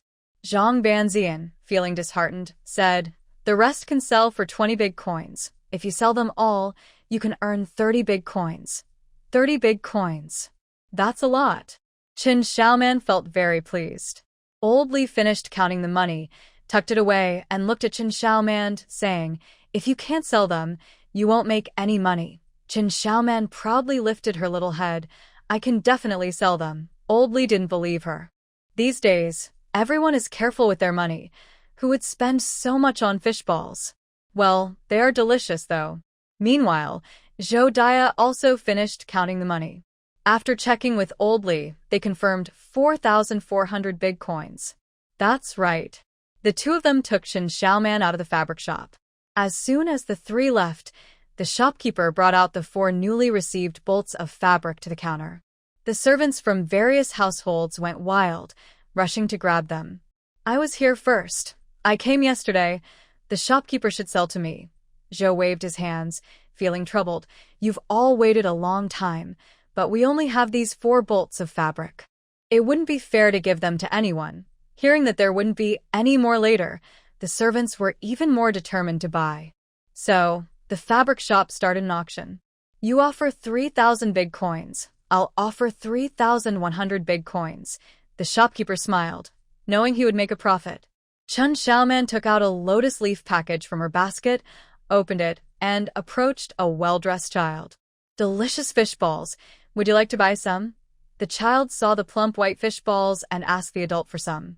A young woman saw that Chen Xiaoman was just a little girl and asked, how much are they? Chen Xiaoman grinned, 2 for 1 big coin. The woman gasped, so expensive? 1 big coin for this whole package would be more reasonable. As she reached for it, Chen Xiaoman quickly pulled her hand back, avoiding the woman's grasp, and said, these are made from fish meat, and they're very tasty. After speaking, she looked pityingly at the little boy who was only slightly older than her. You can't have any. The boy looked as if missing out on the fish balls was a huge loss for him. She shook her head sadly. The boy became anxious and said, Mom, I want to eat. Buy some for me. The woman immediately replied, she's just trying to trick you. I've never heard of any fish balls. I'm the only one selling them in town, Chen Xiaoman proudly declared. The woman tried to pull the boy away, but the boy refused, throwing himself on the ground and rolling around, insisting he wanted to buy them. People nearby began to look over. Feeling embarrassed, the woman glared at Chen Xiaoman and angrily said, fine, buy 2. Chen Xiaoman wasn't scared of her. Her parents were right behind her and would protect her. She held out her small hand, saying, 1 big coin. The woman took out a big coin and raised her hand to drop it into Chen Xiaoman's palm. From a distance, Zhou Dai shouted to Chen Xiaoman, make sure to keep the money safe. Chen Xiaoman turned back with a cheerful response. Got it. The woman gently placed the money in Chen Xiaoman's hand. After receiving the money, Chen Xiaoman handed 2 fish balls to the boy rolling on the ground. After a moment, she added another fish ball, saying, you're my first customer, so I'll give you 1 for free. The boy snatched it and stuffed it into his mouth. The woman, who had been angry, now looked more kindly at Chen Xiaoman. Chen Xiaoman squatted down, watching the boy eat the fish ball. She smiled and asked, is it tasty? The boy nodded while eating, mumbling, it's delicious. He had never tasted such good fish balls before. After finishing, he stuffed the remaining 2 fish balls into his mouth. Chen Xiaoman cheerfully asked, do you want to buy more? The boy immediately nodded, yes. Chen Xiaoman reached out her hand again. The woman gritted her teeth in frustration. Reluctantly, she pulled out another big coin. 2 big coins were spent. There was no time to waste. Once Chen Xiaoman handed over the 2 fish balls, the woman quickly left with her son. She was afraid of spending more money if they stayed longer. Chen Xiaoman happily ran over to Zhou Dai, showing her 2 big coins. "Mom." Xiaoman made money. Old Li reached out to grab it, but Chen Xiaoman quickly pulled her hand back. Old Li complained, "Let me see what you have. If I give it to you, you won't give it back," Chen Xiaoman said, her big round eyes staring at Old Li. Old Li raised an eyebrow. "Am I that kind of person?" Isn't it, Dad?" Chen Xiaoman scratched his head. Old Li was quite upset. What difference did it make to him if they honored him with a couple of coins? Zhou Dai patted Chen Xiaoman's head. "How do you know that person will buy your fish balls?" "I can tell." Chen Xiaoman pointed to a woman holding a child and said, "That lady's child is wearing nice clothes without any patches. They must have money and are willing to spend on him." Zhou Dai looked again and indeed saw it was true. Old Li clicked his tongue. "They're a well-off family." Zhou Dai laughed. "Our Xiaoman is really capable." Chen Xiaoman smiled even brighter. Old Li poured cold water on the situation. "You've only sold 4 fish balls, and we still have a lot in the basket. How many well-off families can there be?" Chen Xiaoman raised his little fist and declared, "I will sell them all." Zhou Dai smiled. "Your parents will help you." She led Old Li, who still wanted to negotiate, to find a spot to set up their stall. Old Li only dared to grumble quietly. Chen Xiaoman, holding a lotus leaf package, approached children who looked well-dressed to sell her goods. Before long, 1 package of fish balls was completely sold out. Chen Xiaoman felt the money in her clothes and smiled with satisfaction. She went back for another lotus leaf package, turned around to sell again, when an old woman called out to her. "What are you selling?" Curious, Chen Xiaoman glanced at the sedan chair not far behind the old woman. It had been there for a while. A gust of wind blew, lifting a corner of the curtain, and she caught a glimpse of a floral dress inside. Chen Xiaoman's eyes lit up. She knew who it was. This was a very wealthy young lady. Chen Xiaoman immediately introduced with enthusiasm. "We make fish balls using many expensive spices. They are delicious. Would you like to buy some for your young lady?" The old woman thought to herself, "It's just the young lady sending her to buy." She asked, "How much for this package?" Chen Xiaoman grinned, lowered her head, held up 10 fingers, then took away half. Confirming she was correct, she nodded and said loudly, 5 big coins. A pound costs 10 big coins, and a package is half a pound, so that makes 5 big coins. The old woman took out 5 big coins and handed them to Chen Xiaoman. Chen Xiaoman counted and confirmed it was correct, then explained, "The fish balls can be boiled in soup or eaten directly. They are very fragrant." The old woman responded coldly. How good could food made by these farmers be? She indifferently handed the fish balls to the young lady in the sedan chair. Chen Xiaoman leaned in to look, and sure enough, it was the floral fabric she had sold last time. She happily waved at the carriage, saying, "Miss Zhang looks great in that floral dress." A surprised voice came from inside the carriage. Then the curtain was lifted, and Miss Zhang, wearing a golden hairpin, stepped out. Curiously, she asked Chen Xiaoman, "How did you know it was me?" Chen Xiaoman pointed at her dress. "You're the only one in the county wearing clothes made from our floral fabric." Miss Zhang proudly lifted her chin. Besides Chen Xiaoman, she was the only one in the county with such a dress. Others couldn't buy it even if they wanted to. Her father even gave that fabric to her aunt, who was very happy and asked her husband to help her father get a promotion. This raised her and her mother's status a bit, and even her monthly allowance increased. "Are the fish balls you sell tasty?" Chen Xiaoman nodded vigorously. "They're really good. Want to try?" The previous woman hurriedly approached with a lotus leaf package. "Miss, here are you." Miss Zhang interrupted her. "I want to try what's in her hand." Turning to Chen Xiaoman, she said, "Let me taste the fish ball you have." Chen Xiaoman ran over, grabbed a package, opened it, and handed it to her. Miss Zhang picked one up and took a bite, then looked at Chen Xiaoman in surprise. "It's so soft. The fish has to be chopped for a long time with a cleaver to become this smooth," Chen Xiaoman explained. "My brother works really hard." She pointed at the fish balls. They get even softer and smell better when cooked. The cold ones taste quite different. Miss Zhang couldn't take her eyes off them. They were already delicious. Cooked would be even better, and her father would surely like them. How many do you have left? I'll buy them all, the woman quickly said. Miss, we bought one package. It's enough. Miss Zhang replied unhappily. I just want to buy them. Why do you care? The woman didn't dare to say anything else. Chen Xiaoman excitedly said, I'll go get more. Then she turned and happily ran to old Li and Zhou Dai's stall, saying, Dad, Mom, Miss Zhang wants to buy all our fish balls. Old Li gasped. Oh my. This Miss Zhang is really wealthy. Zhou Dai quickly picked up a basket and followed Xiaoman to Miss Zhang. Miss Zhang told the woman, Give me the money.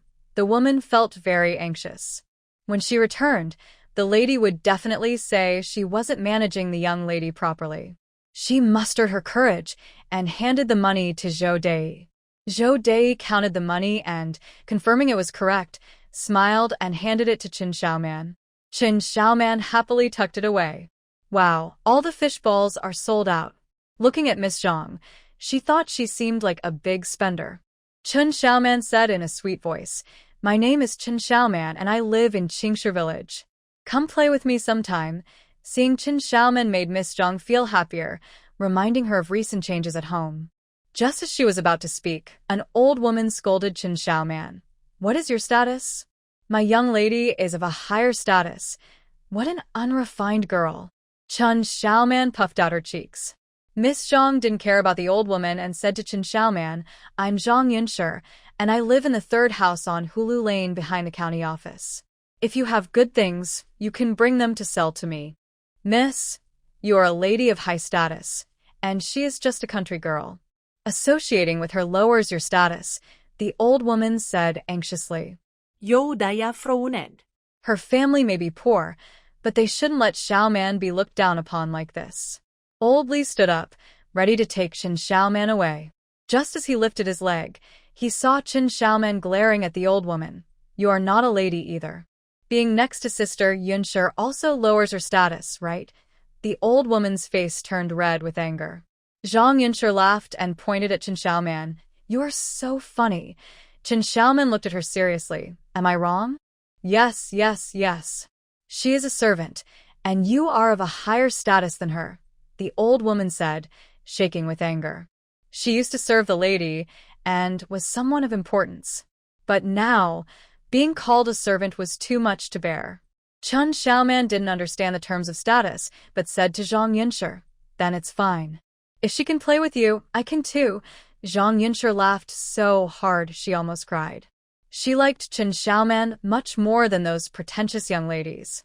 She said, From now on, we are friends. Let's go play together. Old Li saw he had nothing to do and sat back down on a stone. Chen Xiaoman shook her head. No, I have to go get medicine for my sister-in-law. Zhang Yunshi frowned. What's wrong with your sister-in-law? She is sick. Mom said I need to get medicine to help her. Chen Xiaoman thought to herself that you only get medicine when someone is sick. Zhang Yunshi said regretfully, Then you go take care of that. Chen Xiaoman smiled and waved goodbye to Zhang Yunshi. Turning around, she called out to Old Li, Dad, let's go. Old Li stood up, smiling. Let's go get the medicine. Zhou Dai shot him a glance and muttered, taking advantage of a 3-year-old. Old Li replied confidently, She spends her money on something useful, which is better than wasting it. The three of them went back to the medicine shop that sold black cloaks. The pharmacy owner smiled when he saw them and said, Here to sell black robes. Old Li pointed at Chen Xiaoman and said, She wants to get some medicine. The pharmacy owner was surprised. He looked down at Chen Xiaoman and exclaimed, Is this the little girl from last time, with a change of dress? She looked even prettier than the young ladies in the county. Yes, it's me. Chen Xiaoman ran to the counter, stood on her tiptoes, and started chatting with the owner. Do you still buy black robes? Yes, do you still sell them? What's the price?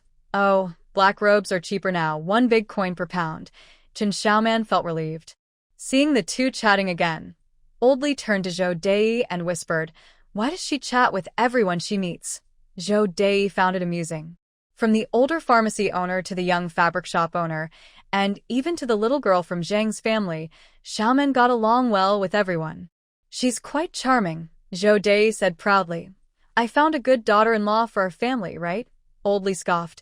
If you give me 5 coins, I can find a good daughter-in-law too. Our Xiaoman will earn back those 5 coins in less than a month, plus a few extra. Zhou Dai felt even prouder. Even the adults couldn't compare to Xiaoman. Old Li said happily, Our Xiaoman is like a fairy. Who can compare? Zhou Dai shook her head with a smile and turned her attention back to Chen Xiaoman.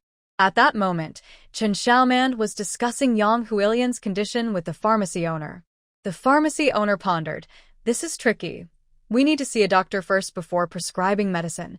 Chen Xiaoman looked troubled. My sister-in-law has been busy lately. Can you help me get some tonic? After thinking for a moment, the pharmacy owner brought over the resident doctor. The doctor listened to Chen Xiaoman and asked Zhou Dai a few questions. Afterward, his brow furrowed. Isn't this putting me in a tough spot? The doctor was worried. It's already difficult to treat infertility. How can I just prescribe medicine randomly? The pharmacy owner kindly said. She said she wants tonic. Chen Xiaoman nodded vigorously. As long as my sister-in-law takes the tonic, she'll get better, but I can't just prescribe anything. The doctor felt even more helpless. Zhou Dai suggested, How about I take my daughter-in-law to see you later? The doctor nodded repeatedly. Patients should come for a checkup. Don't take medicine randomly and harm your health. Chen Xiaoman felt disappointed. She wanted to help her sister-in-law get better today. Her sister-in-law would be unhappy for a long time otherwise. Xiaoman, you could buy a ginseng root as a cover. A voice from deep inside echoed. Chen Xiaoman's eyes lit up and she boldly asked the shopkeeper, Do you have ginseng? I want to buy some. Everyone present was startled. Ginseng? Is that something a poor person can afford? The shopkeeper couldn't help but ask her. Do you have that much money? I have a lot of money. Chen Xiaoman proudly pulled out stacks of bills from her pocket and placed them neatly on the counter. The shopkeeper's eyelids twitched. Is that really enough to buy ginseng? But Chen Xiaoman confidently asked him, Is this enough? Now the shopkeeper's whole face was twitching. You seem to be quite wealthy. Old Li's face was getting warm. He hurriedly pulled Chen Xiaoman aside, saying, Let's not buy it, let's go home. Chen Xiaoman clung to the counter, refusing to move. My sister-in-law is waiting for me to buy ginseng to take home. Zhou Dai found it both amusing and frustrating. She leaned down and said to Chen Xiaoman, Ginseng is very expensive. You can't buy it with this money. Chen Xiaoman was shocked. So much money can't buy ginseng? She turned to the shopkeeper. Is your medicine so expensive? The shopkeeper. Why is she blaming him? Ginseng is a great tonic. The older it is, the more expensive it gets. With this amount, you can probably only buy a ginseng root tip. Chen Xiaoman happily exclaimed, I'll buy the root tip. The shopkeeper's eyebrows began to twitch. After staring at each other for a while, he went into the back room and after some time returned with a beautiful box, opening it to reveal a ginseng root inside. I didn't expect a small county pharmacy to have 100-year-old ginseng, Zhang Banzi inside. Chen Xiaoman asked curiously, Is 100-year-old ginseng good? Better than nothing. Zhang Banzian seemed uninterested. To catch his attention, it would need to be at least 1,000 years old. Of course, 1,000-year-old ginseng would almost be a spirit. Chen Xiaoman didn't understand what better than nothing meant and asked, Can it help with health? It can. Chen Xiaoman eagerly pointed at the ginseng and said, I want this one. Everyone. The shopkeeper carefully searched for a moment and used tongs to pick up a fallen ginseng root tip from the box, placing it on a piece of oil paper. Everyone. Chen Xiaoman pointed to another corner of the beautiful box. There's another one here. The shopkeeper followed her instructions and picked up another root tip, placing it on the oil paper. Everyone. Old Li whispered to Zhou Dai, Quickly take Xiaoman away. Zhou Dai covered her eyes and whispered, This is her intention for Huilian, so just bear with it. Old Li muttered, It would be embarrassing if this got out. Their village families couldn't afford ginseng, and now trying to pick up scraps made them look foolish. Zhou Dai reassured him, As long as we don't tell anyone, it's fine. Old Li could only watch as Chen Xiaoman and the shopkeeper interacted. Once they picked up the fallen ginseng roots and placed them on oil paper, Chen Xiaoman eagerly stared at the remaining ginseng roots. The shopkeeper immediately became cautious. Don't even think about those on the ginseng. Chen Xiaoman pointed to the money on the counter. I have this much money, and I can only buy 4 roots. She looked a bit dissatisfied with the price. The shopkeeper quickly closed the box and put it under the counter, saying, Your money is only enough for this much. He wrapped the oil paper and handed it to Chen Xiaoman. Take care of this, don't drop it. Chen Xiaoman reluctantly withdrew her gaze. Okay, if she had known, she would have saved a bit more money. The shopkeeper put the money in the cash drawer and said, Go home and brew it. Even though it's ginseng roots, it still has medicinal effects. Chen Xiaoman nodded eagerly and happily said to Zhou Daya, Mom, let's go home. She wanted to hurry back to brew the ginseng roots. Old Li sighed in relief and urged, Hurry back. The 3 of them left the pharmacy and headed straight home. Next to the Li family's yard was an empty space, with a large brick house built nearby. When they reached their doorstep, the villagers who helped build the house greeted Chen Xiaoman. Chen Xiaoman busily responded to each one and said, Everyone, I have to go get busy now, but I'll come back to play with you later. The villagers thought, Why does that sound so awkward? Upon reflection, it really was true. They were like her younger relatives. Once inside the yard, Chen Xiaoman dashed into the kitchen. Yang Hualian was busy chopping vegetables. She glanced at her and then returned to her work. Chen Xiaoman happily ran up to her and said in a sweet voice, Sister-in-law, I bought ginseng. Eating it will make you feel better. Yang Hualian was stunned and exclaimed, Ginseng? Wasn't that something only wealthy families could afford? Chen Xiaoman held up the oil paper package and proudly presented it to Yang Hualian. It's right here. Yang Hualian's eyes widened and she held her breath. Did she really buy it? She quickly tossed the knife aside, grabbed the oil paper package, and hurriedly opened it. Upon seeing what was inside, she felt as if a bucket of cold water had been poured over her, standing there in shock. After a while, she snapped back to reality and pointed at the crooked grass roots. Is this ginseng? Chen Xiaoman nodded confidently. I bought it at the medicine shop. Yang Hualian tried hard to hold back her thoughts. But she couldn't resist saying, Did you get tricked? She had never seen ginseng, but she had watched plays. In the plays, ginseng looked like a white radish. Xiaoman saw the shopkeeper take out the ginseng. Chen Xiaoman was very sure. The old man told her it was 100-year-old ginseng. Yang Hualian felt a bit of a headache. No matter how she looked at it, it seemed like wild grass roots. It's ginseng roots. Xiaoman only had enough money to buy these. Zhou Dai's voice came from the kitchen. Yang Huilian realized. So, it was the roots. Are they useful? She was very doubtful. Chen Xiaoman replied, Yes, sister-in-law can brew it and drink it to improve her health, and soon she'll have a lively baby. Yang Hualian felt a tightness in her throat. She never expected that the first person to buy her medicine would be the sister-in-law she didn't like. Xiaoman didn't even glance at her own father. At that time, she thought Xiaoman was heartless and too clever. Now she had spent all her savings, and she liked this girl even less. But now, the big brick house was being built. The little girl still remembered her and bought her nourishing medicine. Even this ginseng root was something ordinary kids couldn't afford. Yang Hualian suddenly looked at Chen Xiaoman. Where did you get the money?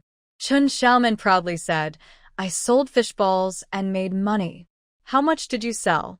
A total of 35 coins. I gave 15 coins to Brother Chuyuan, and I used my 20 coins to buy ginseng. Yang Hualian opened her mouth in surprise. You sold that little bit of fish balls for 35 coins? 5 coins per pack. We had 8 packs, so we could sell for 40 coins. Chen Xiaoman shyly scratched her head. I gave a pack to the shopkeeper at the cloth store to let him share it with his friends. He's from the county, and his friends must be wealthy. If they taste the fish balls, they'll want to buy them. After saying that, she carefully looked at Yang Hualian's sister-in-law. Are you angry? Yang Hualian was shocked. 1 pack of fish balls could sell for 5 coins? That pack looked like a lot, but it was only about half a pound. At this price, wouldn't a pound of fish balls sell for 10 coins? Yang Hualian's eyes widened in amazement. This was even better than the business with wild herbs. Wild herbs would be gone once picked, and you had to compete with others. But fish balls could be made as long as there were fish. Debeo was known in the village as a great fisherman. Yang Hualien felt a surge of excitement. Big sister is happy. If the shopkeeper's friend is willing to buy fish balls, we can make a lot of money in the future. Yang Hualien couldn't help but laugh. Chen Xiaoman grinned. I think so too. She looked at the oil paper bag in Yang Hualien's hand and said, Big sister, let me help you cook the ginseng. Yang Hualien felt a wave of emotion. I'll cook it myself. You go play. Chen Xiaoman immediately frowned. She still needed to add medicine. I can help you cook. I'm really good at making medicine, she insisted, shaking her head. Yang Hualien's eyes became warm.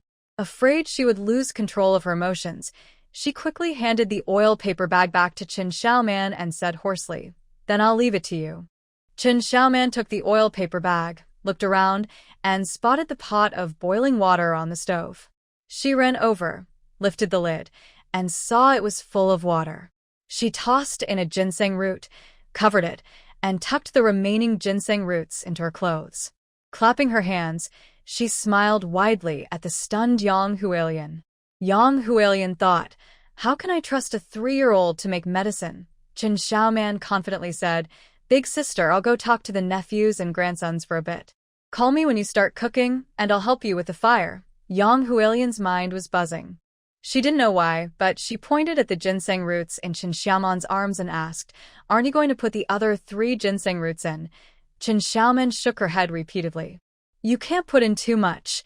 It would be too nourishing for you, big sister. After saying that, she bounced out of the kitchen. Soon, big sister will have a baby. Watching her figure disappear outside, Yang Hualien approached the pot and lifted the lid. Floating in the water was a lonely ginseng root. Yang Hualien fell silent. As soon as Chen Xiaoman reached the yard, people outside started shouting. Xiaoman, are you done? Come sit with us. Chen Xiaoman responded and ran out to the new foundation to look around. A nearby young man quickly asked, Xiaoman, what kind of wife do you think I can marry? He looked at Chen Xiaoman with hopeful eyes. Chen Xiaoman asked back, What kind of wife do you want? Well, she should definitely be pretty, and she should be caring and capable. The young man's eyes darted away, his dark face turning red. An older man nearby laughed at him. Wanfeng, what you're describing sounds like a fairy, not a wife. Li Wanfeng replied defiantly. Who wouldn't want to marry a fairy? Another person said. What do you have to match a fairy? I'm not that bad. Li Wanfeng's voice became smaller due to his embarrassment. Suddenly, laughter erupted in the crowd. Chen Xiaoman looked at them curiously. What are you laughing at? A man in his 30s replied, We're laughing because he thinks a toad can eat swan meat. Chen Xiaoman asked in confusion, Can a toad eat swan meat? The cheerful laughter stopped abruptly. Li Wanfeng jumped up happily. Did you hear that? Aunt Xiaoman said I can eat swan meat. I can marry a wife as beautiful as a fairy. Everyone felt a pang of envy. This was said by Chen Xiaoman. Chen Xiaoman was lucky. Once she spoke, Li Wanfeng would have good fortune. Someone quickly reacted and pulled Chen Xiaoman, asking, Aunt Xiaoman, do you think I can have a son? If you want a son, you should work hard yourself. Aunt Xiaoman, do you think my dad will recover from his illness? Aunt Xiaoman, can we find the chicken that ran away?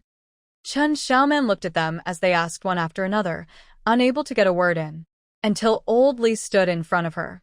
Seeing Old Li, the crowd gradually quieted down. Old Li, holding a pipe, pointed at each person. Do you have no conscience? You're asking about life and death. All thanks to my Xiaoman's good fortune. Li Wanfeng flattered. Aren't we just concerned about these things? Old Li glared at him. If you want to marry a wife, you need to be diligent, keep yourself clean, visit the girl's family often, and help them out. Relying on Xiaoman won't work.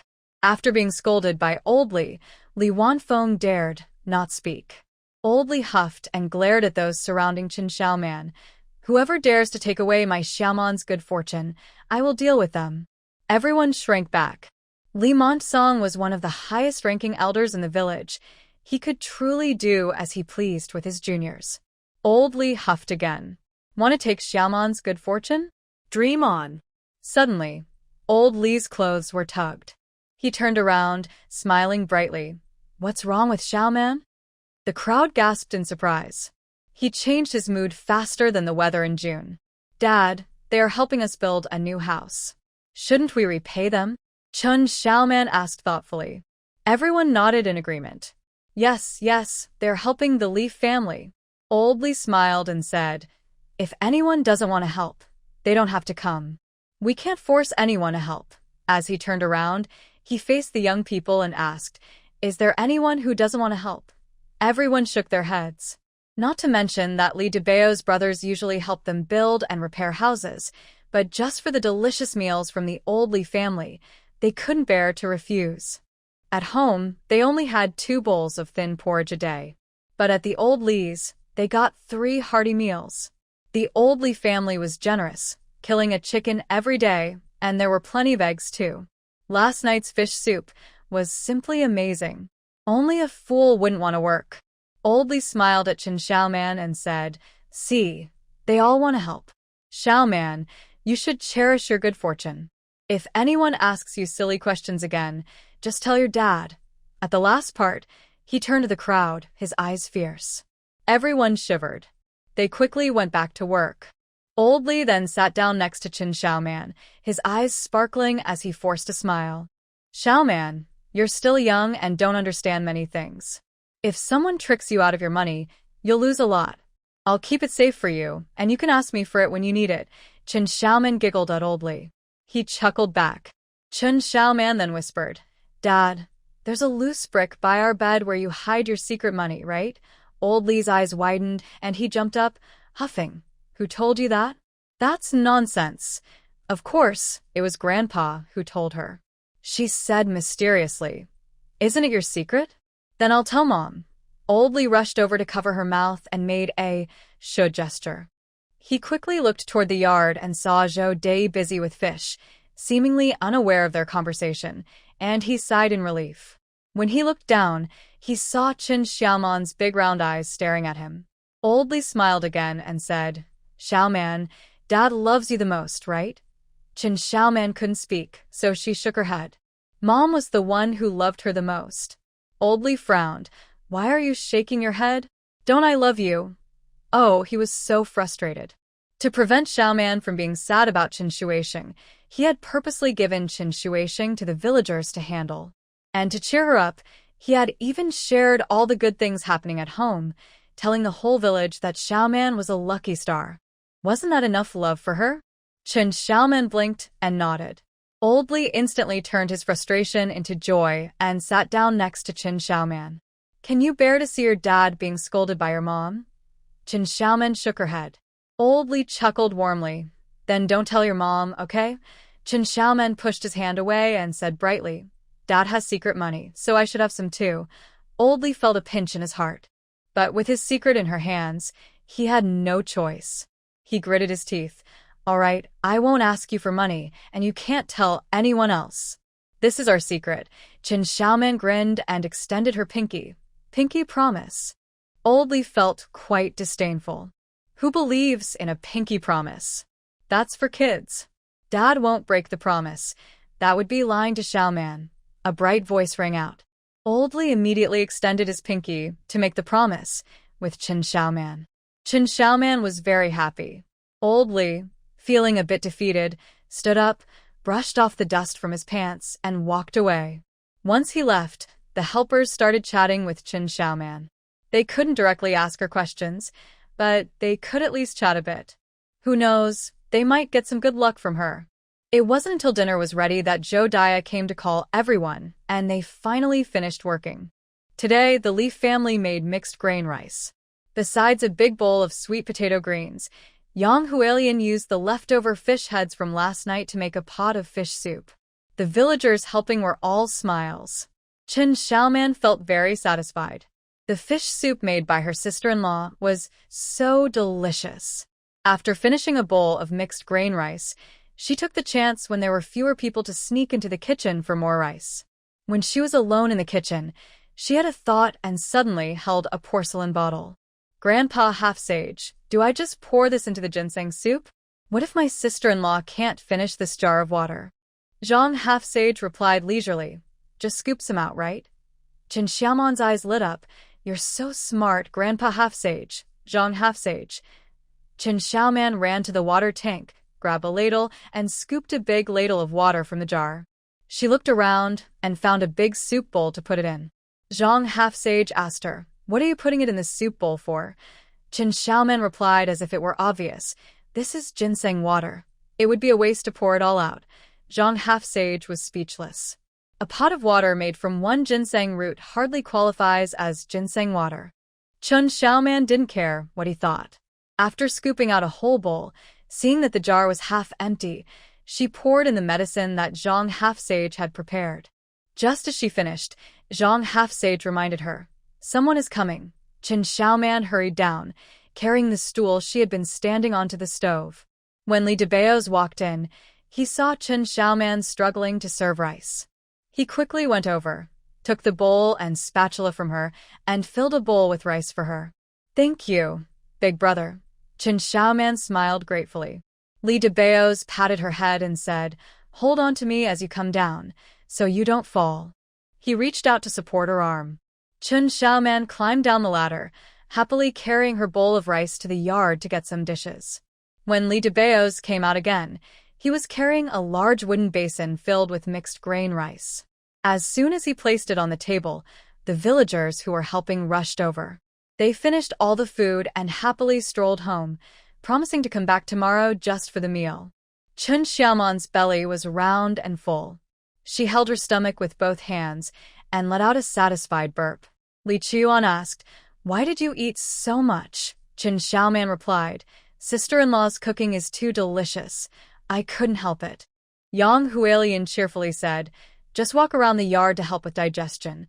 Li Qiuan grabbed Qin Xiaoman's arm. "Come on, let's move around." Qin Xiaoman shook her head. "I can't. I still need to serve medicine for sister-in-law. Let sister-in-law drink it herself." Qin Xiaoman thought Li Qiuan was right and immediately told Yang Hualian, "Sister-in-law, you need to finish the ginseng water." Yang Hualian happily agreed and took the bowl and chopsticks to the kitchen. Li Qiuan led the round-bellied Qin Xiaoman around the yard. Before long, Yang Hualian came out holding a large soup bowl, looking troubled. Zhou Dei noticed her strange expression and asked, "What's wrong? Can ginseng make the water turn black?" "It shouldn't, right?" Yang Hualian presented the soup bowl to everyone. They leaned in to look, and the bowl was filled with a dark liquid. Old Li was surprised. "Why does it look like this?" Yang Hualian explained. "Xiaoman only put in one root, and it floated on top. I didn't see it, and as soon as I uncovered it, it turned into black soup." Everyone was uncertain. "Can we still drink this?" Li Debeos hesitated. "We can drink it." Qin Xiaoman pulled Li Qiuan over. She pointed at the dark liquid. "Ginseng is very nourishing. We can't waste it." Li Qiuan frowned. "It smells like medicine," Qin Xiaoman said uncertainly. "But ginseng is also a medicine." Yang Hualian bit her lip and said, "We've never seen ginseng before. Maybe it turns into black soup after cooking." She had seen Xiaoman put the ginseng roots in the jar. Li Debeos hesitated. "I think we should skip it. We don't want to drink something that might be bad." "I'm not worried. Once my sister-in-law drinks it, she will be able to have a baby," Qin Xiaoman said confidently. Li Qiuan tugged at her sleeve and whispered, "Don't say that too boldly. What if it doesn't work?" "Don't worry, I know what I'm doing." As she spoke, she patted her chest with a loud thump. Yang Hualian stopped resisting and began to drink from the big bowl with a gulp. Xiaoman is lucky. If she says drinking it will help her have a baby, what if it really works? Even if it doesn't, the worst that could happen is a stomachache. Old Li and Zhou Dai felt anxious. They exchanged glances and sighed. The eldest daughter-in-law has forgotten everything in her desire to have a child. Qin Xiaoman eagerly watched Yang Hualian finish and quickly asked, "How do you feel, sister-in-law? Are you okay?" Yang Hualian took a moment to feel and shook her head. "I don't feel anything. Grandpa Banzian, the medicine isn't working." Zhang Banzian relaxedly lay on his gourd. "The special medicine can't be used yet. It will take effect by midnight." Qin Xiaoman felt relieved and told Yang Hualian, "It will work by midnight, sister-in-law, don't worry." Yang Hualian nodded, feeling anxious inside. After tidying up, She lay in bed, but nothing happened. Li Debao sighed. Do you really think just one ginseng root will have such an effect? Yang Hualian, disappointed, touched her belly. What if it does? Xiaoman is being silly. Do you really believe her? Li Debao's turned over and lay flat. Let's just sleep. We have things to do tomorrow. That's true. Yang Hualian shook her head and lay down. When she closed her eyes, she saw 2 bloody fetuses. She suddenly opened her eyes, gasping for breath. Her eyes felt warm and gradually filled with tears. She turned over, facing away from Li Debao's, and quietly sobbed. Li Debao sighed and turned to gently rub her back. If you can't have a child, I won't blame you. Why make yourself suffer? Yang Hualian felt even more upset and choked out, I don't want you to be looked down upon by the villagers. Who dares to look down on me? Li Debao's. If we don't have children, when we die, there won't even be anyone to mourn us. Yang Hualian's sobs grew louder. The most pitiful people in the village are those without children. Everyone can bully them, take their things, and leave them with nothing. Debao's is a proud person. She doesn't want him to live like that. If it really doesn't work, we can adopt a child. Li Debao's comforted her softly. Yang Hualian turned around, tears in her eyes, and said, I feel so useless. Li Debao's gently wiped her tears away and said softly, You can't blame yourself for this. We can only blame our bad luck. Yang Hualian felt even worse, tears streaming down her face. Why couldn't she have a child? What wrongs had she done in her past life? No matter how much Li Debao tried to comfort her, it didn't help when her emotions took over. After crying for a long time, she was exhausted and slowly fell asleep. The night grew deeper. The moon climbed from the branches to the treetops. Yang Hualian's lower abdomen began to feel warm. Yang Hualian woke up feeling hot. She sat up, fanning herself with her hand and pulling her clothes to let in some air. Li Debao, still half asleep, asked, What's wrong? It's too hot. I can't sleep. As she spoke, she fanned him a few times too. Li Debao mumbled, It's not hot. I'm sweating all over. Yang Hualian touched her neck and felt it was damp. Li Debao, still drowsy, said, Just lie still, and it will feel cooler. She wanted to ask him more, but he was already snoring loudly. Feeling thirsty, she got up and went to the kitchen for some water. The cool breeze in the yard made her feel much better. She decided to take a stool and sit against the wall in the yard to enjoy the coolness. At that moment, besides Li Debao, the loudest sound in the house was old Li's snoring. Li Qiyuan turned over and gently tugged at Chen Xiaoman's clothes. Chen Xiaoman, who was identifying herbs in the field, sensed a movement and woke up instantly. In the moonlight, she saw Li Qiyuan peering at her. Chen Xiaoman turned over and quietly asked, What's wrong? Li Qiyuan moved closer to her and whispered, Mom and Dad are asleep. What about the money we earned? Chen Xiaoman slapped her forehead. Oh, right. She rummaged in her arms, pulling out a handful of coins from the field and placing them on the bed. Li Qiyuan exclaimed, So much money. It was his first time seeing so much money. Our fish balls sold for 35 coins. We spent 20 on ginseng roots, and the remaining 15 coins are for you, Brother Qiyuan. Chen Xiaoman was very generous. Li Qiyuan's little hands explored the coins for a while before shaking his head. No way, huh? I only have 15 coins left. Chen Xiaoman felt troubled. The spices and salt were bought by Brother Qiyuan, who had helped her for several days. He surely wouldn't want to take the smaller share. But she had already bought the ginseng roots and couldn't spare any extra money. She thought hard about how to persuade Brother Qiyuan. However, Li Qiyuan divided the 15 coins into 2 piles, pushing 8 coins toward Chen Xiaoman. We should buy ginseng to help Big Sister with her illness. You did the most work, so you take 8 coins and I'll be fine with 7. Chen Xiaoman was surprised. But I want to buy the ginseng. How could she let Brother Qiyuan pay? I want Big Sister to get better too. Li Qiyuan pushed the 8 coins closer to Chen Xiaoman. You should take it.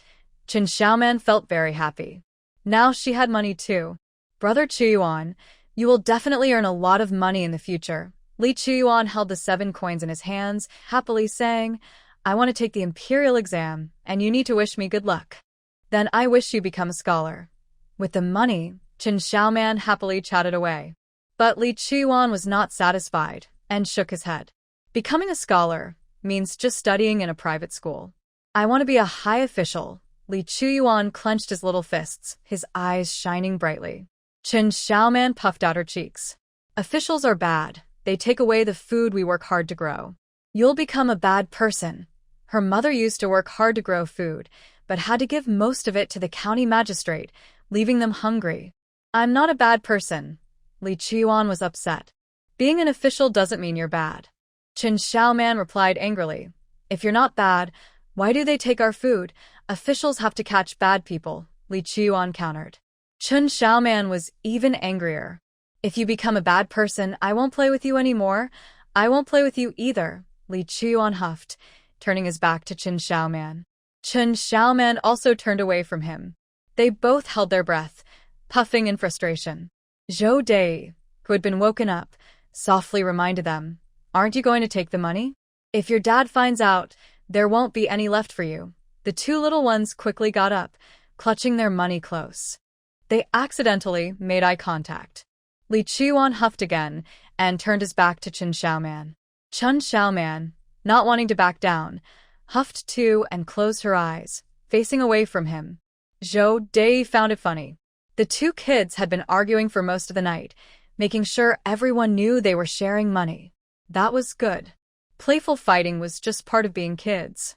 Li Qiyuan held his money tightly, facing his dad, feeling a bit worried. What if his dad took it away? He turned around to see Chen Xiaoman's back, then angrily faced old Li. After thinking for a moment, he hugged his stomach, pressing the coins tightly. Once he felt relaxed, he slowly drifted off to sleep. When he opened his eyes again, it was already bright outside. After he got up, he glanced at Chen Xiaoman, who was still sleeping, and let out a huff. After washing up in the kitchen, he held a book and began to read aloud in the yard. The teacher said that the morning is important for the day. He needed to make the most of his time for morning reading. At first, he was a bit sleepy, but after reading a couple of paragraphs, he gradually focused, and his voice became steadier. Yang Hualian, busy in the kitchen, heard the sound and knew it was time to feed the pigs. She took a small bucket, scooped in 2 large scoops of feed, poured in half a bucket of water, and stirred it with a stick. While she was busy, she heard a thud thud thud sound from outside. Looking up, she saw Chen Xiaoman rushing in excitedly. Big sister, are you feeling better? Chen Xiaoman ran up to her, looking hopeful. Yang Hualian paused and shook her head helplessly. It's about the same as before. Is the medicine not working? That can't be. Chen Xiaoman pondered, resting her chin on her finger. How could the medicine from Master Zhang not work? Master Zhang seemed as upset as a cat whose tail had been stepped on. So many people in the cultivation world asked him for help in making pills, and today he was doubted by a young girl. Chen Xiaoman was confused, but Big Sister said it's not effective. Master Zhang replied angrily, her medicine is made from the herbs in my medicinal field. She just doesn't recognize their value. Thinking about the sparse herbs in the field, Chen Xiaoman began to doubt. Those herbs didn't look very good. Are you doubting my herbs? Master Zhang exploded. Chen Xiaoman shook her head firmly. No, I heard everything. Master Zhang was furious. Although he had lost his temper long ago, how could he be bullied like this? Chen Xiaoman nervously fidgeted with her fingers. Grandpa Master, I'll help you water the plants again tonight. Master Zhang almost fainted. He repeatedly refused. She was not helping him. She was clearly being ungrateful. Master Zhang looked up sadly at the sky. How did he end up in this situation? If he had known, he should have found someone ruthless to guide, so perhaps one day he could regain his physical form. In a rush to escape, he had little power left after breaking through space and had to hastily take refuge in the nearest child. Yang Hualian saw Chen Xiaoman frowning and felt mixed emotions. Xiaoman truly cared about her. After a moment, she spoke to comfort her. Thinking about it, I do feel a bit better than before. Maybe the ginseng is starting to work, Chen Xiaoman happily exclaimed. The medicine is working. She excitedly thought, Grandpa, the master is better now. The frustrated Zhang Banzian then returned to his usual wise demeanor. My medicine can easily cure a minor illness for an ordinary person, he said. Chen Xiaoman nodded vigorously. Grandpa's medical skills are the best. Flattered, Zhang Banzian felt good and slowly stroked his beard, starting to show off. This medicine is a special low-quality version I made to keep people from noticing. He meant that the medicine didn't really showcase his true abilities. Chen Xiaoman exclaimed, if a low-quality version is this good, how effective must the top-quality medicine be? Zhang Banzian enjoyed the praise. Staying with this girl was quite nice. Chen Xiaoman excitedly circled around Yang Huilian and then looked up at her. Sister-in-law, your face is so rosy. It looks great. Yang Huilian instinctively touched her face and happily asked, really? She had heard that ginseng could help revive someone who is very weak. Could it be that ginseng really made her feel better? The more she thought, the more she felt the fatigue she used to have was gone. Chen Xiaoman pulled her outside. Let's go see Big Brother. As they reached the kitchen door, they ran into Zhou Daya coming in. Chen Xiaoman immediately pulled Yang Huilian in front of Zhou Daya and chattered. Mom, don't you think sister-in-law looks better? Yang Huilian secretly squeezed Chen Xiaoman's hand, feeling shy. Don't say that. Zhou Daya looked at Yang Huilian's face and exclaimed, oh, you look great. Your lips aren't as pale as before. Her gaze fell on Yang Huilian's waist. Your waist looks slimmer too. Yang Huilian's eyes sparkled with excitement. She tried to contain her joy. Mom, are you just saying that to make me feel better? You look much more energetic than before, Zhou Daya said confidently after observing Yang Huilian for a moment. Yang Huilian couldn't help but laugh. Is the ginseng water really that effective? She couldn't resist touching her face again. Chen Xiaoman puffed out her chest and confidently said, the ginseng water works. Sister-in-law will definitely have a baby soon. Yang Huilian's eyes widened in excitement. Her mouth opened and closed as she didn't know where to put her hands. Xiaoman, can sister-in-law really have a baby? Chen Xiaoman believed in Grandpa Banzian, so she nodded firmly. Of course. Sister-in-law will have many chubby babies. Yang Huilian was so happy that her eyes turned red.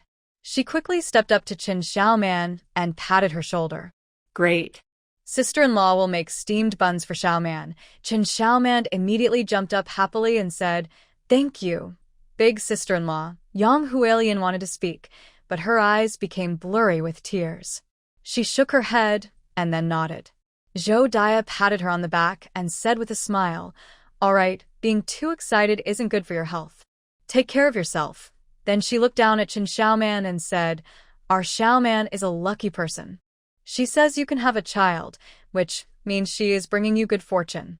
You will definitely have a baby. Yang Huilian smiled and wiped her tears from the corners of her eyes. Gratefully glancing at Xiaoman, she began discussing with Zhou Daya. Mom, I will make 2 steamed buns for Xiaoman later. When I go back to the county, I will buy some flour for the family. Zhou Daya thought for a moment and nodded. Okay, the flour at home belongs to the public. The eldest daughter-in-law is grateful to Xiaoman and wants to make buns for her. If they use public supplies, the second family might have thoughts about it. She also has her own reasons. Xiaoman's health isn't good, and she needs to eat better food to recover. This time, Xiaoman worked very hard, and the eldest daughter-in-law is thankful, so it's good for her to give something back. They need to support each other to build a good relationship. Yang Huilian held Xiaoman's hand, laughing and crying at the same time. Chen Xiaoman tugged at her sleeve, and Yang Huilian, confused, bent down and asked, what's wrong? Chen Xiaoman stretched out her tiny hand and wiped the tears from her face. Big sister-in-law, don't cry. Yang Huilian paused for a moment, wiped her tears vigorously, and said with a smile, big sister-in-law is happy, not crying. She took a deep breath and felt even more embarrassed. Letting a 3-year-old help her wipe her tears would make people laugh. She held Chen Xiaoman's hand and said happily, come and see what big sister-in-law has made to eat. Chen Xiaoman happily replied with an and rushed to the stove. Soon, people from the village would come to help and eat breakfast. She was already cooking millet porridge in the pot and needed to bake a tray of pancakes made from sweet potato flour and cook some sweet potato tips. Chun Xiaoman rested her chin on her hands, eagerly watching the pot. Zhou Dia sat in front of the stove, tending the fire and occasionally glancing at Yang Huilian. I didn't expect the ginseng roots to be so effective. Xiaoman, you still have 3 ginseng roots left. You should boil them for your big sister-in-law to drink. Qin Xiaoman ran to the water tank and brought out a large bowl. There's still a big bowl here. Big sister-in-law, you should drink it. Yang Huilian was surprised. When did you cook this? Qin Xiaoman giggled. I cooked it last night. I thought there was too much for big sister-in-law to finish, so I saved a bowl. The fortune teller Zhang Banzian said, this bowl doesn't have any medicine in it, so it won't have any effect. Qin Xiaoman was very confident. Ginseng is very nourishing. Zhang Banzian, alright, you haven't seen good things before. Yang Huilian looked at the clear bowl of water and became puzzled. The ginseng water from last night wasn't like this. Qin Xiaoman, feeling guilty, looked away. This one was poured first. The medicinal properties might not be as good as last night, but it's still very nourishing. You should drink it, Zhou Dia encouraged with a smile. Yang Huilian stopped refusing and took the bowl, quickly drinking it all. Chun Xiaoman exclaimed, clapping. Sister-in-law drinks so well. Li Chuyuan, who was studying outside, heard the cheers from the kitchen and felt uncomfortable. He didn't want to hear them having fun. He closed his book, went back inside and ran to the yard, deliberately shouting towards the kitchen. I'm going to school. Yang Huilian's voice came from inside. Breakfast will be ready soon. I won't eat. The teacher wants me to come early today. Li Chuyuan's eyes were fixed on the kitchen. Zhou Dia said, take some pancakes with you, and bring one for the teacher too. Li Chuyuan felt happy. Now Qin Xiaoman would have to bring him pancakes. Of course, he wouldn't pay her any attention. When she begged him to accept the pancakes, he would generously forgive her and make up. Thinking this, he lifted his chin proudly and said, I'm in a hurry. Hurry up, Mom. Zhou Dia's voice came from inside. We're all busy. Come get it yourself. Li Chuyuan's smile instantly faded. Xiaoman was clearly inside. Why didn't his mom ask her to help? Usually, his mom would ask him to deliver things to his older brother. Not giving up, he shouted again. I don't have time, I'm leaving. There was no response from the kitchen. He peeked inside and added, I'm really leaving, Zhou Dia said. If you're in a hurry, just go. Li Chuyuan was stunned. But now that he had said it, it would be embarrassing to go back for pancakes. He had to leave, looking back 3 times. Yang Huilian in the kitchen worried. Isn't Chuyuan going to be hungry if he skips breakfast? Zhou Dia added a piece of wood to the stove. He won't starve from missing 1 meal.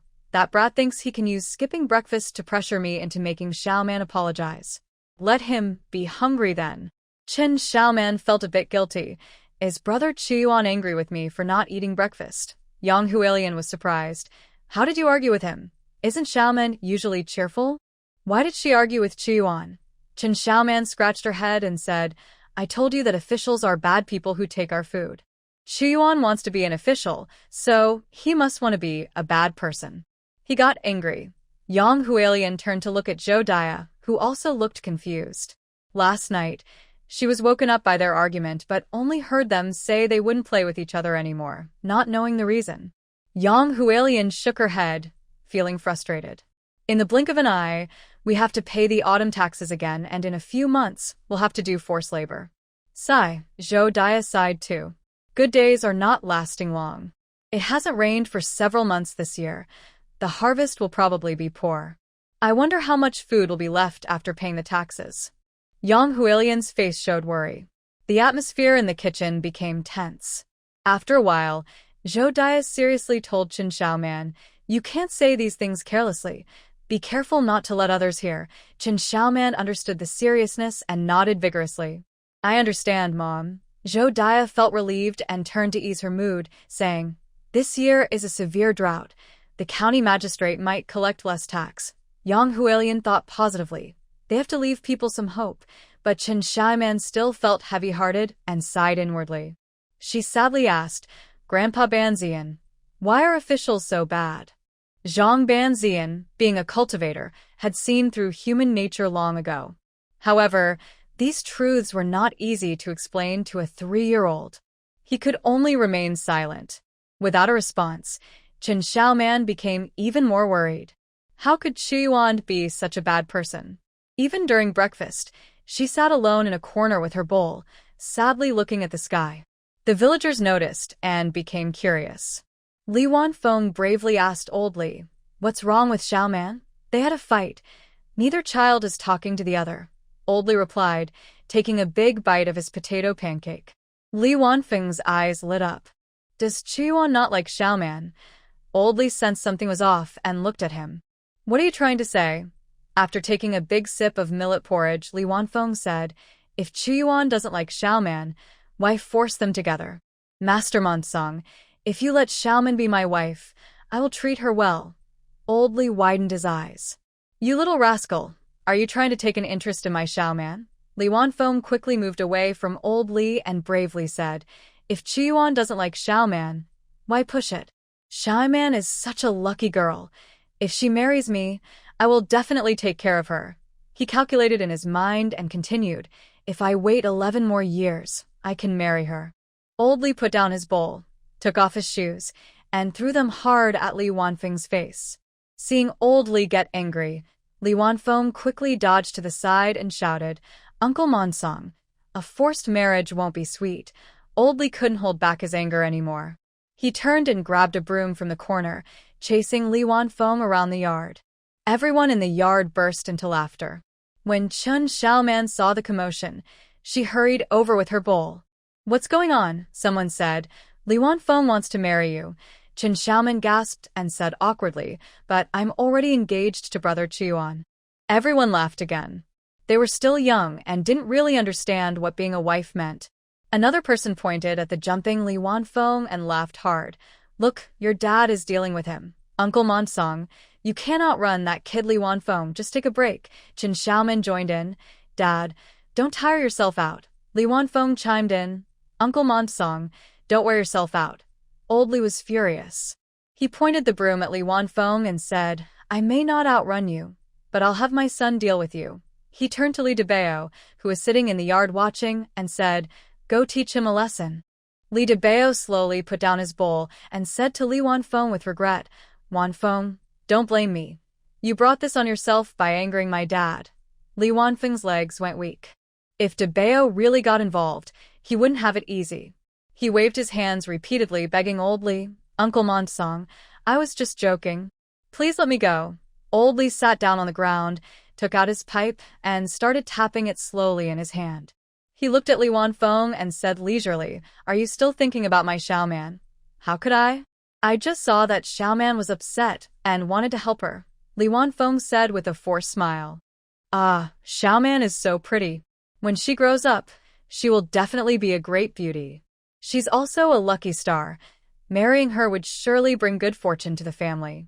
Just look at what kind of family Uncle Monsong has. Old Li was very unhappy. How could Xiaoman be upset? His family treats her like a treasure. Old Li said, Ask Xiaoman. If she wants to go with you, I won't stop her. Li Wanfeng was overjoyed. Uncle Monsong, are you serious? Li Monsong, keep my word. Old Li leisurely prepared his tobacco. Just because he wouldn't stop her didn't mean his wife wouldn't. Li Wanfeng was thrilled. Others in the yard sighed in disappointment. They should have known they would want someone too. Why did Li Wanfeng get the advantage? If they brought Xiaoman home, it would be a great honor. Seeing everyone's expressions, Old Li secretly scoffed. They all had their own motives. Li Wanfeng happily ran over to Chen Xiaoman and said, Xiaoman, come home with me. I will treat you well. Chen Xiaoman shook her head, no. Li Wanfeng was taken aback. Didn't she suffer at Old Li's house? Why didn't she want to leave? He quickly said, I'll cook you an egg every day. If there's food at home, you'll always get your share. How about that?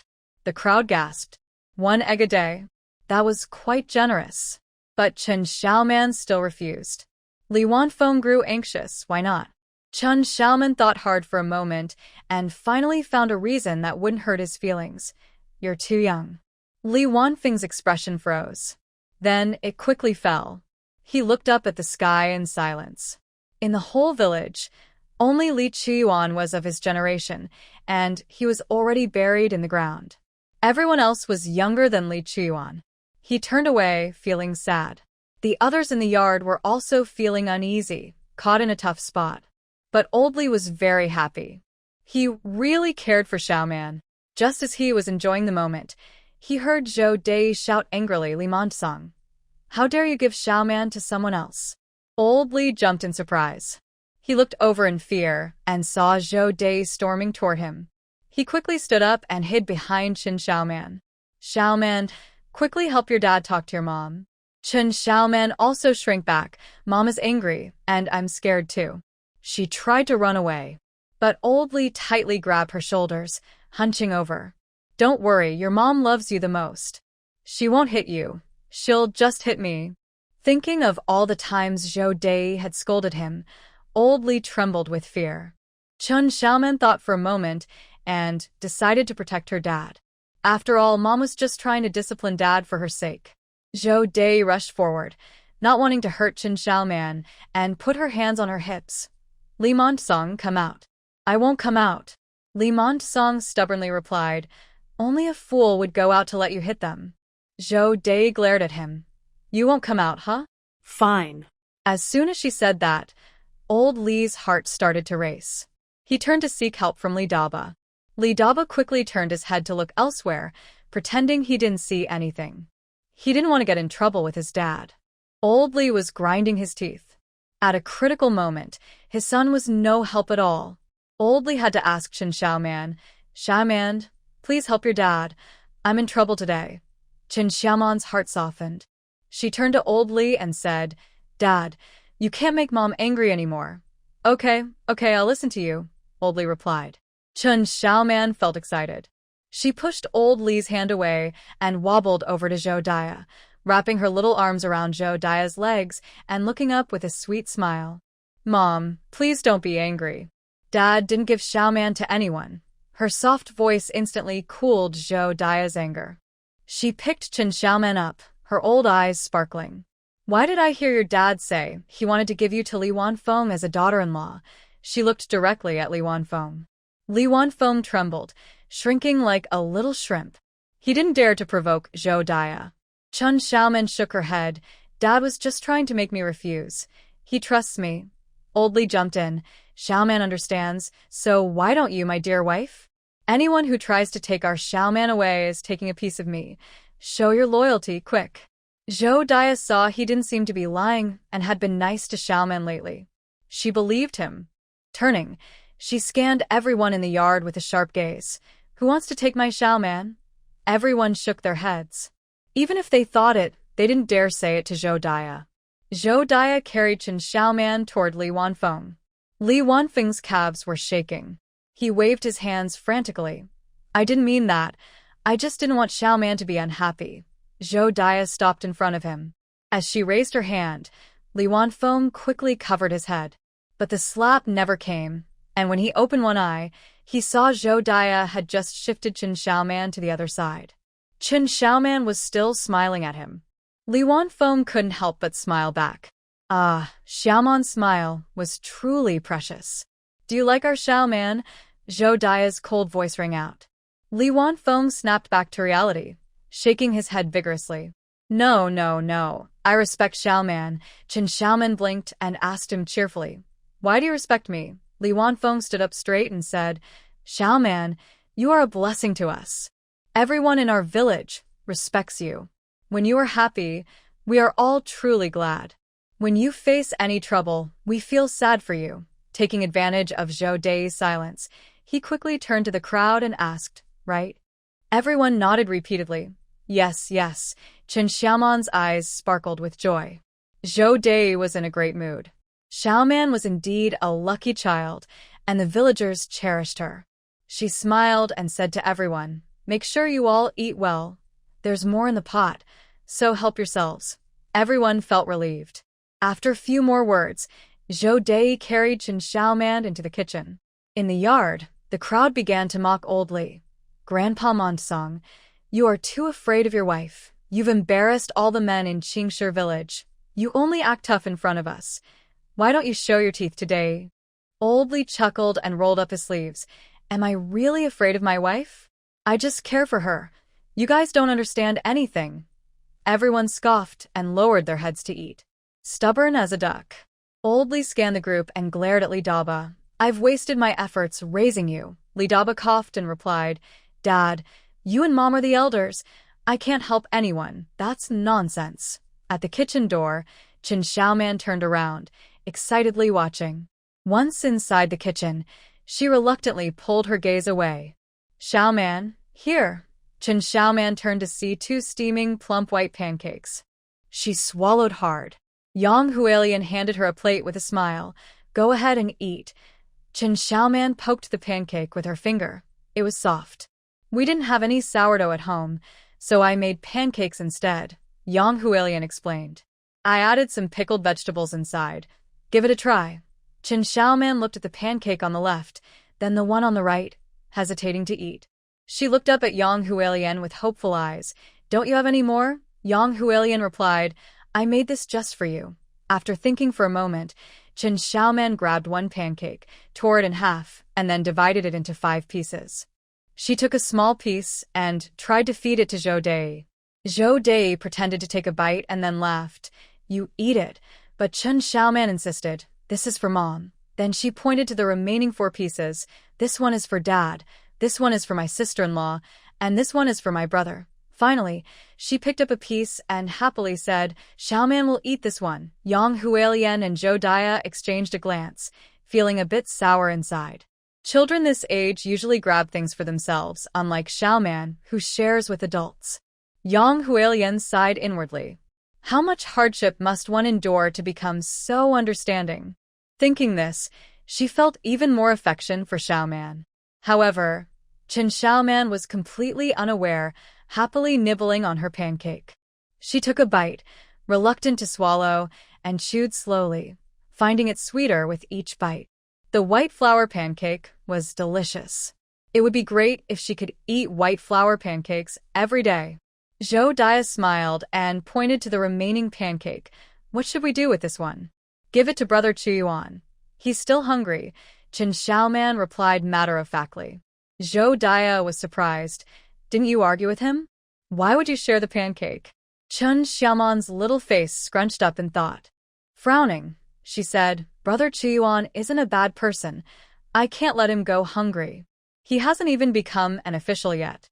It seemed she had come to a conclusion, nodding to herself, and cheerfully said, If he becomes bad in the future, I won't share pancakes with him anymore. Zhou Dai and Yang Huilian exchanged glances, lauging heartily. Children really are like that. Their tempers come and go quickly. Chen Xiaoman was confused. Grandpa Banshan, what are they laughing at? Zhang Banshan lay back on the gourd, leisurely saying, They like you. Seeing you makes them happy. Noticing something off in Zhang Banshan's tone, Chen Xiaoman asked, Grandpa Banshan, why aren't you happy? The wine is finished, Zhang Banshan replied helplessly. Chen Xiaoman immediately said, I have money. I'll help you buy some next time we go to the county. Zhang Banshan replied, The money you have isn't enough to buy wine. Chen Xiaoman, in her sweet voice, said, I have 7 big coins. Zhang Banshan paused and said, You should earn more money and buy me good wine in the future. Chen Xiaoman agreed. She would work hard selling fish balls to earn money to help Grandpa Banshan buy wine. Hualian, you should take the pancake to Chuyuan and say it's from Xiaoman, who saved it for him. Zhou Dai handed the plate to Yang Hualian. Chen Xiaoman quickly said, I'll take it. Do you know where the private school is? Zhou Dai asked in return. Chen Xiaoman realized. Oh right, she hadn't been to the private school yet. Seeing her eager to go, Yang Hualian said, I'll take her. It will also let her explore the village. Zhou Dai thought for a moment and nodded, That's fine. She hasn't explored the village yet. Don't rush back. I'm going to the field to pick vegetables. I'll wash and cut them. Early this morning, Dabao killed a chicken, and soon he'll pluck the feathers and start cooking it, Yang Hualian happily replied. She took a basket and filled it with pancakes. Zhou Dai added 3 sweet potato cakes and said, Take some pancakes to Mr. Liu. Yang Hualian happily agreed and took Chen Xiaoman's hand to head outside. The village school is next to the ancestral hall. To get there, they had to walk through the residential area of the village. Chun Xiaoman followed Yang Huilian, looking around. It wasn't busy farming season yet, so the children and elders were sitting outside their homes. When they saw Chun Xiaoman coming, some elders hurried home to get food for her. Some offered eggs, while others brought pastries. Chun Xiaoman waved her hand and cheerfully said, "I'm full." The elders insisted, Take it, take it. You can eat it later if you're hungry."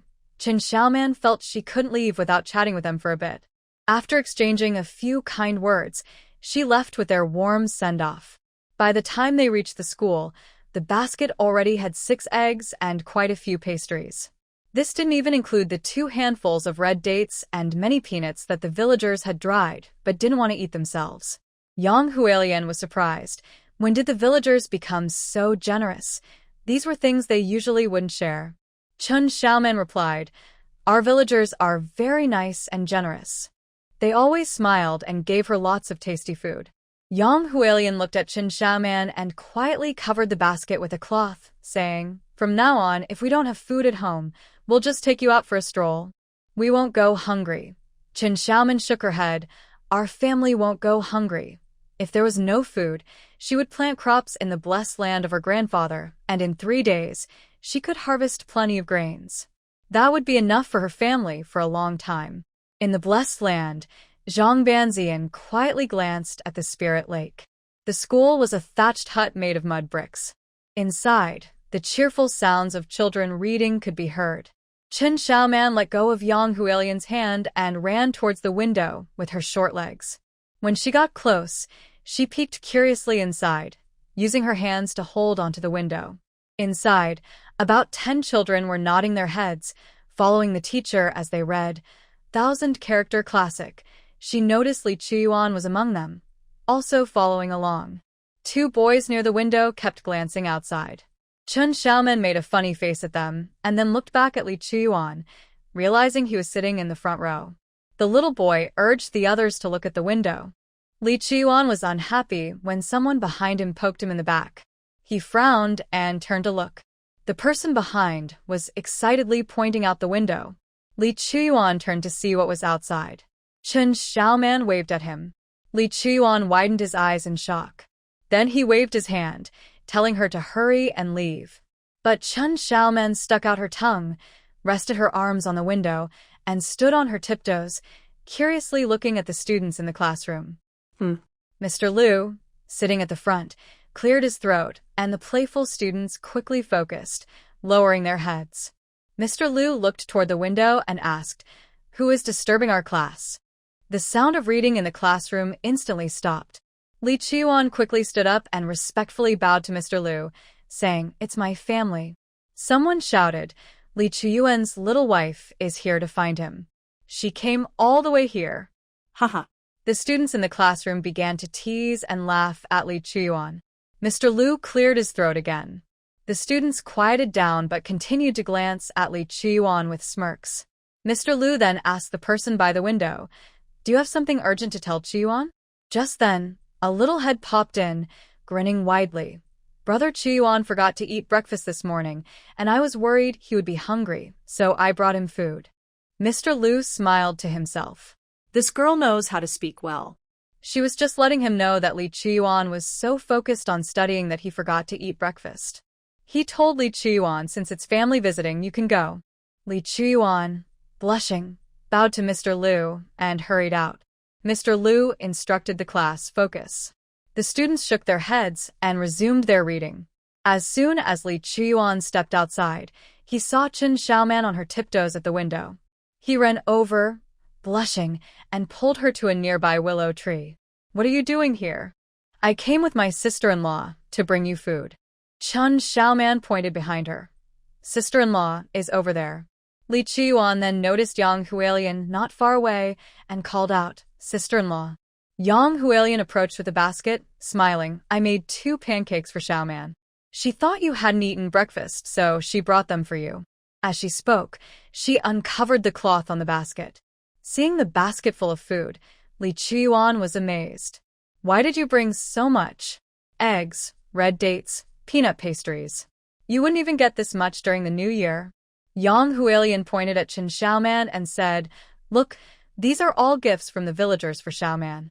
Chen Xiaoman generously replied, "Brother Qiyuan, I can give you anything you want to eat." Li Qiyuan was taken aback.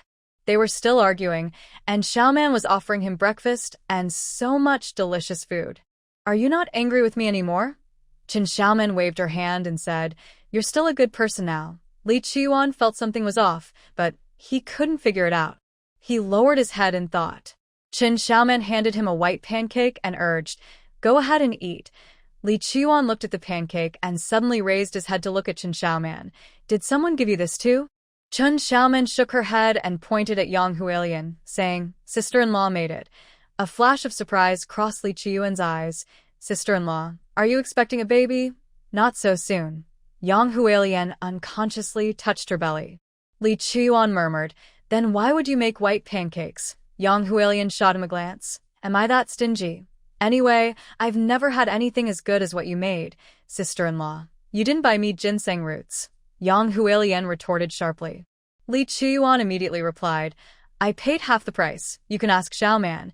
Chen Xiaoman quickly chimed in. Brother Qiyuan also contributed money. Yang Hualien felt mixed emotions. She nudged Li Qiyuan. "Hurry up and eat, or you'll be late for class. The teacher is waiting." Li Qiyuan agreed and started munching on the pancake. He hadn't had breakfast today, and he was very hungry. He couldn't concentrate on his studies earlier. Chen Xiaoman rested her chin on her hand, watching him eat happily. She turned and took 2 peanuts from the basket, giving one to Yang Hualien and happily peeling the other for herself. "Brother Qiyuan, are we friends again?" "Yes, when we get back, I'll share a piece of candy with you," Li Qiyuan said generously. Chen Xiaoman was curious. "How much candy do you have hidden?" Li Qiyuan proudly took a big bite of his pancake. "I won't tell you. I'll find out when I go back." She wasn't too concerned about it. Her grandpa could sense things within half a mile, so finding candy would be easy. Li Qiyuan didn't believe her at all. He had hidden it very well. Even his dad couldn't find it. The two chatted back and forth. Once Li Qiyuan finished his pancake, Yang Hualien didn't want to disturb his class anymore and handed him a sweet potato pancake. "Here, for your teacher." Li Qiyuan took the pancake, thought for a moment, and called out to Chen Xiaoman, "Wait here for me." After speaking, he turned and ran into the classroom. Chen Xiaoman curiously looked towards the classroom door. Before long, Li Qiyuan pulled Mr. Liu out. Mr. Liu was dressed in a long black robe with a white collar, standing tall with one hand resting on his stomach and the other on his back, walking steadily and gracefully. Chen Xiaoman ran up to Mr. Liu and, imitating Li Qiyuan, respectfully bowed. "Hello, Mr. Liu." Mr. Liu nodded and asked Li Qiyuan, "What were you two arguing about?" Li Qiyuan explained the argument he had with Chen Xiaoman the night before. Finally, he asked, "Sir, if being an official is not good, why should we work hard to study and take exams?" Mr. Liu looked at Li Qiyuan in surprise and then turned to Chen Xiaoman. These two children could think so deeply. He knew about Qiyuan's talent, but didn't expect this little girl to consider such things. Most people spend their lives just thinking about how to fill their stomachs. After a moment of thought, he said, "Taxes are collected to support the government and the soldiers." Chen Xiaoman asked, "Why don't they farm themselves and make us support them?" Mr. Liu smiled and replied, "They have other responsibilities. Soldiers must guard the borders to prevent invasions. If they farm, no one will protect the people." He then turned to look at the thoughtful Li Qiyuan. "Qiyuan, do you understand?" Li Qiyuan shook his head, pondering. "Why do enemies want to invade us?" Mr. Liu paused, thought for a moment, and explained in simple terms, "If there is a drought, villages might fight over water and countries might go to war over water, land, or population. Fighting between villages happens often. Today, during the drought, their village almost clashed with another." Li Qiyuan began to understand. "If we want the soldiers to protect us, we can farm in peace." Mr. Liu nodded. "Exactly." Chen Xiaoman then asked, "What about officials?" Before Mr. Liu could respond, Li Qiyuan said, "Officials must take care of the people, prevent bad people from causing harm, and help improve their lives, so we have to support them." Chen Xiaoman looked at Mr. Liu, somewhat confused. Mr. Liu admired Li Qiyuan and continued, "When Qingstone village has a good harvest, we pay taxes. If the village suffers a disaster, the government will send food to help. So we pay taxes for a stable life, Chen Xiaoman said, nodding thoughtfully. In an instant, she asked, but we still can't get enough to eat. Li Qiuan replied, there are good officials and bad officials. The more good officials there are, the better life will be for the people. Chen Xiaoman suddenly understood. Brother Qiuan wants the people to have a good life, so he wants to study and become an official. Li Qiuan proudly lifted his head, saying, only by studying can one understand the world and know when to advance or retreat. I will definitely pass the imperial examination, become a high official, and ensure that everyone has enough to eat and wear. Zhang Banzian in the Blessed Land suddenly sat up from his gourd. Through Chen Xiaoman, he could clearly see the same golden light appearing around Li Qiuan. Zhang Banzian was speechless. How could another child be easily recognized by the way of heaven? Is there no justice? Mr. Lu smiled at Li Qiuan. With Qiyuan's talent, as long as he doesn't take the wrong path, becoming an official shouldn't be difficult. However, he looked regretfully at Chen Xiaoman. A girl who can argue with Qiyuan is already better than the other children in his classroom. What a pity, she's just a girl. Yang Hualian, seeing that they had finished talking, quickly said with a smile, Xiaoman, we won't disturb the teacher any longer. Chen Xiaoman nodded. She waved goodbye to Mr. Lu, saying, goodbye, teacher. Mr. Lu clasped his hands behind his back and nodded slightly. Seeing the little girl holding an adult's hand and leaving obediently, he turned his gaze away and was about to go inside. A small voice called from behind, the teacher is really knowledgeable and understands everything. He smiled and shook his head. Just as he was about to take a step, he heard the small voice continue. The teacher can raise many good officials, and our lives will get better and better. Mr. Lu suddenly turned around and saw the little girl bouncing with joy. Her pigtails danced happily with her movements. Mr. Lu felt even more regret. He never expected that a 3- or 4-year-old girl could see through his true intention of teaching. What a good seedling, what a pity. Chen Xiaoman was unaware of Mr. Lu's thoughts. She happily followed Yang Hualian, collecting things to go home. As they passed the village chief's house, they happened to run into Yang Hongmei, who was feeding chickens in the yard.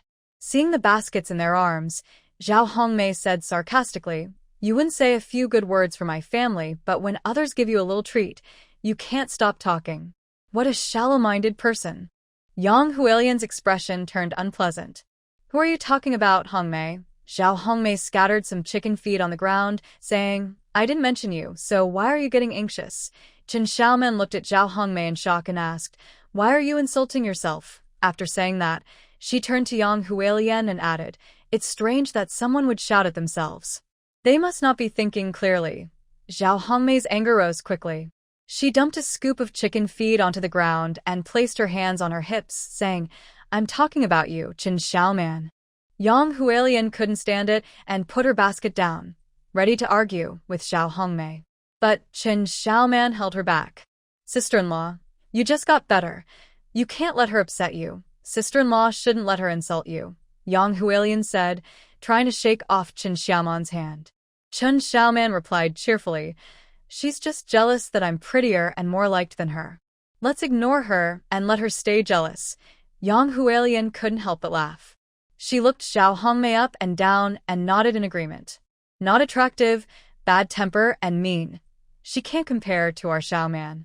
Zhao Hongmei's anger flared and she shouted, Yang Hualian, what are you acting tough for? I've had 2 sons. I'm better than you. Hearing this, Yang Hualian's face went pale. She clutched her chest, feeling a sharp pain. Chen Xiaoman got angry. The saddest thing for her sister-in-law was not having a baby, and Zhao Hongmei was being so cruel. Puffing her cheeks, Chen Xiaoman shot back. So, are you a chicken that lays eggs? Yang Hualian felt a wave of relief wash over her. Zhao Hongmei glared at Chen Xiaoman and shouted, do you dare insult me? Chen Xiaoman ignored her and turned to Yang Hualian, saying, it's strange why someone would want to be a chicken that lays eggs instead of a good person. Yang Hualian laughed and patted Chen Xiaoman on the back several times. You should keep talking. It makes sister-in-law happy. Wiping away tears of laughter, Yang Hualian encouraged Chen Xiaoman. Chun Xiaoman tilted her head and asked Zhao Hongmei, "Can you eat the eggs you lay? How many do you lay in a day? If you can lay eggs, why do you still raise chickens?" Yang Hualian covered her mouth, laughing uncontrollably. Xiaoman was so clever. Zhao Hongmei's face changed colors, going from red to blue, then purple and finally pale. She gasped for breath and pointed at Chen Xiaoman, yelling, "Shut up." Chen Xiaoman was startled. Yang Hualian pulled her behind her and glared at Zhao Hongmei. "What do you think you're doing?" Zhao Hongmei threw the scoop on the ground, rolled up her sleeves, and charged out of the yard. "I'm not afraid of you two anymore." Today, she was determined to confront her two sisters-in-law.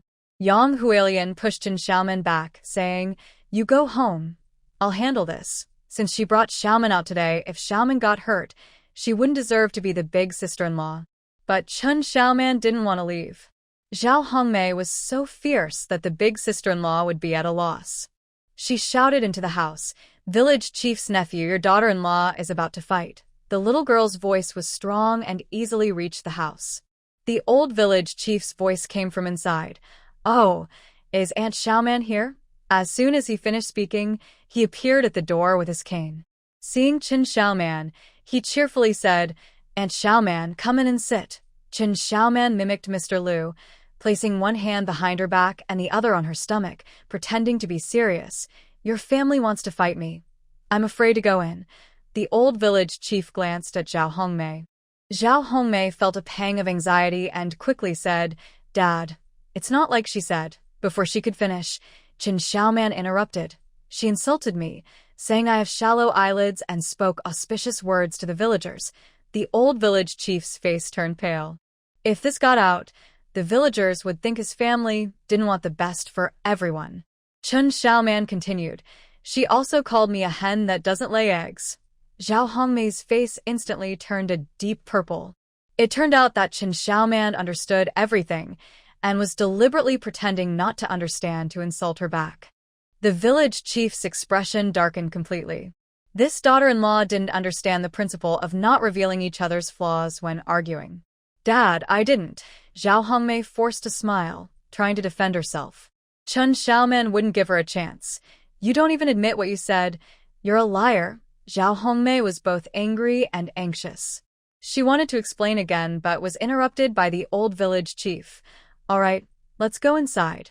I'll talk to your mother about this." Upon hearing this, Zhao Hongmei's face turned as pale as paper.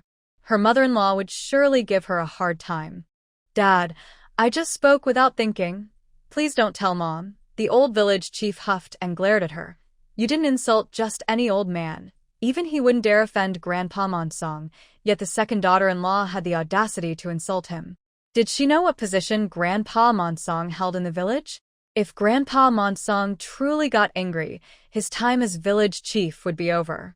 Moreover, now there was also Aunt Xiaoman to consider. This person is truly blessed. Just a few words can make him feel better. How dare the daughter-in-law offend him? Is she unhappy that their family is doing so well? Zhao Hongmei gritted her teeth. Her father's intention was clear. She had to apologize to Yang Hualian and Chen Xiaoman. She felt unwilling. But thinking about her mother-in-law's harsh ways, she clenched her teeth and turned to Yang Hualian, saying, "Hualian, I tend to speak without thinking, so please don't hold it against me." "Is that enough?" Seeing Zhao Hongmei bow her head, Yang Hualian felt as if she had just eaten a sweet fruit, completely satisfied. She replied, "So just because you speak without thinking you can call me a useless hen?" Zhao Hongmei had to soften her tone. "I spoke carelessly, and I apologize for that." Chen Xiaoman tilted her head and asked, "Why are you apologizing so fiercely?" Zhao Hongmei's mind was racing. She was the second daughter-in-law of the village chief and had given birth to 2 sons. Who in the village would dare to disrespect her? Yet today, she had to apologize to Yang Hualian, a woman who couldn't have children and was being made to suffer. It felt like a huge insult. She wanted to turn and leave, but the village chief called out, "You better apologize properly." Zhao Hongmei didn't dare to move. She clenched her jaw, endured the humiliation, and finally forced a smile, saying to Yang Hualian, "Hualian, I spoke thoughtlessly." "I'm sorry." If you're still angry, feel free to hit me. Seeing her bow so low, Yang Hualien was overjoyed. This was the daughter-in-law of the village chief, bending down in front of her. She never imagined it before. It felt amazing. Yang Hualien suppressed her happiness and nodded toward Chen Xiaoman. You need to apologize to Xiaoman too. You scolded her even more. Zhao Hongmei looked at Yang Hualien in disbelief. You want me to apologize to her? How old am I, and how old is she? Bowing to Yang Hualien was already humiliating enough, and now she had to apologize to Chen Xiaoman, a mere girl? How could she hold her head high in the village after this? But Yang Hualien said, at your age, you still scold a young girl? Have some shame. Chen Xiaoman waved her hand graciously. It's fine. I won't hold it against her. Zhao Hongmei nearly fainted with anger. What does it mean to not hold it against her? She was old enough to be Chen Xiaoman's mother. The old village chief angrily struck the ground with his cane twice. Aunt Xiaoman is your elder and a blessing. How dare you insult her? When the second brother comes back, I will have a serious talk with him. Zhao Hongmei became more anxious. Her father was really angry.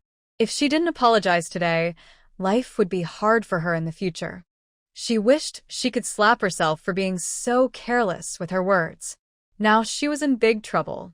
Zhao Hongmei regretted it. She forced a smile and said, Aunt Xiaoman, I shouldn't have insulted you. You are a blessing, and everyone seeks your help. I was foolish and caused trouble. If you want to, you can slap me to relieve your anger. Yang Hualien felt a pang of discomfort hearing this. Zhao Hongmei really could say anything. Chen Xiaoman waved her small hand and confidently said, Forget it. I forgive you. Just don't insult people randomly again, or I will tell the village chief's nephew. The old village chief was speechless. Why did Aunt Xiaoman sound just like Grandpa Monsong? Zhao Hongmei felt frustrated but dared not show it, so she forced a smile in response. Chen Xiaoman waved goodbye to the old village chief, saying, I'm going home now. Goodbye, village chief's nephew. The old village chief quickly and respectfully saw them off. Once they left, Zhao Hongmei couldn't hold back her tears any longer. The old village chief came back, glanced at her, and went into the house. Yang Hualien was very happy and cheerfully walked home with Chen Xiaoman. When they entered the kitchen, Zhou Dei was plucking chicken feathers. Yang Hualien rolled up her sleeves to help. Chen Xiaoman tried to do the same, but was shooed away by Zhou Dei. Don't get your clothes dirty. Go sit over there. Chen Xiaoman patted her chest and said, Xiaoman is all grown up now and can help. Zhou Dei laughed and said, You're still so young, calling yourself grown up. Don't underestimate Xiaoman's age. She takes on a lot of responsibility. Yang Hualien said with a smile. Do you have something to discuss? Zhou Dei asked, and Yang Hualien told her everything about Zhao Hongmei. You should have seen Zhao Hongmei's face. She will probably be too upset to sleep tonight. Zhou Dei was silent for a moment, then stood up, wiped her hands on her apron, and after telling Yang Hualien something, she left the yard. Old Li was busy carrying stones when Zhou Dei pulled him aside. Haven't you paid back the village chief yet? I've been busy laying the foundation these past few days. Zhou Dei glared at him. Are you reluctant to pay? Why do you say that? Old Li leaned closer to Zhou Dei and whispered, Isn't it better to hold on to money a little longer? What's good about that? Do you know how much trouble Zhao Hongmei has caused Xiaoman? Zhou Dai said angrily. Last time, she criticized Xiaoman, and today she still insults her for being naive. Even Hui Lian was called a hen that doesn't lay eggs. How hurtful is that for them? What? Old Li stared wide-eyed. Seeing his anger, Zhou Dai's frustration eased a bit. She hasn't done anything good either, but we borrowed money and haven't paid it back. The kids can't hold their heads high. Old Li thought for a moment and said, I'll go pay back the debt. Zhou Dai had already given Old Li 500 coins to pay off the debt, which he had hidden under the bed. Now he took the money and went to the village chief's house. When he handed the money to the old village chief, the chief was startled. Master Monsong, you're spending money on building a new house. Why are you paying back debts now? Old Li took out his pipe, slowly filled it with tobacco, and replied calmly, I'm worried about being in debt and having the kids bullied. After saying that, He lit the tobacco and took a deep puff. Don't worry, I have enough money for the new house. Just keep the money for now. You're not the only one in the family. Hearing this, the old village chief broke out in a cold sweat. Master Monsong was really angry. He quickly tried to push the money back into old Lee's hands. We don't have many expenses right now. Just use it for now, and you can pay me back after the new house is built. Old Lee placed the money on the table and stood up slowly. I appreciate your kindness in lending me money. If you ever need money in the future, just come to me. I'll lend you what I can. After saying this, he walked away with his hands behind his back, swinging his pipe. I'm leaving. The old village chief accompanied him to the gate. Once back inside, he slammed his cane down in frustration. The village chief's wife brought a bowl of water and placed it in front of him. Paying back debts is a good thing. Why are you still angry? The old village chief replied. If he came to pay back the debt on a normal day, it would be a good thing. But why now? It's because of what the second daughter-in-law said that got under my skin. He sighed heavily. Master Monsong is the most respected elder in our village. His words carry more weight than mine as the village chief. Do you remember what the fortune teller said? Uncle Chuyuan will have great wealth in the future. He's studying hard, and Mr. Liu always gives him extra help. He must have talent and will become an important official. How dare the second daughter-in-law say those things? The old village chief grew more upset as he spoke. The village chief's wife hesitated and said, Can we really trust what the fortune teller said? Our village hasn't produced a scholar in many years. Can't trust it? He predicted I would break my leg, and look at my leg now. The village chief patted his injured leg. Who in the village hasn't been affected by him? The village chief's wife was a bit flustered. The predictions made by the mad priest had all come true. Only Uncle Chuyuan's immense fortune remained. The old village chief, feeling angry and sad, said, Just look at Aunt Xiaoman. Her words can make my legs hurt less. How can a second daughter-in-law dare to scold someone like her? Our family will be ruined by her mouth. The village chief's wife was completely panicked. What should we do? What can we do? I'll go apologize to Master Monsong later. The old village chief, frustrated, jabbed the ground with his cane, stood up, returned to his room, and slammed the door shut. It's really worrying. The village chief's wife stomped her foot in anger, hands on her hips in the living room, and shouted, Zhao Hongmei, get out here. If she didn't make Zhao Hongmei cry, she wouldn't feel right about the whole family. Hiding in her room, Zhao Hongmei trembled in fear.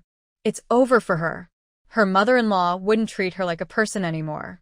The next moment, the door was pushed open, and a thin old woman rushed in, yanking her off the bed. You're full of energy to shout, so you're not tired. From today on, all the chores are yours. Go fetch water from the well. The whole family is bathing tonight.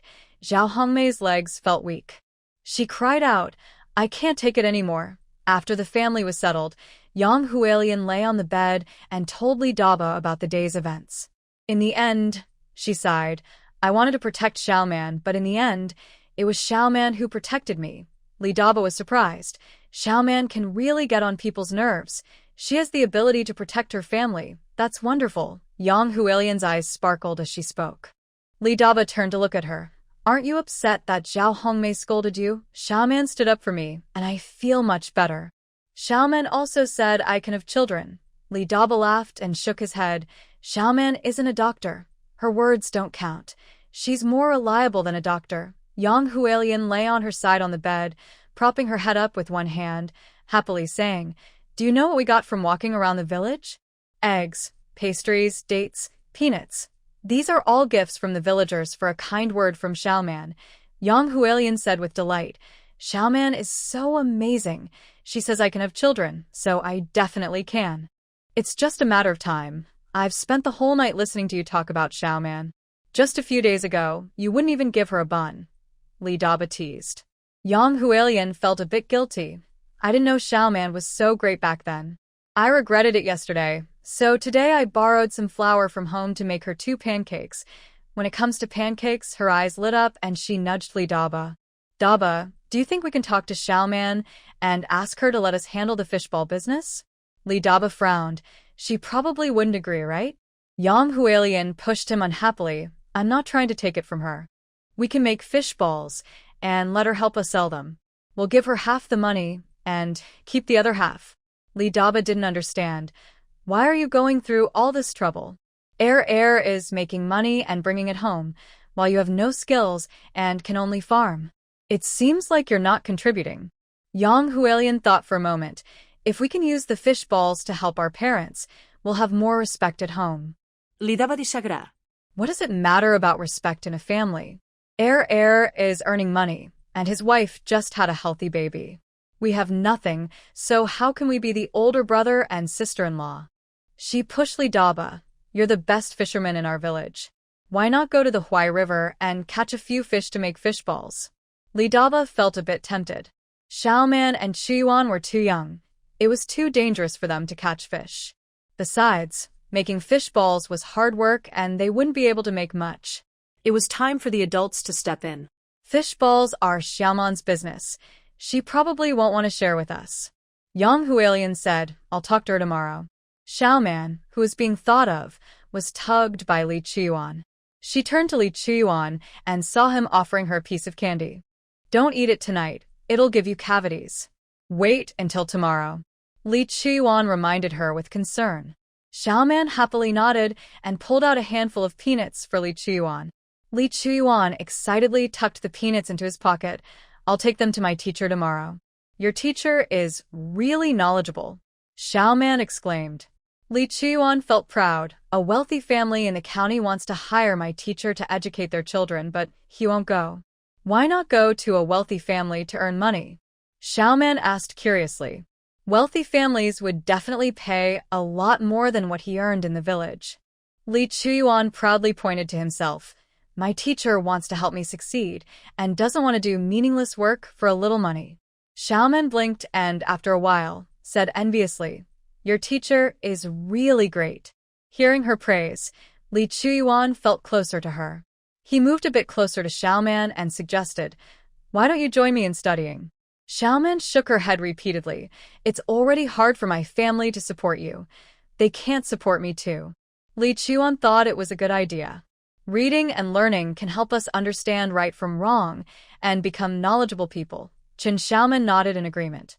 She also believed that reading was important, especially for studying medicine. I'll teach myself, and if I don't understand something, I'll ask you. Li Qiyuan disagreed.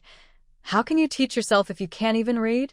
You won't understand the lessons in the books. Qin Xiaoman thought to herself, but I have my half-sage grandpa.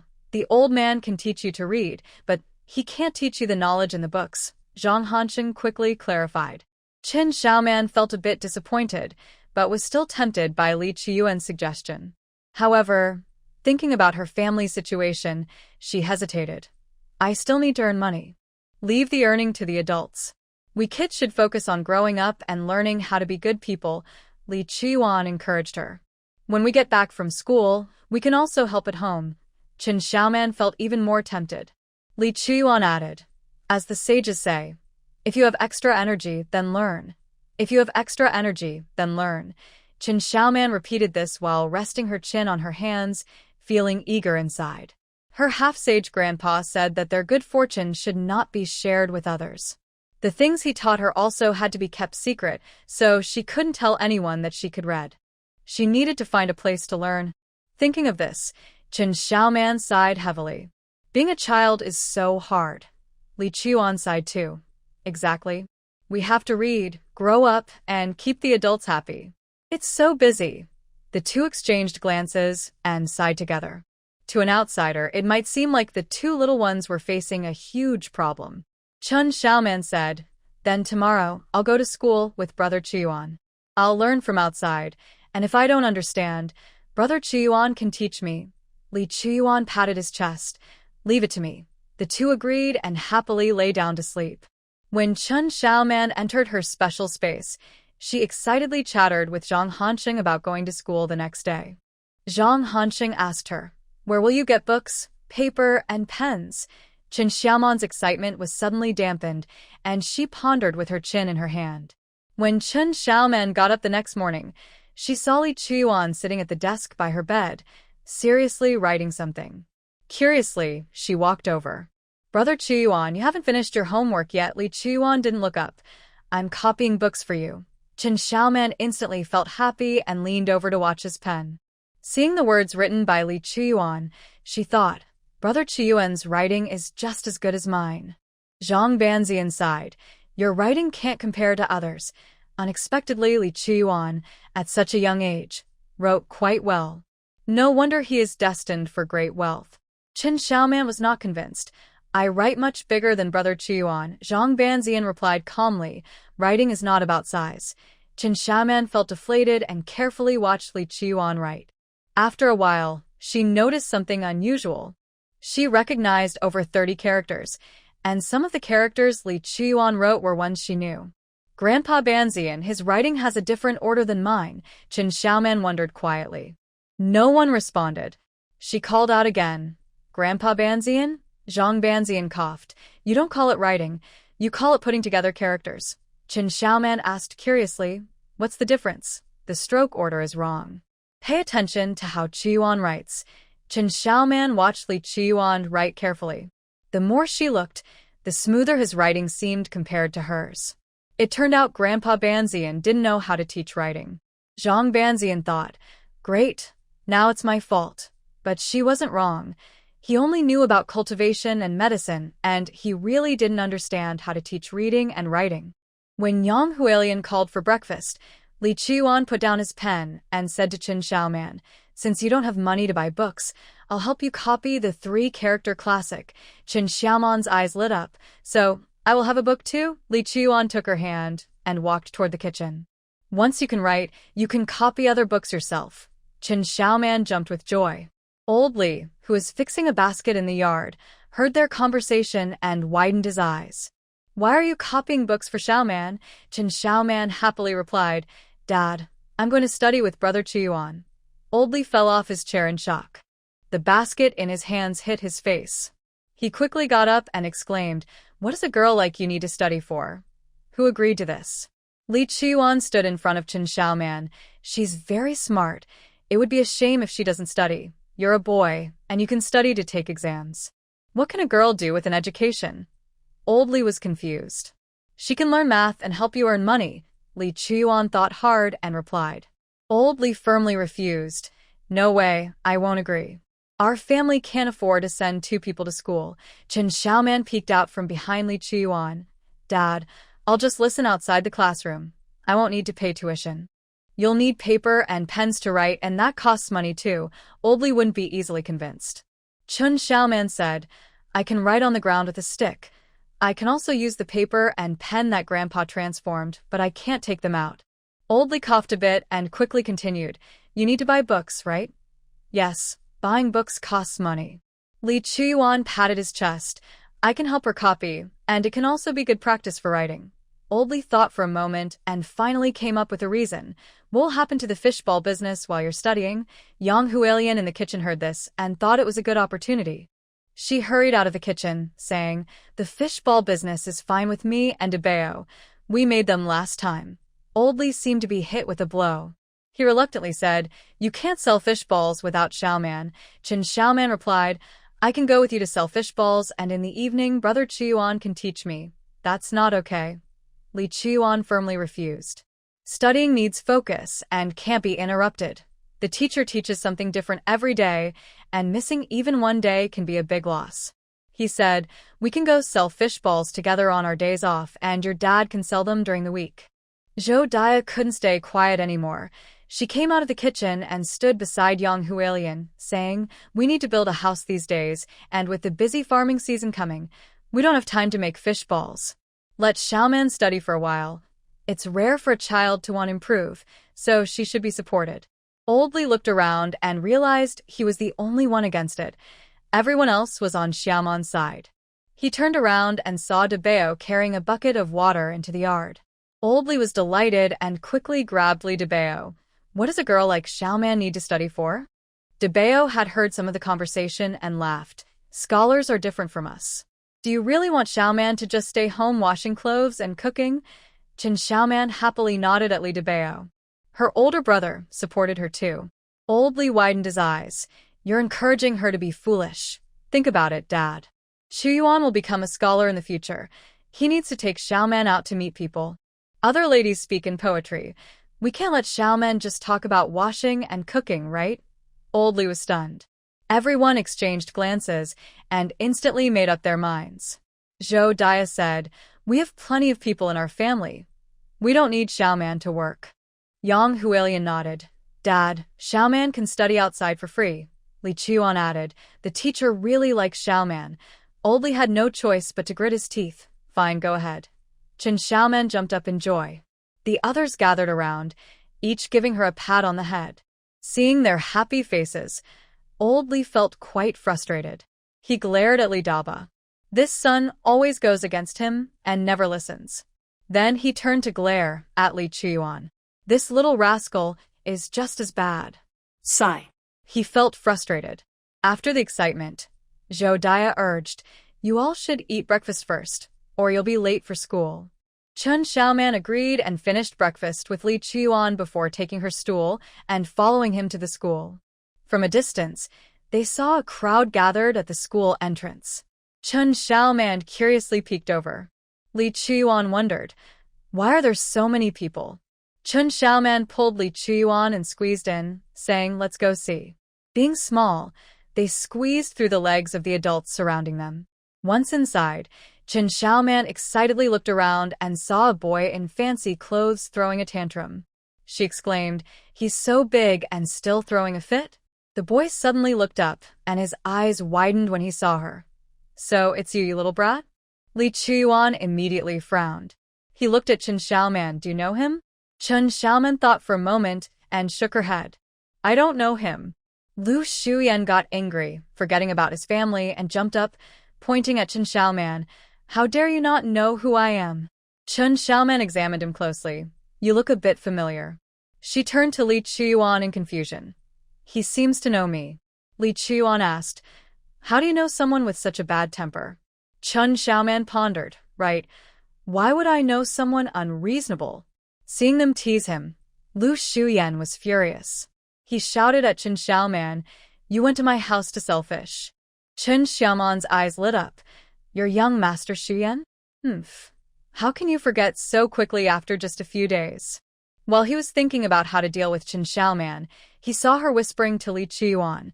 He was crawling through a dog hole, and his face was dirty, so I didn't see his face clearly. Why was he crawling through a dog hole? Is he short? Li Chuyuan asked curiously. Chen Xiaoman shook her head. "I don't know." After answering, she asked curiously, "Can crawling through a dog hole make you taller?" "I heard it from the adults, but I don't know if it's true." "I think he should know." Li Chuyuan looked at Lu Shuyan. Lu Shuyan jumped up high. "I heard everything you said." Chen Xiaoman asked him seriously, "Can crawling through a dog hole really make you taller?" Again with the dog hole. If it weren't for this little brat, he wouldn't have been discovered and sent to this terrible place to study. New grudges and old resentments came rushing back, and he shouted as he charged at Chen Xiaoman. He wanted to teach this girl a lesson. Li Chuyuan was furious. How could they hit Xiaoman right in front of him? He rushed forward first, grabbing Lu Shuyan's arm and kicking his leg. Lu Shuyan lost his balance and fell to the ground with a loud thud, sending dust flying everywhere. The onlookers were stunned. Their esteemed young master Shuyan had been beaten by a younger country boy. Lu Shuyan was momentarily dazed, but his anger flared up. He got up and tackled Li Chuyuan to the ground, raising his fist to hit him. Li Chuyuan struggled to hold Lu Shuyan's face with his small hands. Even though he was younger, he had helped his family with work and was surprisingly strong.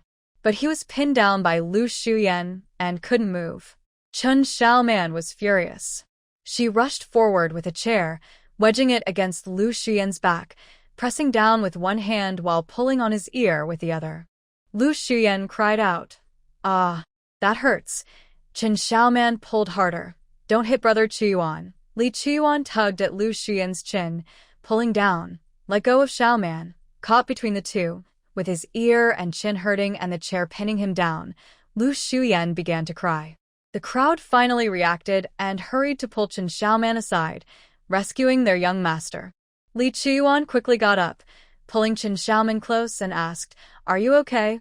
Qin Xiaoman shook her head, then turned to Lu Shuyan, who was surrounded, and raised her small fist. "If you bully Brother Qiyuan again, I'll hit you." Lu Shuyan cried, tears streaming down his face, pointing at Qin Xiaoman and Li Qiyuan. "You're bullying me. 2 against 1. You're older than us, so of course, we need 2 people to take you on," Qin Xiaoman replied matter-of-factly. Li Qiyuan nodded. "You started it." He was just trying to protect Xiaoman. Lu Shuyan, still upset, pushed away the servant trying to comfort him and argued back. "I'm only a little older than you," Li Qiyuan replied without hesitation. "You're heavier than both of us combined. You're too big. What a shock." Lu Shuyan stared at Li Qiyuan in disbelief. "Are you calling me fat?" The crowd was speechless. They never imagined young Master Shuyan would be beaten by 2 kids in such a rural place, let alone be called fat. Li Qiyuan also clenched his fist and waved it in front of Lu Shuyan, saying, "I dare to hit you, so why would I be afraid to scold you?" Qin Xiaoman nodded repeatedly. "You can't beat us, so we're not scared." Lu Shuyan cried even harder. He shook his hands, tears streaming down his face, and pointed at the 2 of them as he turned to an elegant old lady sitting nearby, complaining, "Grandma, they are bullying me." He looked as if he had suffered a great injustice. Before the old lady could speak, Qin Xiaoman, acting like an adult, put his hands behind his back, shook his head, and sighed. "It's so embarrassing to tell an adult." Li Qiyuan said to Lu Shuyan, "Did you hear that?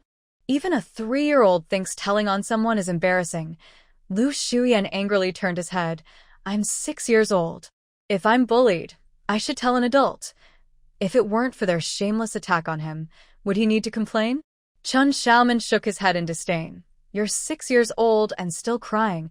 How embarrassing." Li Qiyuan nodded. "You're not a little kid anymore." Qin Xiaoman immediately defended herself. 3-year-olds don't cry either. "You cried just a few days ago," Li Qiyuan pointed out. Qin Xiaoman tilted her head defiantly. "You cried even harder than I did. I was worried about you." Caught off guard, Li Qiyuan's face turned red. But Qin Xiaoman shook her head. "No, Brother Qiyuan is feeling guilty and scared." Li Qiyuan's face turned even redder. "If you hadn't run away from home, would I feel guilty and scared?" The 2 little ones, who had just teamed up to bully him, were now arguing back and forth. Lu Shuyan looked at one and then the other, stomping his feet in frustration. "I'm still arguing with you." Qin Xiaoman turned to Lu Shuyan and said, "Wait for us." Li Qiyuan glared at him. "You can't argue with us, so why bother?" Lu Shuyan, so angry. He felt so wronged. "Wah." Lu Shuyan closed his eyes, tilted his head back, and cried loudly at the sky. The servants hurried to comfort him. One wiped his tears, while another spoke kind words to soothe him. But Lu Shuyan cried even harder. An old woman standing next to the old lady whispered, "Young Master Shuyan has suffered a big loss." The old lady replied, "Experiencing a little hardship is a good thing." She turned her gaze to Qin Xiaoman and asked, "Was it this young lady who discovered that Shuyan crawled through the dog hole last time?" The old woman laughed. "That's right. It seems young Master Shuyan has faced 2 losses at her hands." The old lady rubbed her hand on the cane. "What a clever girl, and so brave too." The gaze fell on Li Qiyuan, who was dressed in a long gown. Although he looked young, he carried an air of scholarly wisdom. It was rare to see. It seemed she had indeed sent the child to the right place. Just then, Mr. Lu's voice rang out. "Why are you crying outside the classroom?" Li Qiyuan pulled Qin Xiaoman aside and whispered, "Be quiet for a bit. The teacher is coming." Qin Xiaoman turned to see Mr. Lu carrying a wooden basin, likely having gone out early to wash clothes. Li Qiyuan and Qin Xiaoman respectfully bowed, saying, "Hello, Mr. Lu." Mr. Lu acknowledged them and then looked at Lu Shuyan. "Why are you crying?" Qin Xiaoman felt a bit guilty. She had just hit Lu Shuyan quite hard. She looked at Li Qiyuan and whispered, "Will Lu Shuyan tell the teacher?" Li Qiyuan also felt uneasy, saying, "If the teacher punishes us, you have to give me some peanuts." Qin Xiaoman quietly replied, "Then you have to give me a piece of candy." Li Qiyuan was not pleased, saying, "I only fought because I was helping you." Qin Xiaoman thought for a moment and realized that was true. She said, Red dates are tastier than peanuts. I'll give you red dates. Never mind, you helped me too. Just give me some peanuts, Li Chiyuan generously replied. Their chatter was interrupted by the old lady's laughter. Children playing around is nothing to worry about. The old lady smiled and stood up, walking toward Mr. Liu. Upon seeing her, Mr. Liu respectfully bowed, saying, "Greetings, madam." The old lady smiled and said, "Now that we are in Huayan County, there is no need to follow those formalities." Mr. Liu replied calmly, "One should not abandon courtesy." The old lady did not press the matter further and changed the topic, saying, "Since Mr. Liu is unwilling to go to the county town, I had to bring my grandson here to find you, hoping you can take Lu Shuyan under your wing." Chen Xiaoman whispered in surprise to Li Chiyuan. "So it was Lu Xian's family that invited Mr. Liu." Li Chiyuan whispered back, "I just found out too." At that time, he had only seen someone who looked like a steward come to invite the teacher, and from a distance, he hadn't heard clearly. Mr. Liu, however, replied indifferently, "Madam, why go through all this trouble? There are many good teachers willing to teach young Master Shuyan." Lu Shuyan wiped his tears and looked hopefully at his grandmother. "Hurry up, Grandma. The teacher has already declined." He didn't want to stay here any longer. But the old lady smiled and said, "Mr. Liu is being modest. In my eyes, it is best for Shuyan to follow you." She signaled to the maid behind her. The maid stepped forward, holding a tray. Seeing the items above, Mr. Liu frowned. "What is this?" "Mr. Liu has high aspirations, so ordinary things cannot impress you. I will take the ashes of your mother and present them to you, to honor your deep filial piety." Mr. Liu looked sadly at the white porcelain urn. After a long time, he trembled as he took the tray. When he spoke again, his voice was hoarse. "Thank you, madam. I accept it." Madam Liu smiled kindly. She turned to Lu Shuyan and called, "Shuyan, come here and greet Mr. Liu." However, Lu Shuyan kept backing away. "Grandma, I don't want to stay here. Let's go back to the county town. I promise I won't bother the gentleman anymore. He didn't want to be in this village." There was nowhere to play. Madame Lu's expression turned cold. "Do you want to be grounded again?" Thinking of the recent days spent at home, Lu Shuyan's legs trembled.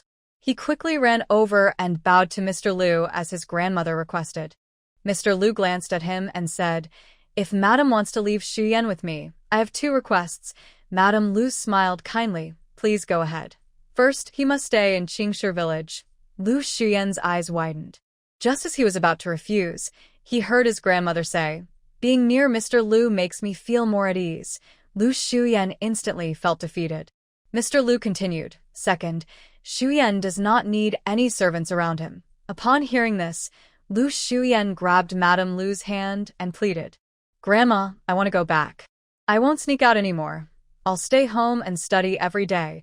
A hint of reluctance flashed in Madame Lu's eyes. In that moment, she made up her mind. "All right, I will leave Shuyan with you." Now it was Mr. Liu's turn to be surprised. He truly did not expect Madame Liu to be so determined. Since she was willing, he would not refuse. "Then please, madam, take the servants and leave." Seeing that she was really about to go, Lu Shuyan clung to Madame Lu's hand and whined, "Grandma, don't leave me. I will listen to you from now on." Madame Liu lovingly patted his head and said softly, "Shuyan, follow Mr. Liu well, and I will come to see you again in a few days." After saying this, she disregarded Lu Shuyan's pleas and prepared to leave. Seeing that his cries were in vain, Lu Shuyan looked at Madame Lu's back with tear-filled eyes. Madame Liu quickened her pace. When she reached Chen Xiaoman and Li Chiyuan, she smiled and looked them over. Finally, she turned her gaze to Chen Xiaoman and said, "You're the girl who sells fish, right?" Chen Xiaoman recognized the old woman next to Lady Liu and nodded. "I sold a lot of fish to her, and she taught me how to make fish balls." Li Chiyuan was surprised. So, the fish balls were taught by this family. The old woman smiled and said, "Recently, someone in the county has been selling fish balls." "I guess it's you." Chen Xiaoman asked her, "Do you want to sell fish balls?" Just as the old woman was about to speak, Lady Liu stopped her. Lady Liu smiled and asked Chen Xiaoman, "If we want to sell, wouldn't that mean we are competing for business?" Chen Xiaoman shook her head. "If you want to sell, then I won't sell." The fish balls were taught to me by you, so I can't compete with you. Lady Lu smiled even more. Are you willing to give them up? Chen Xiaoman replied sadly. I can't bear to. Lady Lu liked her even more. The girl was honest and had principles. She said, don't worry about this business. Our family won't sell fish balls. Chen Xiaoman smiled widely. Thank you, Grandma. Lady Lu nodded slightly and turned to Li Qiyuan, asking, Where are you from, young master? After hearing Chen Xiaoman's conversation with Lady Lu, Li Qiyuan respectfully replied, I am from Qingshi village. Lady Lu was surprised. She looked closely at the young Li Qiyuan, who spoke so well for his age, and then thought of her grandson, who was crying behind her. She couldn't help but twitch her lips. She smiled and said, Come play at our house with Xu Yan in the future. Li Qiyuan glanced at the pitiful Lu Xu Yan and nodded in agreement. Lady Lu felt relieved and left with her servants. Chen Xiaoman gave the old woman a bright smile. The usually quiet old woman nodded slightly and followed Lady Lu as they left. Seeing no hope, Lu Xuyan wiped his tears, sniffed, and called out to the departing figures, Remember to bring me food. I want pigeon soup for dinner. Unfortunately, Lady Lu didn't look back. He muttered, They wouldn't really not feed me, right? Thinking this, he shouted to the crowd, Grandma, leave some money for me. I don't have money to buy food, and I'll starve. Mr. Lu, with his hands behind his back, said, From now on, you will live with me. Lu Xuyan looked at the dilapidated, dark brick house, feeling very cold inside. It's almost time for class. Let's go to the classroom, Mr. Lu said lightly. Lu Xuyan replied within, Oh, and slowly walked toward the classroom. After Li Qiyuan said goodbye to Chen Xiaoman, he also headed to the classroom. Chen Xiaoman happily sat on a stool under the classroom window. Just as she settled in, Lu Xuyan, the chubby boy, burst out of the classroom, laughing loudly. If I have to study in such a shabby place, I might as well dream. I'm going home. You all can play by yourselves. Unfortunately, he didn't get to boast for long before Mr. Lu grabbed him by the back of his shirt. Where do you think you're going? Lu Xuyan looked sad. I'm sorry, sir. Mr. Lu softened his expression and pointed to the door, saying, You will stand by the door for class today. Lu Xuyan's eyes lit up. When the teacher started the lesson, he could sneak away. But Mr. Lu turned to Chen Xiaoman by the window and said, Keep an eye on him for me. Chen Xiaoman immediately sat up straight and nodded eagerly. Sure, Mr. Lu said, You're too far away. Come sit by the door. Chen Xiaoman quickly got up, carrying her stool, and ran to the classroom door. She placed the stool right in the middle and sat down. Looking up, she could see the teacher's desk. Chen Xiaoman smiled and said, Don't worry, sir, I won't let him escape. Mr. Lu nodded and entered the classroom. Lu Xuyan scoffed, Can you outrun me? Short legs. He looked down at Chen Xiaoman's legs. Chen Xiaoman put her hands on her hips and replied, If you dare to run, I'll have my nephews and grandsons catch you. How many nephews and grandsons do you have? All the kids in the village. Chen Xiaoman tilted her head and showed him her small, white teeth. Lu Xuyan. As class time approached, more children from the village arrived at the classroom. A boy around 10 years old asked, What is Great-Grandma Xiaoman doing here? Lu Xuyan's eyes widened in shock. Great-Grandma? Chen Xiaoman pointed at Lu Xuyan and said, The teacher asked me to watch him. The boy entered the classroom, looking puzzled. Then came the second and third children. Once all the students were present, Mr. Lu addressed everyone. Today we will continue with the 1,000-character classic. Chen Xiaoman sat up straight, her eyes shining as she focused on the teacher. Mr. Lu read a line, and the students in the classroom repeated after him. Chen Xiaoman loudly echoed from the door. When Mr. Lu turned around, he saw Chen Xiaoman shaking her head. He chuckled and shook his head. Glancing at Lu Xuyan, who was playing on the floor, he began to explain word by word. Chen Xiaoman noted down anything she didn't understand. The morning passed quickly. Lu Xuyan wanted to run away, but as soon as he moved, Chen Xiaoman asked him, Are you trying to escape? So, he had to grit his teeth and stay put. After standing for a while, he squatted down and played with a stick, drawing on the ground. When Mr. Lu came out, Chen Xiaoman immediately stood up from her seat and said loudly, Hello, mister. Mr. Liu replied casually. Lu Shuyan scoffed. You're such a flatterer. Mr. Liu raised his eyebrows and turned to Lu Shuyan, asking, what is the next line of do not speak of others' shortcomings? Lu Shuyan was stunned. He hadn't paid attention in class that morning. Mr. Liu said calmly, you will continue to stand outside this afternoon. Lu Shuyan felt defeated, like a wilted plant. It was so hot outside. He could barely handle the morning, let alone the afternoon. Only one morning of teaching. How can anyone remember, he complained. Mr. Liu glanced at him and said, choose any student. If they don't know, you can enter the classroom. Lu Shuyan wasn't foolish. Those students had likely prepared in advance. He pointed at Chen Xiaoman proudly and said, she definitely doesn't know. Mr. Liu frowned. Chen Xiaoman wasn't his student and had never studied before, so how could she remember? To everyone's surprise, Chen Xiaoman confidently replied, I remember. You're just boasting. What is the next line? Lu Shuyan challenged, glaring at her. Chen Xiaoman glared back defiantly and said, do not speak of others' shortcomings, nor rely on your own strengths. Lu Shuyan was taken aback and quickly turned to Mr. Liu. Mr. Liu was surprised and asked, do you know what it means? It means we shouldn't talk about others' faults, and we shouldn't be complacent just because we have strengths, Chen Xiaoman explained, mimicking Mr. Liu's mannerisms with her hands behind her back, nodding as she spoke. Mr. Liu was somewhat astonished. The 1,000-character classic can be quite difficult. He usually had students memorize it first and then read it a few times the next day to explain its meaning. This girl managed to remember it after only reading it 3 or 4 times. What a rare talent. Most importantly, her eagerness to learn stood out.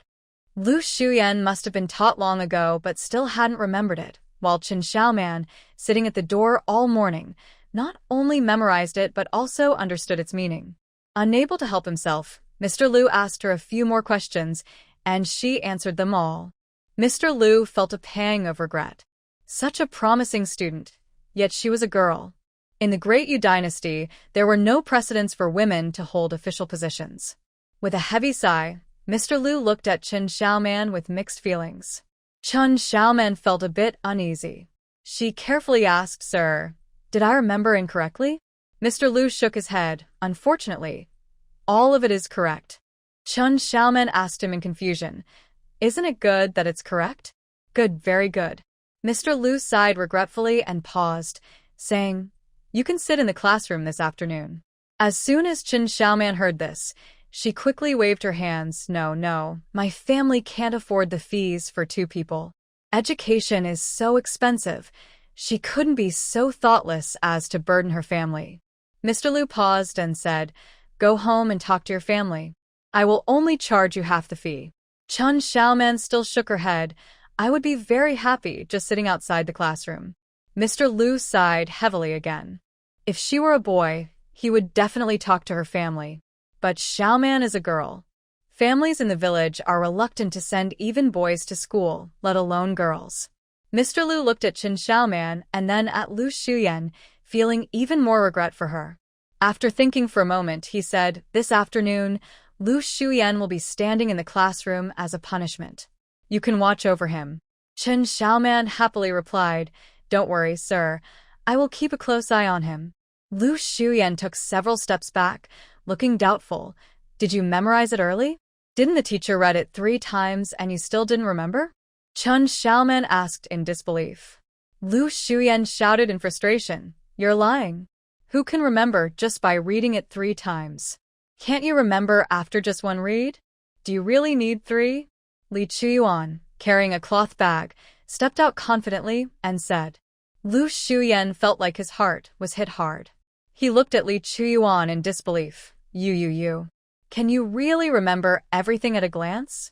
Li Chuyuan was even more surprised. Having read it once, how could I possibly forget? Lu Shuyan was momentarily speechless.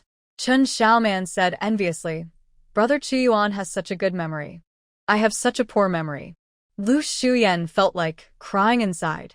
If she thinks her memory is poor, then what does that make him? Is he just forgetful or foolish? It was too discouraging. The other students in the classroom were also upset. Should they even continue living? Li Chuyuan comforted. Don't worry about having a poor memory. Just read it a couple more times. Zhang Banzian found it amusing. If you keep talking like this, those students won't dare to come to class anymore. Why wouldn't they come to class? Chen Xiaoman asked in confusion. They can learn so much knowledge in class. You two are so much smarter than the others that you're discouraging the other students. Chen Xiaoman replied, if we are smarter than them, they should work harder in class. Zhang Banzian shook his head with a smile. Not everyone thinks like Chen Xiaoman. Lu Shuyan looked at Li Chuyuan unwillingly and said, you're bragging. I don't believe you can remember everything unless you prove it to me. Li Chuyuan replied, why do you need to believe me? Lu Shuyan was at a loss for words. Chen Xiaoman had an idea and smiled brightly at Lu Shuyan, saying, I can prove that I can remember it after reading it 3 times. Lu Shuyan was delighted. She said that herself. He wanted to expose her lie. Just as he was about to find a book for Chen Xiaoman to read, he heard her say, 1 big coin. What? Lu Shuyan was confused. Chen Xiaoman held up her index finger and smiled. Reading is tiring, so you need to give me a big coin as compensation. Lu Shuyan glared at her. I don't have any money. Chen Xiaoman looked disappointed. Oh, so you're poor too. Never mind, never mind. She waved her hand dismissively. Do you have money? Lu Shuyan shouted in frustration. Chen Xiaoman took out a big coin from her space and waved it in front of Lu Shuyan, smiling. I earned it myself. Lu Shuyan's eyes widened in disbelief. The other classmates were also stunned. She actually has her own savings? Li Chuyuan leaned closer and whispered in her ear, don't show off your wealth. Be careful of thieves. Chen Xiaoman quickly put the money away and patted her chest. I must not get robbed. Mr. Lu couldn't help but laugh. This girl is really clever. News of this quickly reached the ears of those in the carriage outside the village. After hearing it, old Madame Lu was silent for a long time. The old woman outside the carriage said softly, Madam, the young master is with Li Chuyuan. He might face some challenges. Should we bring him back? He needs to face some challenges. Old Madame Lu replied calmly. The old woman sensed her reluctance and said, but the young master is only 6. It's tough for him. Madame Lu smiled. With such talent, he will surely have a bright future. Having Shuyan as support is a blessing for him. Sending Shuyan to Qingshu village was indeed the right choice. Old Madame Lu opened the carriage curtain and smiled at the person kneeling on the ground, saying, from now on, stay close to the young master, interact more with the Li family and help them out. Forget it, I'll personally visit the Li family. The elderly people under the old locust tree at the village entrance, who were discussing the carriage, turned to see it returning and asked about Li Chuyuan's home. As the horse-drawn carriage headed straight for old Li's house, the villagers followed behind to watch the excitement. When they reached old Li's doorstep, someone shouted from a distance, Master Man-song, you have important guests. Li Man-song was carrying bricks when he came out and saw the carriage. He immediately turned to pull Li Dabao aside. Did you get into trouble outside? Li Dabao was confused. I've been working at home these days. Where would I get into trouble? Then it must be Air Bao who caused the trouble. Old Li stomped his foot. It's been days, and that rascal still hasn't come back. Something must be wrong. Maybe it's good news. Li Dabao tried to reassure him. Old Li glared. We don't know people like that. It's not easy to get involved with important people, and it's too easy to offend them. The carriage stopped at the gate, and a man in black stepped forward, asking loudly, which one of you is the head of the household? Old Li pointed to Li Dabao and said to the man in black, he is the eldest son of this family. You can talk to him. Li Dabao felt uneasy. He whispered, Dad, you are the head of the household. Old Li patted his arm. I'm too old for this. You're young and can handle a bit of trouble. The villagers watching quickly turned their heads away, not wanting to see. Li Dabao didn't want to deal with his father anymore. He turned to the man in black and asked, What do you need? The man replied, My lady has come to visit. He turned and took a stool from the carriage, helping Lady Lu down. Lady Lu smiled at Li Dabao and said, My grandson Lu Shuyan is studying at the private school and is good friends with your Chuyuan, so I came to visit. Li Dabao was puzzled. Why would a classmate's grandmother come to visit? But old Li's eyes lit up. He pushed aside the troublesome Li Bao and went to greet her. I am Li Chiyuan's father. Please come in. While Li Bao stood there in shock, old Li had already invited Lady Lu into their earthen brick house. Left behind, Li Bao chose not to join the crowd and turned back to continue building the new house. When Li Bao returned with his wife and child, he saw the yard surrounded by people. He casually grabbed a young man's shoulder and asked with a smile, "Why are you hanging around my house, Guzzi?" Li Guzzi laughed and teased, "Does your father-in-law have a mountain of gold? Is that why you don't want to go home? No mountain of gold, but we do have a mountain of grain." Li Bao raised an eyebrow at Li Guzzi and said, "Why should I waste food at home when I can eat and drink for free at my father-in-law's house? That's smart thinking, Bao." Li Bao's eyebrows lifted. Living requires careful planning, doesn't it? Li Guzzi gave him a thumbs up. I really admire you, Bao. Zhang Guilin glanced at the two who were joking around and asked, "What are you all doing at our door?" Li Bao tightened his grip on Li Guzzi's arm and said, "My wife is asking you a question, so hurry up and answer." Li Guzzi then shared the news about old Lady Lu. From what she said, your family's Chuyuan and Xiaoman had a little argument with that young Master Xuyan at the classroom door. She came to clarify because she was worried you might misunderstand. Zhang Guilin frowned immediately. Who is Xiaoman? How did she become part of the Li family? Li Guzzi was surprised. You don't know yet? He nodded. You just got back, so you might not know. Chen Xiaoman is the child bride your family adopted. Grandma spent 5 coins to bring her home. Zhang Guilin's expression fell instantly. But your family isn't at a loss. Xiaoman is a lucky star. Since she came to your house, money seems to flow in like it is legs. In just a few days, you've built a big brick house. A big brick house? Where? Li Bao exclaimed. Li Guzzi pointed to the side. Your brother is over there. After thanking Li Guzzi with a pat on the chest, Li Bao walked around the yard. Big brother, is this our new house? Li Bao looked in surprise at the wall that was already half his height. To finish the house before the busy farming season, everyone in the village was working hard. Li Daba threw a shoulder pole into his arms and said, "Stop standing around and come help." Okay, Li Bao didn't say much and rolled up his sleeves to work. Zhang Guilin, holding a child, was anxious that he hadn't asked enough questions. But fearing she might wake the baby, she suppressed her worries and went back inside. When Chen Xiaoman and Li Chiyuan returned, they ran into Li Daba carrying 2 empty buckets outside. They exchanged glances and eagerly approached. Learning that Li Daba was going to fish in the Huai River, they immediately wanted to join. Li Bao came out of the house, saw them, and said, "Let's go help Big Brother with the nets." Li Daba led the 3 of them toward the Huai River. Li Bao put his arm around Li Chiyuan's shoulder and teased, "Look at you, already with a wife." Li Chiyuan pulled Chen Xiaoman over and pointed at Li Bao. "Call him second brother." Chen Xiaoman curiously looked at Li Bao. Li Bao was thinner and shorter than Li Dabo, and it was clear he couldn't work as hard as Li Dabo. His bright eyes sparkled under thick eyebrows, and he always had a smile on his face, making him seem friendly. She grinned and said, "Hello, second brother, I'm Chen Xiaoman." Li Bao chuckled, "You're quite friendly." Chen Xiaoman smiled even more sweetly. "I feel happy when I see you, second brother." "Wow, Chuyuan, your little sister-in-law is quite charming," Li Bao said, surprised, as he patted Li Chiyuan's shoulder. He was used to building connections with others, but this was the first time someone was trying to connect with him.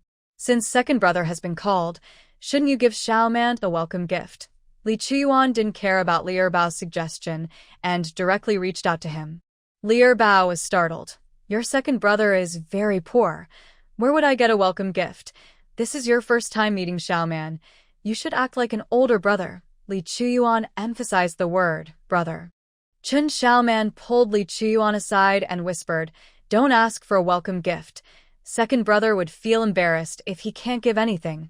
At home, their parents were in charge, so even if second brother earned money, he would give it to them." Li Chiyuan whispered back, "Second brother always has snacks. If I get some, we can share." Chen Xiaoman swallowed. She glanced at Li Bao and then asked Li Chiyuan, "Does he have any now?" Li Chiyuan pointed at Li Bao's belly. "Second brother's belly is round. He must have something." Chen Xiaoman looked over. Li Erbao's shirt was loose, as if he had something hidden. We don't want it. He will just give it all to sister-in-law. Li Chuyuan wrinkled her nose. Second brother only cares about sister-in-law. We have to be bold. Chen Xiaoman decided not to hesitate any longer. She also wanted to eat something delicious. So, the two children stared at Li Erbao together. Li Erbao wouldn't give in right away. He asked Li Dabo, "Brother, did you give Xiaoman a welcome gift?" Li Dabo glanced at him. No, Li Erbao put his hands on his hips, looking at the two persistent children. So, you two are just going to squeeze me? Brother wouldn't hide snacks, Li Chuan argued confidently. Chen Xiaoman chimed in. So, second brother does hide food. He goes to other families to help, and they always leave him some food. They used to give me some, but since he got married, I haven't had any. If they didn't give you any, where would I find it? Li Chuan directly called out Li Erbao. I saw you giving sister-in-law a lot of food. You took it right out of your pocket. The gaze fell on Li Erbao's belly. Chen Xiaoman followed the look. Li Erbao's eyes darted around. Li Debao also stopped and stared at Li Erbao. If you have some, share a bit with them. Li Erbao sighed and took out a handful of sunflower seeds from his pocket, nodding towards Chen Xiaoman. Catch. Li Chuyuan tugged at Chen Xiaoman's arm, reminding her. Use both hands. Chen Xiaoman happily extended both hands, raising them high.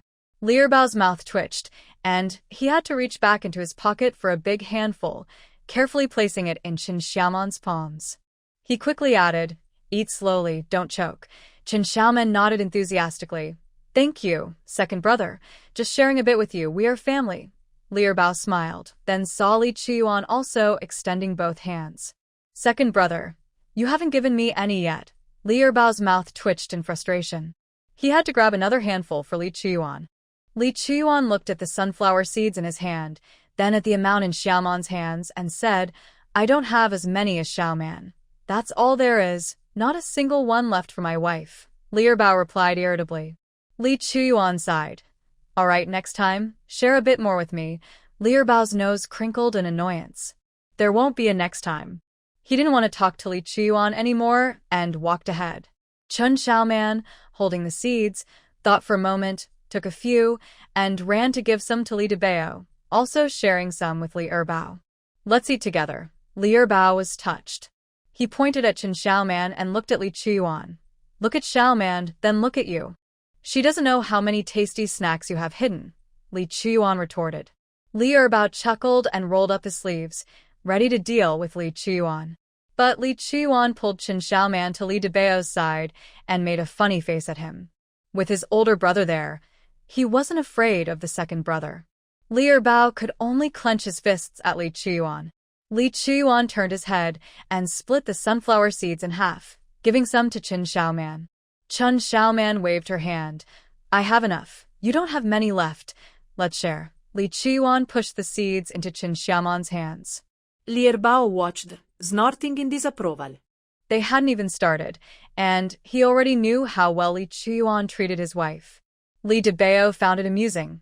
If we delay any longer, we won't catch many fish today. Li Chuyuan pulled Chen Xiaoman and quickened their pace. Zhang Banzian from Fudi exclaimed, Xiaoman, there are large patches of honeysuckle to your left. Chen Xiaoman turned her head and saw a large patch of wildflowers. She exclaimed, Are these herbs too? Can we sell them? Zhang Banzian smiled and said, Honeysuckle is a good medicine. Its flowers can clear heat and toxins and help with wind heat. He paused and added, In the mortal world, it is considered a precious herb, worth more than a black robe. Chen Xiaoman looked at the honeysuckle and saw it as a bunch of money. She ran to a honeysuckle plant and reached out to pick a flower. Xiaoman, wait. Come back to pick wildflowers later. Li Chuyuan called out to her. Chen Xiaoman pointed at the honeysuckle and said, The flowers are so beautiful. Brother Chuyuan, come pick one too. We can sell them in the county. Curious, Li Chuyuan ran over, picked a flower, and handed it to Chen Xiaoman, saying, Here you go. Chen Xiaoman happily accepted it and whispered, This is an herb. It can be sold. Li Chuyuan looked at her and then at the honeysuckle, doubting. It's a flower, not an herb. Flowers can also be used in medicine. Grandpa Banzian said it's valuable. Chen Xiaoman immediately promoted Zhang Banzian. Li Chiyuan looked around and asked curiously, "Where's your grandpa Banzian?" "He's not here," she replied. "He's in my tummy." Li Chiyuan thought the grandpa Banzian was someone Chen Xiaoman had mentioned before. He cheerfully said, "I'll help you pick." Li Daba and Li Erbao watched the two little ones pick wildflowers. Li Erbao shouted, "Let's go." Li Chiyuan replied without looking back, "We want to pick flowers. You go catch fish by yourselves." Chen Xiaoman happily declared, "We will pick all the flowers here." Li Erbao scratched his ear in disbelief. The two little ones were so unreliable. Instead of catching fish, they were picking wildflowers?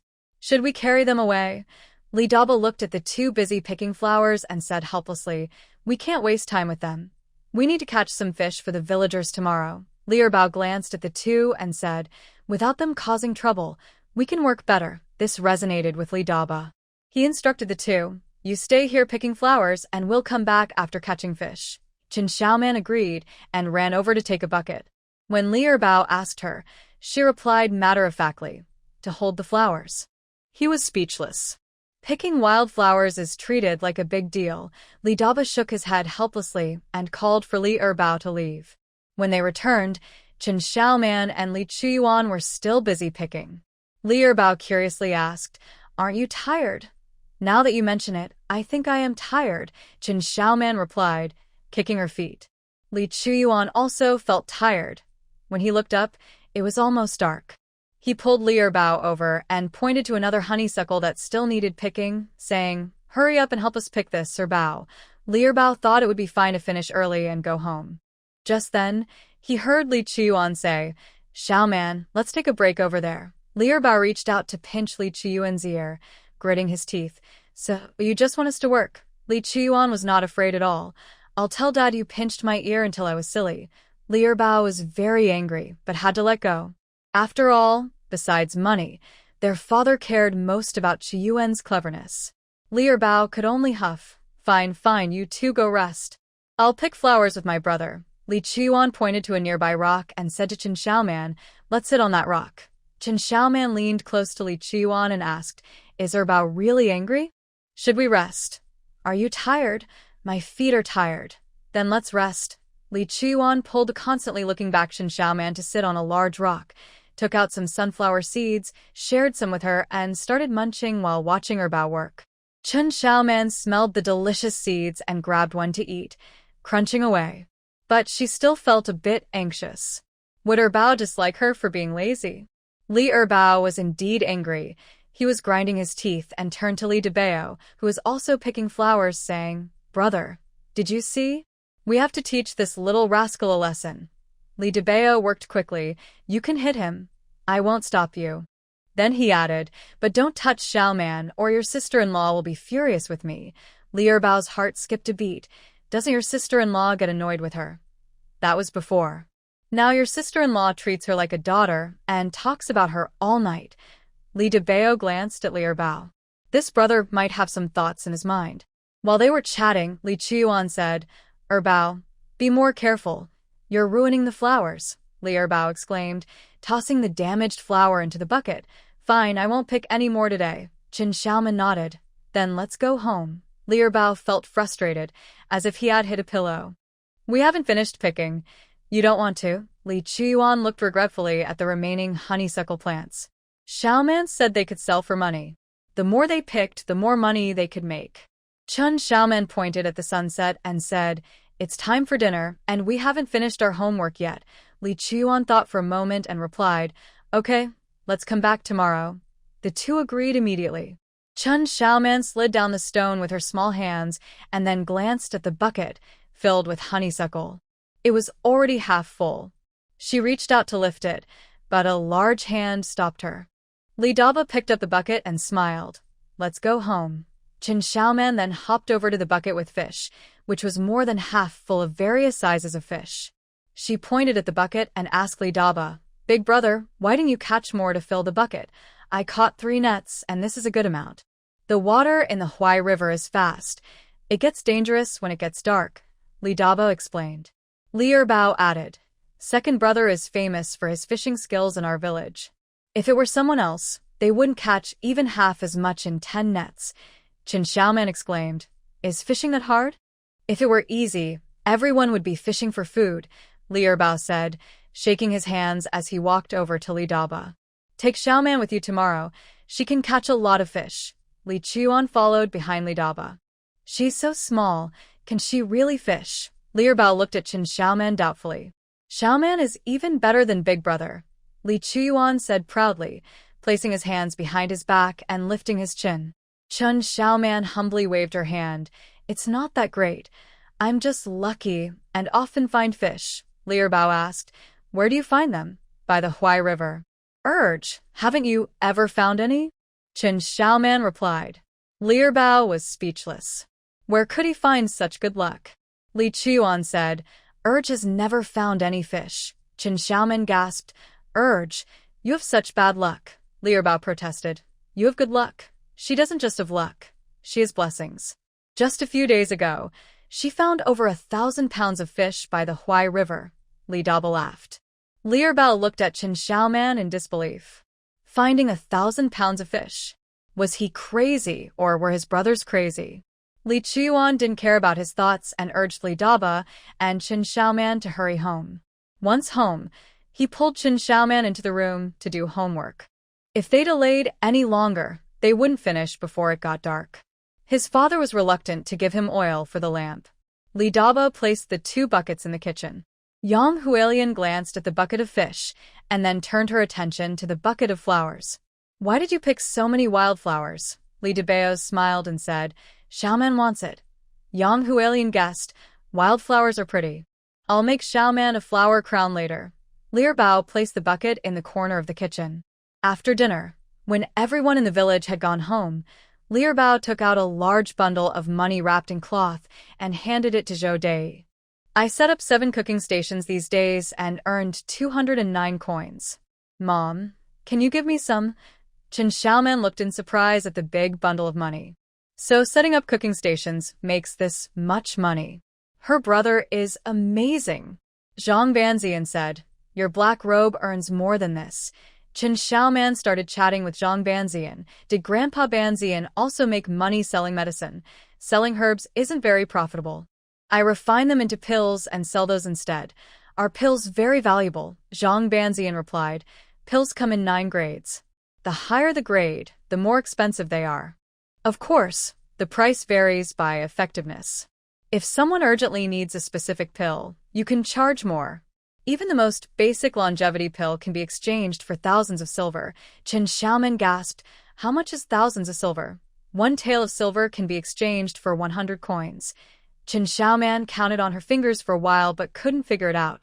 I'm really bad at math. Zhang Banzian laughed and said, 1,000 taels of silver can be exchanged for 1,000 coins, enough to build a large brick house for a village with some leftover. Qin Xiaoman's eyes widened with excitement as she asked Zhang Banzian, Can I learn to make pills? She wanted to build a large brick house for everyone in her family. Zhang Banzian paused and shook his head. Pills cannot be used by ordinary people.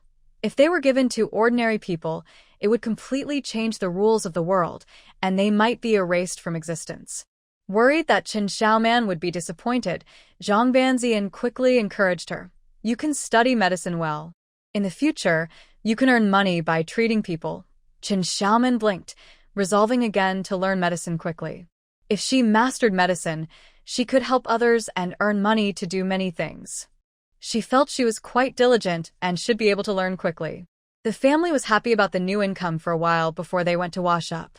Yang Hualian handed a flower crown to Qin Xiaoman and asked with a smile, Is it pretty? Qin Xiaoman looked at the flower crown and thought that if she told her sister-in-law it was an herb, it would hurt her feelings. She nodded. It's pretty. Yang Hualian cheerfully urged Qin Xiaoman to wear the flower crown, saying, Next time, let your brother pick more flowers so it will look nicer. Under Yang Hualian's hopeful gaze, Qin Xiaoman placed the crown on her head. She looked around carefully and exclaimed, Xiaoman looks so beautiful. Qin Xiaoman happily touched the golden and silver flower crown. Zhang Guilin, holding a child, couldn't help but say, Sister-in-law, do you still have time to make flower crowns? I just do it a bit after meals. I can make one for you too later, replied Qin Xiaoman. Zhang Guilin switched the child to her other arm, saying, "I don't have time to wear these." Perhaps she spoke too loudly, as the baby in her arms suddenly started crying. Zhang Guilin hurried to comfort the child. Chen Xiaoman looked over curiously. The baby in the wrap had a red face and many rashes. Chen Xiaoman quickly asked Zhang Banzian, Grandpa Banzian, "What's wrong with this baby?" "It's heat rash. The baby is too bundled up," he replied. Chen Xiaoman felt a pang of worry and pointed at the baby, saying to Zhang Guilin, sister-in-law, "He's too hot." Zhang Guilin's expression darkened. The baby isn't even 6 months old. How could he be hot? Chen Xiaoman frowned. Grandpa Banzian is a doctor, so he must be right. She said he has a lot of heat rashes. Zhang Guilin felt even more displeased with her. "You haven't seen many babies. How would you know how to care for one?" Chen Xiaoman was stunned by the reprimand.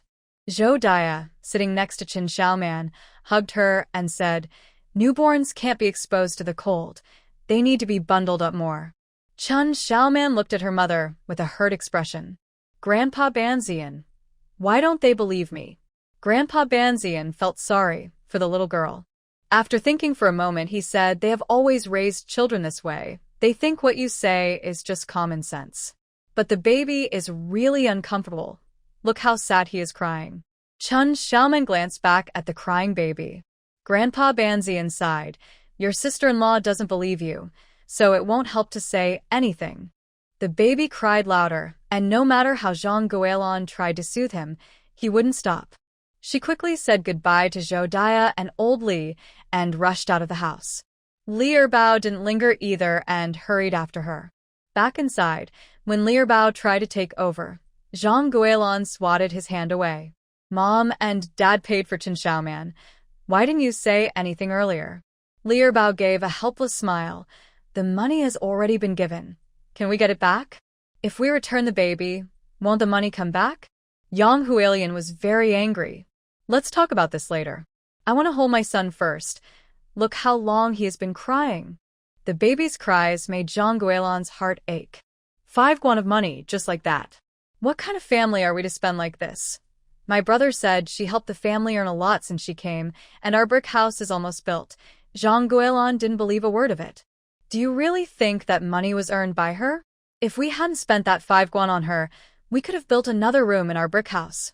After saying this, she looked down at the baby in her arms and said, "We still haven't settled on a place for Huaijin's wedding."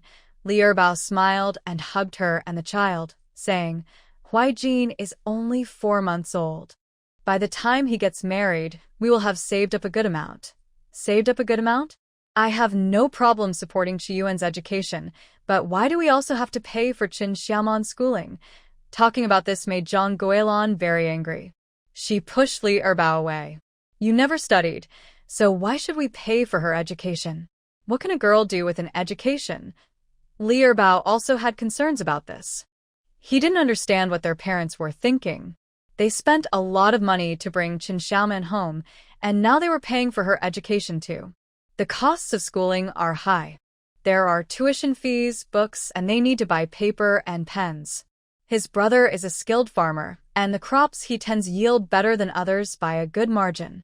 He also helps out by doing extra work to support the family.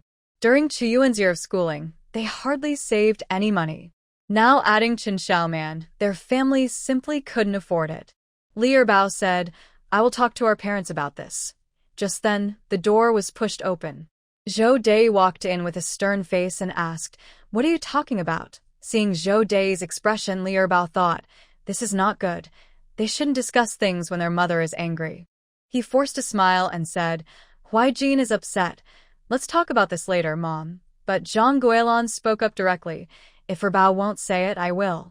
How can you and Dad support Chen Xiaoman's education? She listens to the teacher outside the private school and hasn't paid tuition.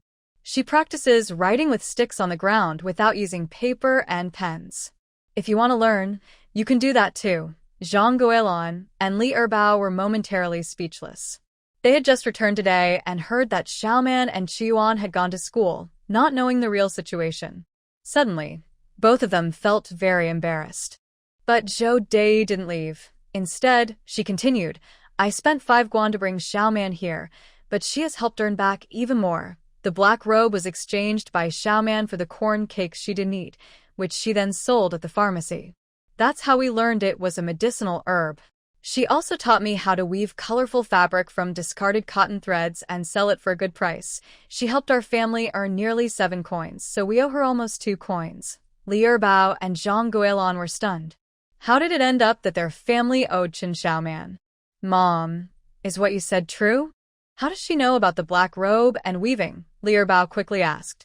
Before Zhou Dei could answer, old Li's voice came through. What else could it be? A fairy is teaching Xiaoman.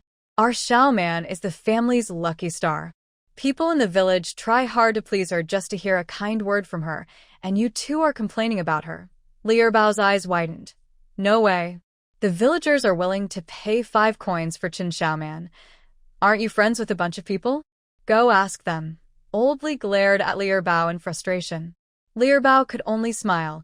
I just got back. Zhou Dei then said to Li Erbao. Our family owes Xiaoman a lot. I'm making it clear today, Xiaoman is more important than you. If you have a problem with her, you have a problem with me. Zhou Dei. Zhang Guilin lowered her head, soothing the child in her arms. Li Erbao gasped. Mom, you treat her better than you treat me. You have your own family now, with a wife and children. Xiaoman has no one but me. If I don't treat her well, who will? Zhou Dei made her stance clear. She clearly favors Xiaoman, and they can deal with it. Old Li immediately said, Xiaoman has me as her father too. It's not just you. I won't agree to that. All right, you can be included. Zhou Dei readily accepted. And me, Mom. I will share my candy with Xiaoman. Li Qiyuan jumped into the room, raising his arm and shouting. He didn't want Xiaoman to be bullied. Zhou Dei glared at him. Why are you here too? Where's Xiaoman? Mom, I'm here. Qin Xiaoman ran in, hugging Zhou Dei's leg, smiling and showing her little teeth. I have a mom, a dad, a brother Qiyuan, and many people who care about Xiaoman. I'm so happy. Her sweet voice made Zhou Dei's heart melt. This is the girl. So thoughtful. Unlike her sons, who forget their mother once they have wives. As soon as they entered the house, they started arguing. She had wanted to sleep, but Zhang Guilin's voice filled the room. If she said a word or two, it would be fine, but Zhang Guilin and Li Erbao kept arguing endlessly. These words really hurt Xiaoman's feelings. She went straight over to support Xiaoman. Unexpectedly, the old man also arrived, and Xiaoman was still happy. Zhou Dei patted Qin Xiaoman's head, saying, We feel sorry for our Xiaoman. Qin Xiaoman replied, I'm not feeling sorry at all. As long as she has her parents and brother Qiyuan, it's okay if her second brother and sister-in-law don't like her. She just won't interact with them. What nonsense are you saying, old woman? How can we let Xiaoman feel wronged? I, Li Montsong, will be the first to disagree, Old Li shouted, glaring at Li Erbao. Li Erbao felt uneasy under the stare. Zhang Guilin knew those words were directed at her, and her eyes turned red with anger. When Li Erbao tried to comfort her, she shook off his hand. Zhou Dei glanced at the two of them and said, If you're tired, just send the child over. I'll take care of her for the night. After saying this, she took Qin Xiaoman's hand and left. Qin Xiaoman happily followed Zhou Dei back to the house. Once they fell asleep, she entered a wonderful place and chatted with Zhang Banzian. I go to class during the day, and after school, I catch fish and ask my brother and sister-in-law to make fish balls to sell. At night, I study hard to learn medicine, she said, looking up at the sky. When will I grow up? What's so great about growing up? Zhang Banzian twirled a gourd in his hand. The wine in the gourd was finished, and he couldn't make more, so he just kept twirling it. Qin Xiaoman said sweetly, When I grow up, I can earn lots of money to buy meat for my parents, buy books and paper for Brother Qiyuan, and even buy wine for Grandpa Banzian. Zhang Banzian muttered, I have to wait until you grow up to drink wine? Fine, I'll brew it myself. Qin Xiaoman was surprised. Grandpa Banzian can brew wine. Brewing wine isn't hard. The difficult part is having no grain. Qin Xiaoman confidently patted her chest and said, Tomorrow I'll bring some grain to plant, and when it's ready, Grandpa Banzian can brew wine. Zhang Banzian requested, I need wheat. Qin Xiaoman agreed. That night, Qin Xiaoman was especially focused, learning about 10 different herbs and memorizing their effects without resting. Zhang Banzian thought for a moment and decided to teach Qin Xiaoman to memorize the soup song. Because she had school and many family members, Qin Xiaoman hadn't found a chance to sneak into the storeroom. After school in the afternoon, Qin Xiaoman pulled Li Chuyuan to find Li Daba. Big brother is catching fish. Li Daba laughed. You just want to go play, right? However, they didn't go with us yesterday, so they must be thinking about it. Li Dabeos picked up 2 buckets and, along with Li Erbao and the 2 kids, headed towards the river. As they passed the honeysuckle, Qin Xiaoman said to Li Dabeos, Big brother, let's pick more flowers when we come back. You can take them to the medicine shop when you go to the county tomorrow to sell fish balls. Li Dabeos shook his head. We need to catch enough fish to eat by tomorrow, and it will be dark soon. To make fish balls, they need to catch a lot of fish. They have to finish building the new house before the busy farming season, so they can't make fish balls. The earliest they can catch fish to make fish balls will be after the farming is done. With me here, we will catch 2 big buckets of fish today, Qin Xiaoman said confidently. She was secretly waiting to take some wheat from the storage after they left home. Li Erbao exclaimed, What a big claim. Li Chuyuan said, Second brother, just watch. With us, we will definitely catch more. With him and Xiaoman joining, there are now 4 people fishing, which is better than just 2 yesterday. Li Erbao crossed his arms. All right, I'm waiting. The 4 of them reached the riverbank, and Li Dabeos lowered the net into the water. Li Erbao held one end of the fishing net while Li Chuyuan and Qin Xiaoman held the other end. You 2 stay here while my brother and I pull the net, Li Dabeos instructed. Li Chuyuan firmly held the fishing net and nodded vigorously. We're ready. Li Dabeos slowly pushed the net forward. Li Erbao followed him into the water, and soon he would help his brother gather the net towards Li Chuyuan. While the 3 were distracted, Qin Xiaoman sneaked over to the good spot and grabbed some magical water. Don't let it fall into the river, Zhang Banzian quickly reminded. Seeing the magical water slipping through her fingers, Qin Xiaoman hurriedly wiped it on her clothes. In that instant, bubbles appeared on the water's surface. A big fish suddenly jumped out of the water and landed near Qin Xiaoman's feet. Li Erbao thought he was seeing things and rubbed his eyes, but when he looked again, he saw a large grass carp, weighing over 10 pounds, thrashing wildly towards Qin Xiaoman. Oh my goodness, is the fish jumping out by itself? As soon as he said that, his eyes widened in disbelief, filled with astonishment. Fish in the river were jumping out wildly, with the stronger ones flying towards Qin Xiaoman. Li Dabeos looked up, his dark eyes filled with jumping fish. His mouth opened wider as he followed the direction of the leaping fish, seeing them all leap towards Qin Xiaoman. Some fish fell at Qin Xiaoman's feet, while others landed on either side of her. Suddenly, a large fish weighing over 20 pounds leaped up, splashing its tail, and aimed directly at Qin Xiaoman. He exclaimed, Watch out! In a panic, Qin Xiaoman turned and ran, holding her small head. Wow, what a fierce fish! Zhang Banqian's beard trembled as he said, Who told you to rub spirit water on your clothes? They came after you. Li Chuyuan quickly pulled her aside, hiding behind a large rock. The 2 kids huddled together as the big fish slammed down onto the ground, continuing to thrash its tail and trying to get closer to Qin Xiaoman behind the rock. Li Erbao gaspat. He noticed that the fish flopping on the ground were all facing Qin Xiaoman. The fish in the river were still trying to jump to the shore. These fish seemed to be coming for Qin Xiaoman, Li Erbao stammered. It was truly shocking. Li Daba swallowed hard and found himself speechless. They watched in awe as the fish danced in the air. The fish scales reflected dazzling light under the sunset. After a while, the river gradually calmed down. Li Chuyuan peeked out from behind the rock, and when he saw that nothing was moving, he patted Qin Xiaoman. Okay, no more flying fish. Qin Xiaoman looked outside and, seeing it was quiet, patted her chest repeatedly. That scared me. Li Chuyuan, acting like an adult, advised Qin Xiaoman. You should stay away from the shore. Getting hit by a fish would definitely hurt. Qin Xiaoman nodded repeatedly, realizing she shouldn't rub spirit water on herself again. But they had caught so many fish today. Chun Xiaoman waved her arms at her brothers, who were still stunned, and called out loudly, "Eldest brother, second brother, let's collect the fish." It wasn't until they put the fish into the bucket that the brothers finally understood Chun Xiaoman was serious. "We're really catching fish," Li Erbao exclaimed, looking at Chun Xiaoman, who was running with fish tightly held in her arms, with amazement. Li Daba nodded in agreement.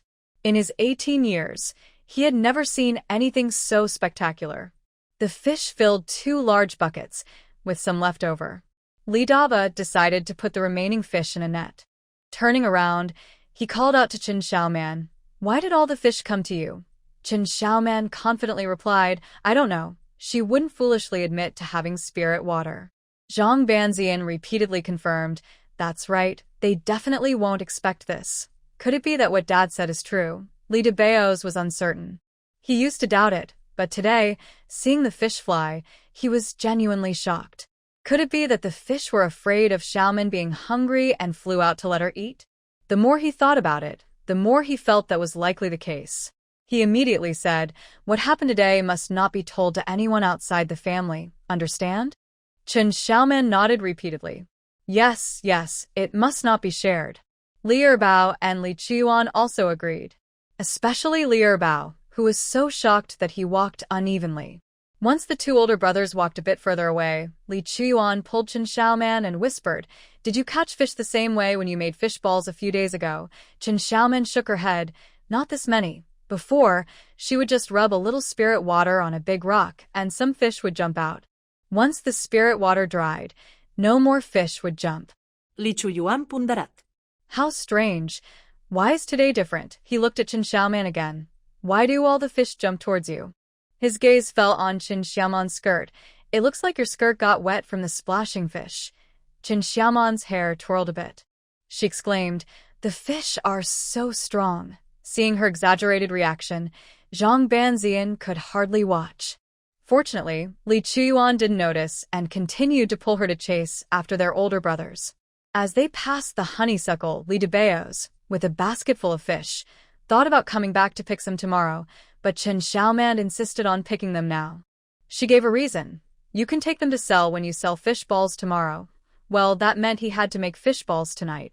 Li Debao's, feeling helpless, had to set the fish aside and led Li Erbao to pick flowers.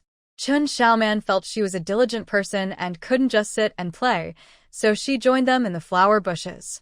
As villagers passed by and saw the pile of fish on the ground, they exclaimed, "Wow, you caught so many fish." Li Debao's felt guilty and mumbled. Chun Xiaoman, on the other hand, responded comfortably, "Yes, my brother is great at catching fish.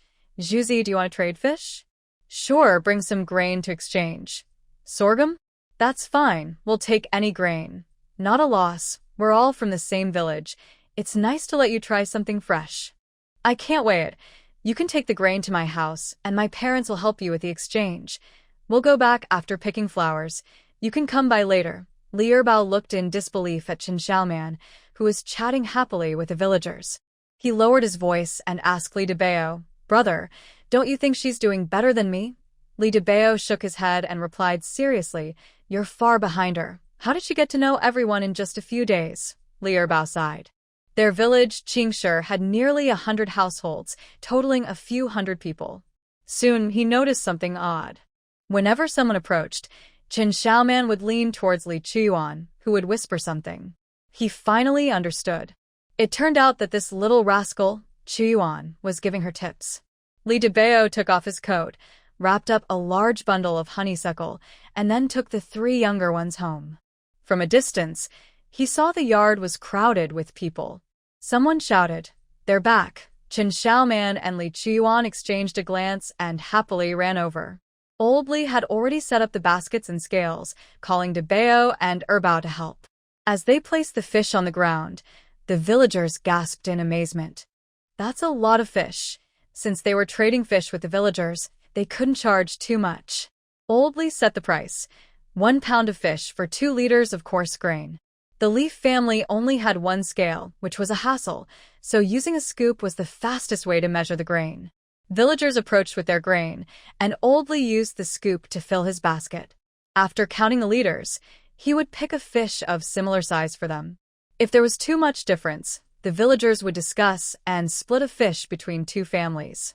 Since they were all from the same village, it was easy to negotiate. Some fish were over half a pound heavier, and Old Li generously gave those to the villagers. After all, these fish didn't cost much. What they received in return was real food. Chen Xiaoman watched with great interest until Li Qiyuan tugged at her braid. She glared at him in annoyance. Li Qiyuan said, "It's almost dark. Aren't you coming in to study with me? Dinner will be ready soon." Chen Xiaoman then noticed the sun was about to set. She urged Li Qiyuan to go inside. Li Qiyuan's homework was to write 20 big characters. Xiaoman listened in from outside. She had no homework, but she still leaned beside Li Qiyuan, watching him finish a character before using a stick to write on the ground. Once Li Qiyuan saw her finish, he was ready to point out where she went wrong. Chen Xiaoman thought carefully for a moment and then rewrote it as Li Qiyuan suggested. The two patiently finished writing the 20 characters and then happily ran back to the yard. As soon as he came out, he heard a man's voice. "Uncle Mandsong, you are cheating the villagers. The fish were caught from the river for free. Our grain takes a whole year to grow, and your prices are too high." The villagers who were trading fish had not left yet. Some people started to have thoughts. 2 liters of grain is quite a lot. The fish they were trading, the smallest weighed 3 or 4 pounds, and the biggest might be around 10 pounds. The grain exchanged could feed a family for several days. Li Debao was unhappy. "No one is forcing you to trade. I really don't want to use my grain to trade for your fish, but I have to speak fairly. We can't let the villagers suffer." The man was very arrogant. Chen Xiaoman immediately thought of 2 words: bad person. She lifted her leg to run over, but was pulled back by Li Qiyuan. "Why are you going over there, you little squirt? If someone bumps into you, they won't even notice." Chen Xiaoman was anxious. "A bad person is causing trouble. I need to help Dad." Li Qiyuan looked her up and down and shook his head. "You just get beaten up if you go over there." Chen Xiaoman got angry. "You're a little squirt too. You could get beaten up." Li Qiyuan, annoyed, gestured to their heights and said, "I'm taller than you. You're only a year older than me, so you're just a little taller." Chen Xiaoman said, making a small gesture with her pinky. Li Qiyuan turned his head away in frustration.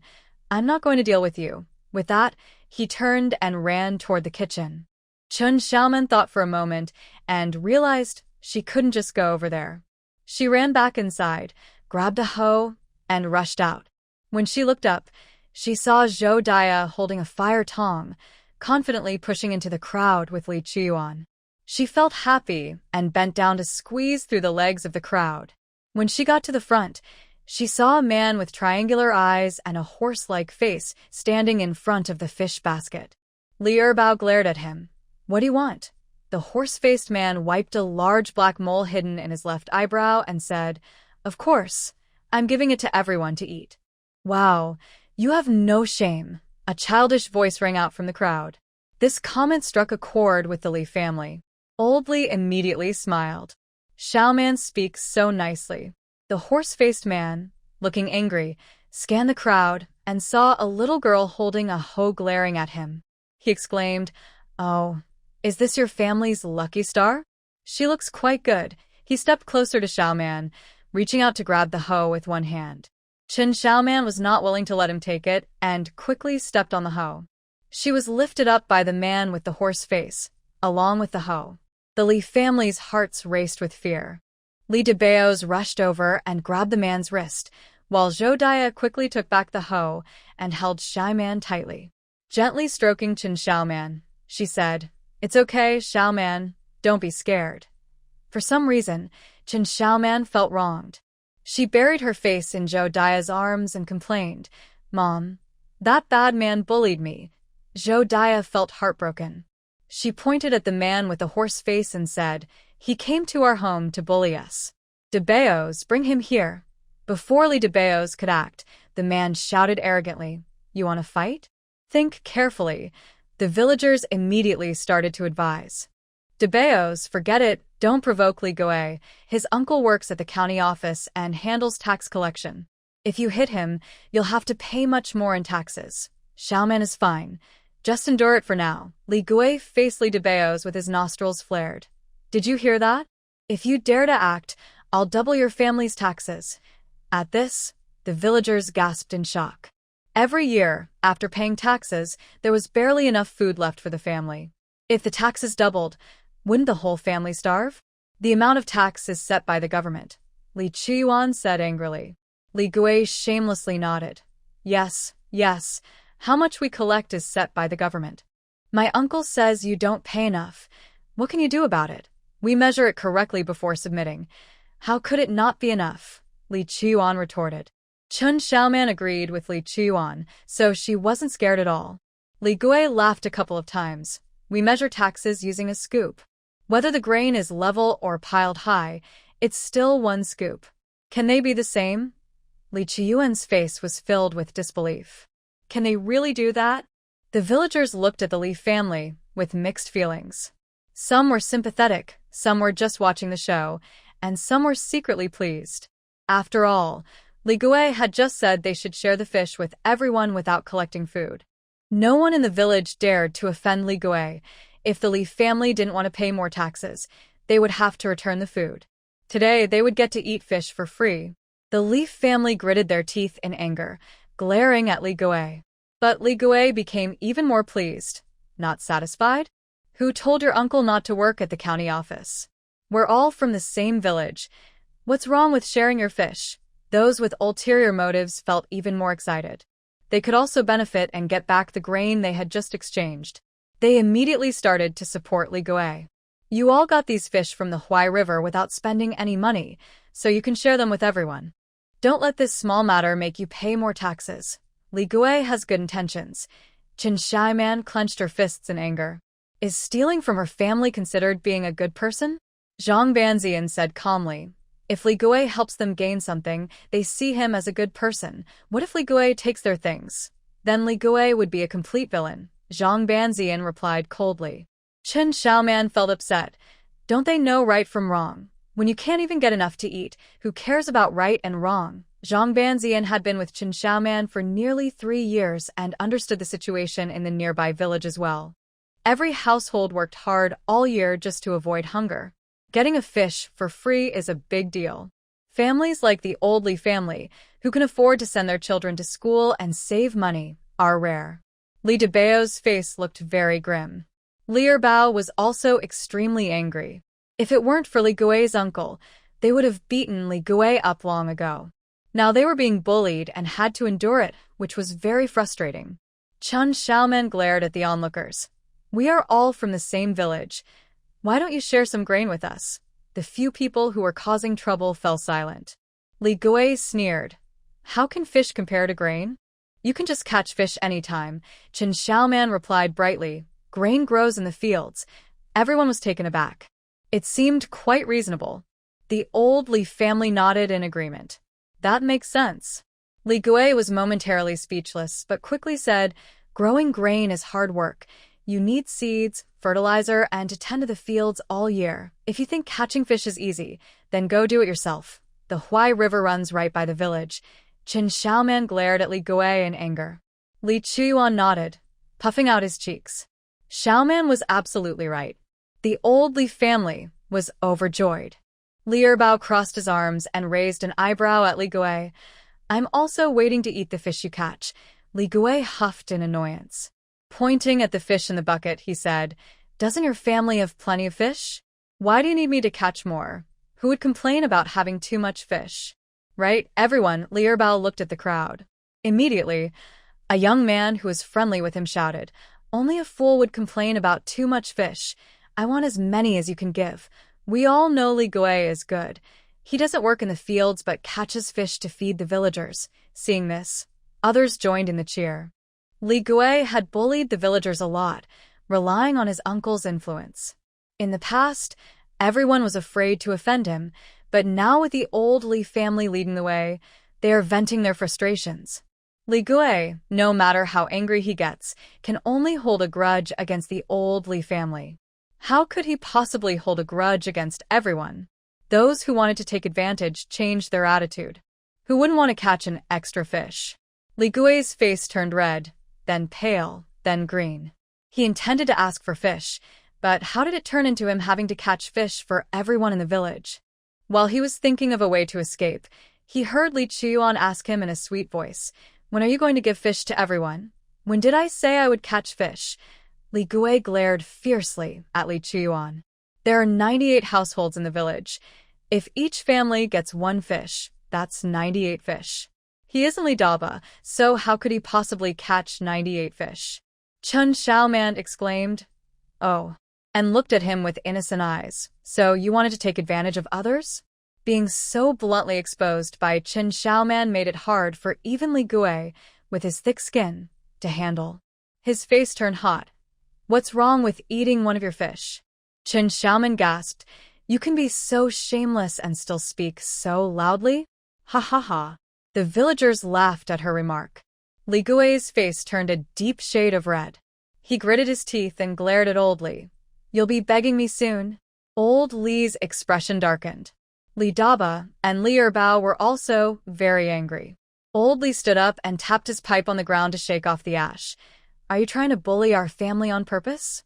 The villagers shook their heads at his words. People have to bow their heads when under someone else's roof. Even if they know Li Gui is shameless, what can they do? His uncle controls the taxes, so they can't provoke him. Li Gui wore a smug expression. It's easy to talk big, but in the end, they have to bow down. "Yeah, I'm bullying you. What are you going to do about it?" Saying this arrogantly made Li Gui feel pleased. He enjoyed seeing their frustration. The villagers gasped in shock. This was a clear confrontation. This is too much. Zhang Guilan's face turned red with anger. Yang Hualian grabbed her arm. "Don't get too upset. It could cause problems later. Are we just going to let him bully us?" Zhang Guilan's chest heaved with anger. How could someone be so shameless? This is outright robbery. Yang Hualian was also furious. But Zhang Guilan had a fiery temper.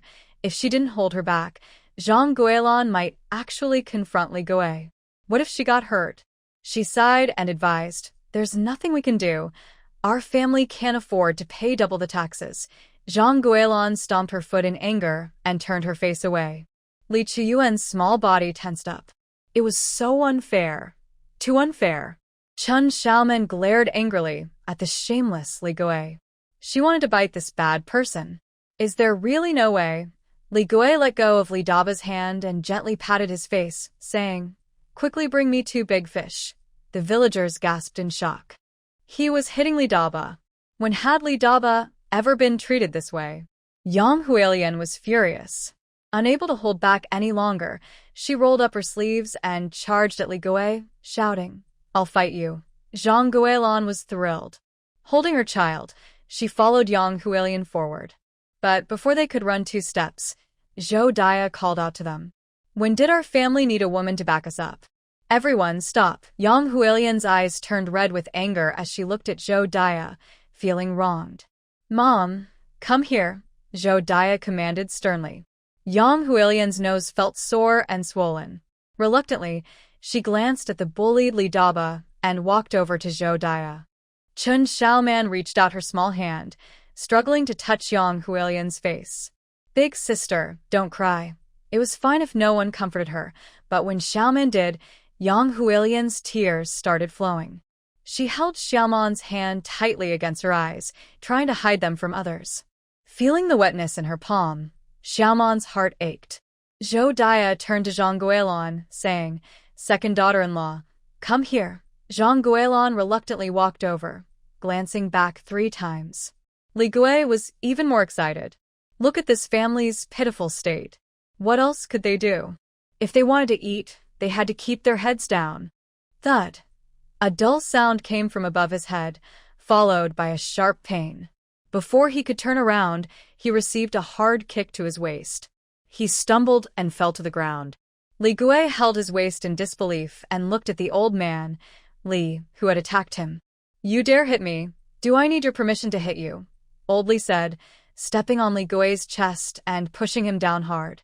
Li Gui was stunned. The villagers were also shocked. Li Monsong actually dared to hit Li Gui? Old Li slapped Li Gui's face, saying, "You dare come to steal from my family?" You've got some nerve. The stinging pain on his face brought Li Gui back to his senses. He roared, "Try hitting me again."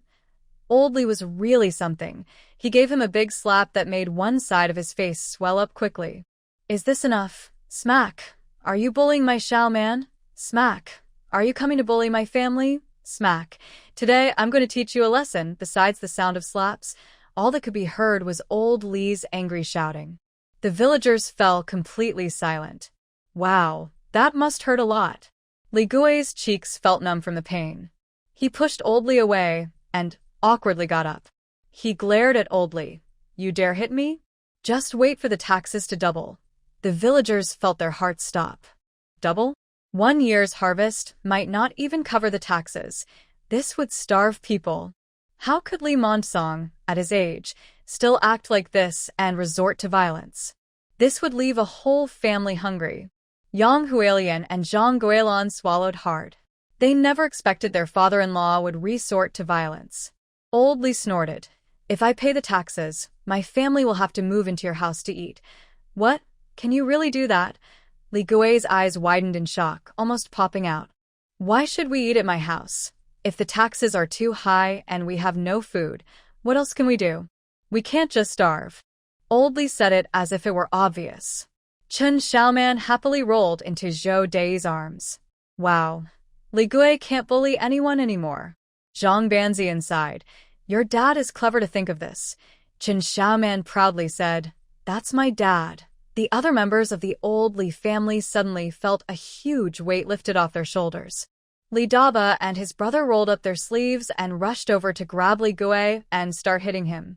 Li Daba's fist landed on Li Gui's face, knocking him back to the ground. He turned over and spat out blood, along with a tooth. He looked at Li Daba in fear. How can a person's fist be so hard? Li Erbao stepped on Li Gui's hand and pushed down hard. "Feeling tough, huh?" Li Gui, in pain, tried to pull his hand away, but Li Daba grabbed his head and punched him again, making him dizzy. He cried out in pain. "I won't do it again. Please stop." "Let me go this time." Old Li snorted and told his two sons, "Beat him up good." Li Daba clenched his fists and kept throwing punches at Li Gui's face. He had never let anyone hit him before. "I was really angry, but now I can finally let loose and fight back." Li Erbao stepped on Li Gui's hand and said to Li Debao, "He can't move. Big brother, go ahead and hit him." Li Chuyuan ran over quickly and stepped on Li Gui's stomach, feeling relieved.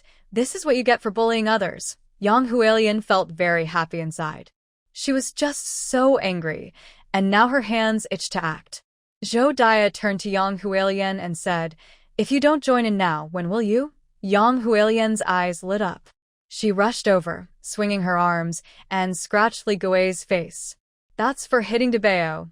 Zhang Guilin wanted to join in too, but she was holding a baby and was afraid of getting bumped, so she could only cheer from the side. "Put some strength into it. Don't just hit his face, hit his stomach too." Chen Xiaoman kept squirming. "Mom, let me down." Zhou Dai set her down, and she ran over with her little legs, stepping on Li Gui's face. "Bad guy. That's for stealing our fish." Li Gui was hit and rolled away, trying to escape the crowd. Li Debao was quick and pulled him back. Li Gui, terrified, hugged his head and cried, "I'm sorry. I didn't mean to. Please let me go. It hurt so much." Wow, they really know how to fight. The villagers saw Li Gui's bruised face and missing tooth and felt a shiver. Li Gui was in bad shape. The crowd stirred, and someone shouted, "The village chief is coming." Everyone stepped aside to make way. The village chief saw Li Gui's terrible state. He was shocked. Wasn't Li Gui the one bullying the Mondsong family? How did it turn into him getting beaten? Li Gui seemed to see a savior and desperately broke free from Li Debao, rushing to the village chief, hugging his legs and crying, "Village chief, please help me. They want to kill me." The village chief felt a chill. He calmed himself and struck his cane on the ground. "What have you done?" Li Gui couldn't care about that. "They are bullying me. All of them are hitting me. You have to help me." Chen Xiaoman angrily raised her little fist. "You're lying." Li Chuan nodded. "The bad guy is complaining first. It was you, Li Gui, who bullied us. We were just defending ourselves. It seems he still got off easy and is blaming us. Li Yirbao crossed his arms and looked at Li Gui with raised eyebrows. Li Gui was so scared his legs shook, and he shook his head repeatedly, too afraid to say more, just crying. The village chief pushed him away with his cane, forcing a smile as he approached Li Monsong, who was sitting nearby, leisurely smoking. Master Monsong. Old Li glanced at him and turned his back. The village chief paused, then cheerfully walked up to Old Li. Master Monsong, you finally stood up for the villagers today. Li Gui has been acting tough in the village because of his uncle's position in the county office. Everyone has tolerated it, but today he even bullied your family. In my opinion, he deserved more punishment, the village chief said, glaring fiercely at Li Gui. Li Gui was stunned. The village chief wasn't protecting him and even said he deserved more punishment? Wasn't that asking for his life? Old Li then looked at the village chief. Should I let a few of the younger ones continue? The village chief quickly stopped him, smiling ingratiatingly. He deserves to be taught a lesson, but if we go too far today, it might cause trouble. We are all from the same village, so Master Monsong, how about we find another way to deal with him? Old Li turned to see the miserable Li Gui and felt his own anger had subsided. However, if they let him off easily after he had come to their home to bully them, wouldn't they just be inviting more trouble in the future? He looked at his family. The village chief said to find another way to deal with him. So think of something. Chen Xiaoman immediately had an idea, raising her hand and saying, Dad, let him go catch fish and give each family in the village one. The villagers' eyes lit up. They all said, that's a great idea. Li Gui wanted to give fish to the villagers, so let him go catch them. The village chief agreed. Li Gui, you've been acting tough in the village, so it's time you made some amends to the villagers. Li Gui quickly refused. No way. Where would I catch over 100 fish? You said catching fish isn't hard, Li Daba retorted. Li Gui looked miserable. But I can't catch that many. The villagers wouldn't accept that. Do you have a say in this? Master Monsong decides. Do you want to get beaten or go catch fish? Li Gui fell silent. Old Li nodded. That's settled, but my family wants 2 fish. We've worked hard today, and we need to replenish. Li Gui nearly fainted from anger. What does it mean that they were too tired to beat him? Is that something a person would say? Huh. Chen Xiaoman ran over, pulling Old Li. Dad, I also want to give one to the teacher. The teacher let her sit in, so she needed to thank him. Right, then let's give 3 to my family. Old Li quickly changed his tune. Then. Doesn't that mean 100 fish? Li Gui asked, trembling. Zhou Daya shouted at him. Not enough? Then let's make it 200. The villagers burst into laughter. 200 means 2 for each family, right? Wow, it's like a pie falling from the sky. If he's still not happy, let's make it 300. 400 wouldn't be too many, Li Gui quickly said. Just 100, only 100. If they kept talking, who knows how many they would ask for. These people just want to take advantage. Li Gui thought angrily. The Old Li family was feeling good. Everyone was smiling widely. The old village chief glared at Li Gui. Aren't you going to hurry up and leave? Are you waiting for someone to invite you? Li Gui really had no sense. It was one thing to bully the villagers, but today he dared to bully Master Monsong. Even if his father came, he would have to show Master Monsong some respect. He didn't think about how Master Monsong was the only one left. How could he survive in the village? If he were really a soft target, he would have been bullied into submission long ago, and he wouldn't be respected by the village chief now. Li Gui quickly got up and stumbled home. The villagers, watching, laughed heartily. However, after all this, the Old Li family didn't want to trade for fish anymore. They decided to make fish balls to sell in the county, which would earn them more. Their coarse grains at home were running low, and the grain they traded for tonight would last them quite a while. As for the millet that Xiaoman planted in Fudi, Old Li wouldn't dream of giving that up. It was hidden away in the granary. That night, Li Daba and Yang Huilian got busy making fish balls. Making fish balls was a time-consuming and labor-intensive task, while Old Li and Zhou Daya had Li Yirbao help out, but Li Chuyuan and Chen Xiaoman went to bed early. Those who didn't get fish cursed Li Gui in their own homes. They finally had a chance to taste something fresh, and it was all ruined by Li Gui. So the next morning, they rushed to Li Gui's house to force him to go fishing in the Huai River. Li Gui was in so much pain that he didn't want to go at all. He shouted, "If you keep making a fuss, I'll double your grain tax." Unfortunately, the villagers weren't scared by that. "If the old Li family can move to your house, why can't we?" Li Gui was stunned. Even the villagers weren't afraid of his uncle. His good days were coming to an end. With no choice, he borrowed a net to fish in the Huai River, and all the idle kids from the village came along to play. In front of the children, Li Gui cast the net twice, but didn't catch a single fish. Really pathetic. The kids looked at him with disdain and mocked him. Li Gui was so angry his nose crinkled. "Why don't you come and try it yourself? You said fishing isn't hard, but we never said that." Li Gui tossed the net aside and was ready to rest. The children immediately said, "You're being lazy. I'm going to tell Erbao's grandpa." It turned out that Li Erbao had sent them to keep an eye on him. Li Gui felt defeated and had to force himself to fish again. From morning till night, he had 3 groups of children watching him, and he didn't get a moment's rest, not even a sip of water. After a long day, he finally caught 4 fish the size of a woman's palm. Li Gui's arms were too tired to lift. When he brought the fish to the villagers, they complained that the fish were too small. "Why do these fish look like the grandkids of the ones Dabao caught? Well, having some is better than none." Li Gui felt like crying. When he got home and lay on his bed, he slapped his own face. "Why did you go looking for trouble with that family?" Unfortunately, it was too late for regrets. He needed to sleep quickly, because he had to fish again tomorrow. Just as he lay down, he heard a childish voice calling him. "Is Li Gui there?" Hearing the voice made Li Gui's eyelids twitch. Wasn't that Chen Xiaoman from the old Li family? She was the one who told him to go fishing. If he had known fishing was this tiring, he would have preferred to let them beat him up. Li Gui didn't dare to respond. Then he heard Li Chiyuan's voice. "We know you're inside." Li Gui couldn't lie down anymore. Dragging his exhausted body outside, he saw the 2 kids peering through the fence. When they saw him, Chen Xiaoman waved at him. Li Gui remained expressionless. It wasn't that he wanted to be unfriendly. His face was too swollen to show any expression. "I heard you caught 4 small fish today." Chen Xiaoman looked at him intently. Li Gui tightened his jaw and said, "I already gave them away." "You only caught 4 in a day?" "It would take a long time to catch 100, Chen Xiaoman said vaguely.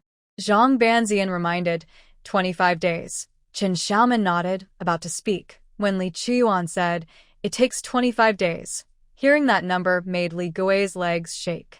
After a whole day, his arms were too tired to lift. He had to endure this for another 24 days. Chen Xiaoman looked at Li Gui sympathetically. "If you keep fishing, you won't be able to help with the farm work," Li Chiyuan said with a serious face. "If you can't help with the farm work, you won't be able to pay your taxes, and you won't have food next year. You'll also have to serve in the military. Do you realize your mistake?" Chen Xiaoman looked at Li Gui with wide eyes. Li Gui felt darkness in front of his eyes and nearly fell over. Not being able to pay taxes meant he would have to serve in the military, and if war broke out, his life would be at risk.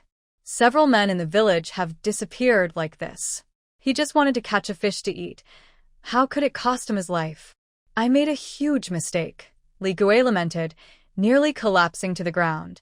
Chen Xiaoman was pleased that he recognized his error and said, "I can help you." Li Gui's eyes lit up like lanterns as he rushed to Chen Xiaoman. "Xiaoman, you are like my own grandmother." Chen Xiaoman quickly shook her head.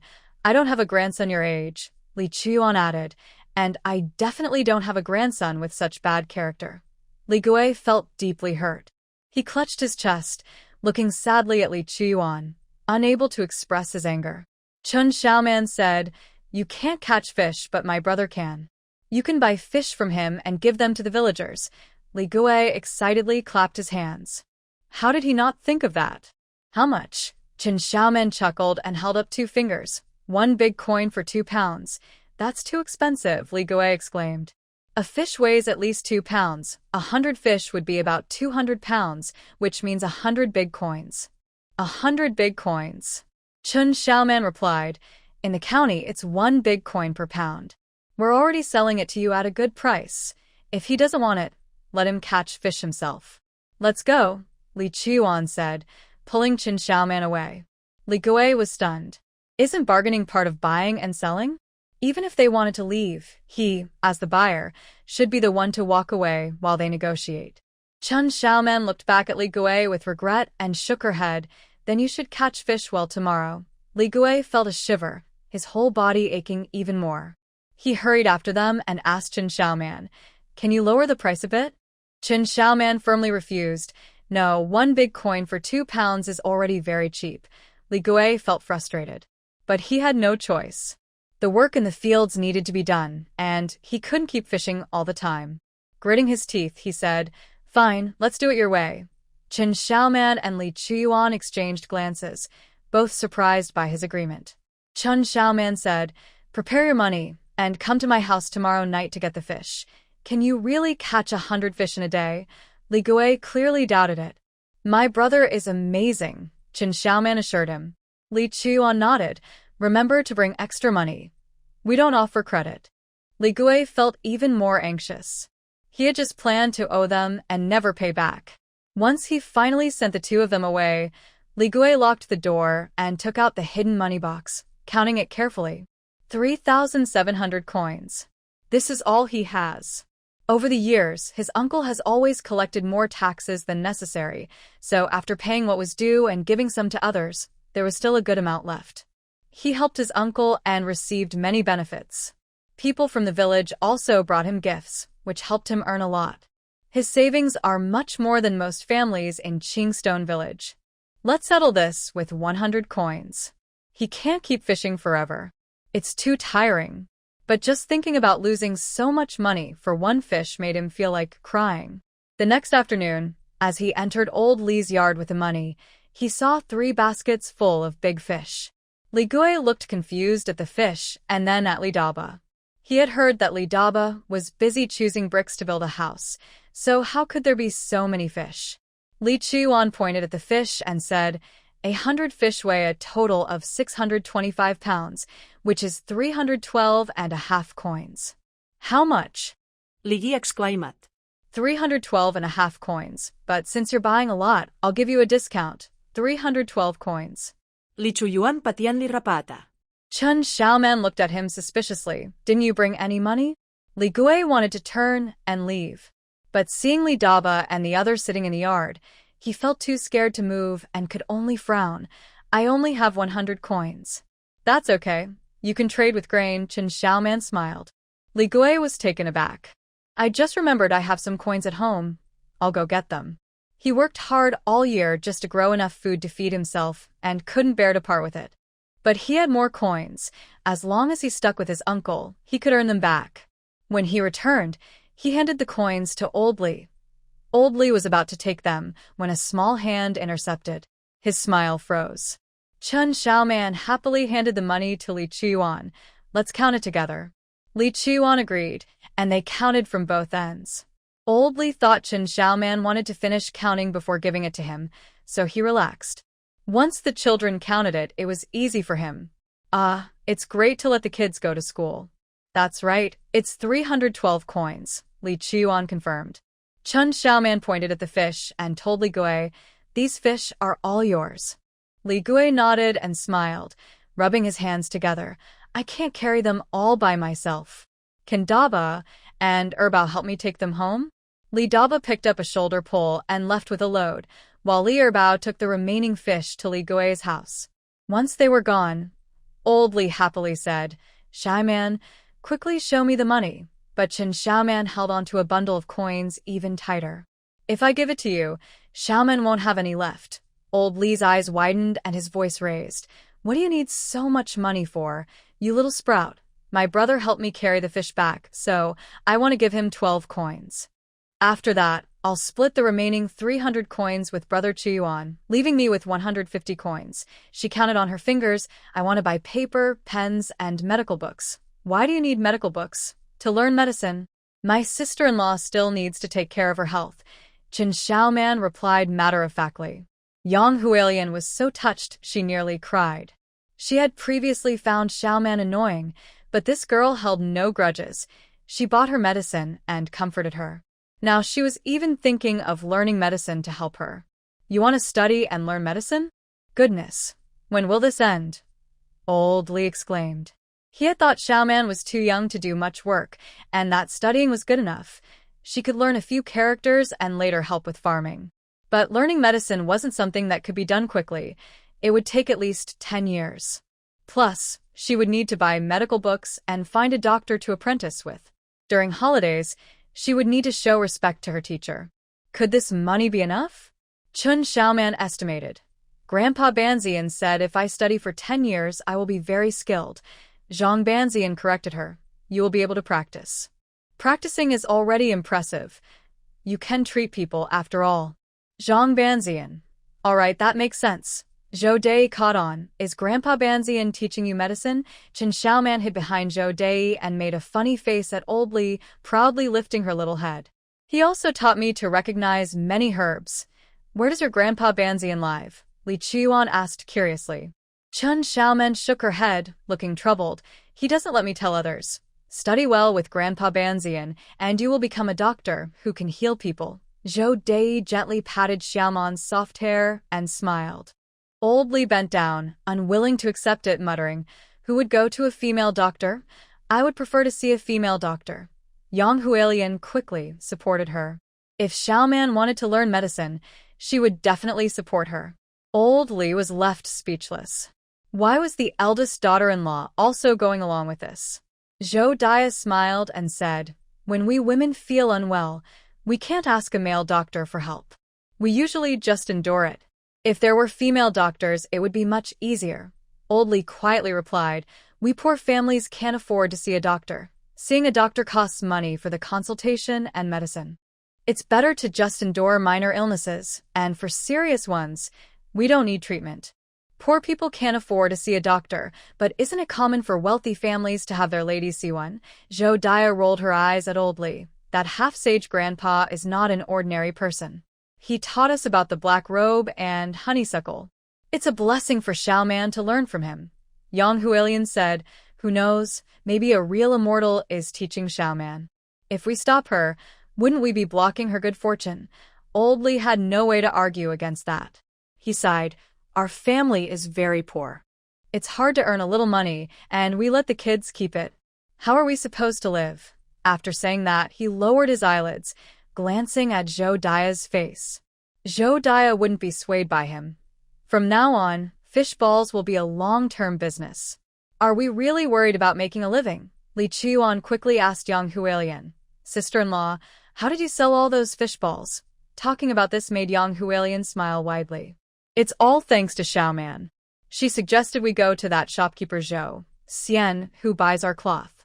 As soon as he heard we were selling fish balls, he took us to bodybuilding, and we sold all our fish balls there. Upon hearing bodybuilding, the whole family turned to look at Yang Hualian. Even Old Li and Zhou Dai, who had heard it once before, listened with great interest. Zhang Guilin looked at Chen Xiaoman in surprise. How did she know the shopkeeper in the county town? Chen Xiaoman happily said, It must be Uncle Zhou Xian who sent that bag of fish balls to the bodybuilding shopkeeper. He liked them as soon as he tried them. Yang Hualian nodded repeatedly. That's what shopkeeper Zhou said. The shopkeeper at bodybuilding only tried 2 fish balls and decided he wanted to sell them at the restaurant from now on. Bodybuilding asked your brother to send 6 more pounds in a few days, paying 5 coins for each pound. Zhou Dai smiled. Zhang Guilin gasped, That means 30 coins. If bodybuilding sells well, we can sell all our fish balls to them in the future, Yang Hualian said with enthusiasm. If the fish balls become popular, the family will have a steady income. Old Li happily rubbed his smoking pipe. He thought he should buy some incense paper to burn at the ancestor's grave. Chen Xiaoman ran to Yang Hualian's side and helped massage her arm. Sister-in-law, where's my honeysuckle? Yang Hualian smiled and said, You sold those honeysuckles for 11 coins. Wow, Chen Xiaoman exclaimed. Those honeysuckles are worth a lot. Let me see the money. Yang Hualian took out 11 coins from her pocket and handed them to Chen Xiaoman, saying, This is your money. I saved it for you. Old Li stared at Chen Xiaoman. Was Chen Xiaoman afraid of Old Li? Not at all. She took the money, counted out 6 coins, and handed them to Yang Hualian. Big brother helped me catch fish, and big sister-in-law helped me sell honeysuckles. This is for you. Yang Hualian was surprised. We can get money too? Of course. You both helped a lot. Chen Xiaoman then ran over and gave Zhang Guilan 2 coins. This is for second brother helping me deliver fish. Zhang Guilan frowned. Just give it to mom. Chen Xiaoman pulled her hands back and ran back to Zhou Dia, handing her the 2 coins. Mom, this is from second sister-in-law for you. Then she took out 10 more coins from her pocket. This is Xiaoman's gift for mom. Zhou Dia smiled happily. Oh, our Xiaoman is so thoughtful to mom. Chen Xiaoman grinned and said, I will earn lots and lots of money to support mom. Mom will wait for it. Zhou Dia replied with a smile. Her Xiaoman is so caring. Generous Chen Xiaoman then ran to give 150 coins to Li Qiyuan. Li Qiyuan held the money, his face flushed with excitement. He had never held so much money before. Old Li was eagerly waiting and saw Xiaoman stuff the remaining money into her pocket. He glared. What about mine? Chen Xiaoman put her hands behind her back. Dad didn't help me. You have no money. Old Li couldn't believe his ears. You support your mom, but not your dad. Next time. Chen Xiaoman waved her hand dismissively. Old Li was so sad. Everyone else had money. Why was he left out? This daughter-in-law was a waste. He turned away from Xiaoman in frustration. Chen Xiaoman quickly ran to him, extending her little hands to massage his arms. Don't be angry, Dad. In the future, Xiaoman will earn money to support you. As she spoke, she winked at Old Li. Unfortunately, Old Li was too upset to notice. He huffed, Just be good to your mom. What about me? He pushed Chen Xiaoman's hands away, stood up, and walked into the house with his thin legs. Li Qiyuan pulled Chen Xiaoman over and said, Dad is sad. How can you treat us differently? Chen Xiaoman was not worried at all. I'll go cheer him up. Li Qiyuan shook his head. Dad is not easy to cheer up. Don't worry, I have a way. Chen Xiaoman patted her chest and went into the house. Seeing that everything was fine, Zhou Dia fanned Li Qiyuan and Xiao Huijin with a fan while casually chatting with Yang Hualian about going to the county town. Since Li Erbao was at home and stayed up late making fish balls, early this morning, Yang Hualian and Li Dabo went to the county town. Besides selling fish balls, they also asked Li Dabo to take Yang Hualian to the clinic to see a doctor. The doctor said I am in good health and told me not to worry. Yang Hualian couldn't hide her joy when she said this. Zhou Dia felt relieved. Zhang Guilan quickly asked, What about your 2 kids? After asking, she realized her words might have hurt her sister-in-law, so she quickly added, I speak without thinking. You can scold me a bit to let off steam. Yang Hualian knew she was straightforward and didn't hold it against her. I know my body well. I wasn't okay before, but ever since I took the ginseng that Xiaoman bought, I have endless energy. It was Xiaoman who helped me recover. Zhang Guilan was surprised. Ginseng? Zhou Dia laughed. How could she afford ginseng? It's just a few fallen ginseng roots. Who knows if they're even useful? They are useful. I was cured by the ginseng roots. Yang Huilian affirmed. She had long believed she was better, and today when she saw the doctor, it was confirmed. Zhang Guilan fell silent. No wonder her sister-in-law treated Xiaoman so well. Li Qiyuan lost interest after a while and took out the big coins that Chen Xiaoman had given him to count one by one. The more he counted, the happier he became. He only spent 2 big coins to exchange for a large bag of spices, and in return he got 150 big coins. He could buy many books. Zhang Guilan watched with a mix of envy and frustration. Zhou Dia noticed her expression. With a smile, Zhou Dia said to Li Qiyuan, If you keep showing off, your dad will want to take your money. If dad takes it, I'll just ask him for more when I want to buy books. Li Qiyuan didn't mind much. The Li family members couldn't read, so they couldn't help him buy books and paper. Li Qiyuan had to ask for money to give to Mr. Lu to help him buy them. Speaking of which, among the 3 Li brothers, only the youngest, Li Qiyuan, had cash on hand. At that moment, Old Man Li was too preoccupied to think about Li Qiyuan. He was feeling unwell. When Chen Xiaoman came in, Old Man Li was hunched over, smoking a pipe. Chen Xiaoman ran up to him, bent down and peeked at him. Is Dad angry? Old Li snorted. I'm not angry. Why would I be angry? Chen Xiaoman held out her two little fists in front of him, opened one hand to reveal 10 big coins. Old Li's eyes widened in surprise. What is this? It's for you, Dad. Chen Xiaoman stuffed the money into his hand and leaned close to his ear, whispering, We can't let anyone know you have secret money. I want to give it to you quietly. Old Li couldn't help but smile. His lips curled up, and he looked as happy as a blooming flower. I knew our Xiaoman didn't only remember her mother and forget about her father. Chen Xiaoman giggled and made little fists to pat Old Li's back. Are you still angry, Dad?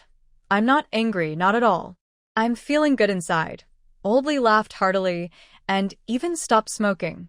Xiaoman was thinking of him, so why would he be angry? Chen Xiaoman cheerfully said, Then I'll take fish to the teacher. Old Li thought it was getting late and said, I'll go with you, to avoid any trouble on the way. Chen Xiaoman happily agreed and followed Old Li out. Is everything okay now? Zhou Dei teased. Old Li proudly replied, Can I be angry with a 3-year-old girl? What kind of person would that make me? Everyone else was silent. Old Li, unaware of how thick-skinned he was, picked up a big fish and headed to the school. I want to go too. Li Chuan immediately stood up. As soon as Old Li saw him, he had a clever idea. If he couldn't get the money from Xiaoman, he could surely get the 150 coins from Chuan. Once he was on the road with the two kids, he started to speak. Chuan, you're still young and it's easy to lose so much money. Give it to Dad, and I'll keep it safe for you until you grow up and get married. Li Chuan nodded. Okay, I'll give it to you when we get back. Old Li was very pleased. Chuan's money was easier to get. Chen Xiaoman was surprised. Don't you want the money, Brother Chuan? Dad is right. I'm still young, and I usually ask my parents for money to buy books and paper. I don't need it now. When I grow up and get married, Dad will give me the money he saved for me, and I'll have a lot. Li Chuan said seriously to Chen Xiaoman. Old Li didn't expect Chuan to want to take the money back, but he quickly brushed it off. By the time Chuan grew up and got married, it would be many years later, and he would just say he didn't have that much money then. Chen Xiaoman worried. What if you forget? Old Li thought to himself. Forgetting would be better. I can keep a record and have Dad put his thumbprint. Li Chuan had just come up with an idea. Old Li was fuming. Why should I leave my fingerprint? It felt like he was being asked to pay a debt. Li Chuan replied, This way, Dad can't deny it. Old Li angrily said, You should buy your own paper and pen. Li Chuan sighed. Then I won't be able to save any money. We can pick honeysuckle together to make money. There's plenty of it in the village. Chen Xiaoman happily pointed at the flowers by the roadside. Old Li exclaimed, What? The money from selling honeysuckle is also yours. If you pick honeysuckle, the villagers will know it can be sold, and soon it won't be worth much, Li Chuan added. Just like the wild berries. Chen Xiaoman patted her chest. We kids just pick wildflowers for fun. The villagers won't notice. Old Li seemed to think that made sense. Honeysuckle was everywhere. It wasn't just his business. Honeysuckle can only be picked in the county town for a little money, Chen Xiaoman said softly. Old Li's eyes lit up. Right? Chen Xiaoman and Li Chuan exchanged surprised looks. But then Old Li clapped his hands. The county pharmacy buys it for 8 coins a pound, so I'll buy it for 7 coins a pound. Dad, are you going to buy honeysuckle from the villagers? Chen Xiaoman's eyes widened. Old Li happily pulled out his pipe and rubbed it. Picking these flowers is hard work. It's better to buy them from the villagers. The flowers are light, but it takes a long time to pick a pound. Selling them in the county town only earns a little more than what I'd pay, and it's not worth the effort. Old Li was calculating in his mind. He could earn 1 coin for every pound. 10 pounds would make 10 coins. From now on, he would also sell fish balls in the county town and take honeysuckle along. It would be some extra income. This left Chen Xiaoman and Li Chuan stunned. Li Chuan said, Then we won't have any income. Old Li replied, Hey, you can think of new ways to make money. Xiaoman, didn't you just sell fish to Li Gui and earn a lot? Thinking about that money made Old Li feel a bit pained. Over 300 coins. So he exchanged it for 2 small ones, puffing up his cheeks, and Old Li was very happy. He even suggested, from now on, Xiaoman can go fishing with Debao every couple of days. We can make fish balls with some and sell the rest in the county town. When we save enough money, we can build a big brick house. Mentioning the big brick house made Qin Xiaoman happy again. We should build many big tile houses. One for each of us. Li Chuyuan said happily. I want to study too, Old Li exclaimed. Oh, how much will that cost? We'll earn enough, Qin Xiaoman said confidently. Old Li was very pleased. People in the village work their whole lives and still can't save enough for a set of blue brick tile houses. If he builds 2 or 3, he could walk around the village with pride. The 3 chatted and laughed until they reached the private school. From a distance, Qin Xiaoman called out, Mr. Liu, I brought you some fish. Fish? Where did you get fish? Mr. Liu's surprised voice came from a nearby thatched house, and soon a plump figure rushed out. His eyes scanned the 3, and then he dashed to Old Li, staring at the fish in his hands with longing. Fish. Delicious fish, he exclaimed. Old Li smiled when he saw Mr. Liu. Young Master Liu, are you doing well in the village? Mr. Liu looked like he might cry. He looked up at Old Li with a pout. I've had 5 meals of corn porridge, Old Li exclaimed. Poor young Master Liu. Mr. Liu felt even more pitiful. He had never experienced such hardship. Mr. Liu came out of the house. People in Qingshi village eat this all year round. Since you live here, you need to get used to it. Li Chuyuan and Qin Xiaoman greeted Mr. Liu together. Mr. Liu stayed silent. If he spoke more, the teacher might make him write 20 big characters after finishing his corn porridge. Qin Xiaoman looked at Mr. Liu sympathetically and said cheerfully, We brought fish so the teacher can make fish soup.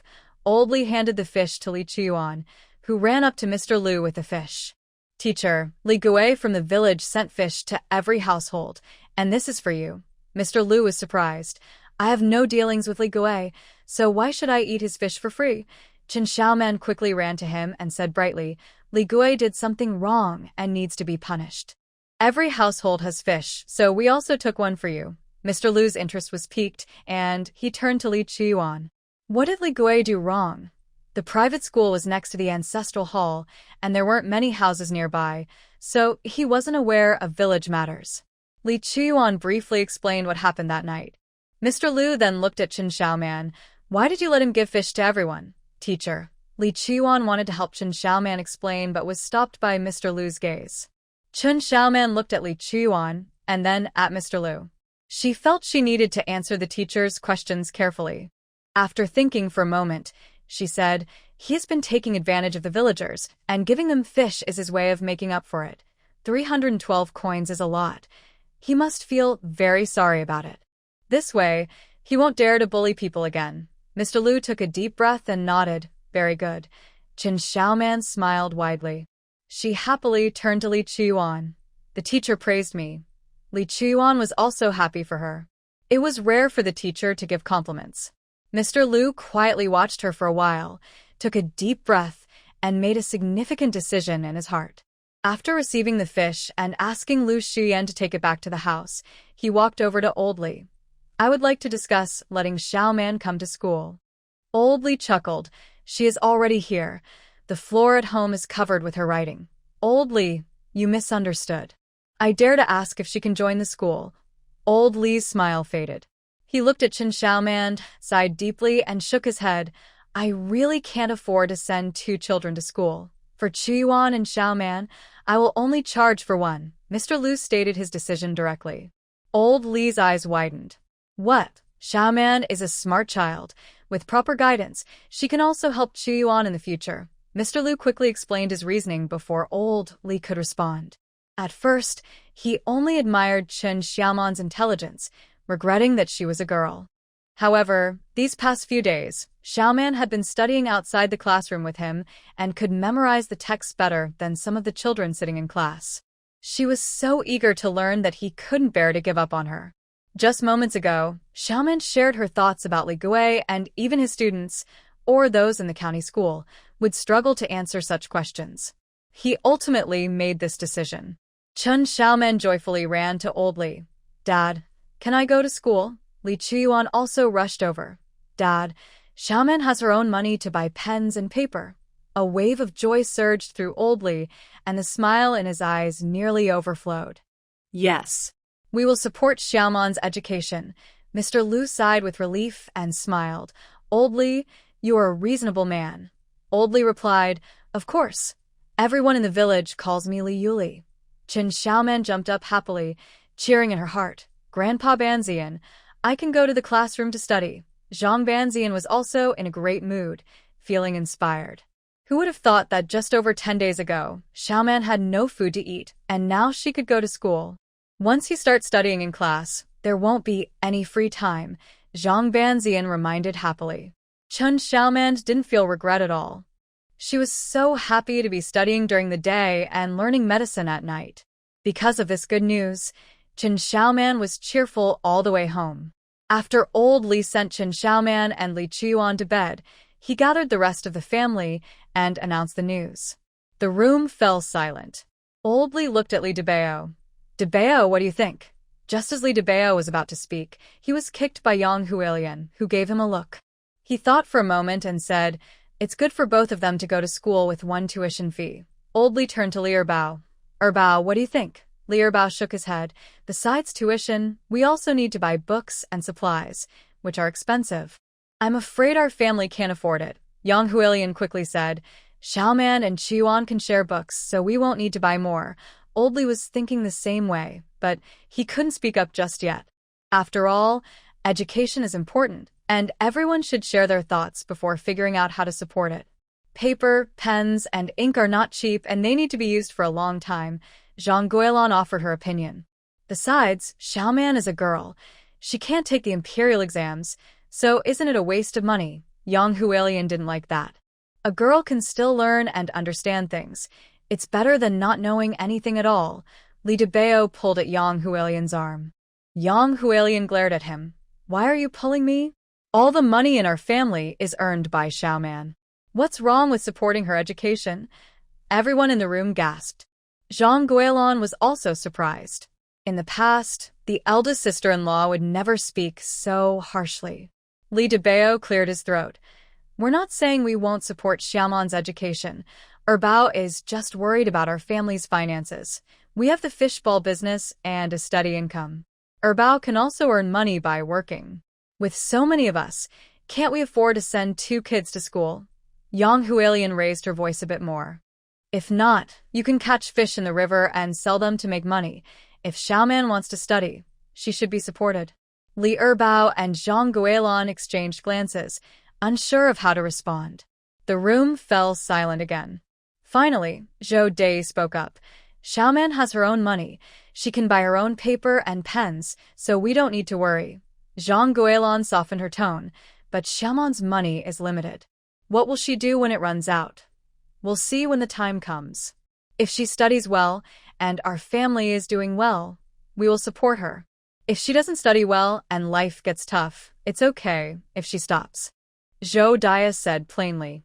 Li Erbao replied, she doesn't need to spend money on her education, so we shouldn't stop her. Zhang Guilin couldn't refuse anymore. Seeing that everyone agreed, Old Li said, if Qiuan passes the exam and becomes a scholar, Xiaoman will be a scholar's wife and should have some grace. We are just farmers and don't understand those rules. We can't teach Xiaoman. If she studies and learns some manners, it will help Qiuan in the future.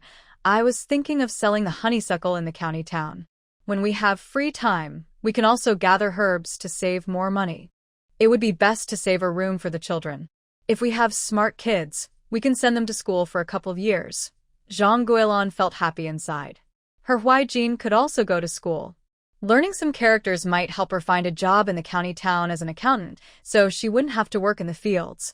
That night, she was so happy she couldn't sleep. How can we afford to send so many people to school? Li Erbao was not as optimistic as she was. Zhang Guilin replied, Dad just said that.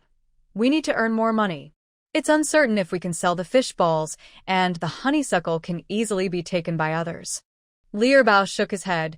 Dad is thinking too positively. Zhang Guilin said, we can catch fish to sell in the county town, and I can weave cloth.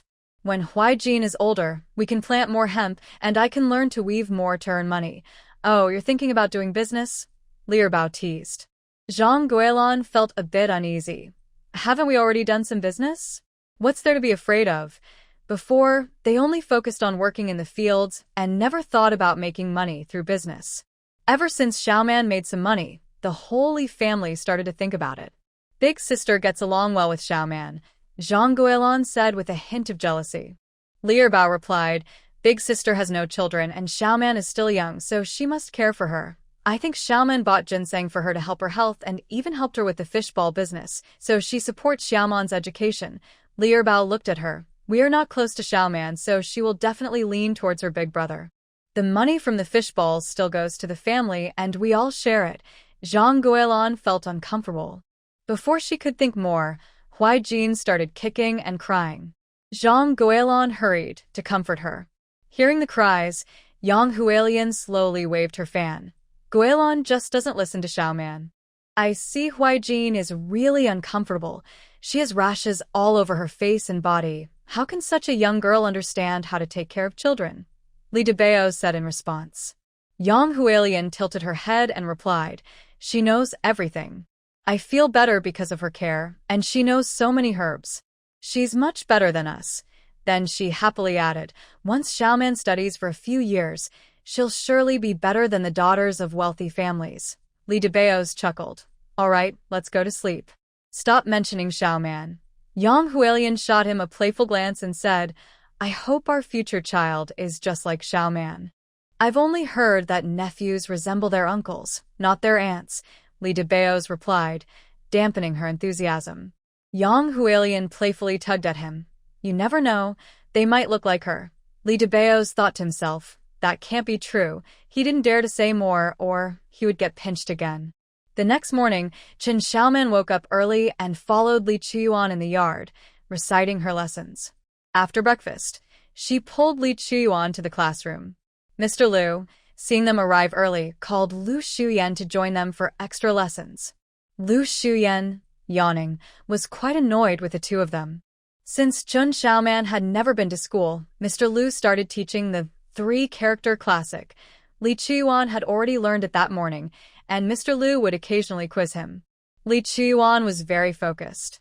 When the other students arrived and learned that Chen Xiaoman was also attending school, they were all shocked. The news spread quickly through Qingshi village. When Chen Xiaoman and Li Chuyuan returned home, the villagers eagerly asked her about school.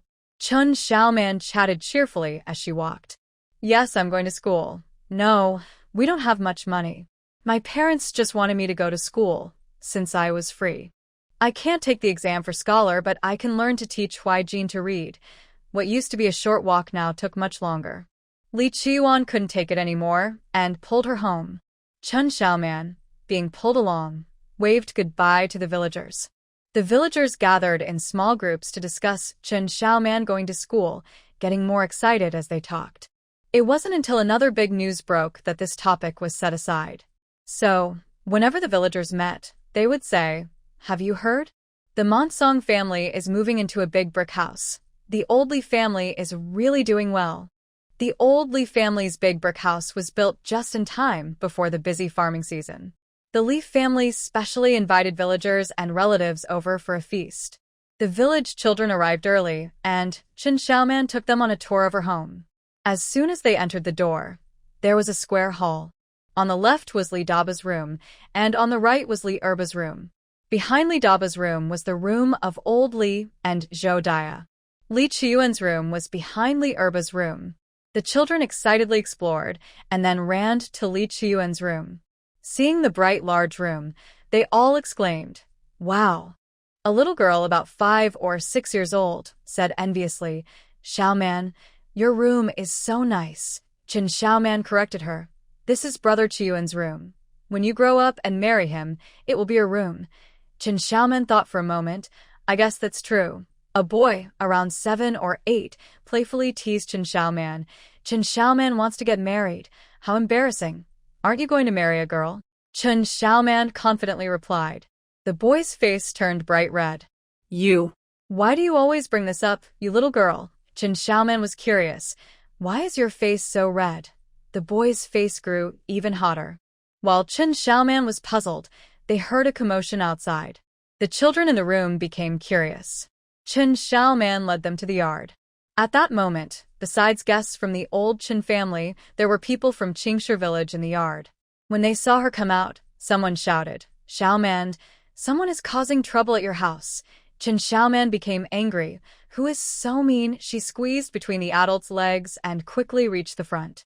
Looking up, she saw Chen Shuixing standing not far from the new house with a man who had slanted eyes, followed by 4 fierce-looking men. Chen Shuixing pointed at Chen Xiaoman and said to the man with slanted eyes, "She is my daughter." The man with slanted eyes looked at Chen Xiaoman and said, "Oh, with that face, she should fetch a good price." Old Li quickly pulled Chen Xiaoman behind him. "Xiaoman is from my Li family. If you want money, go to Chen Shuixing." Today was the day they moved into their new house. To have someone come looking for trouble made him want to knock some sense into Chen Shuixing. The man with slanted eyes smirked and said, "Old man, Chen Shuixing owes us 2 guan of money. Since you are family, you should help him out." "We have no money," Old Li replied directly. The man with slanted eyes shook his head. "You built a big brick house, and you say you have no money? He is Chen Xiaoman's father. Can you bear to let him suffer?" Old Li's eyes lit up. Is there such a good thing? The man with slanted eyes was speechless. People around them burst into laughter. The man with the triangular eyes saw that things couldn't go on like this and slapped Chen Shuixing in the face. Before Chen Shuixing could react, he was kicked to the ground. The man stepped on his face, and Chen Shuixing cried out in pain.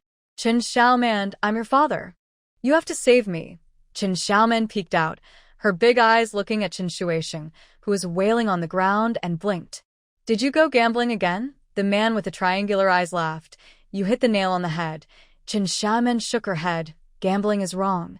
You deserve to be punished." The man almost hurt his back from surprise.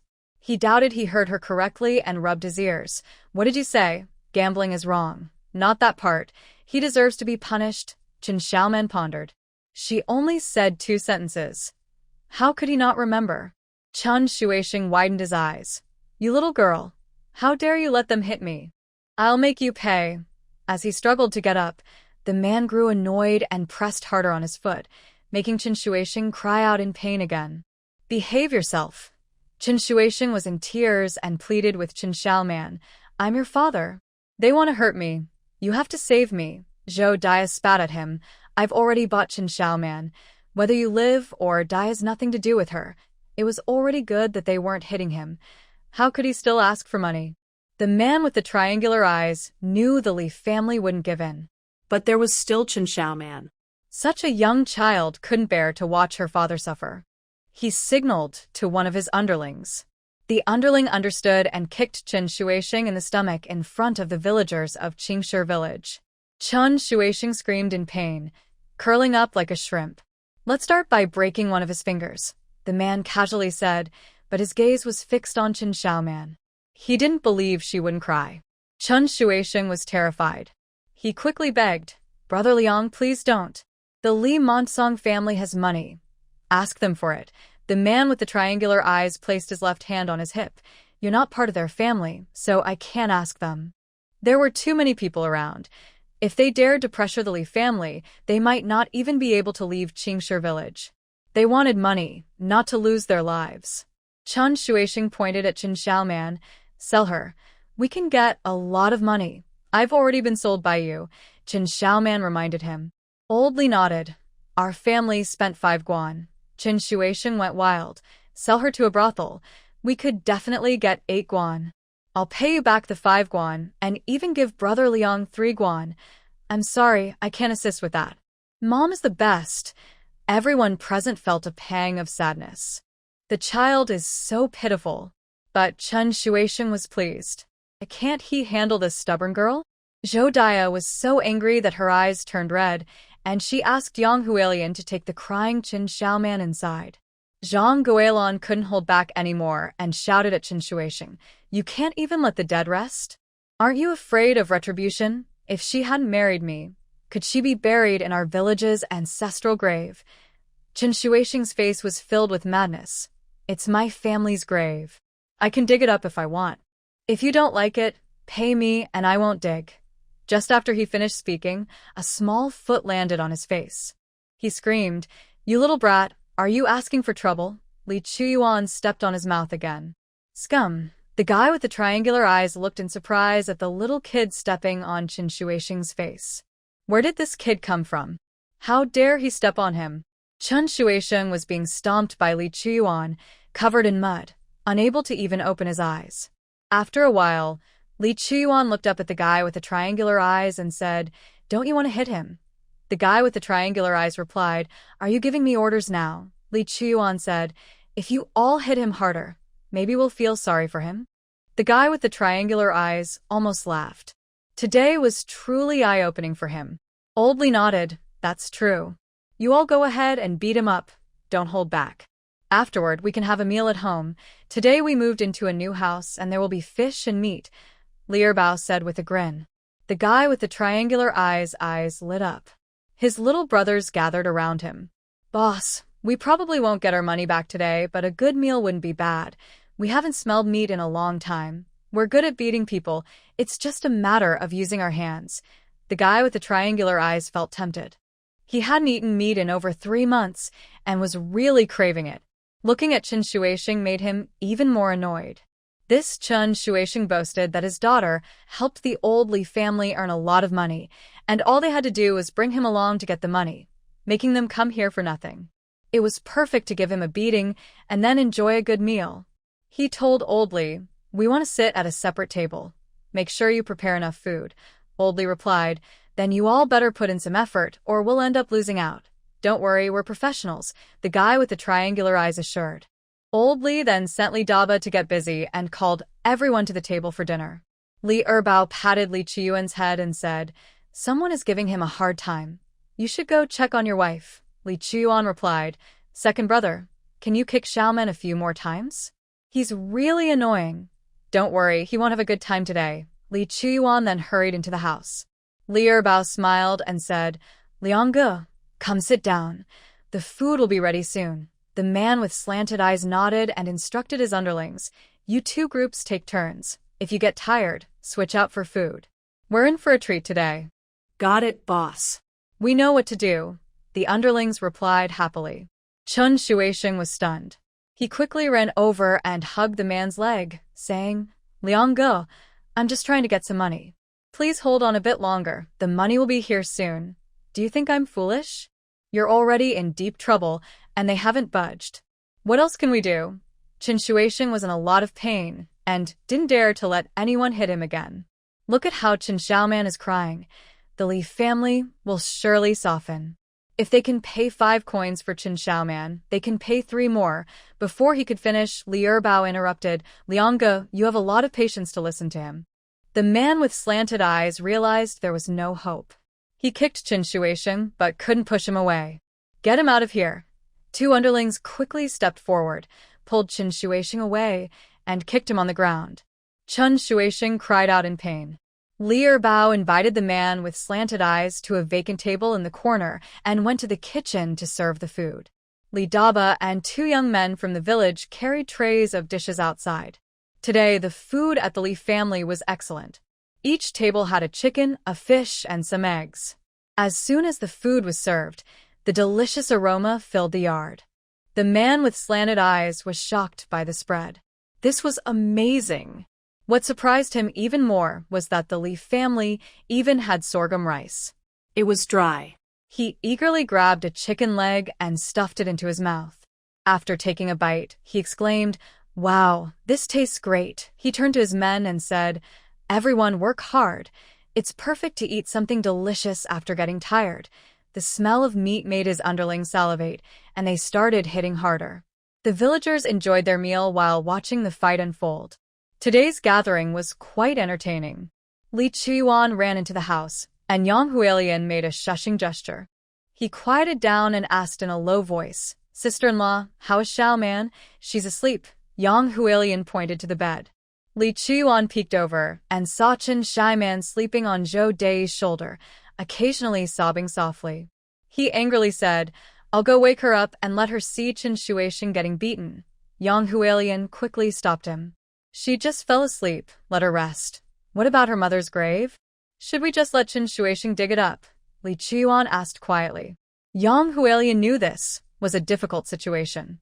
She could only say, Mom and Dad will have an idea, but deep down she knew there wasn't much that could be done. This was about the situation in Dunshui village and Qin Shuisheng's wife's grave. Outsiders couldn't really help. If Qin Xiaoman's maternal family came to make a fuss, there might be a way. Thinking of this, Yang Hualian paused. She quickly walked over to Zhou Dai and quietly asked, Mom, why haven't we heard anything from Xiaoman's maternal family? Zhou Dai shook her head. Qianyang forgot her past. She was tricked back to the county by Qin Shuisheng, and no one knows her background. Yang Hualian sighed. Then there's nothing we can do. Just then, Qin Xiaoman let out a small sob. Zhou Dai gently touched her face. This child has suffered too much. He can wait until after the busy farming season to catch fish, right? Why can't he pay the taxes? This thought made him extremely angry. If he had been tricked by someone else, it would be one thing, but being fooled by two kids? Where could he hide his face? Today, he finally found an opportunity to speak up. He just wanted to ask a question. Surely the people from the old Li family wouldn't hit him, right? Li Erbao, holding a tray, nodded. You're right. Qin Xiaoman is not a lucky star. Li Gui felt proud. Look, even they admitted it. Now, he couldn't fool the villagers anymore. Li Erbao looked at him and said, Isn't it just that you helped my family earn a big brick house, left us with some extra money, helped my sister-in-law recover her health, and let every family in the village enjoy a fish? Li Gui froze. The villagers could hardly breathe. Was that not enough? Erbao, you are too ungrateful. Isn't this a blessing? Your family doesn't want Xiaoman? I do. And me. My family desperately needs a big brick house. Li Erbao waved his hand. Xiaoman is my family's daughter-in-law. How can she be just taken away? The villagers sighed in disappointment. Li Wanfeng laughed. Li Gui didn't gain anything, and is now holding a grudge. We all understand he wants to save face. The villagers began to advise Li Gui. Don't stir things up. Remember how much you spent last time you bullied someone? 300 big coins just to settle it. This is the consequence of offending Xiaoman. Li Gui was so angry his nose twisted. He wanted to embarrass Qin Xiaoman, not himself. He couldn't eat anymore. Li Gui stood up and left, followed by waves of laughter. His face burned with shame, and he almost ran away. After everyone finished their meal, Old Li and his sons sent the guests away and returned the borrowed tables and chairs before finally going inside to see Qin Xiaoman. By evening, Qin Xiaoman was burning with fever, crying out for her mother. The Old Li family sat around her bed. Zhou Dian kept wiping her face and checking her forehead. If this continues, she will get really sick, Zhou Dian said anxiously, looking at Old Li. Old Li rubbed his smoking pipe and made a serious decision. We need to see a doctor. Li Daba specially went to the county town to invite a doctor. After checking her pulse and writing a prescription, the old doctor reassured the Old Li family. It's just stress. It's nothing serious. A couple of doses of medicine will fix it. Old Li thanked him repeatedly, paid the consultation fee, and had Li Daba take the doctor back while grabbing the medicine. By the time Li Daba returned, it was already evening. Yang Hualian prepared the medicine and fed it to Qin Xiaoman with a spoon. Qin Xiaoman closed her eyes and took the first sip, her little brows furrowing. She turned over, sticking her little bottom up to everyone and burying her face in the sheets. Zhou Dia felt both anxious and amused. She patted Qin Xiaoman's little bottom, saying, You're sick. You need to drink the medicine to get better. Be good today, Xiaoman. Qin Xiaoman turned around and opened her sleepy eyes. Mom, the medicine is so bitter. After you finish the medicine, you can have a sweet treat, and it won't be bitter anymore, Zhou Dia coaxed her. Qin Xiaoman sat up, pinched her nose, and gulped down a bowl of medicine. Yang Hualian then took out a sweet treat that Li Daba bought with the medicine and put it in Qin Xiaoman's mouth. Qin Xiaoman tasted it. It's sweet. After finishing, she felt her mouth was no longer bitter and fell back asleep. Fortunately, the medicine worked well, and by dusk, Qin Xiaoman's fever had gone down. Since there were plenty of leftover dishes from lunch, they heated them up for dinner. After eating, everyone gathered in front of Qin Xiaoman's bed. Zhou Dia said to Old Li, We can't let Qianyang have no peace. Old Li sighed. She is Chen Shuisheng's wife, and her grave is in Tuanshui village. What can we do? We can't just move her grave to our village. Everyone looked at Old Li. Zhou Dia's cloudy old eyes sparkled with a bright idea. Who says we can't move the grave? Old Li was startled. Chen Shuisheng won't agree. When it gets dark, we can dig it up and leave. What does it matter if he agrees? Zhou Dia became more convinced that this was a good idea. Old Li's hand holding the pipe trembled. Where would we bury her? She isn't from our village. She can't be buried in our ancestral graveyard. Li Daba chimed in. Don't we have a piece of sandy land that won't grow crops? Old Li shot a glare at Li Daba. Are you serious? This is about digging up a grave. Li Daba turned his head, pretending not to see. Zhou Dia said, that land has been unused. Now it could serve a purpose. Old Li grew anxious. Why are you making decisions alone? You haven't even asked everyone. Mom, I think moving the grave is a good idea. We can still honor her mother for Xiaoman. Yang Huilian was the first to agree. Zhou Dia turned to Zhang Guilin.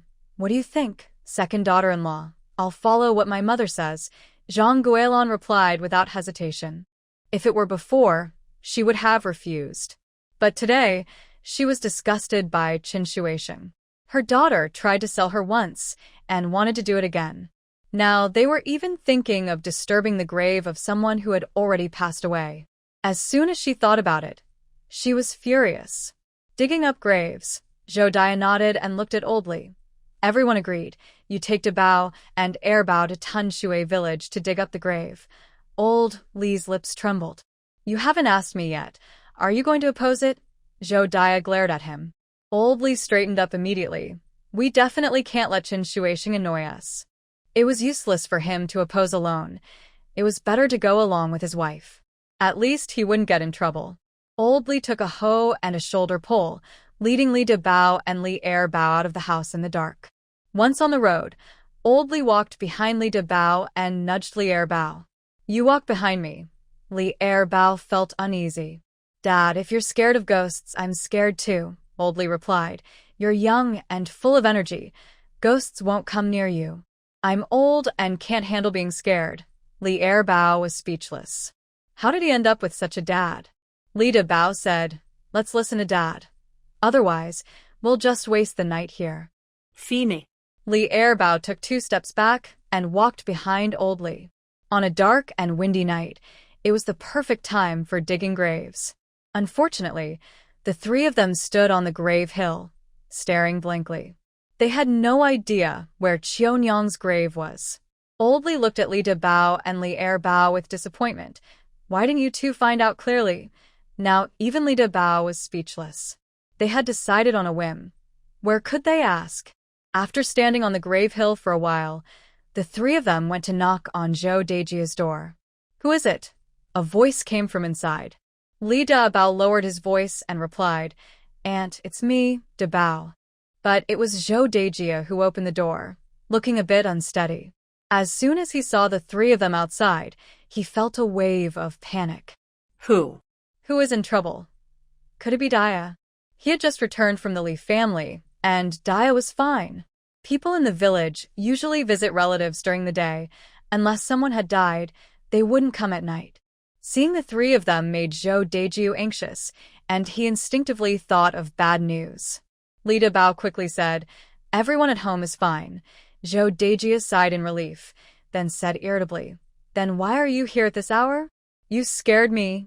Old Li chuckled and pulled Zhou Deiju aside to whisper a few words. Zhou Deiju felt a chill. Whose idea was this? Who else could it be?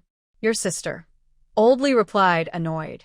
Zhou Deiji nodded and then glared at Old Li, shaking his fist in front of him. What's the matter? Do you have a problem with Dia? Old Li started to sweat. In his youth, Zhou Deiji never hit him. Li Montsong from Qingshi village was no match for the Zhou brothers. After all, he was an only child, while they had several brothers. Old Li felt a pang of bitterness inside. But on the surface, he held Zhou Deijia's fist. No, we just came here. Big brother, you need to take us to the grave, and please help us out. If we delay any longer, it will be dawn. Zhou Dejiu didn't waste time, calling his sons to wake up, and hurriedly led the Li father and son to the graveyard. Qionyang's grave was unattended and had turned into a small mound covered with weeds. When they dug it open, they revealed the grass mat inside. Li Daba couldn't help but say, "There isn't even a coffin, how pitiful." "Do you expect Chen Shuisheng to provide a coffin?" Zhou Dejiu urged. "All right, quickly wrap it up and carry it away." The group hurriedly covered the grave again and rushed down the mountain. Fearing being discovered, Zhou Dejiu's family dropped them off at the village entrance and returned home. The Li father and son buried Qionyang in the dark before heading back home. Chen Xiaoman slept until noon the next day. After getting up, she sat on the doorstep, staring blankly at the yard. Zhou Dia made her breakfast, held her, and went out with Old Li. Chen Xiaoman rested her chin on Zhou Dia's shoulder, saying nothing and not smiling. When villagers encountered them, they asked with concern what was wrong. Zhou Dia was straightforward. "She's sick. She's had a fever since yesterday afternoon." Chen Shuisheng's actions from yesterday had spread throughout Qingshi village. "What a pity. A good child has fallen ill." Zhou Dia replied, "My Xiaoman is very filial. Thinking of her own mother, she can't even eat. Xiaoman is a good child. Good fortune is ahead." The villagers offered a few comforting words. Zhou Dia nodded in response. They walked slowly, stopping occasionally. Old Li rarely urged them on. As they walked further, they gradually encountered fewer villagers. The three stopped in an open area. Zhou Dia set Chen Xiaoman down. Chen Xiaoman looked up at her curiously. "Mom?" Zhou Dia pointed ahead and said, "Go ahead and bow to your mother." Following her hand, they saw a new mound. Chen Xiaoman looked at Zhou Dia in confusion. Old Li took out a pipe and said slowly, "Last night, we moved your mother's grave here. From now on, you need to come and offer incense and burn paper money for her."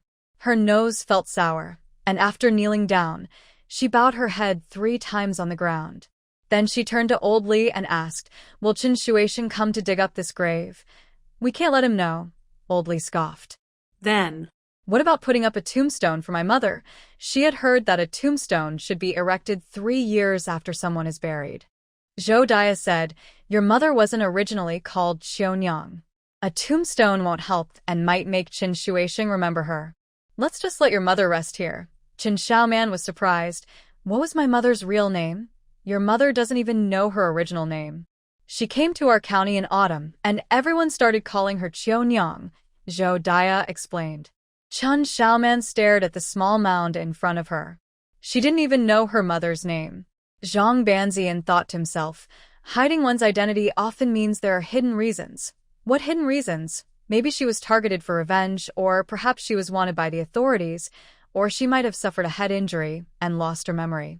Regardless, if anyone finds out about you and your mother, it could be dangerous, Zhang Banzian warned. Chen Xiaoman hesitated, "But my mother is a good person. Good people can also be harmed. It's best not to investigate," Old Li said. After all, the Li family was just a farming household, without power or influence. If the person who harmed Qionyang came looking for them, the Li family might suffer. Chen Xiaoman's face turned pale. She looked disappointedly at the new grave. She couldn't seek out her mother's family. Zhou Dia bent down and said to Chen Xiaoman, "You should talk to your mother. Your father and I will wait nearby." Chen Xiaoman nodded firmly. After Zhou Dia and Old Li walked away, she turned back to her mother's new grave. She had so much to say to her mother. "Mother, Dad is a very bad person. He has always hurt me, but he won't be my father anymore. I have a wonderful family now, and I'm very happy. Don't worry about me, Mother. Grandpa Banzian says he is very skilled, and I will learn medicine from him." Chen Xiaoman forced a smile. "When I can heal others, I will help other mothers so their children won't be without mothers. Mother, I have started school and learned many characters. I will write them for you." Chen Xiaoman looked around and found a stick. She began to write around the grave, wanting to show her mother all the characters she had learned. An hour later, Chen Xiaoman looked at the ground filled with her writing and nodded in satisfaction. "When I come back next time, I will write the new characters I learned for you." After tossing aside the branch, Chen Shiman felt very happy. Running over with her arms swinging, she cheerfully said, "Mom and Dad, let's go home." Seeing her so happy, Zhou Dei felt much better. "Did you finish talking to your mom?" "I wrote a lot of words for her and promised to write new ones I learned when I come back." Old Li rubbed his goosebumps. "That's a bit scary." Zhou Dei shot him a glare. He was half buried in the ground and still afraid of ghosts. Old Li urged, "Let's hurry back. I need to check on the corn." Chen Xiaoman said, "I want to go to school too." Zhou Dei hesitated. "You're still not fully recovered. Rest at home." "Chuyuan helped you ask the teacher for leave." "I'm completely better now." Seeing her insist, Zhou Dei didn't stop her and personally took her to school. Old Li carried a hoe to check on the corn. He opened one ear and saw it was ripe. "Mansong's corn is growing well. Mine is still quite young." The old village head sat at the field's edge with his cane, chatting with Old Li. Old Li looked at the corn in the village head's field and said, "This year there's been little rain. We need to carry more water." The old village head shook his head. "I only carried water once, and then I broke my leg. My family has been busy taking care of me and couldn't tend to the field." Looking at Mansong's field, he thought if they carried water a couple more times, the corn would grow better. "Isn't Mansong going to harvest the corn soon?" Old Li sat next to the village head, pulled out a pipe, and filled it with tobacco. "Starting tomorrow, we need to finish harvesting the corn quickly to cut the rice." "Are we already harvesting rice?" Old Li looked at the sky, worried. In previous years, it rained every day by now. This year, not a drop has fallen. The fields are drying up. It's better to bring the grain home for peace of mind. He was originally worried that rain would wash away his house and rushed to build a new one. Now that the new house was built, he feared the crops would dry out. This year might be a serious drought. The old village head sighed. When Chen Xiaoman arrived, Mr. Liu looked a bit puzzled. "Weren't you sick?" Chen Xiaoman puffed out her chest. "I'm all better." Seeing her full of energy, Mr. Liu felt reassured and let her sit at her desk.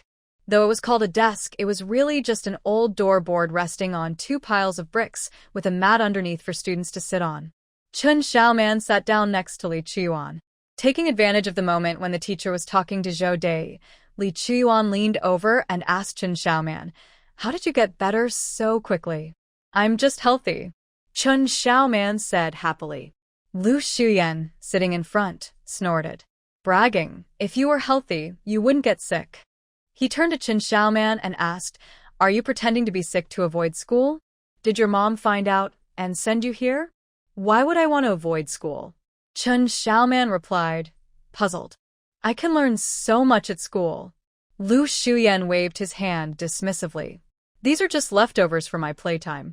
Pretending to be sick while acting like you want to go to school would make family members worry and let you rest at home. He crossed his arms and leaned back, pointing his nose at Chen Xiaoman. "If you call me Grandpa, I'll teach you a few tricks to make sure your parents don't notice you're pretending." Li Chuan gave Lu Shuyan a look and cleared his throat. "Are you not happy? These are my best tricks. I wouldn't teach them to just anyone." Lu Shuyan was feeling quite proud of himself. He finally found a chance to tease the two of them. Just then, Mr. Lu's voice came from behind, asking, "I'd like to know what tricks you have." Lu Shuyan jumped in surprise and turned to see Mr. Lu standing by his desk. He quickly waved his hands. "I was just joking. I don't have any tricks." Mr. Lu scolded him. "Pay attention in class." Lu Shuyan buried his head in his book and started reading. Chen Xiaoman covered her mouth, trying not to laugh. Mr. Lu coughed, and Li Chuyuan tugged at her, so she followed him and began reading seriously. Mr. Lu felt quite helpless. Looking around the classroom, he noticed that half of the students were absent today. In a couple of days, he feared more would be missing. After the class ended, Mr. Lu announced, "Starting tomorrow, school will be on break. The busy farming season has begun, so help your families with work." The students cheered at the news of the break. Only Chen Xiaoman looked disappointed. "I won't be able to learn new words during the break." Li Chuan explained to her, "Every year, the teacher gives a break for farming. We'll resume classes after the work is done, so we can help our families with work."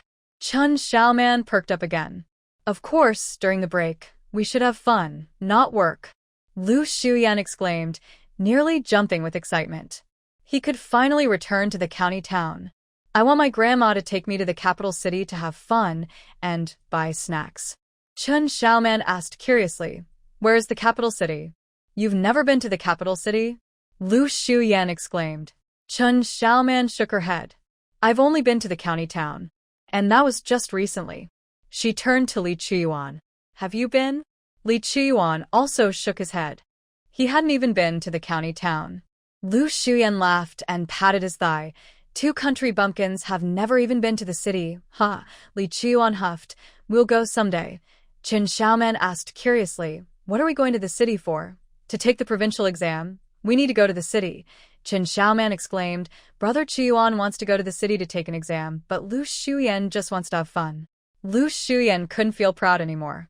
He retorted, Li Chuyuan hasn't taken the provincial exam yet.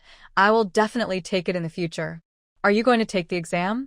Li Chuyuan stood with his hands behind his back, looking up at Lu Shuyan. Lu Shuyan shook his head. I won't take the imperial examination.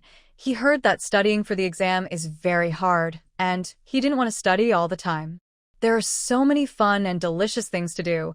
Why bother with such hard studying? What do you want to do when you grow up? Chen Xiaoman asked. Lu Shuyan felt confused. He was still far from growing up, so why think about it? Do you know what you want to do? Of course. Brother Chuyuan wants to become a scholar, and I want to be a great doctor, Chen Xiaoman said proudly. Lu Shuyan looked blankly at Li Chuyuan and then at Chen Xiaoman, finally managing to say, I want to be a rich playboy. Mr. Lu outside the classroom choked a bit upon hearing that. Chen Xiaoman asked curiously, what does a rich playboy do? Enjoy good food, good drinks, and have fun every day, always happy. Lu Shuyan felt happy just thinking about it. Chen Xiaoman replied, anyone can enjoy food, drinks, and fun. What's so special about that? She thought it was supposed to be someone impressive. Lu Shuyan argued back, you both have never been to the city to play. You can't enjoy food and drinks like I can. When we grow up and go to the city, we'll know. Chen Xiaoman didn't think there was anything to be proud of. I've already memorized the 1,000-character classic. Can you do it? Li Chuyuan asked Lu Shuyan in return. Lu Shuyan shook his head. Chen Xiaoman said, I can also catch fish. Can you do that? Lu Shuyan's face turned red with anger. Chen Xiaoman looked at him with pity. You can't do anything. We also know honeysuckle and he doesn't, Li Chuyuan told Chen Xiaoman. And the black robe, Chen Xiaoman added. Lu Shuyan pouted. Chen Xiaoman continued. Brother Chuyuan, let's go home and catch fish. Li Chuyuan nodded, shouldering his backpack and walking out with Chen Xiaoman. Seeing them leave, Lu Shuyan pouted even more, tears welling up in his eyes. They were bullying him again. He reluctantly followed out of the classroom and saw 2 people standing in front of Mr. Lu. He stopped and heard Mr. Lu say to them, you can't completely forget your studies during the break. Chuyuan needs to copy the 3-character classic, 1,000-character classic, and Disciples rules 20 times each. Xiaoman will copy the 3-character classic 10 times and memorize the 1,000-character classic. I will check after the break. Li Chuyuan's shoulders slumped. Sir, I've already memorized the 3-character classic and 1,000-character classic. Why do I still have to copy them? The more you read, the better you understand the meaning. In the future, when you take the imperial exam, your answers need to be neat, and copying is a way to build a foundation, Mr. Lu explained simply. Li Chuyuan understood and nodded in agreement. Chen Xiaoman happily said, Can I use the copy that Chuyuan brother makes? Mr. Lu's expression softened. As long as it's neat and has no mistakes, you can use it. Having Chuyuan copy the text was also a consideration. Books are expensive. It is not easy for the Li family to let Xiaoman come to study, and if they spend too much on books, it might not last long. Chen Xiaoman doesn't know many characters, so if she copies by herself, she is likely to make mistakes. Chen Xiaoman became excited. Then I can save money on books. Li Chuyuan was also happy. He was already copying the 3-character classic for Chen Xiaoman, and after finishing during the break, he could get his own copy back from her.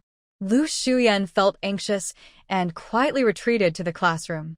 Lu Shuyan, starting tomorrow, you will go help Chuyuan's family with work every day. Lu Xian's eyes widened in shock. Sir. I've never done farm work. The more you don't know, the more you need to learn, Mr. Lu said calmly, with his hands behind his back.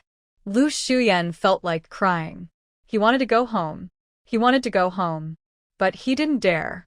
Li Qiuan glanced at him and shook his head repeatedly. Sir, my father won't agree. Why not? Before Li Qiuan could speak, Chen Xiaoman took over. If he works in my house, my family has to feed him, and my father is stingy with food. Li Qiuan nodded. He clearly can't do the work. If he doesn't work but still eats, our family will lose out. Chen Xiaoman shook her head in disapproval. She also didn't want Lu Xiuyan to work at her house. Mr. Lu Xiuyan exclaimed in frustration, you are being unreasonable. Chen Xiaoman sighed like an adult. That's what happens when you're spoiled. Li Qiuan pulled Chen Xiaoman along. Let's go. Chen Xiaoman also said goodbye to Mr. Lu and happily went home. The next morning, Old Li called the whole family to get up. While it was still cool, they took their tools and went to the fields. During the busy farming season, everyone had to work hard to finish the harvest. Families that usually ate 2 meals a day had to switch to 3, and those who normally had porridge began eating solid food. The Li family already had 3 meals a day, so they didn't change much, just used a bit more oil. Usually, they would add just a few drops of oil when cooking, but during the busy season, they used a whole spoonful. Besides Zhang Guilan, who stayed home to cook for the kids, even Xiao Man went to work in the fields. Zhou Deya found 2 small baskets for Chen Xiaoman and Li Qiuan to carry on their arms. In the cornfield, the 2 of them tiptoed to bend the thick corn stalks, twisting the ears of corn until they could pull them off and put them in their baskets. After only picking 2 ears of corn, Chen Xiaoman thought her basket felt heavy. She set it down and turned around, only to see that Li Qiuan had already put 3 ears in his basket. Feeling competitive, she pulled another ear and jumped, using her weight to break it off. After jumping several times, her small basket was full, so she set it down. Wiping her sweat, she turned back and smiled happily. She wasn't the one with the least anymore. Li Qiuan happened to look over and saw Chen Xiaoman smiling at him. He glanced at her basket and quickly understood. He looked up and asked, do you want to race with me? Of course. I can pick faster than you, Chen Xiaoman replied, pointing at her basket and then at his. Li Qiuan wasn't about to give up. He hadn't tried his hardest before, otherwise, he would have picked more than Chen Xiaoman. After picking for a while, he noticed that Chen Xiaoman had gathered more corn. Feeling anxious, he focused on her and realized she was jumping to pick the corn, so he grabbed an ear and jumped too. Li Erbao, feeling tired from picking, took a few sips of water from a gourd. When he looked up, he saw Chen Xiaoman and Li Qiuan jumping around, shouting ah. Ah, ah. He laughed and said, are you 2 picking corn or jumping high? We're competing to see who can pick more corn. Chen Xiaoman replied, turning to him. As she turned back, she saw Li Qiuan had already picked 2 more ears. She exclaimed, hey, you're cheating. Who told you to talk to her Bao? Li Qiuan said without looking up, picking another ear. Chen Xiaoman got anxious and shouted, wait for me. Then she started jumping too. Hearing the commotion, everyone straightened up to look. Seeing the 2 of them jumping around like monkeys, they were all smiles, and even their tiredness disappeared with laughter. You 2 silly ones, won't you get tired jumping around all morning? Zhou Deya said with a smile. Mom, I can't talk to you. Brother Qiuan is cheating, Chen Xiaoman shouted hurriedly to Zhou Deya. Old Li looked at their energy and smiled with satisfaction. Very good, very good. He turned to Li Debao and said, you should compete with Erbao too. Li Erbao quickly waved his hands. No, no, no.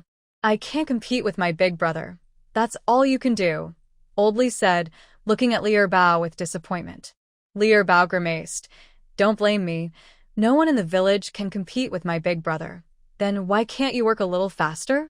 Look at your brother. He's almost done with 1 row of corn, and you haven't even finished half. Old Li was frustrated. Li Erbao muttered to himself.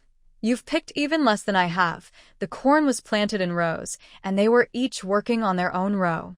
The fastest, Li Debao, was nearly finished, while Chen Xiaoman and Li Qiyuan were still bouncing around at the front. Of course, old Li wouldn't complain about their speed. He only had complaints for Li Erbao. Li Erbao felt troubled. Zhou Daya urged old Li, "While it's still cool, let's get more work done." Old Li looked at the sky. It was almost time for breakfast. Not wanting to waste time, he focused on working. Usually, they would go home for breakfast, but during the busy farming season, going back and forth took too long, so Zhang Guilin brought breakfast to the cornfield.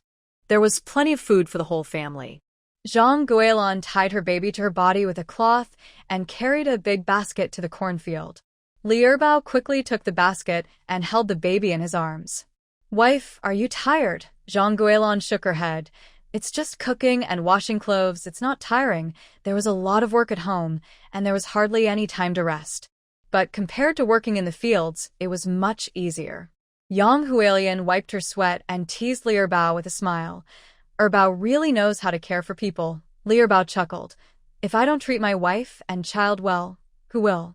Yang Hualien nudged Li Debao with her elbow. "Did you hear that? You should learn from him." Li Debao pointed to the cornfield. "If you really want to learn, just look over there."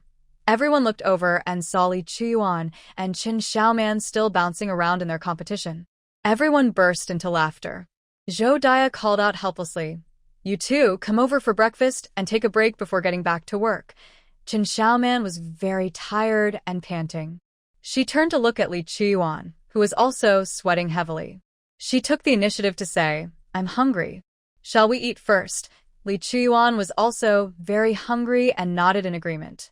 When they arrived, Zhang Guilin had already set the food on the ground.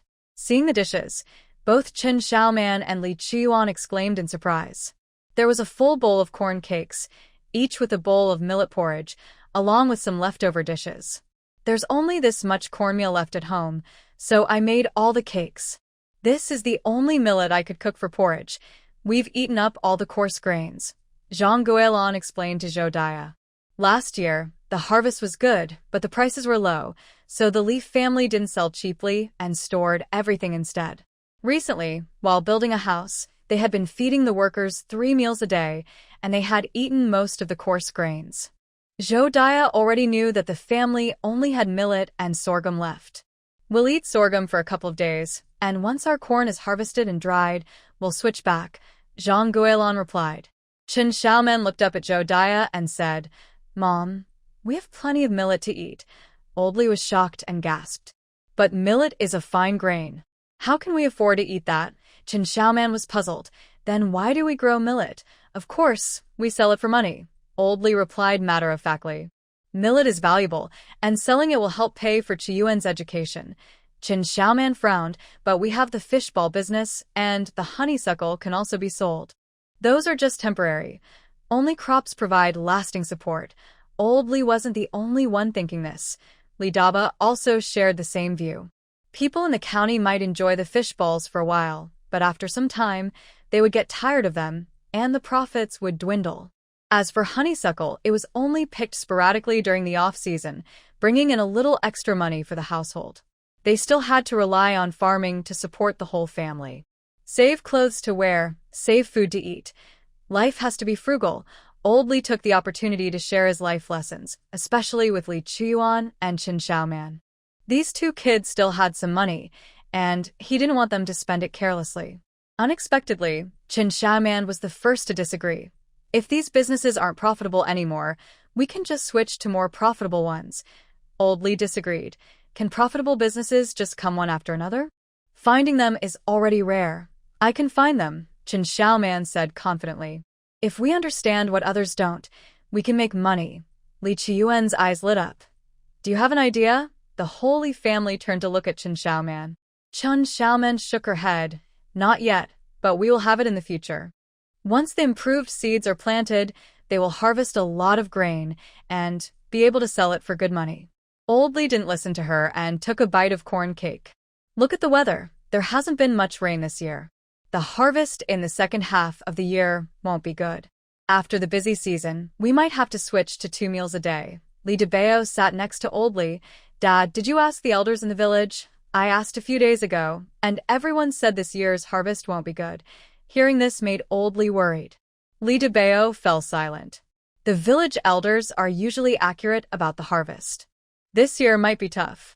Chen Xiaoman listened and thought, Grandpa, with the drought, will our seeds still produce a lot of grain? Zhang Banzian confidently replied, even without a drop of rain, they will still grow well. Those grains are nourished by spiritual energy. They can't be compared to ordinary seeds. Chen Xiaoman felt relieved. She looked up at the sky, which was blue with a few scattered clouds. It looked just like before. She wondered, why can't I see the difference? I can't see it either. Li Chuyuan looked sadly at the sky. Not just you two. Even the eldest brother can't see it. Only the village elders can get a good sense of it, Li Erbao said, biting into his corn cake. Zhou Dia brought the two children over. Leave the worrying to the adults. You two should eat well so you can help later. Li Chuyuan thought of the competition and immediately declared to Chen Xiaoman, I will definitely win against you. Chen Xiaoman didn't believe him. She quickly finished her millet porridge, took a bite of the cake, and dashed into the cornfield. Li Chuyuan got anxious, stopped drinking his porridge, grabbed his cake, and ran after her. Seeing their energy, Li Erbao sighed. Being young is great. Old Li glared at him. What? Are you very old? Hurry up and finish eating, so we can work. We need to finish harvesting the corn in the next 2 days. Li Erbao could hardly believe his ears. Their family had planted 20 acres of corn. Finishing it in 2 days seemed impossible. Li Debao agreed, quickly finished breakfast, gulped down half a gourd of water, then took a carrying pole, tied 3 baskets of corn with twine to the front, and 3 more to the back, then lifted it and headed home. Li Erbao watched in disbelief. His older brother was truly impressive. Li Debao walked through the village, and everyone he saw was amazed. Zhou Dia, tired of work, took her family into the cornfield after breakfast and didn't stop until Zhang Guilin brought lunch. However, this time, Chen Xiaoman and Li Chuyuan looked very tired. Zhou Dia, along with Yang Huilian, gathered the corn they had picked and put it into 2 large baskets. Seeing the nearly full baskets, Zhou Dia was surprised. She asked Li Debao to lift them, and he announced, Xiaoman picked more. Chen Xiaoman jumped up, her eyes shining with pride. I won. I'm better than Brother Chuyuan. Li Chuyuan was not pleased and wanted to get up and continue, but he was too tired to even move his fingers, so he gave up. After lunch, Zhou Dia let Li Chuyuan and Chen Xiaoman sit on the ground to rest and gave them 2 sweet corn stalks to munch on. So, they became the supervisors. Second brother, you're too slow. Big brother picks 2 while you only pick 1. Li Chuyuan complained. Chen Xiaoman nodded in agreement.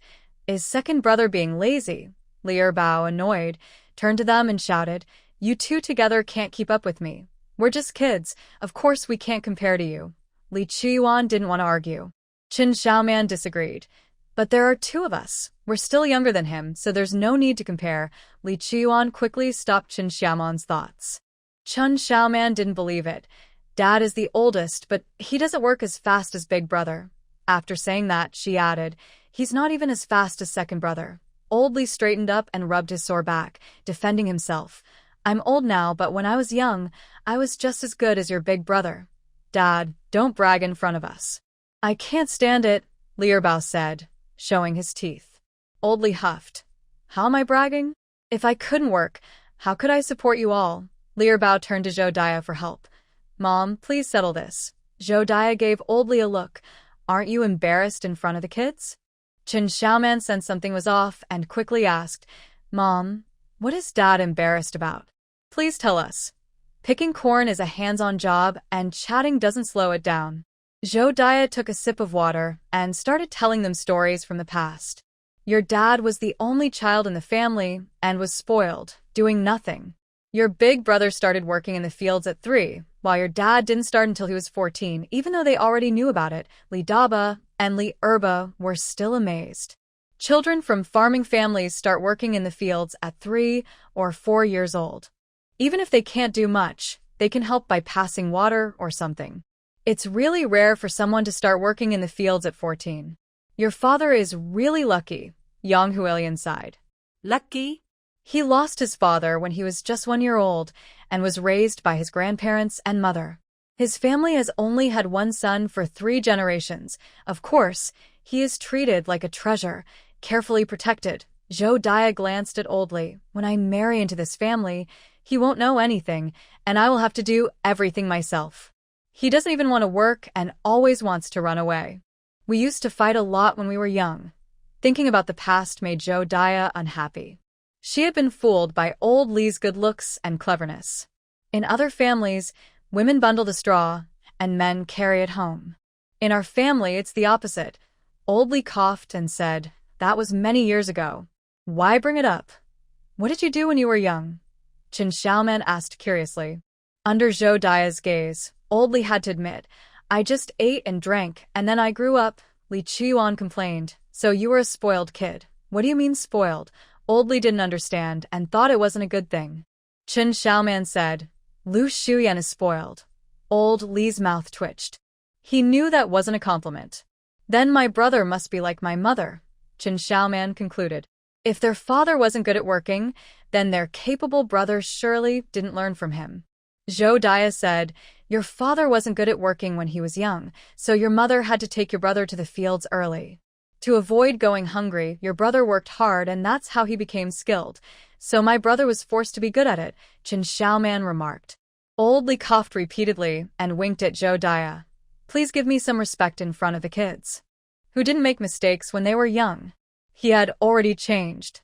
Seeing him back down, Zhou Dai felt better and decided not to bring up his past anymore. Qin Xiaoman took a bite of the corn stalk, chewing on it sweetly. Spitting out the bits, she shouted to Old Li, "Hurry up, Dad. My brother finished another row of corn. I'm too old to compete with him, a strong laborer." Old Li grumbled. Qin Xiaoman replied, "Mom said skills come from pressure. If you push yourself a bit, you'll have skills too." Old Li was frustrated, thinking, "How can I push myself at my age?" Li Qiyuan shook his head and said to Qin Xiaoman, "Dad is a wastrel. It's useless to pressure him. It's better to push second brother." "Right. "Second brother, you need to work hard." Li Erbao felt the pressure and started moving faster. They worked until dark at the Old Li family's place. Everyone was exhausted during the day, and at night, they fell asleep immediately. Qin Xiaoman was so tired that she didn't even go to the herbal school. The next morning, when the rooster crowed for the first time, Old Li got up and took the corn outside to dry.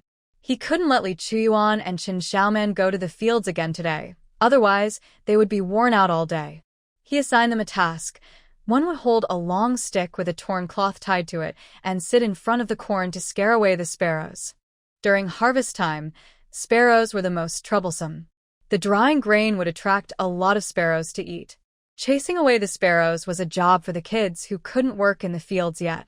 Qin Xiaoman ran around with a stick, trying to scare the sparrows, but they just wouldn't land. Li Qiyuan sat there without even holding the stick. He took out a slingshot from his pocket, picked up a stone, and shot at a sparrow that had just landed. With a thud, the sparrow fell to the ground. Qin Xiaoman rushed over, eyes shining as she looked at the dead sparrow. "It's meat. Quick, get more." Shen Xiaoman urja Li Chuyuan. Li Qiyuan proudly replied, "You need to get me some stones." There were plenty of stones on the ground, so it was easy to pick them up. Qin Xiaoman agreed and collected a handful of stones to give to Li Qiyuan. Li Qiyuan was accurate with the slingshot. By the time Zhang Guilin came out with pig feed, there were already about 10 sparrows on the ground. Li Qiyuan called out, "Sister-in-law, can you help us roast the sparrows? They will be delicious." Zhang Guilin was also happy. Even small sparrows are still meat. Instead of wasting oil to roast them, it would be better to boil a big pot for everyone to enjoy at dinner. However, cleaning the sparrows took time, and there was still a lot of work waiting for her at home. She needed to hurry. She moved the bamboo cradle to the yard, placed little Huaijin inside, and told Li Qiyuan and Qin Xiaoman to watch him before heading into the kitchen to get busy. As soon as she left, little Huaijin, with a flushed face, started to cry. Li Qiyuan and Qin Xiaoman were startled. "Why is he crying? Does he miss his mom?" "I cry when I miss mine," Qin Xiaoman guessed hesitantly. From the kitchen, Zhang Guilan's voice came. You too rock the cradle. If he falls asleep, he won't cry. Li Chuyuan rocked the cradle, making a loud thump sound, but little Huaijin cried even harder, his face as red as a cloth. Chen Xiaoman reached out to touch his face. He's sweating. He must be very hot. Second sister-in-law says babies don't mind the heat, only the cold, Li Chuyuan argued. But Chen Xiaoman was firm. Look, his face is covered in heat rash and sweat. If he wasn't hot, he wouldn't be sweating. Seeing the rashes on little Huaijin's face, Li Chuyuan believed Chen Xiaoman. The two of them worked together to unwrap the thick cotton blanket, revealing a cotton outfit underneath.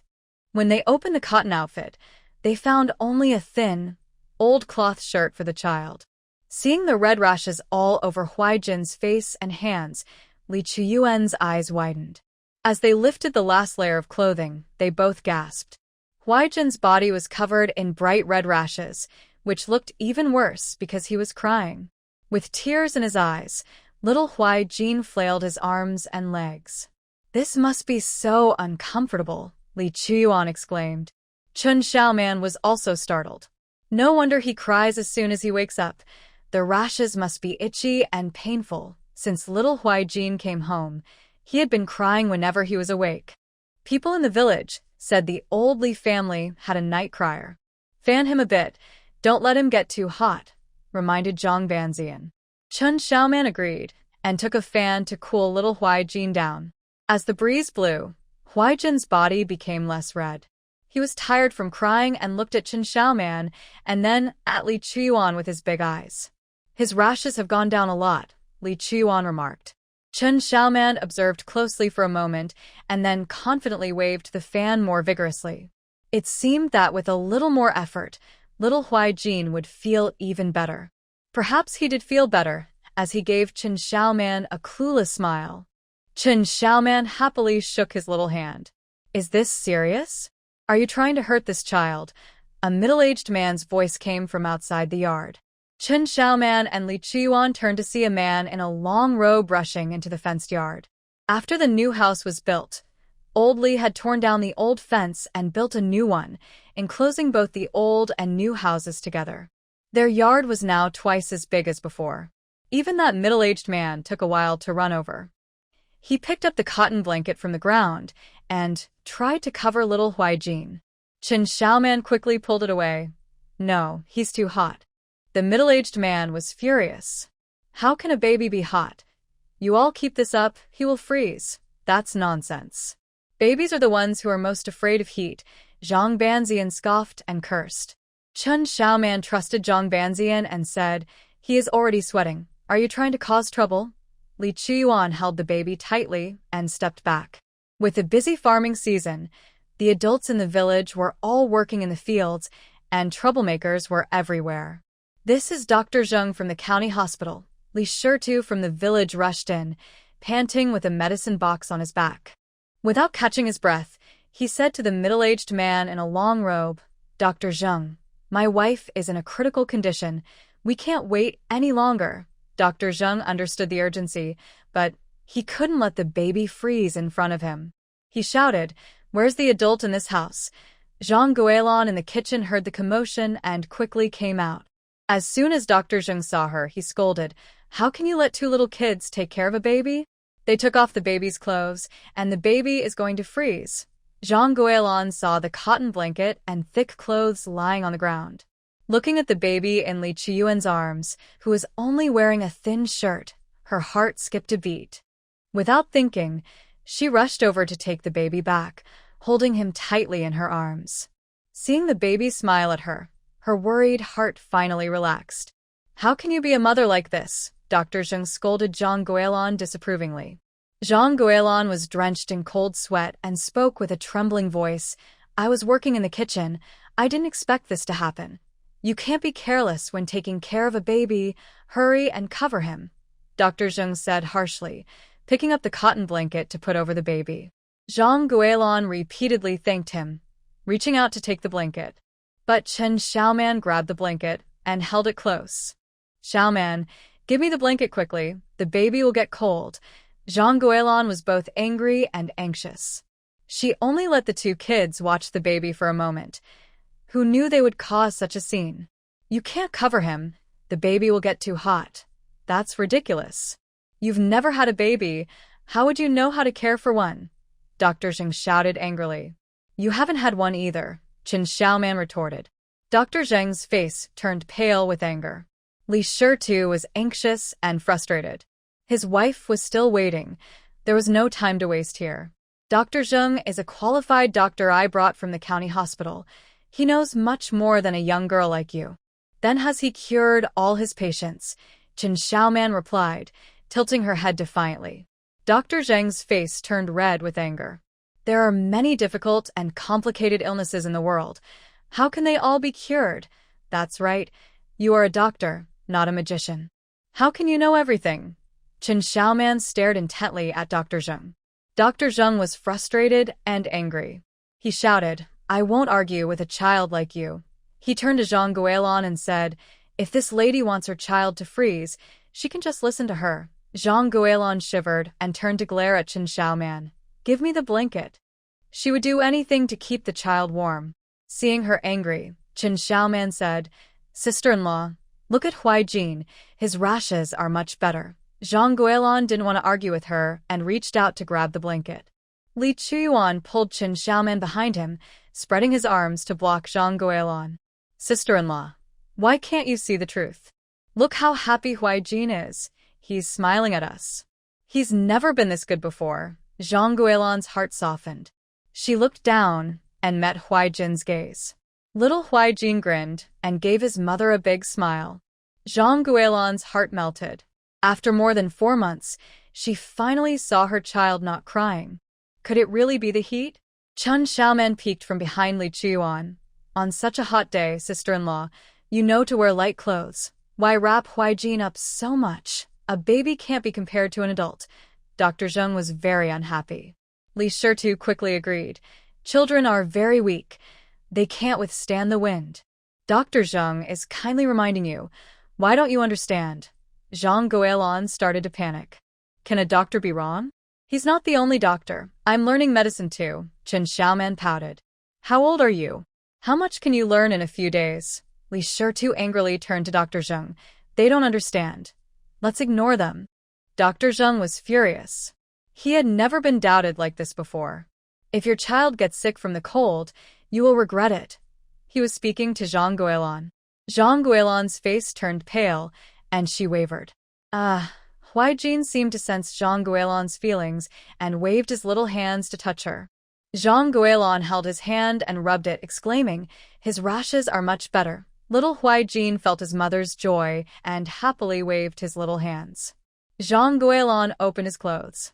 Are the rashes on his body better too? Since Huai Jin was born, he has had rashes all over his face and body. She asked many people, and they all said it was due to fetal toxins. The rashes were making Huai Jin cry and fuss. She tried many home remedies, but nothing worked. After letting Xiaoman and Chuyuan take care of him for a while, he seemed to get much better. Could it really be the heat? Zhang Guilin murmured. It must be from the heat. Look, he feels better with some fresh air, Qin Xiaoman said, proudly tilting her head towards Zhang Guilin with her hands behind her back.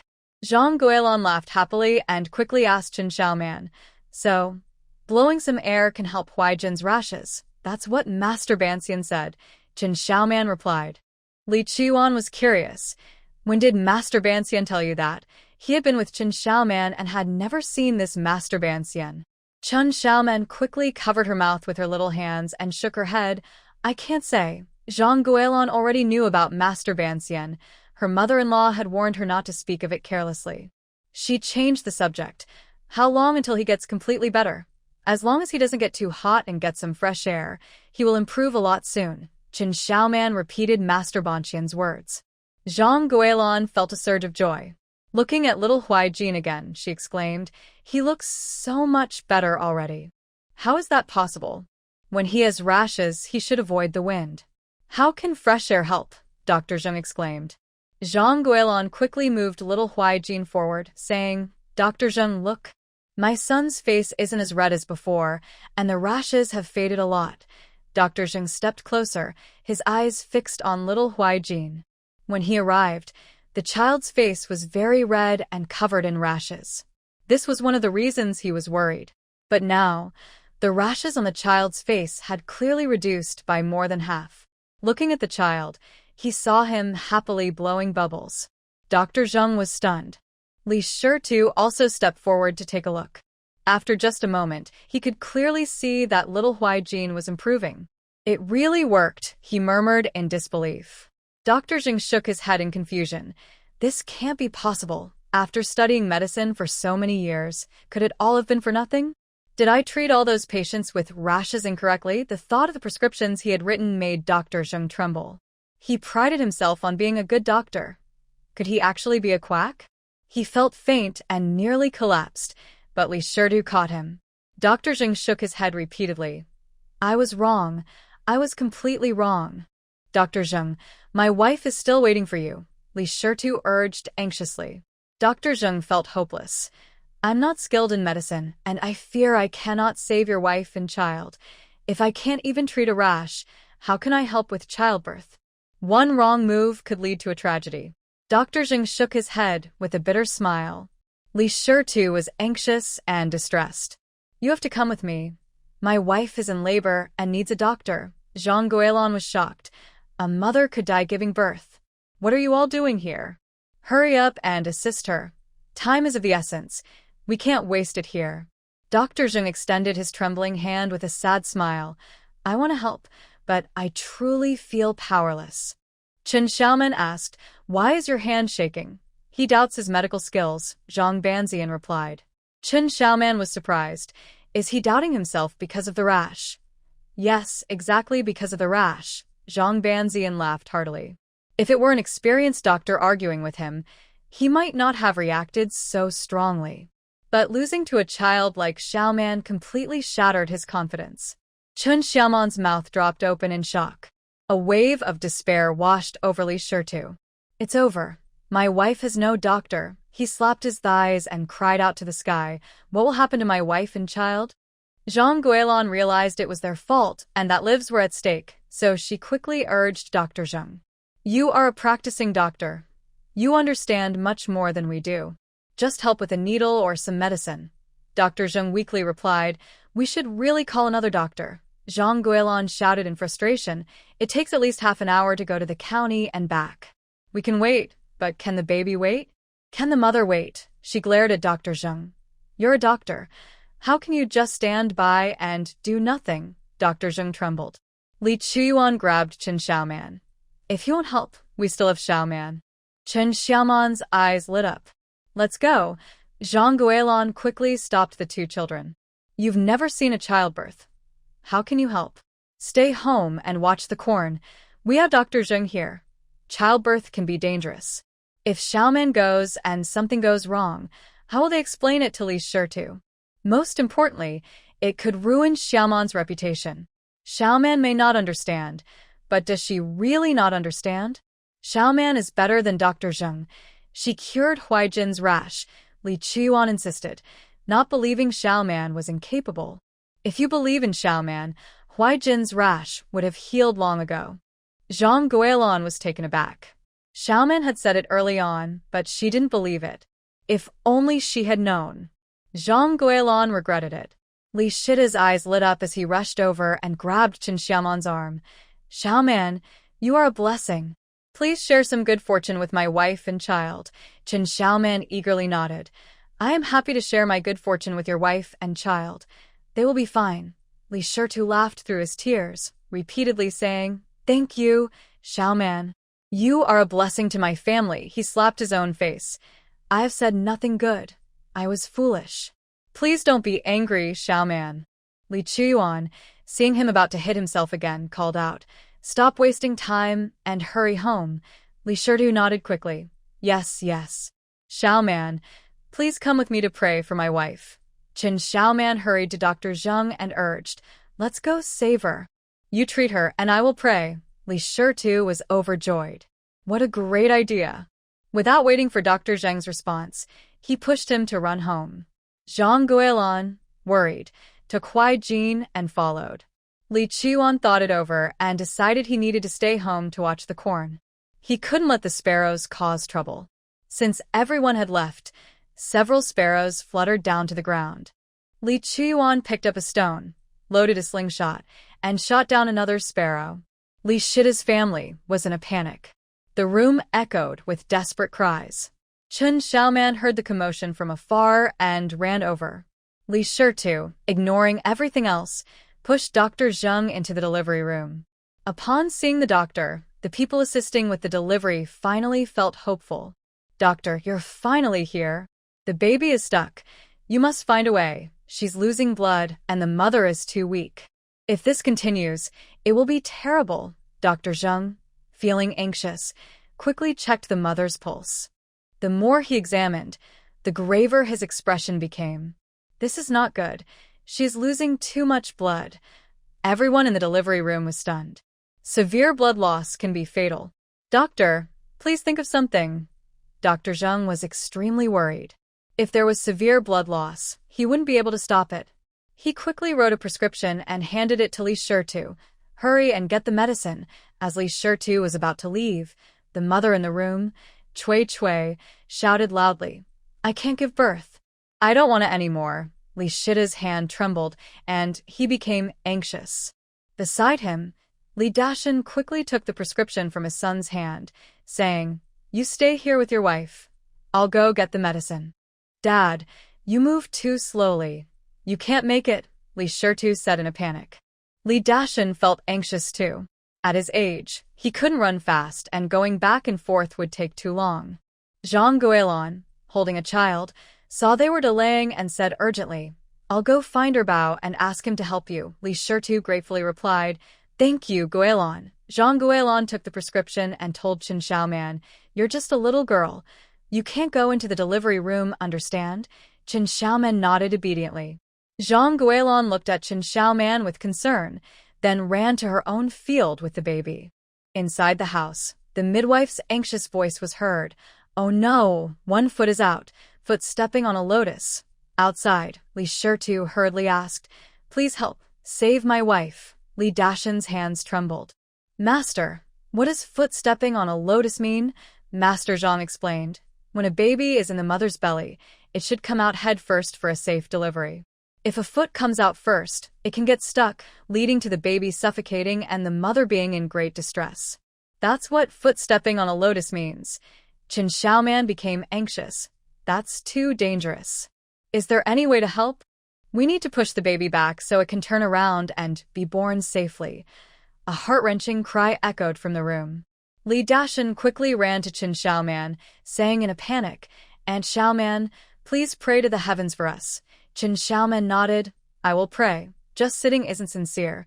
Kneeling is better," Li Dashan said, sweating from worry. Chen Xiaoman agreed, and Li Dashan was overjoyed. He rushed back inside and brought out a blanket for her to kneel on. She knelt down, clasped her hands together, and kept praying. Master Zhang said she had good fortune and needed to share some of it. Next door, an elderly woman came over holding a crying baby. The child was in tears and reached out to Li Shitu, calling for Mom. "He cried so much looking for his mother, so I had to bring him back," she said. Li Shitu held his son tightly. The little child turned and grabbed the door frame, crying, "Mom." The midwife quickly pulled his hand back, saying, "Oh no, the delivery room is a dirty place. The child must not go in there." Li Shitu felt his heart break. "Daksheng, be good. Don't disturb your mother." The child named Daksheng pouted, looking tearfully at the door, but didn't dare to push it open again. Inside, Tsuetsue's cries echoed, "I can't do it. Li Shitu, you must take good care of Daksheng. If you dare to find him a wicked stepmother, I will haunt you." Daksheng began to cry loudly, calling for his mother. Li Shitu wiped his tears and shouted at the people inside, "Wife, you will survive. We can't live without you." Inside, only Tsuetsue's sobs could be heard.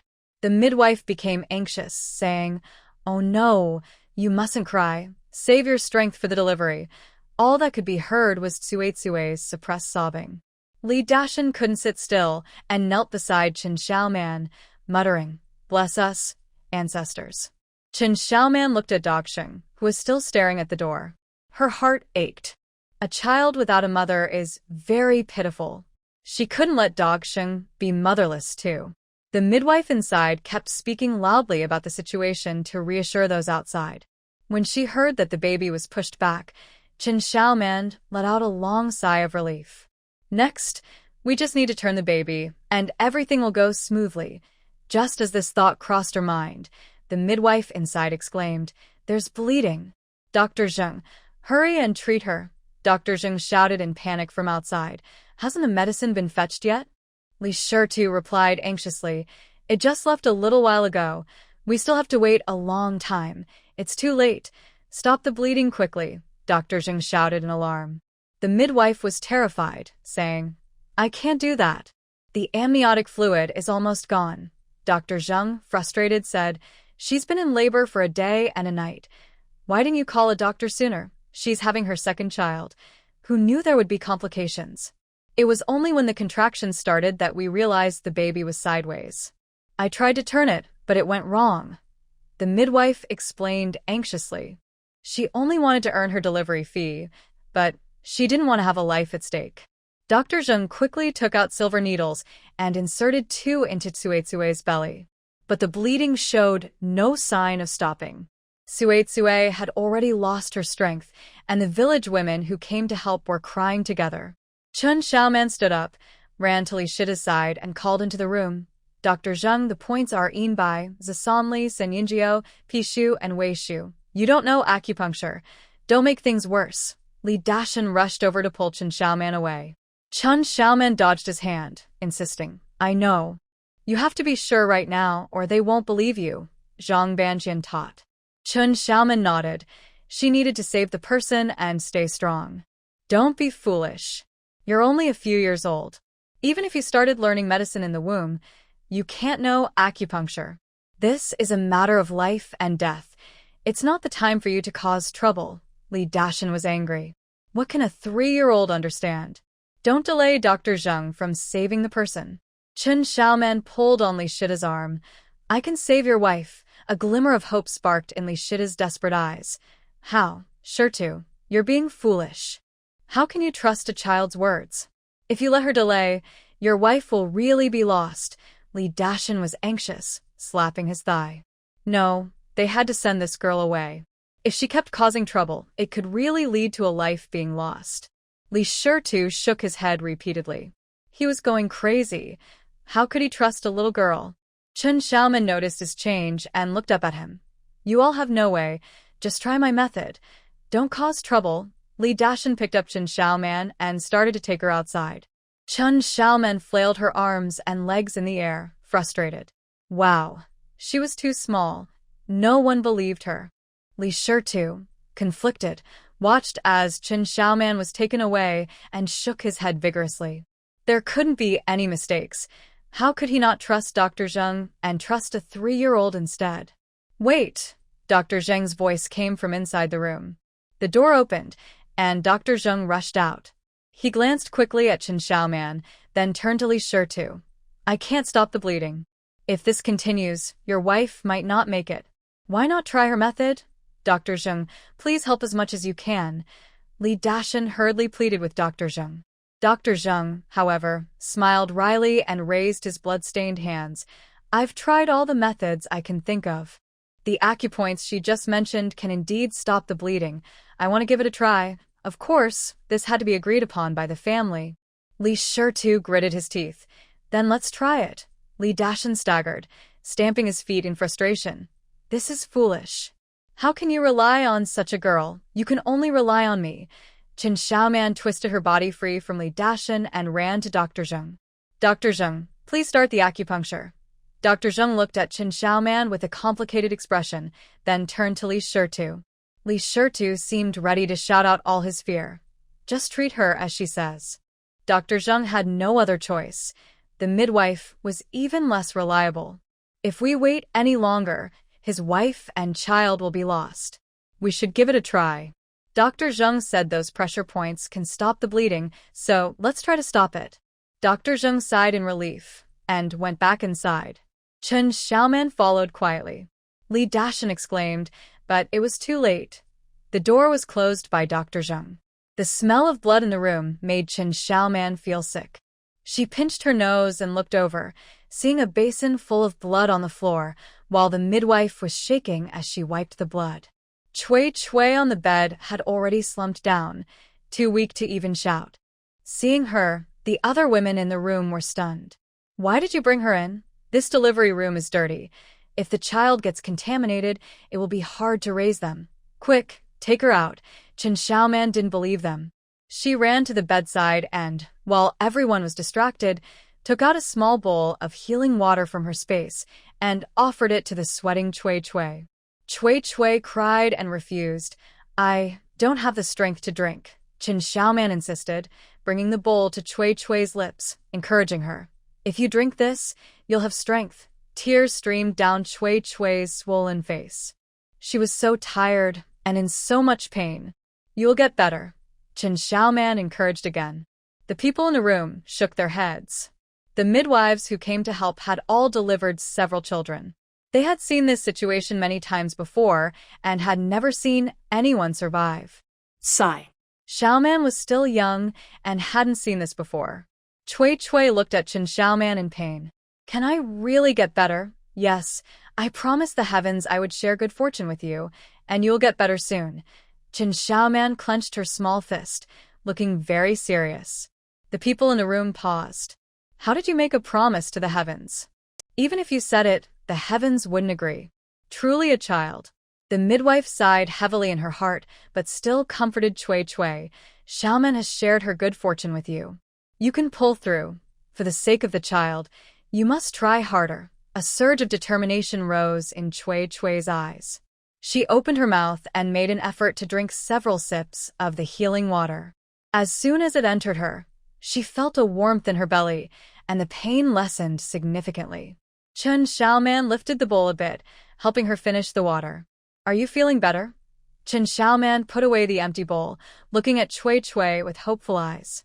Cui Cui took a deep breath. I think I have a bit of strength now. She felt carefully and realized she could lift her upper body a little.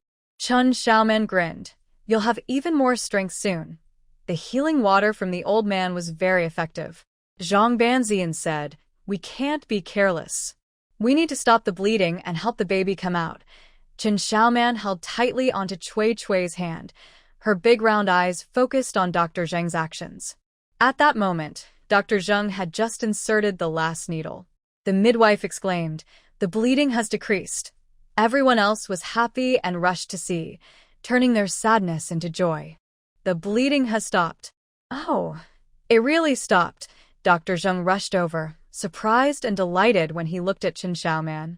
How could such a little girl stop the bleeding? Even their best doctor might not be able to do that. Is she 3 or 4 years old? Chen Xiaoman was excited to take a look, but was stopped by an older woman. You can't look, you're still too young and might get scared. Even adults would struggle to handle it, let alone a 3-year-old child. If she got too frightened, it could be serious. Cui Cui gasped, trying to sit up. Chen Xiaoman quickly held her hand and urged her to stay down. The midwife was overjoyed.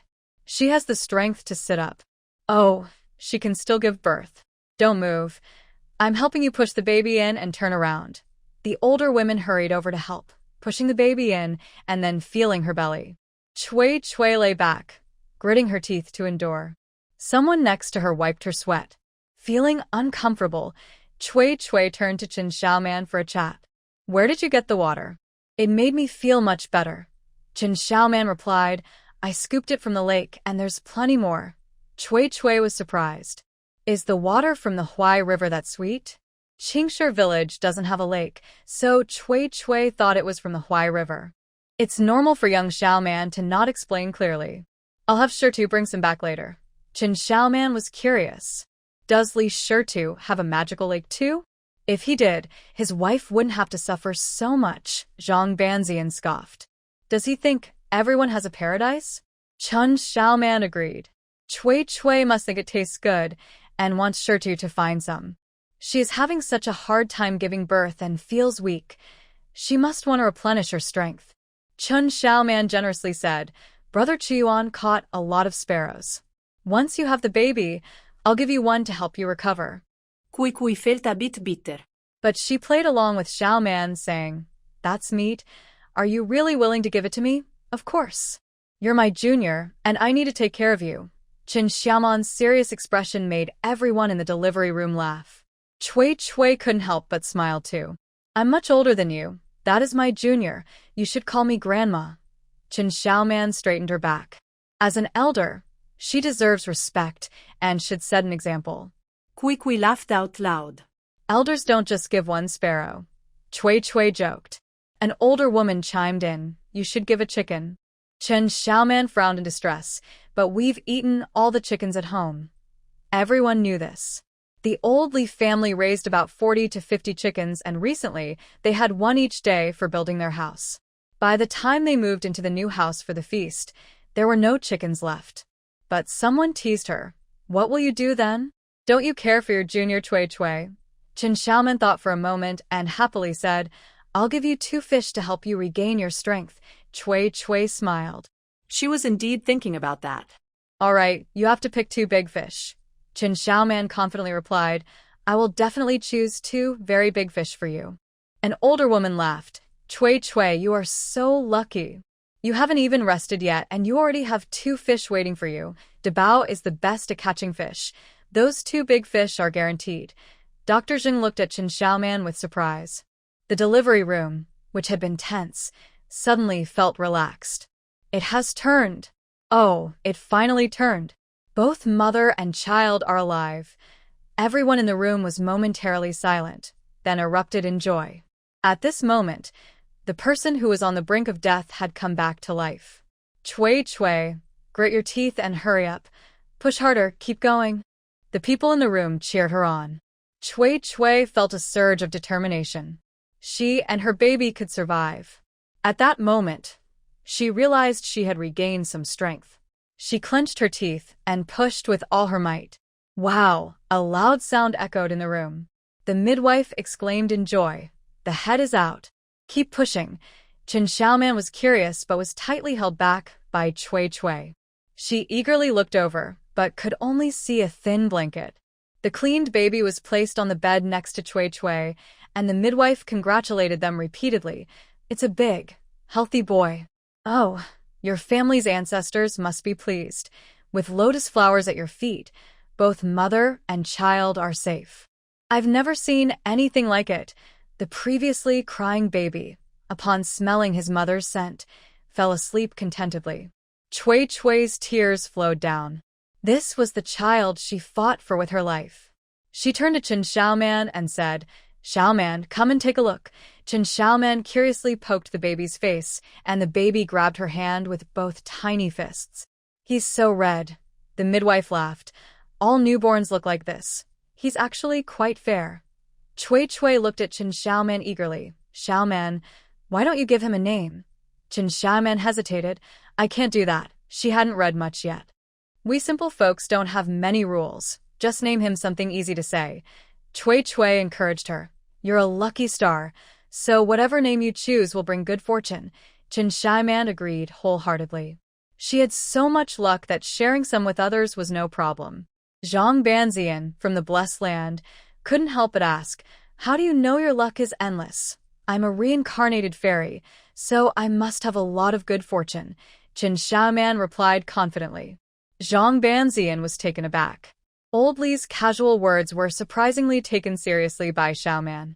After thinking for a moment, Qin Xiaoman happily said, Can we name him Fulai? Fulai? That's great. When fortune arrives, wealth and longevity will follow. The midwife was the first to support the idea. Cui Cui repeated the name twice and liked it even more. It was better than her own dog's name. Let's call him Fulai. It would be wonderful if he could have Xiaoman's good fortune. Qin Xiaoman smiled, showing her little milk teeth. Cui Cui was pleased with the name, thinking it was a good choice. Grandpa Banzian, should I set up a stall to name babies? I could make some money, right? Zhang Banzian poured cold water on her enthusiasm. Only families like Dogsheng would need your naming skills, but they can't pay you. Qin Xiaoman was surprised. Don't wealthy families need names? They would pay someone like your teacher for that. Qin Xiaoman felt disappointed. She couldn't rely on that for money. But then she thought of something else and became happy again. Studying could help her name others and earn money too. Li Shitu rushed in, checked on his wife, and hugged the baby, showering him with kisses. Cui Cui reminded him, "Everyone has been working hard and hasn't eaten yet." Li Shitu finally realized and hurriedly said, "The kitchen has already prepared mung bean soup. Everyone has worked hard. Go have a bowl and take a break." After working for so long, everyone was indeed hungry and headed to the kitchen. Just as Chen Xiaoman was about to leave, Dr. Zheng called out to her. Dr. Zheng excitedly approached.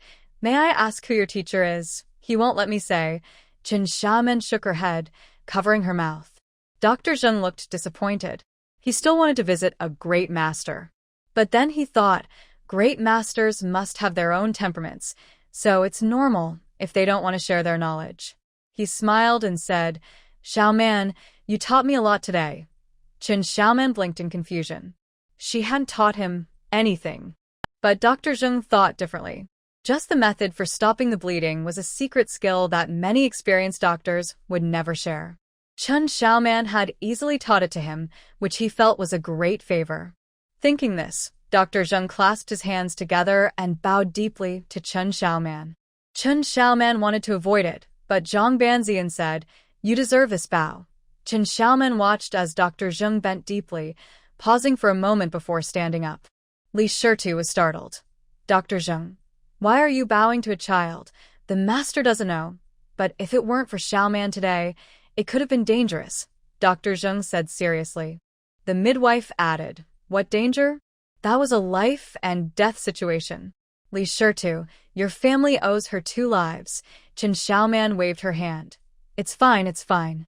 Dr. Zheng stopped the bleeding. She was just repeating what Banzi and Grandpa said and had given Cui Cui some spirit water.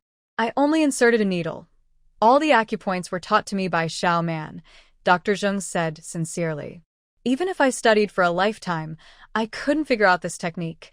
A mere mortal trying to understand my needle technique is truly a dreamer," Zhang Banzian said proudly, stroking his beard. Li Shitu was so shocked his eyes nearly popped out. Xiaoman, how do you know such amazing needle techniques?" Chen Xiaoman shook her head again. "I can't say. I understand. I would want to take you as my teacher if you weren't so young," Dr. Zheng joked, though his eyes were filled with admiration. Chen Xiaoman felt shy under his gaze and shook her head repeatedly. "I still need to study medicine. I don't have time to teach you." Dr. Zheng felt a wave of disappointment, thinking that Chen Xiaoman didn't want to easily share her medical skills. Little did he know, she was just too busy. "Oh dear, you're not that young.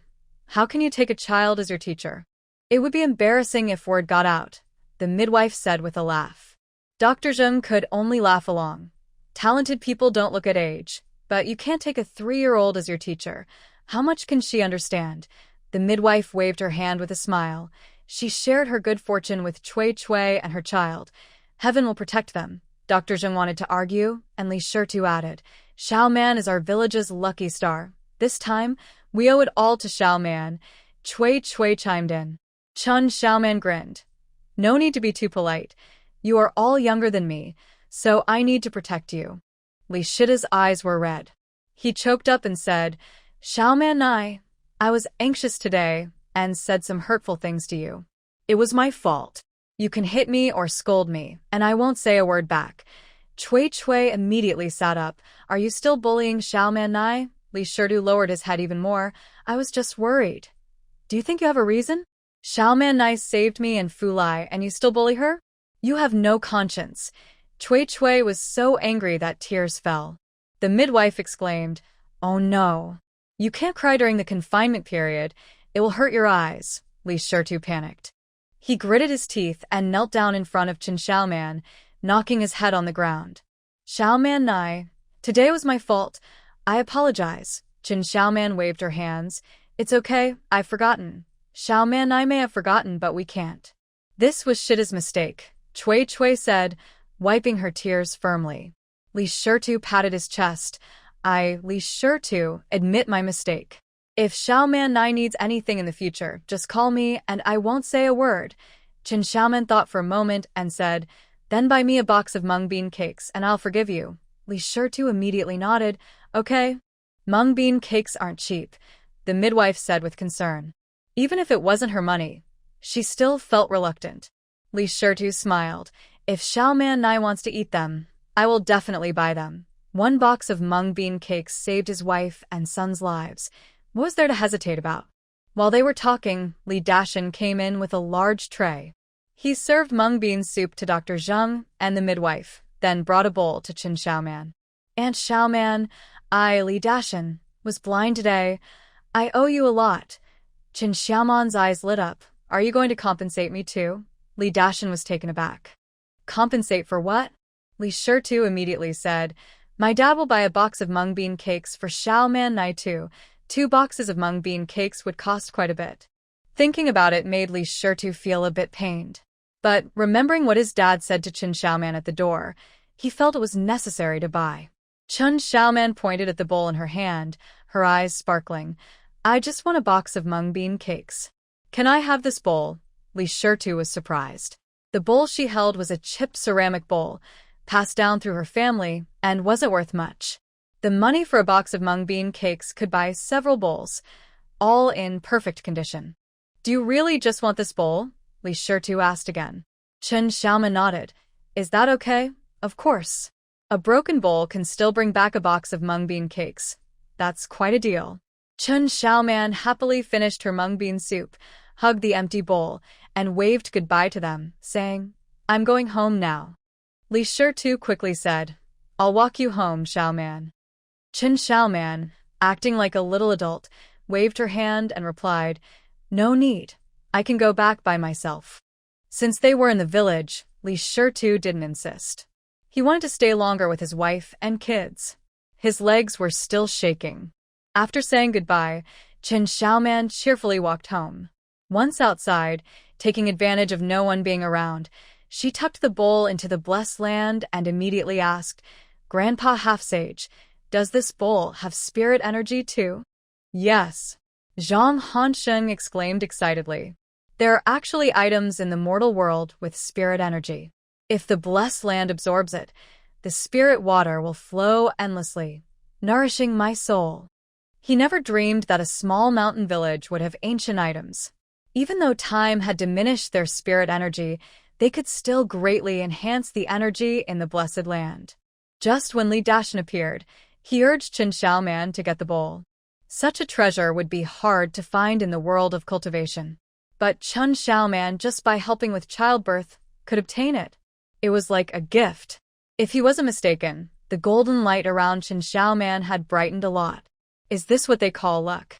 Then I'll give the bowl to Grandpa Half-Sage. Qin Xiaoman said cheerfully. Zhang Hansheng tried to contain his excitement and told Qin Xiaoman, I'll let the blessed land absorb it soon. Since there are items with spirit energy, there must be more. Xiaoman, you should search more. Perhaps I will have a chance to regain my physical form. Wow. Qin Xiaoman exclaimed happily. Then Grandpa Half-Sage could come back to life. Qin Xiaoman began to hope. The Leaf family had a big bowl of sparrow meat for dinner. Zhang Guilin served Qin Xiaoman a full bowl of meat soup. Li Qiuan exclaimed, Sister-in-law, you're being unfair. Why does Xiaoman get soup and I don't? Everyone looked at Zhang Guilin in shock. Recently, although she hadn't made things difficult for Xiaoman, she hadn't been close to her either. Today, she served her so much soup. Was the sun rising from the west? Zhou Dai laughed and said, Your sister-in-law is happy today. Zhang Guilin picked up Huai Jin from Zhou Dai's arms and showed him to everyone, saying, Look at Huai Jin's face. Li Daba shouted, Oh, Huai Jin isn't crying today. His rash is gone, and now that he feels better, he doesn't cry. Zhang Guilin replied happily. Just after speaking, Xiao Huaijin burst into giggles. Everyone at home laughed and gathered around to tease her. Huaijin's face is all clean. How come there are no rashes at all?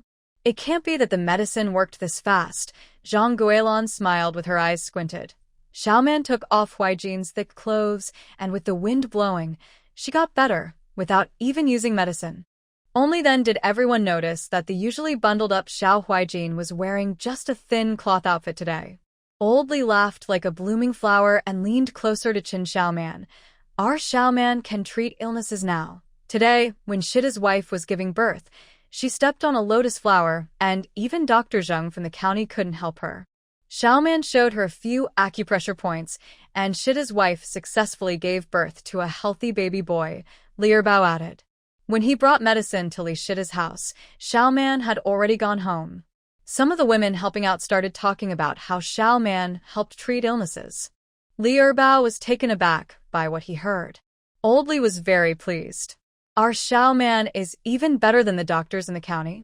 Wow, we really have a female doctor in our family, Qin Xiaoman humbly replied. I've only learned a little. Shida's wife was losing a lot of blood. She asked Dr. Zheng to do a few acupressure points, and it stopped the bleeding. Isn't that amazing? Li Erbao proudly shared what he had heard. Seeing his family's shocked expressions, he felt relieved. He wasn't the only one who lacked experience. Severe bleeding can be life-threatening. I've lived so many years and never heard of stepping on a lotus flower leading to a safe delivery for both mother and child. Li Erbao nodded. Li Shirtu said, he owes Xiaoman 2 lives. I told you Xiaoman is a blessing. Look, she can even save others. Old Li was incredibly proud. Li Erbao nodded repeatedly. Yes, those women also said that Xiaoman shared her good fortune with Shida's wife and child, which saved them. What? Xiaoman shared her good fortune? Old Li exclaimed. He looked at Qin Xiaoman. Oh no, how can you share good fortune with others? Qin Xiaoman replied, it can save lives. If you share it, your good fortune will decrease. Old Li was worried. Oh dear, this silly girl might suffer a big loss. Li Chuyuan said, if she saves someone, she will gain good karma. Her luck might even be stronger than before. Zhang Banzian murmured to himself. Zhou Dei pulled Xiaoman over and asked her seriously, did you see her giving birth? Qin Xiaoman nodded, thought for a moment, then shook her head. They covered her with a blanket, so I couldn't see clearly. Zhou Dei sighed in relief. Fortunately, they covered it up. Otherwise, I would have to settle the score with them. You are a girl, so you shouldn't go into the delivery room anymore. It's not good for you. Zhou Dai advised Qin Xiaoman with concern.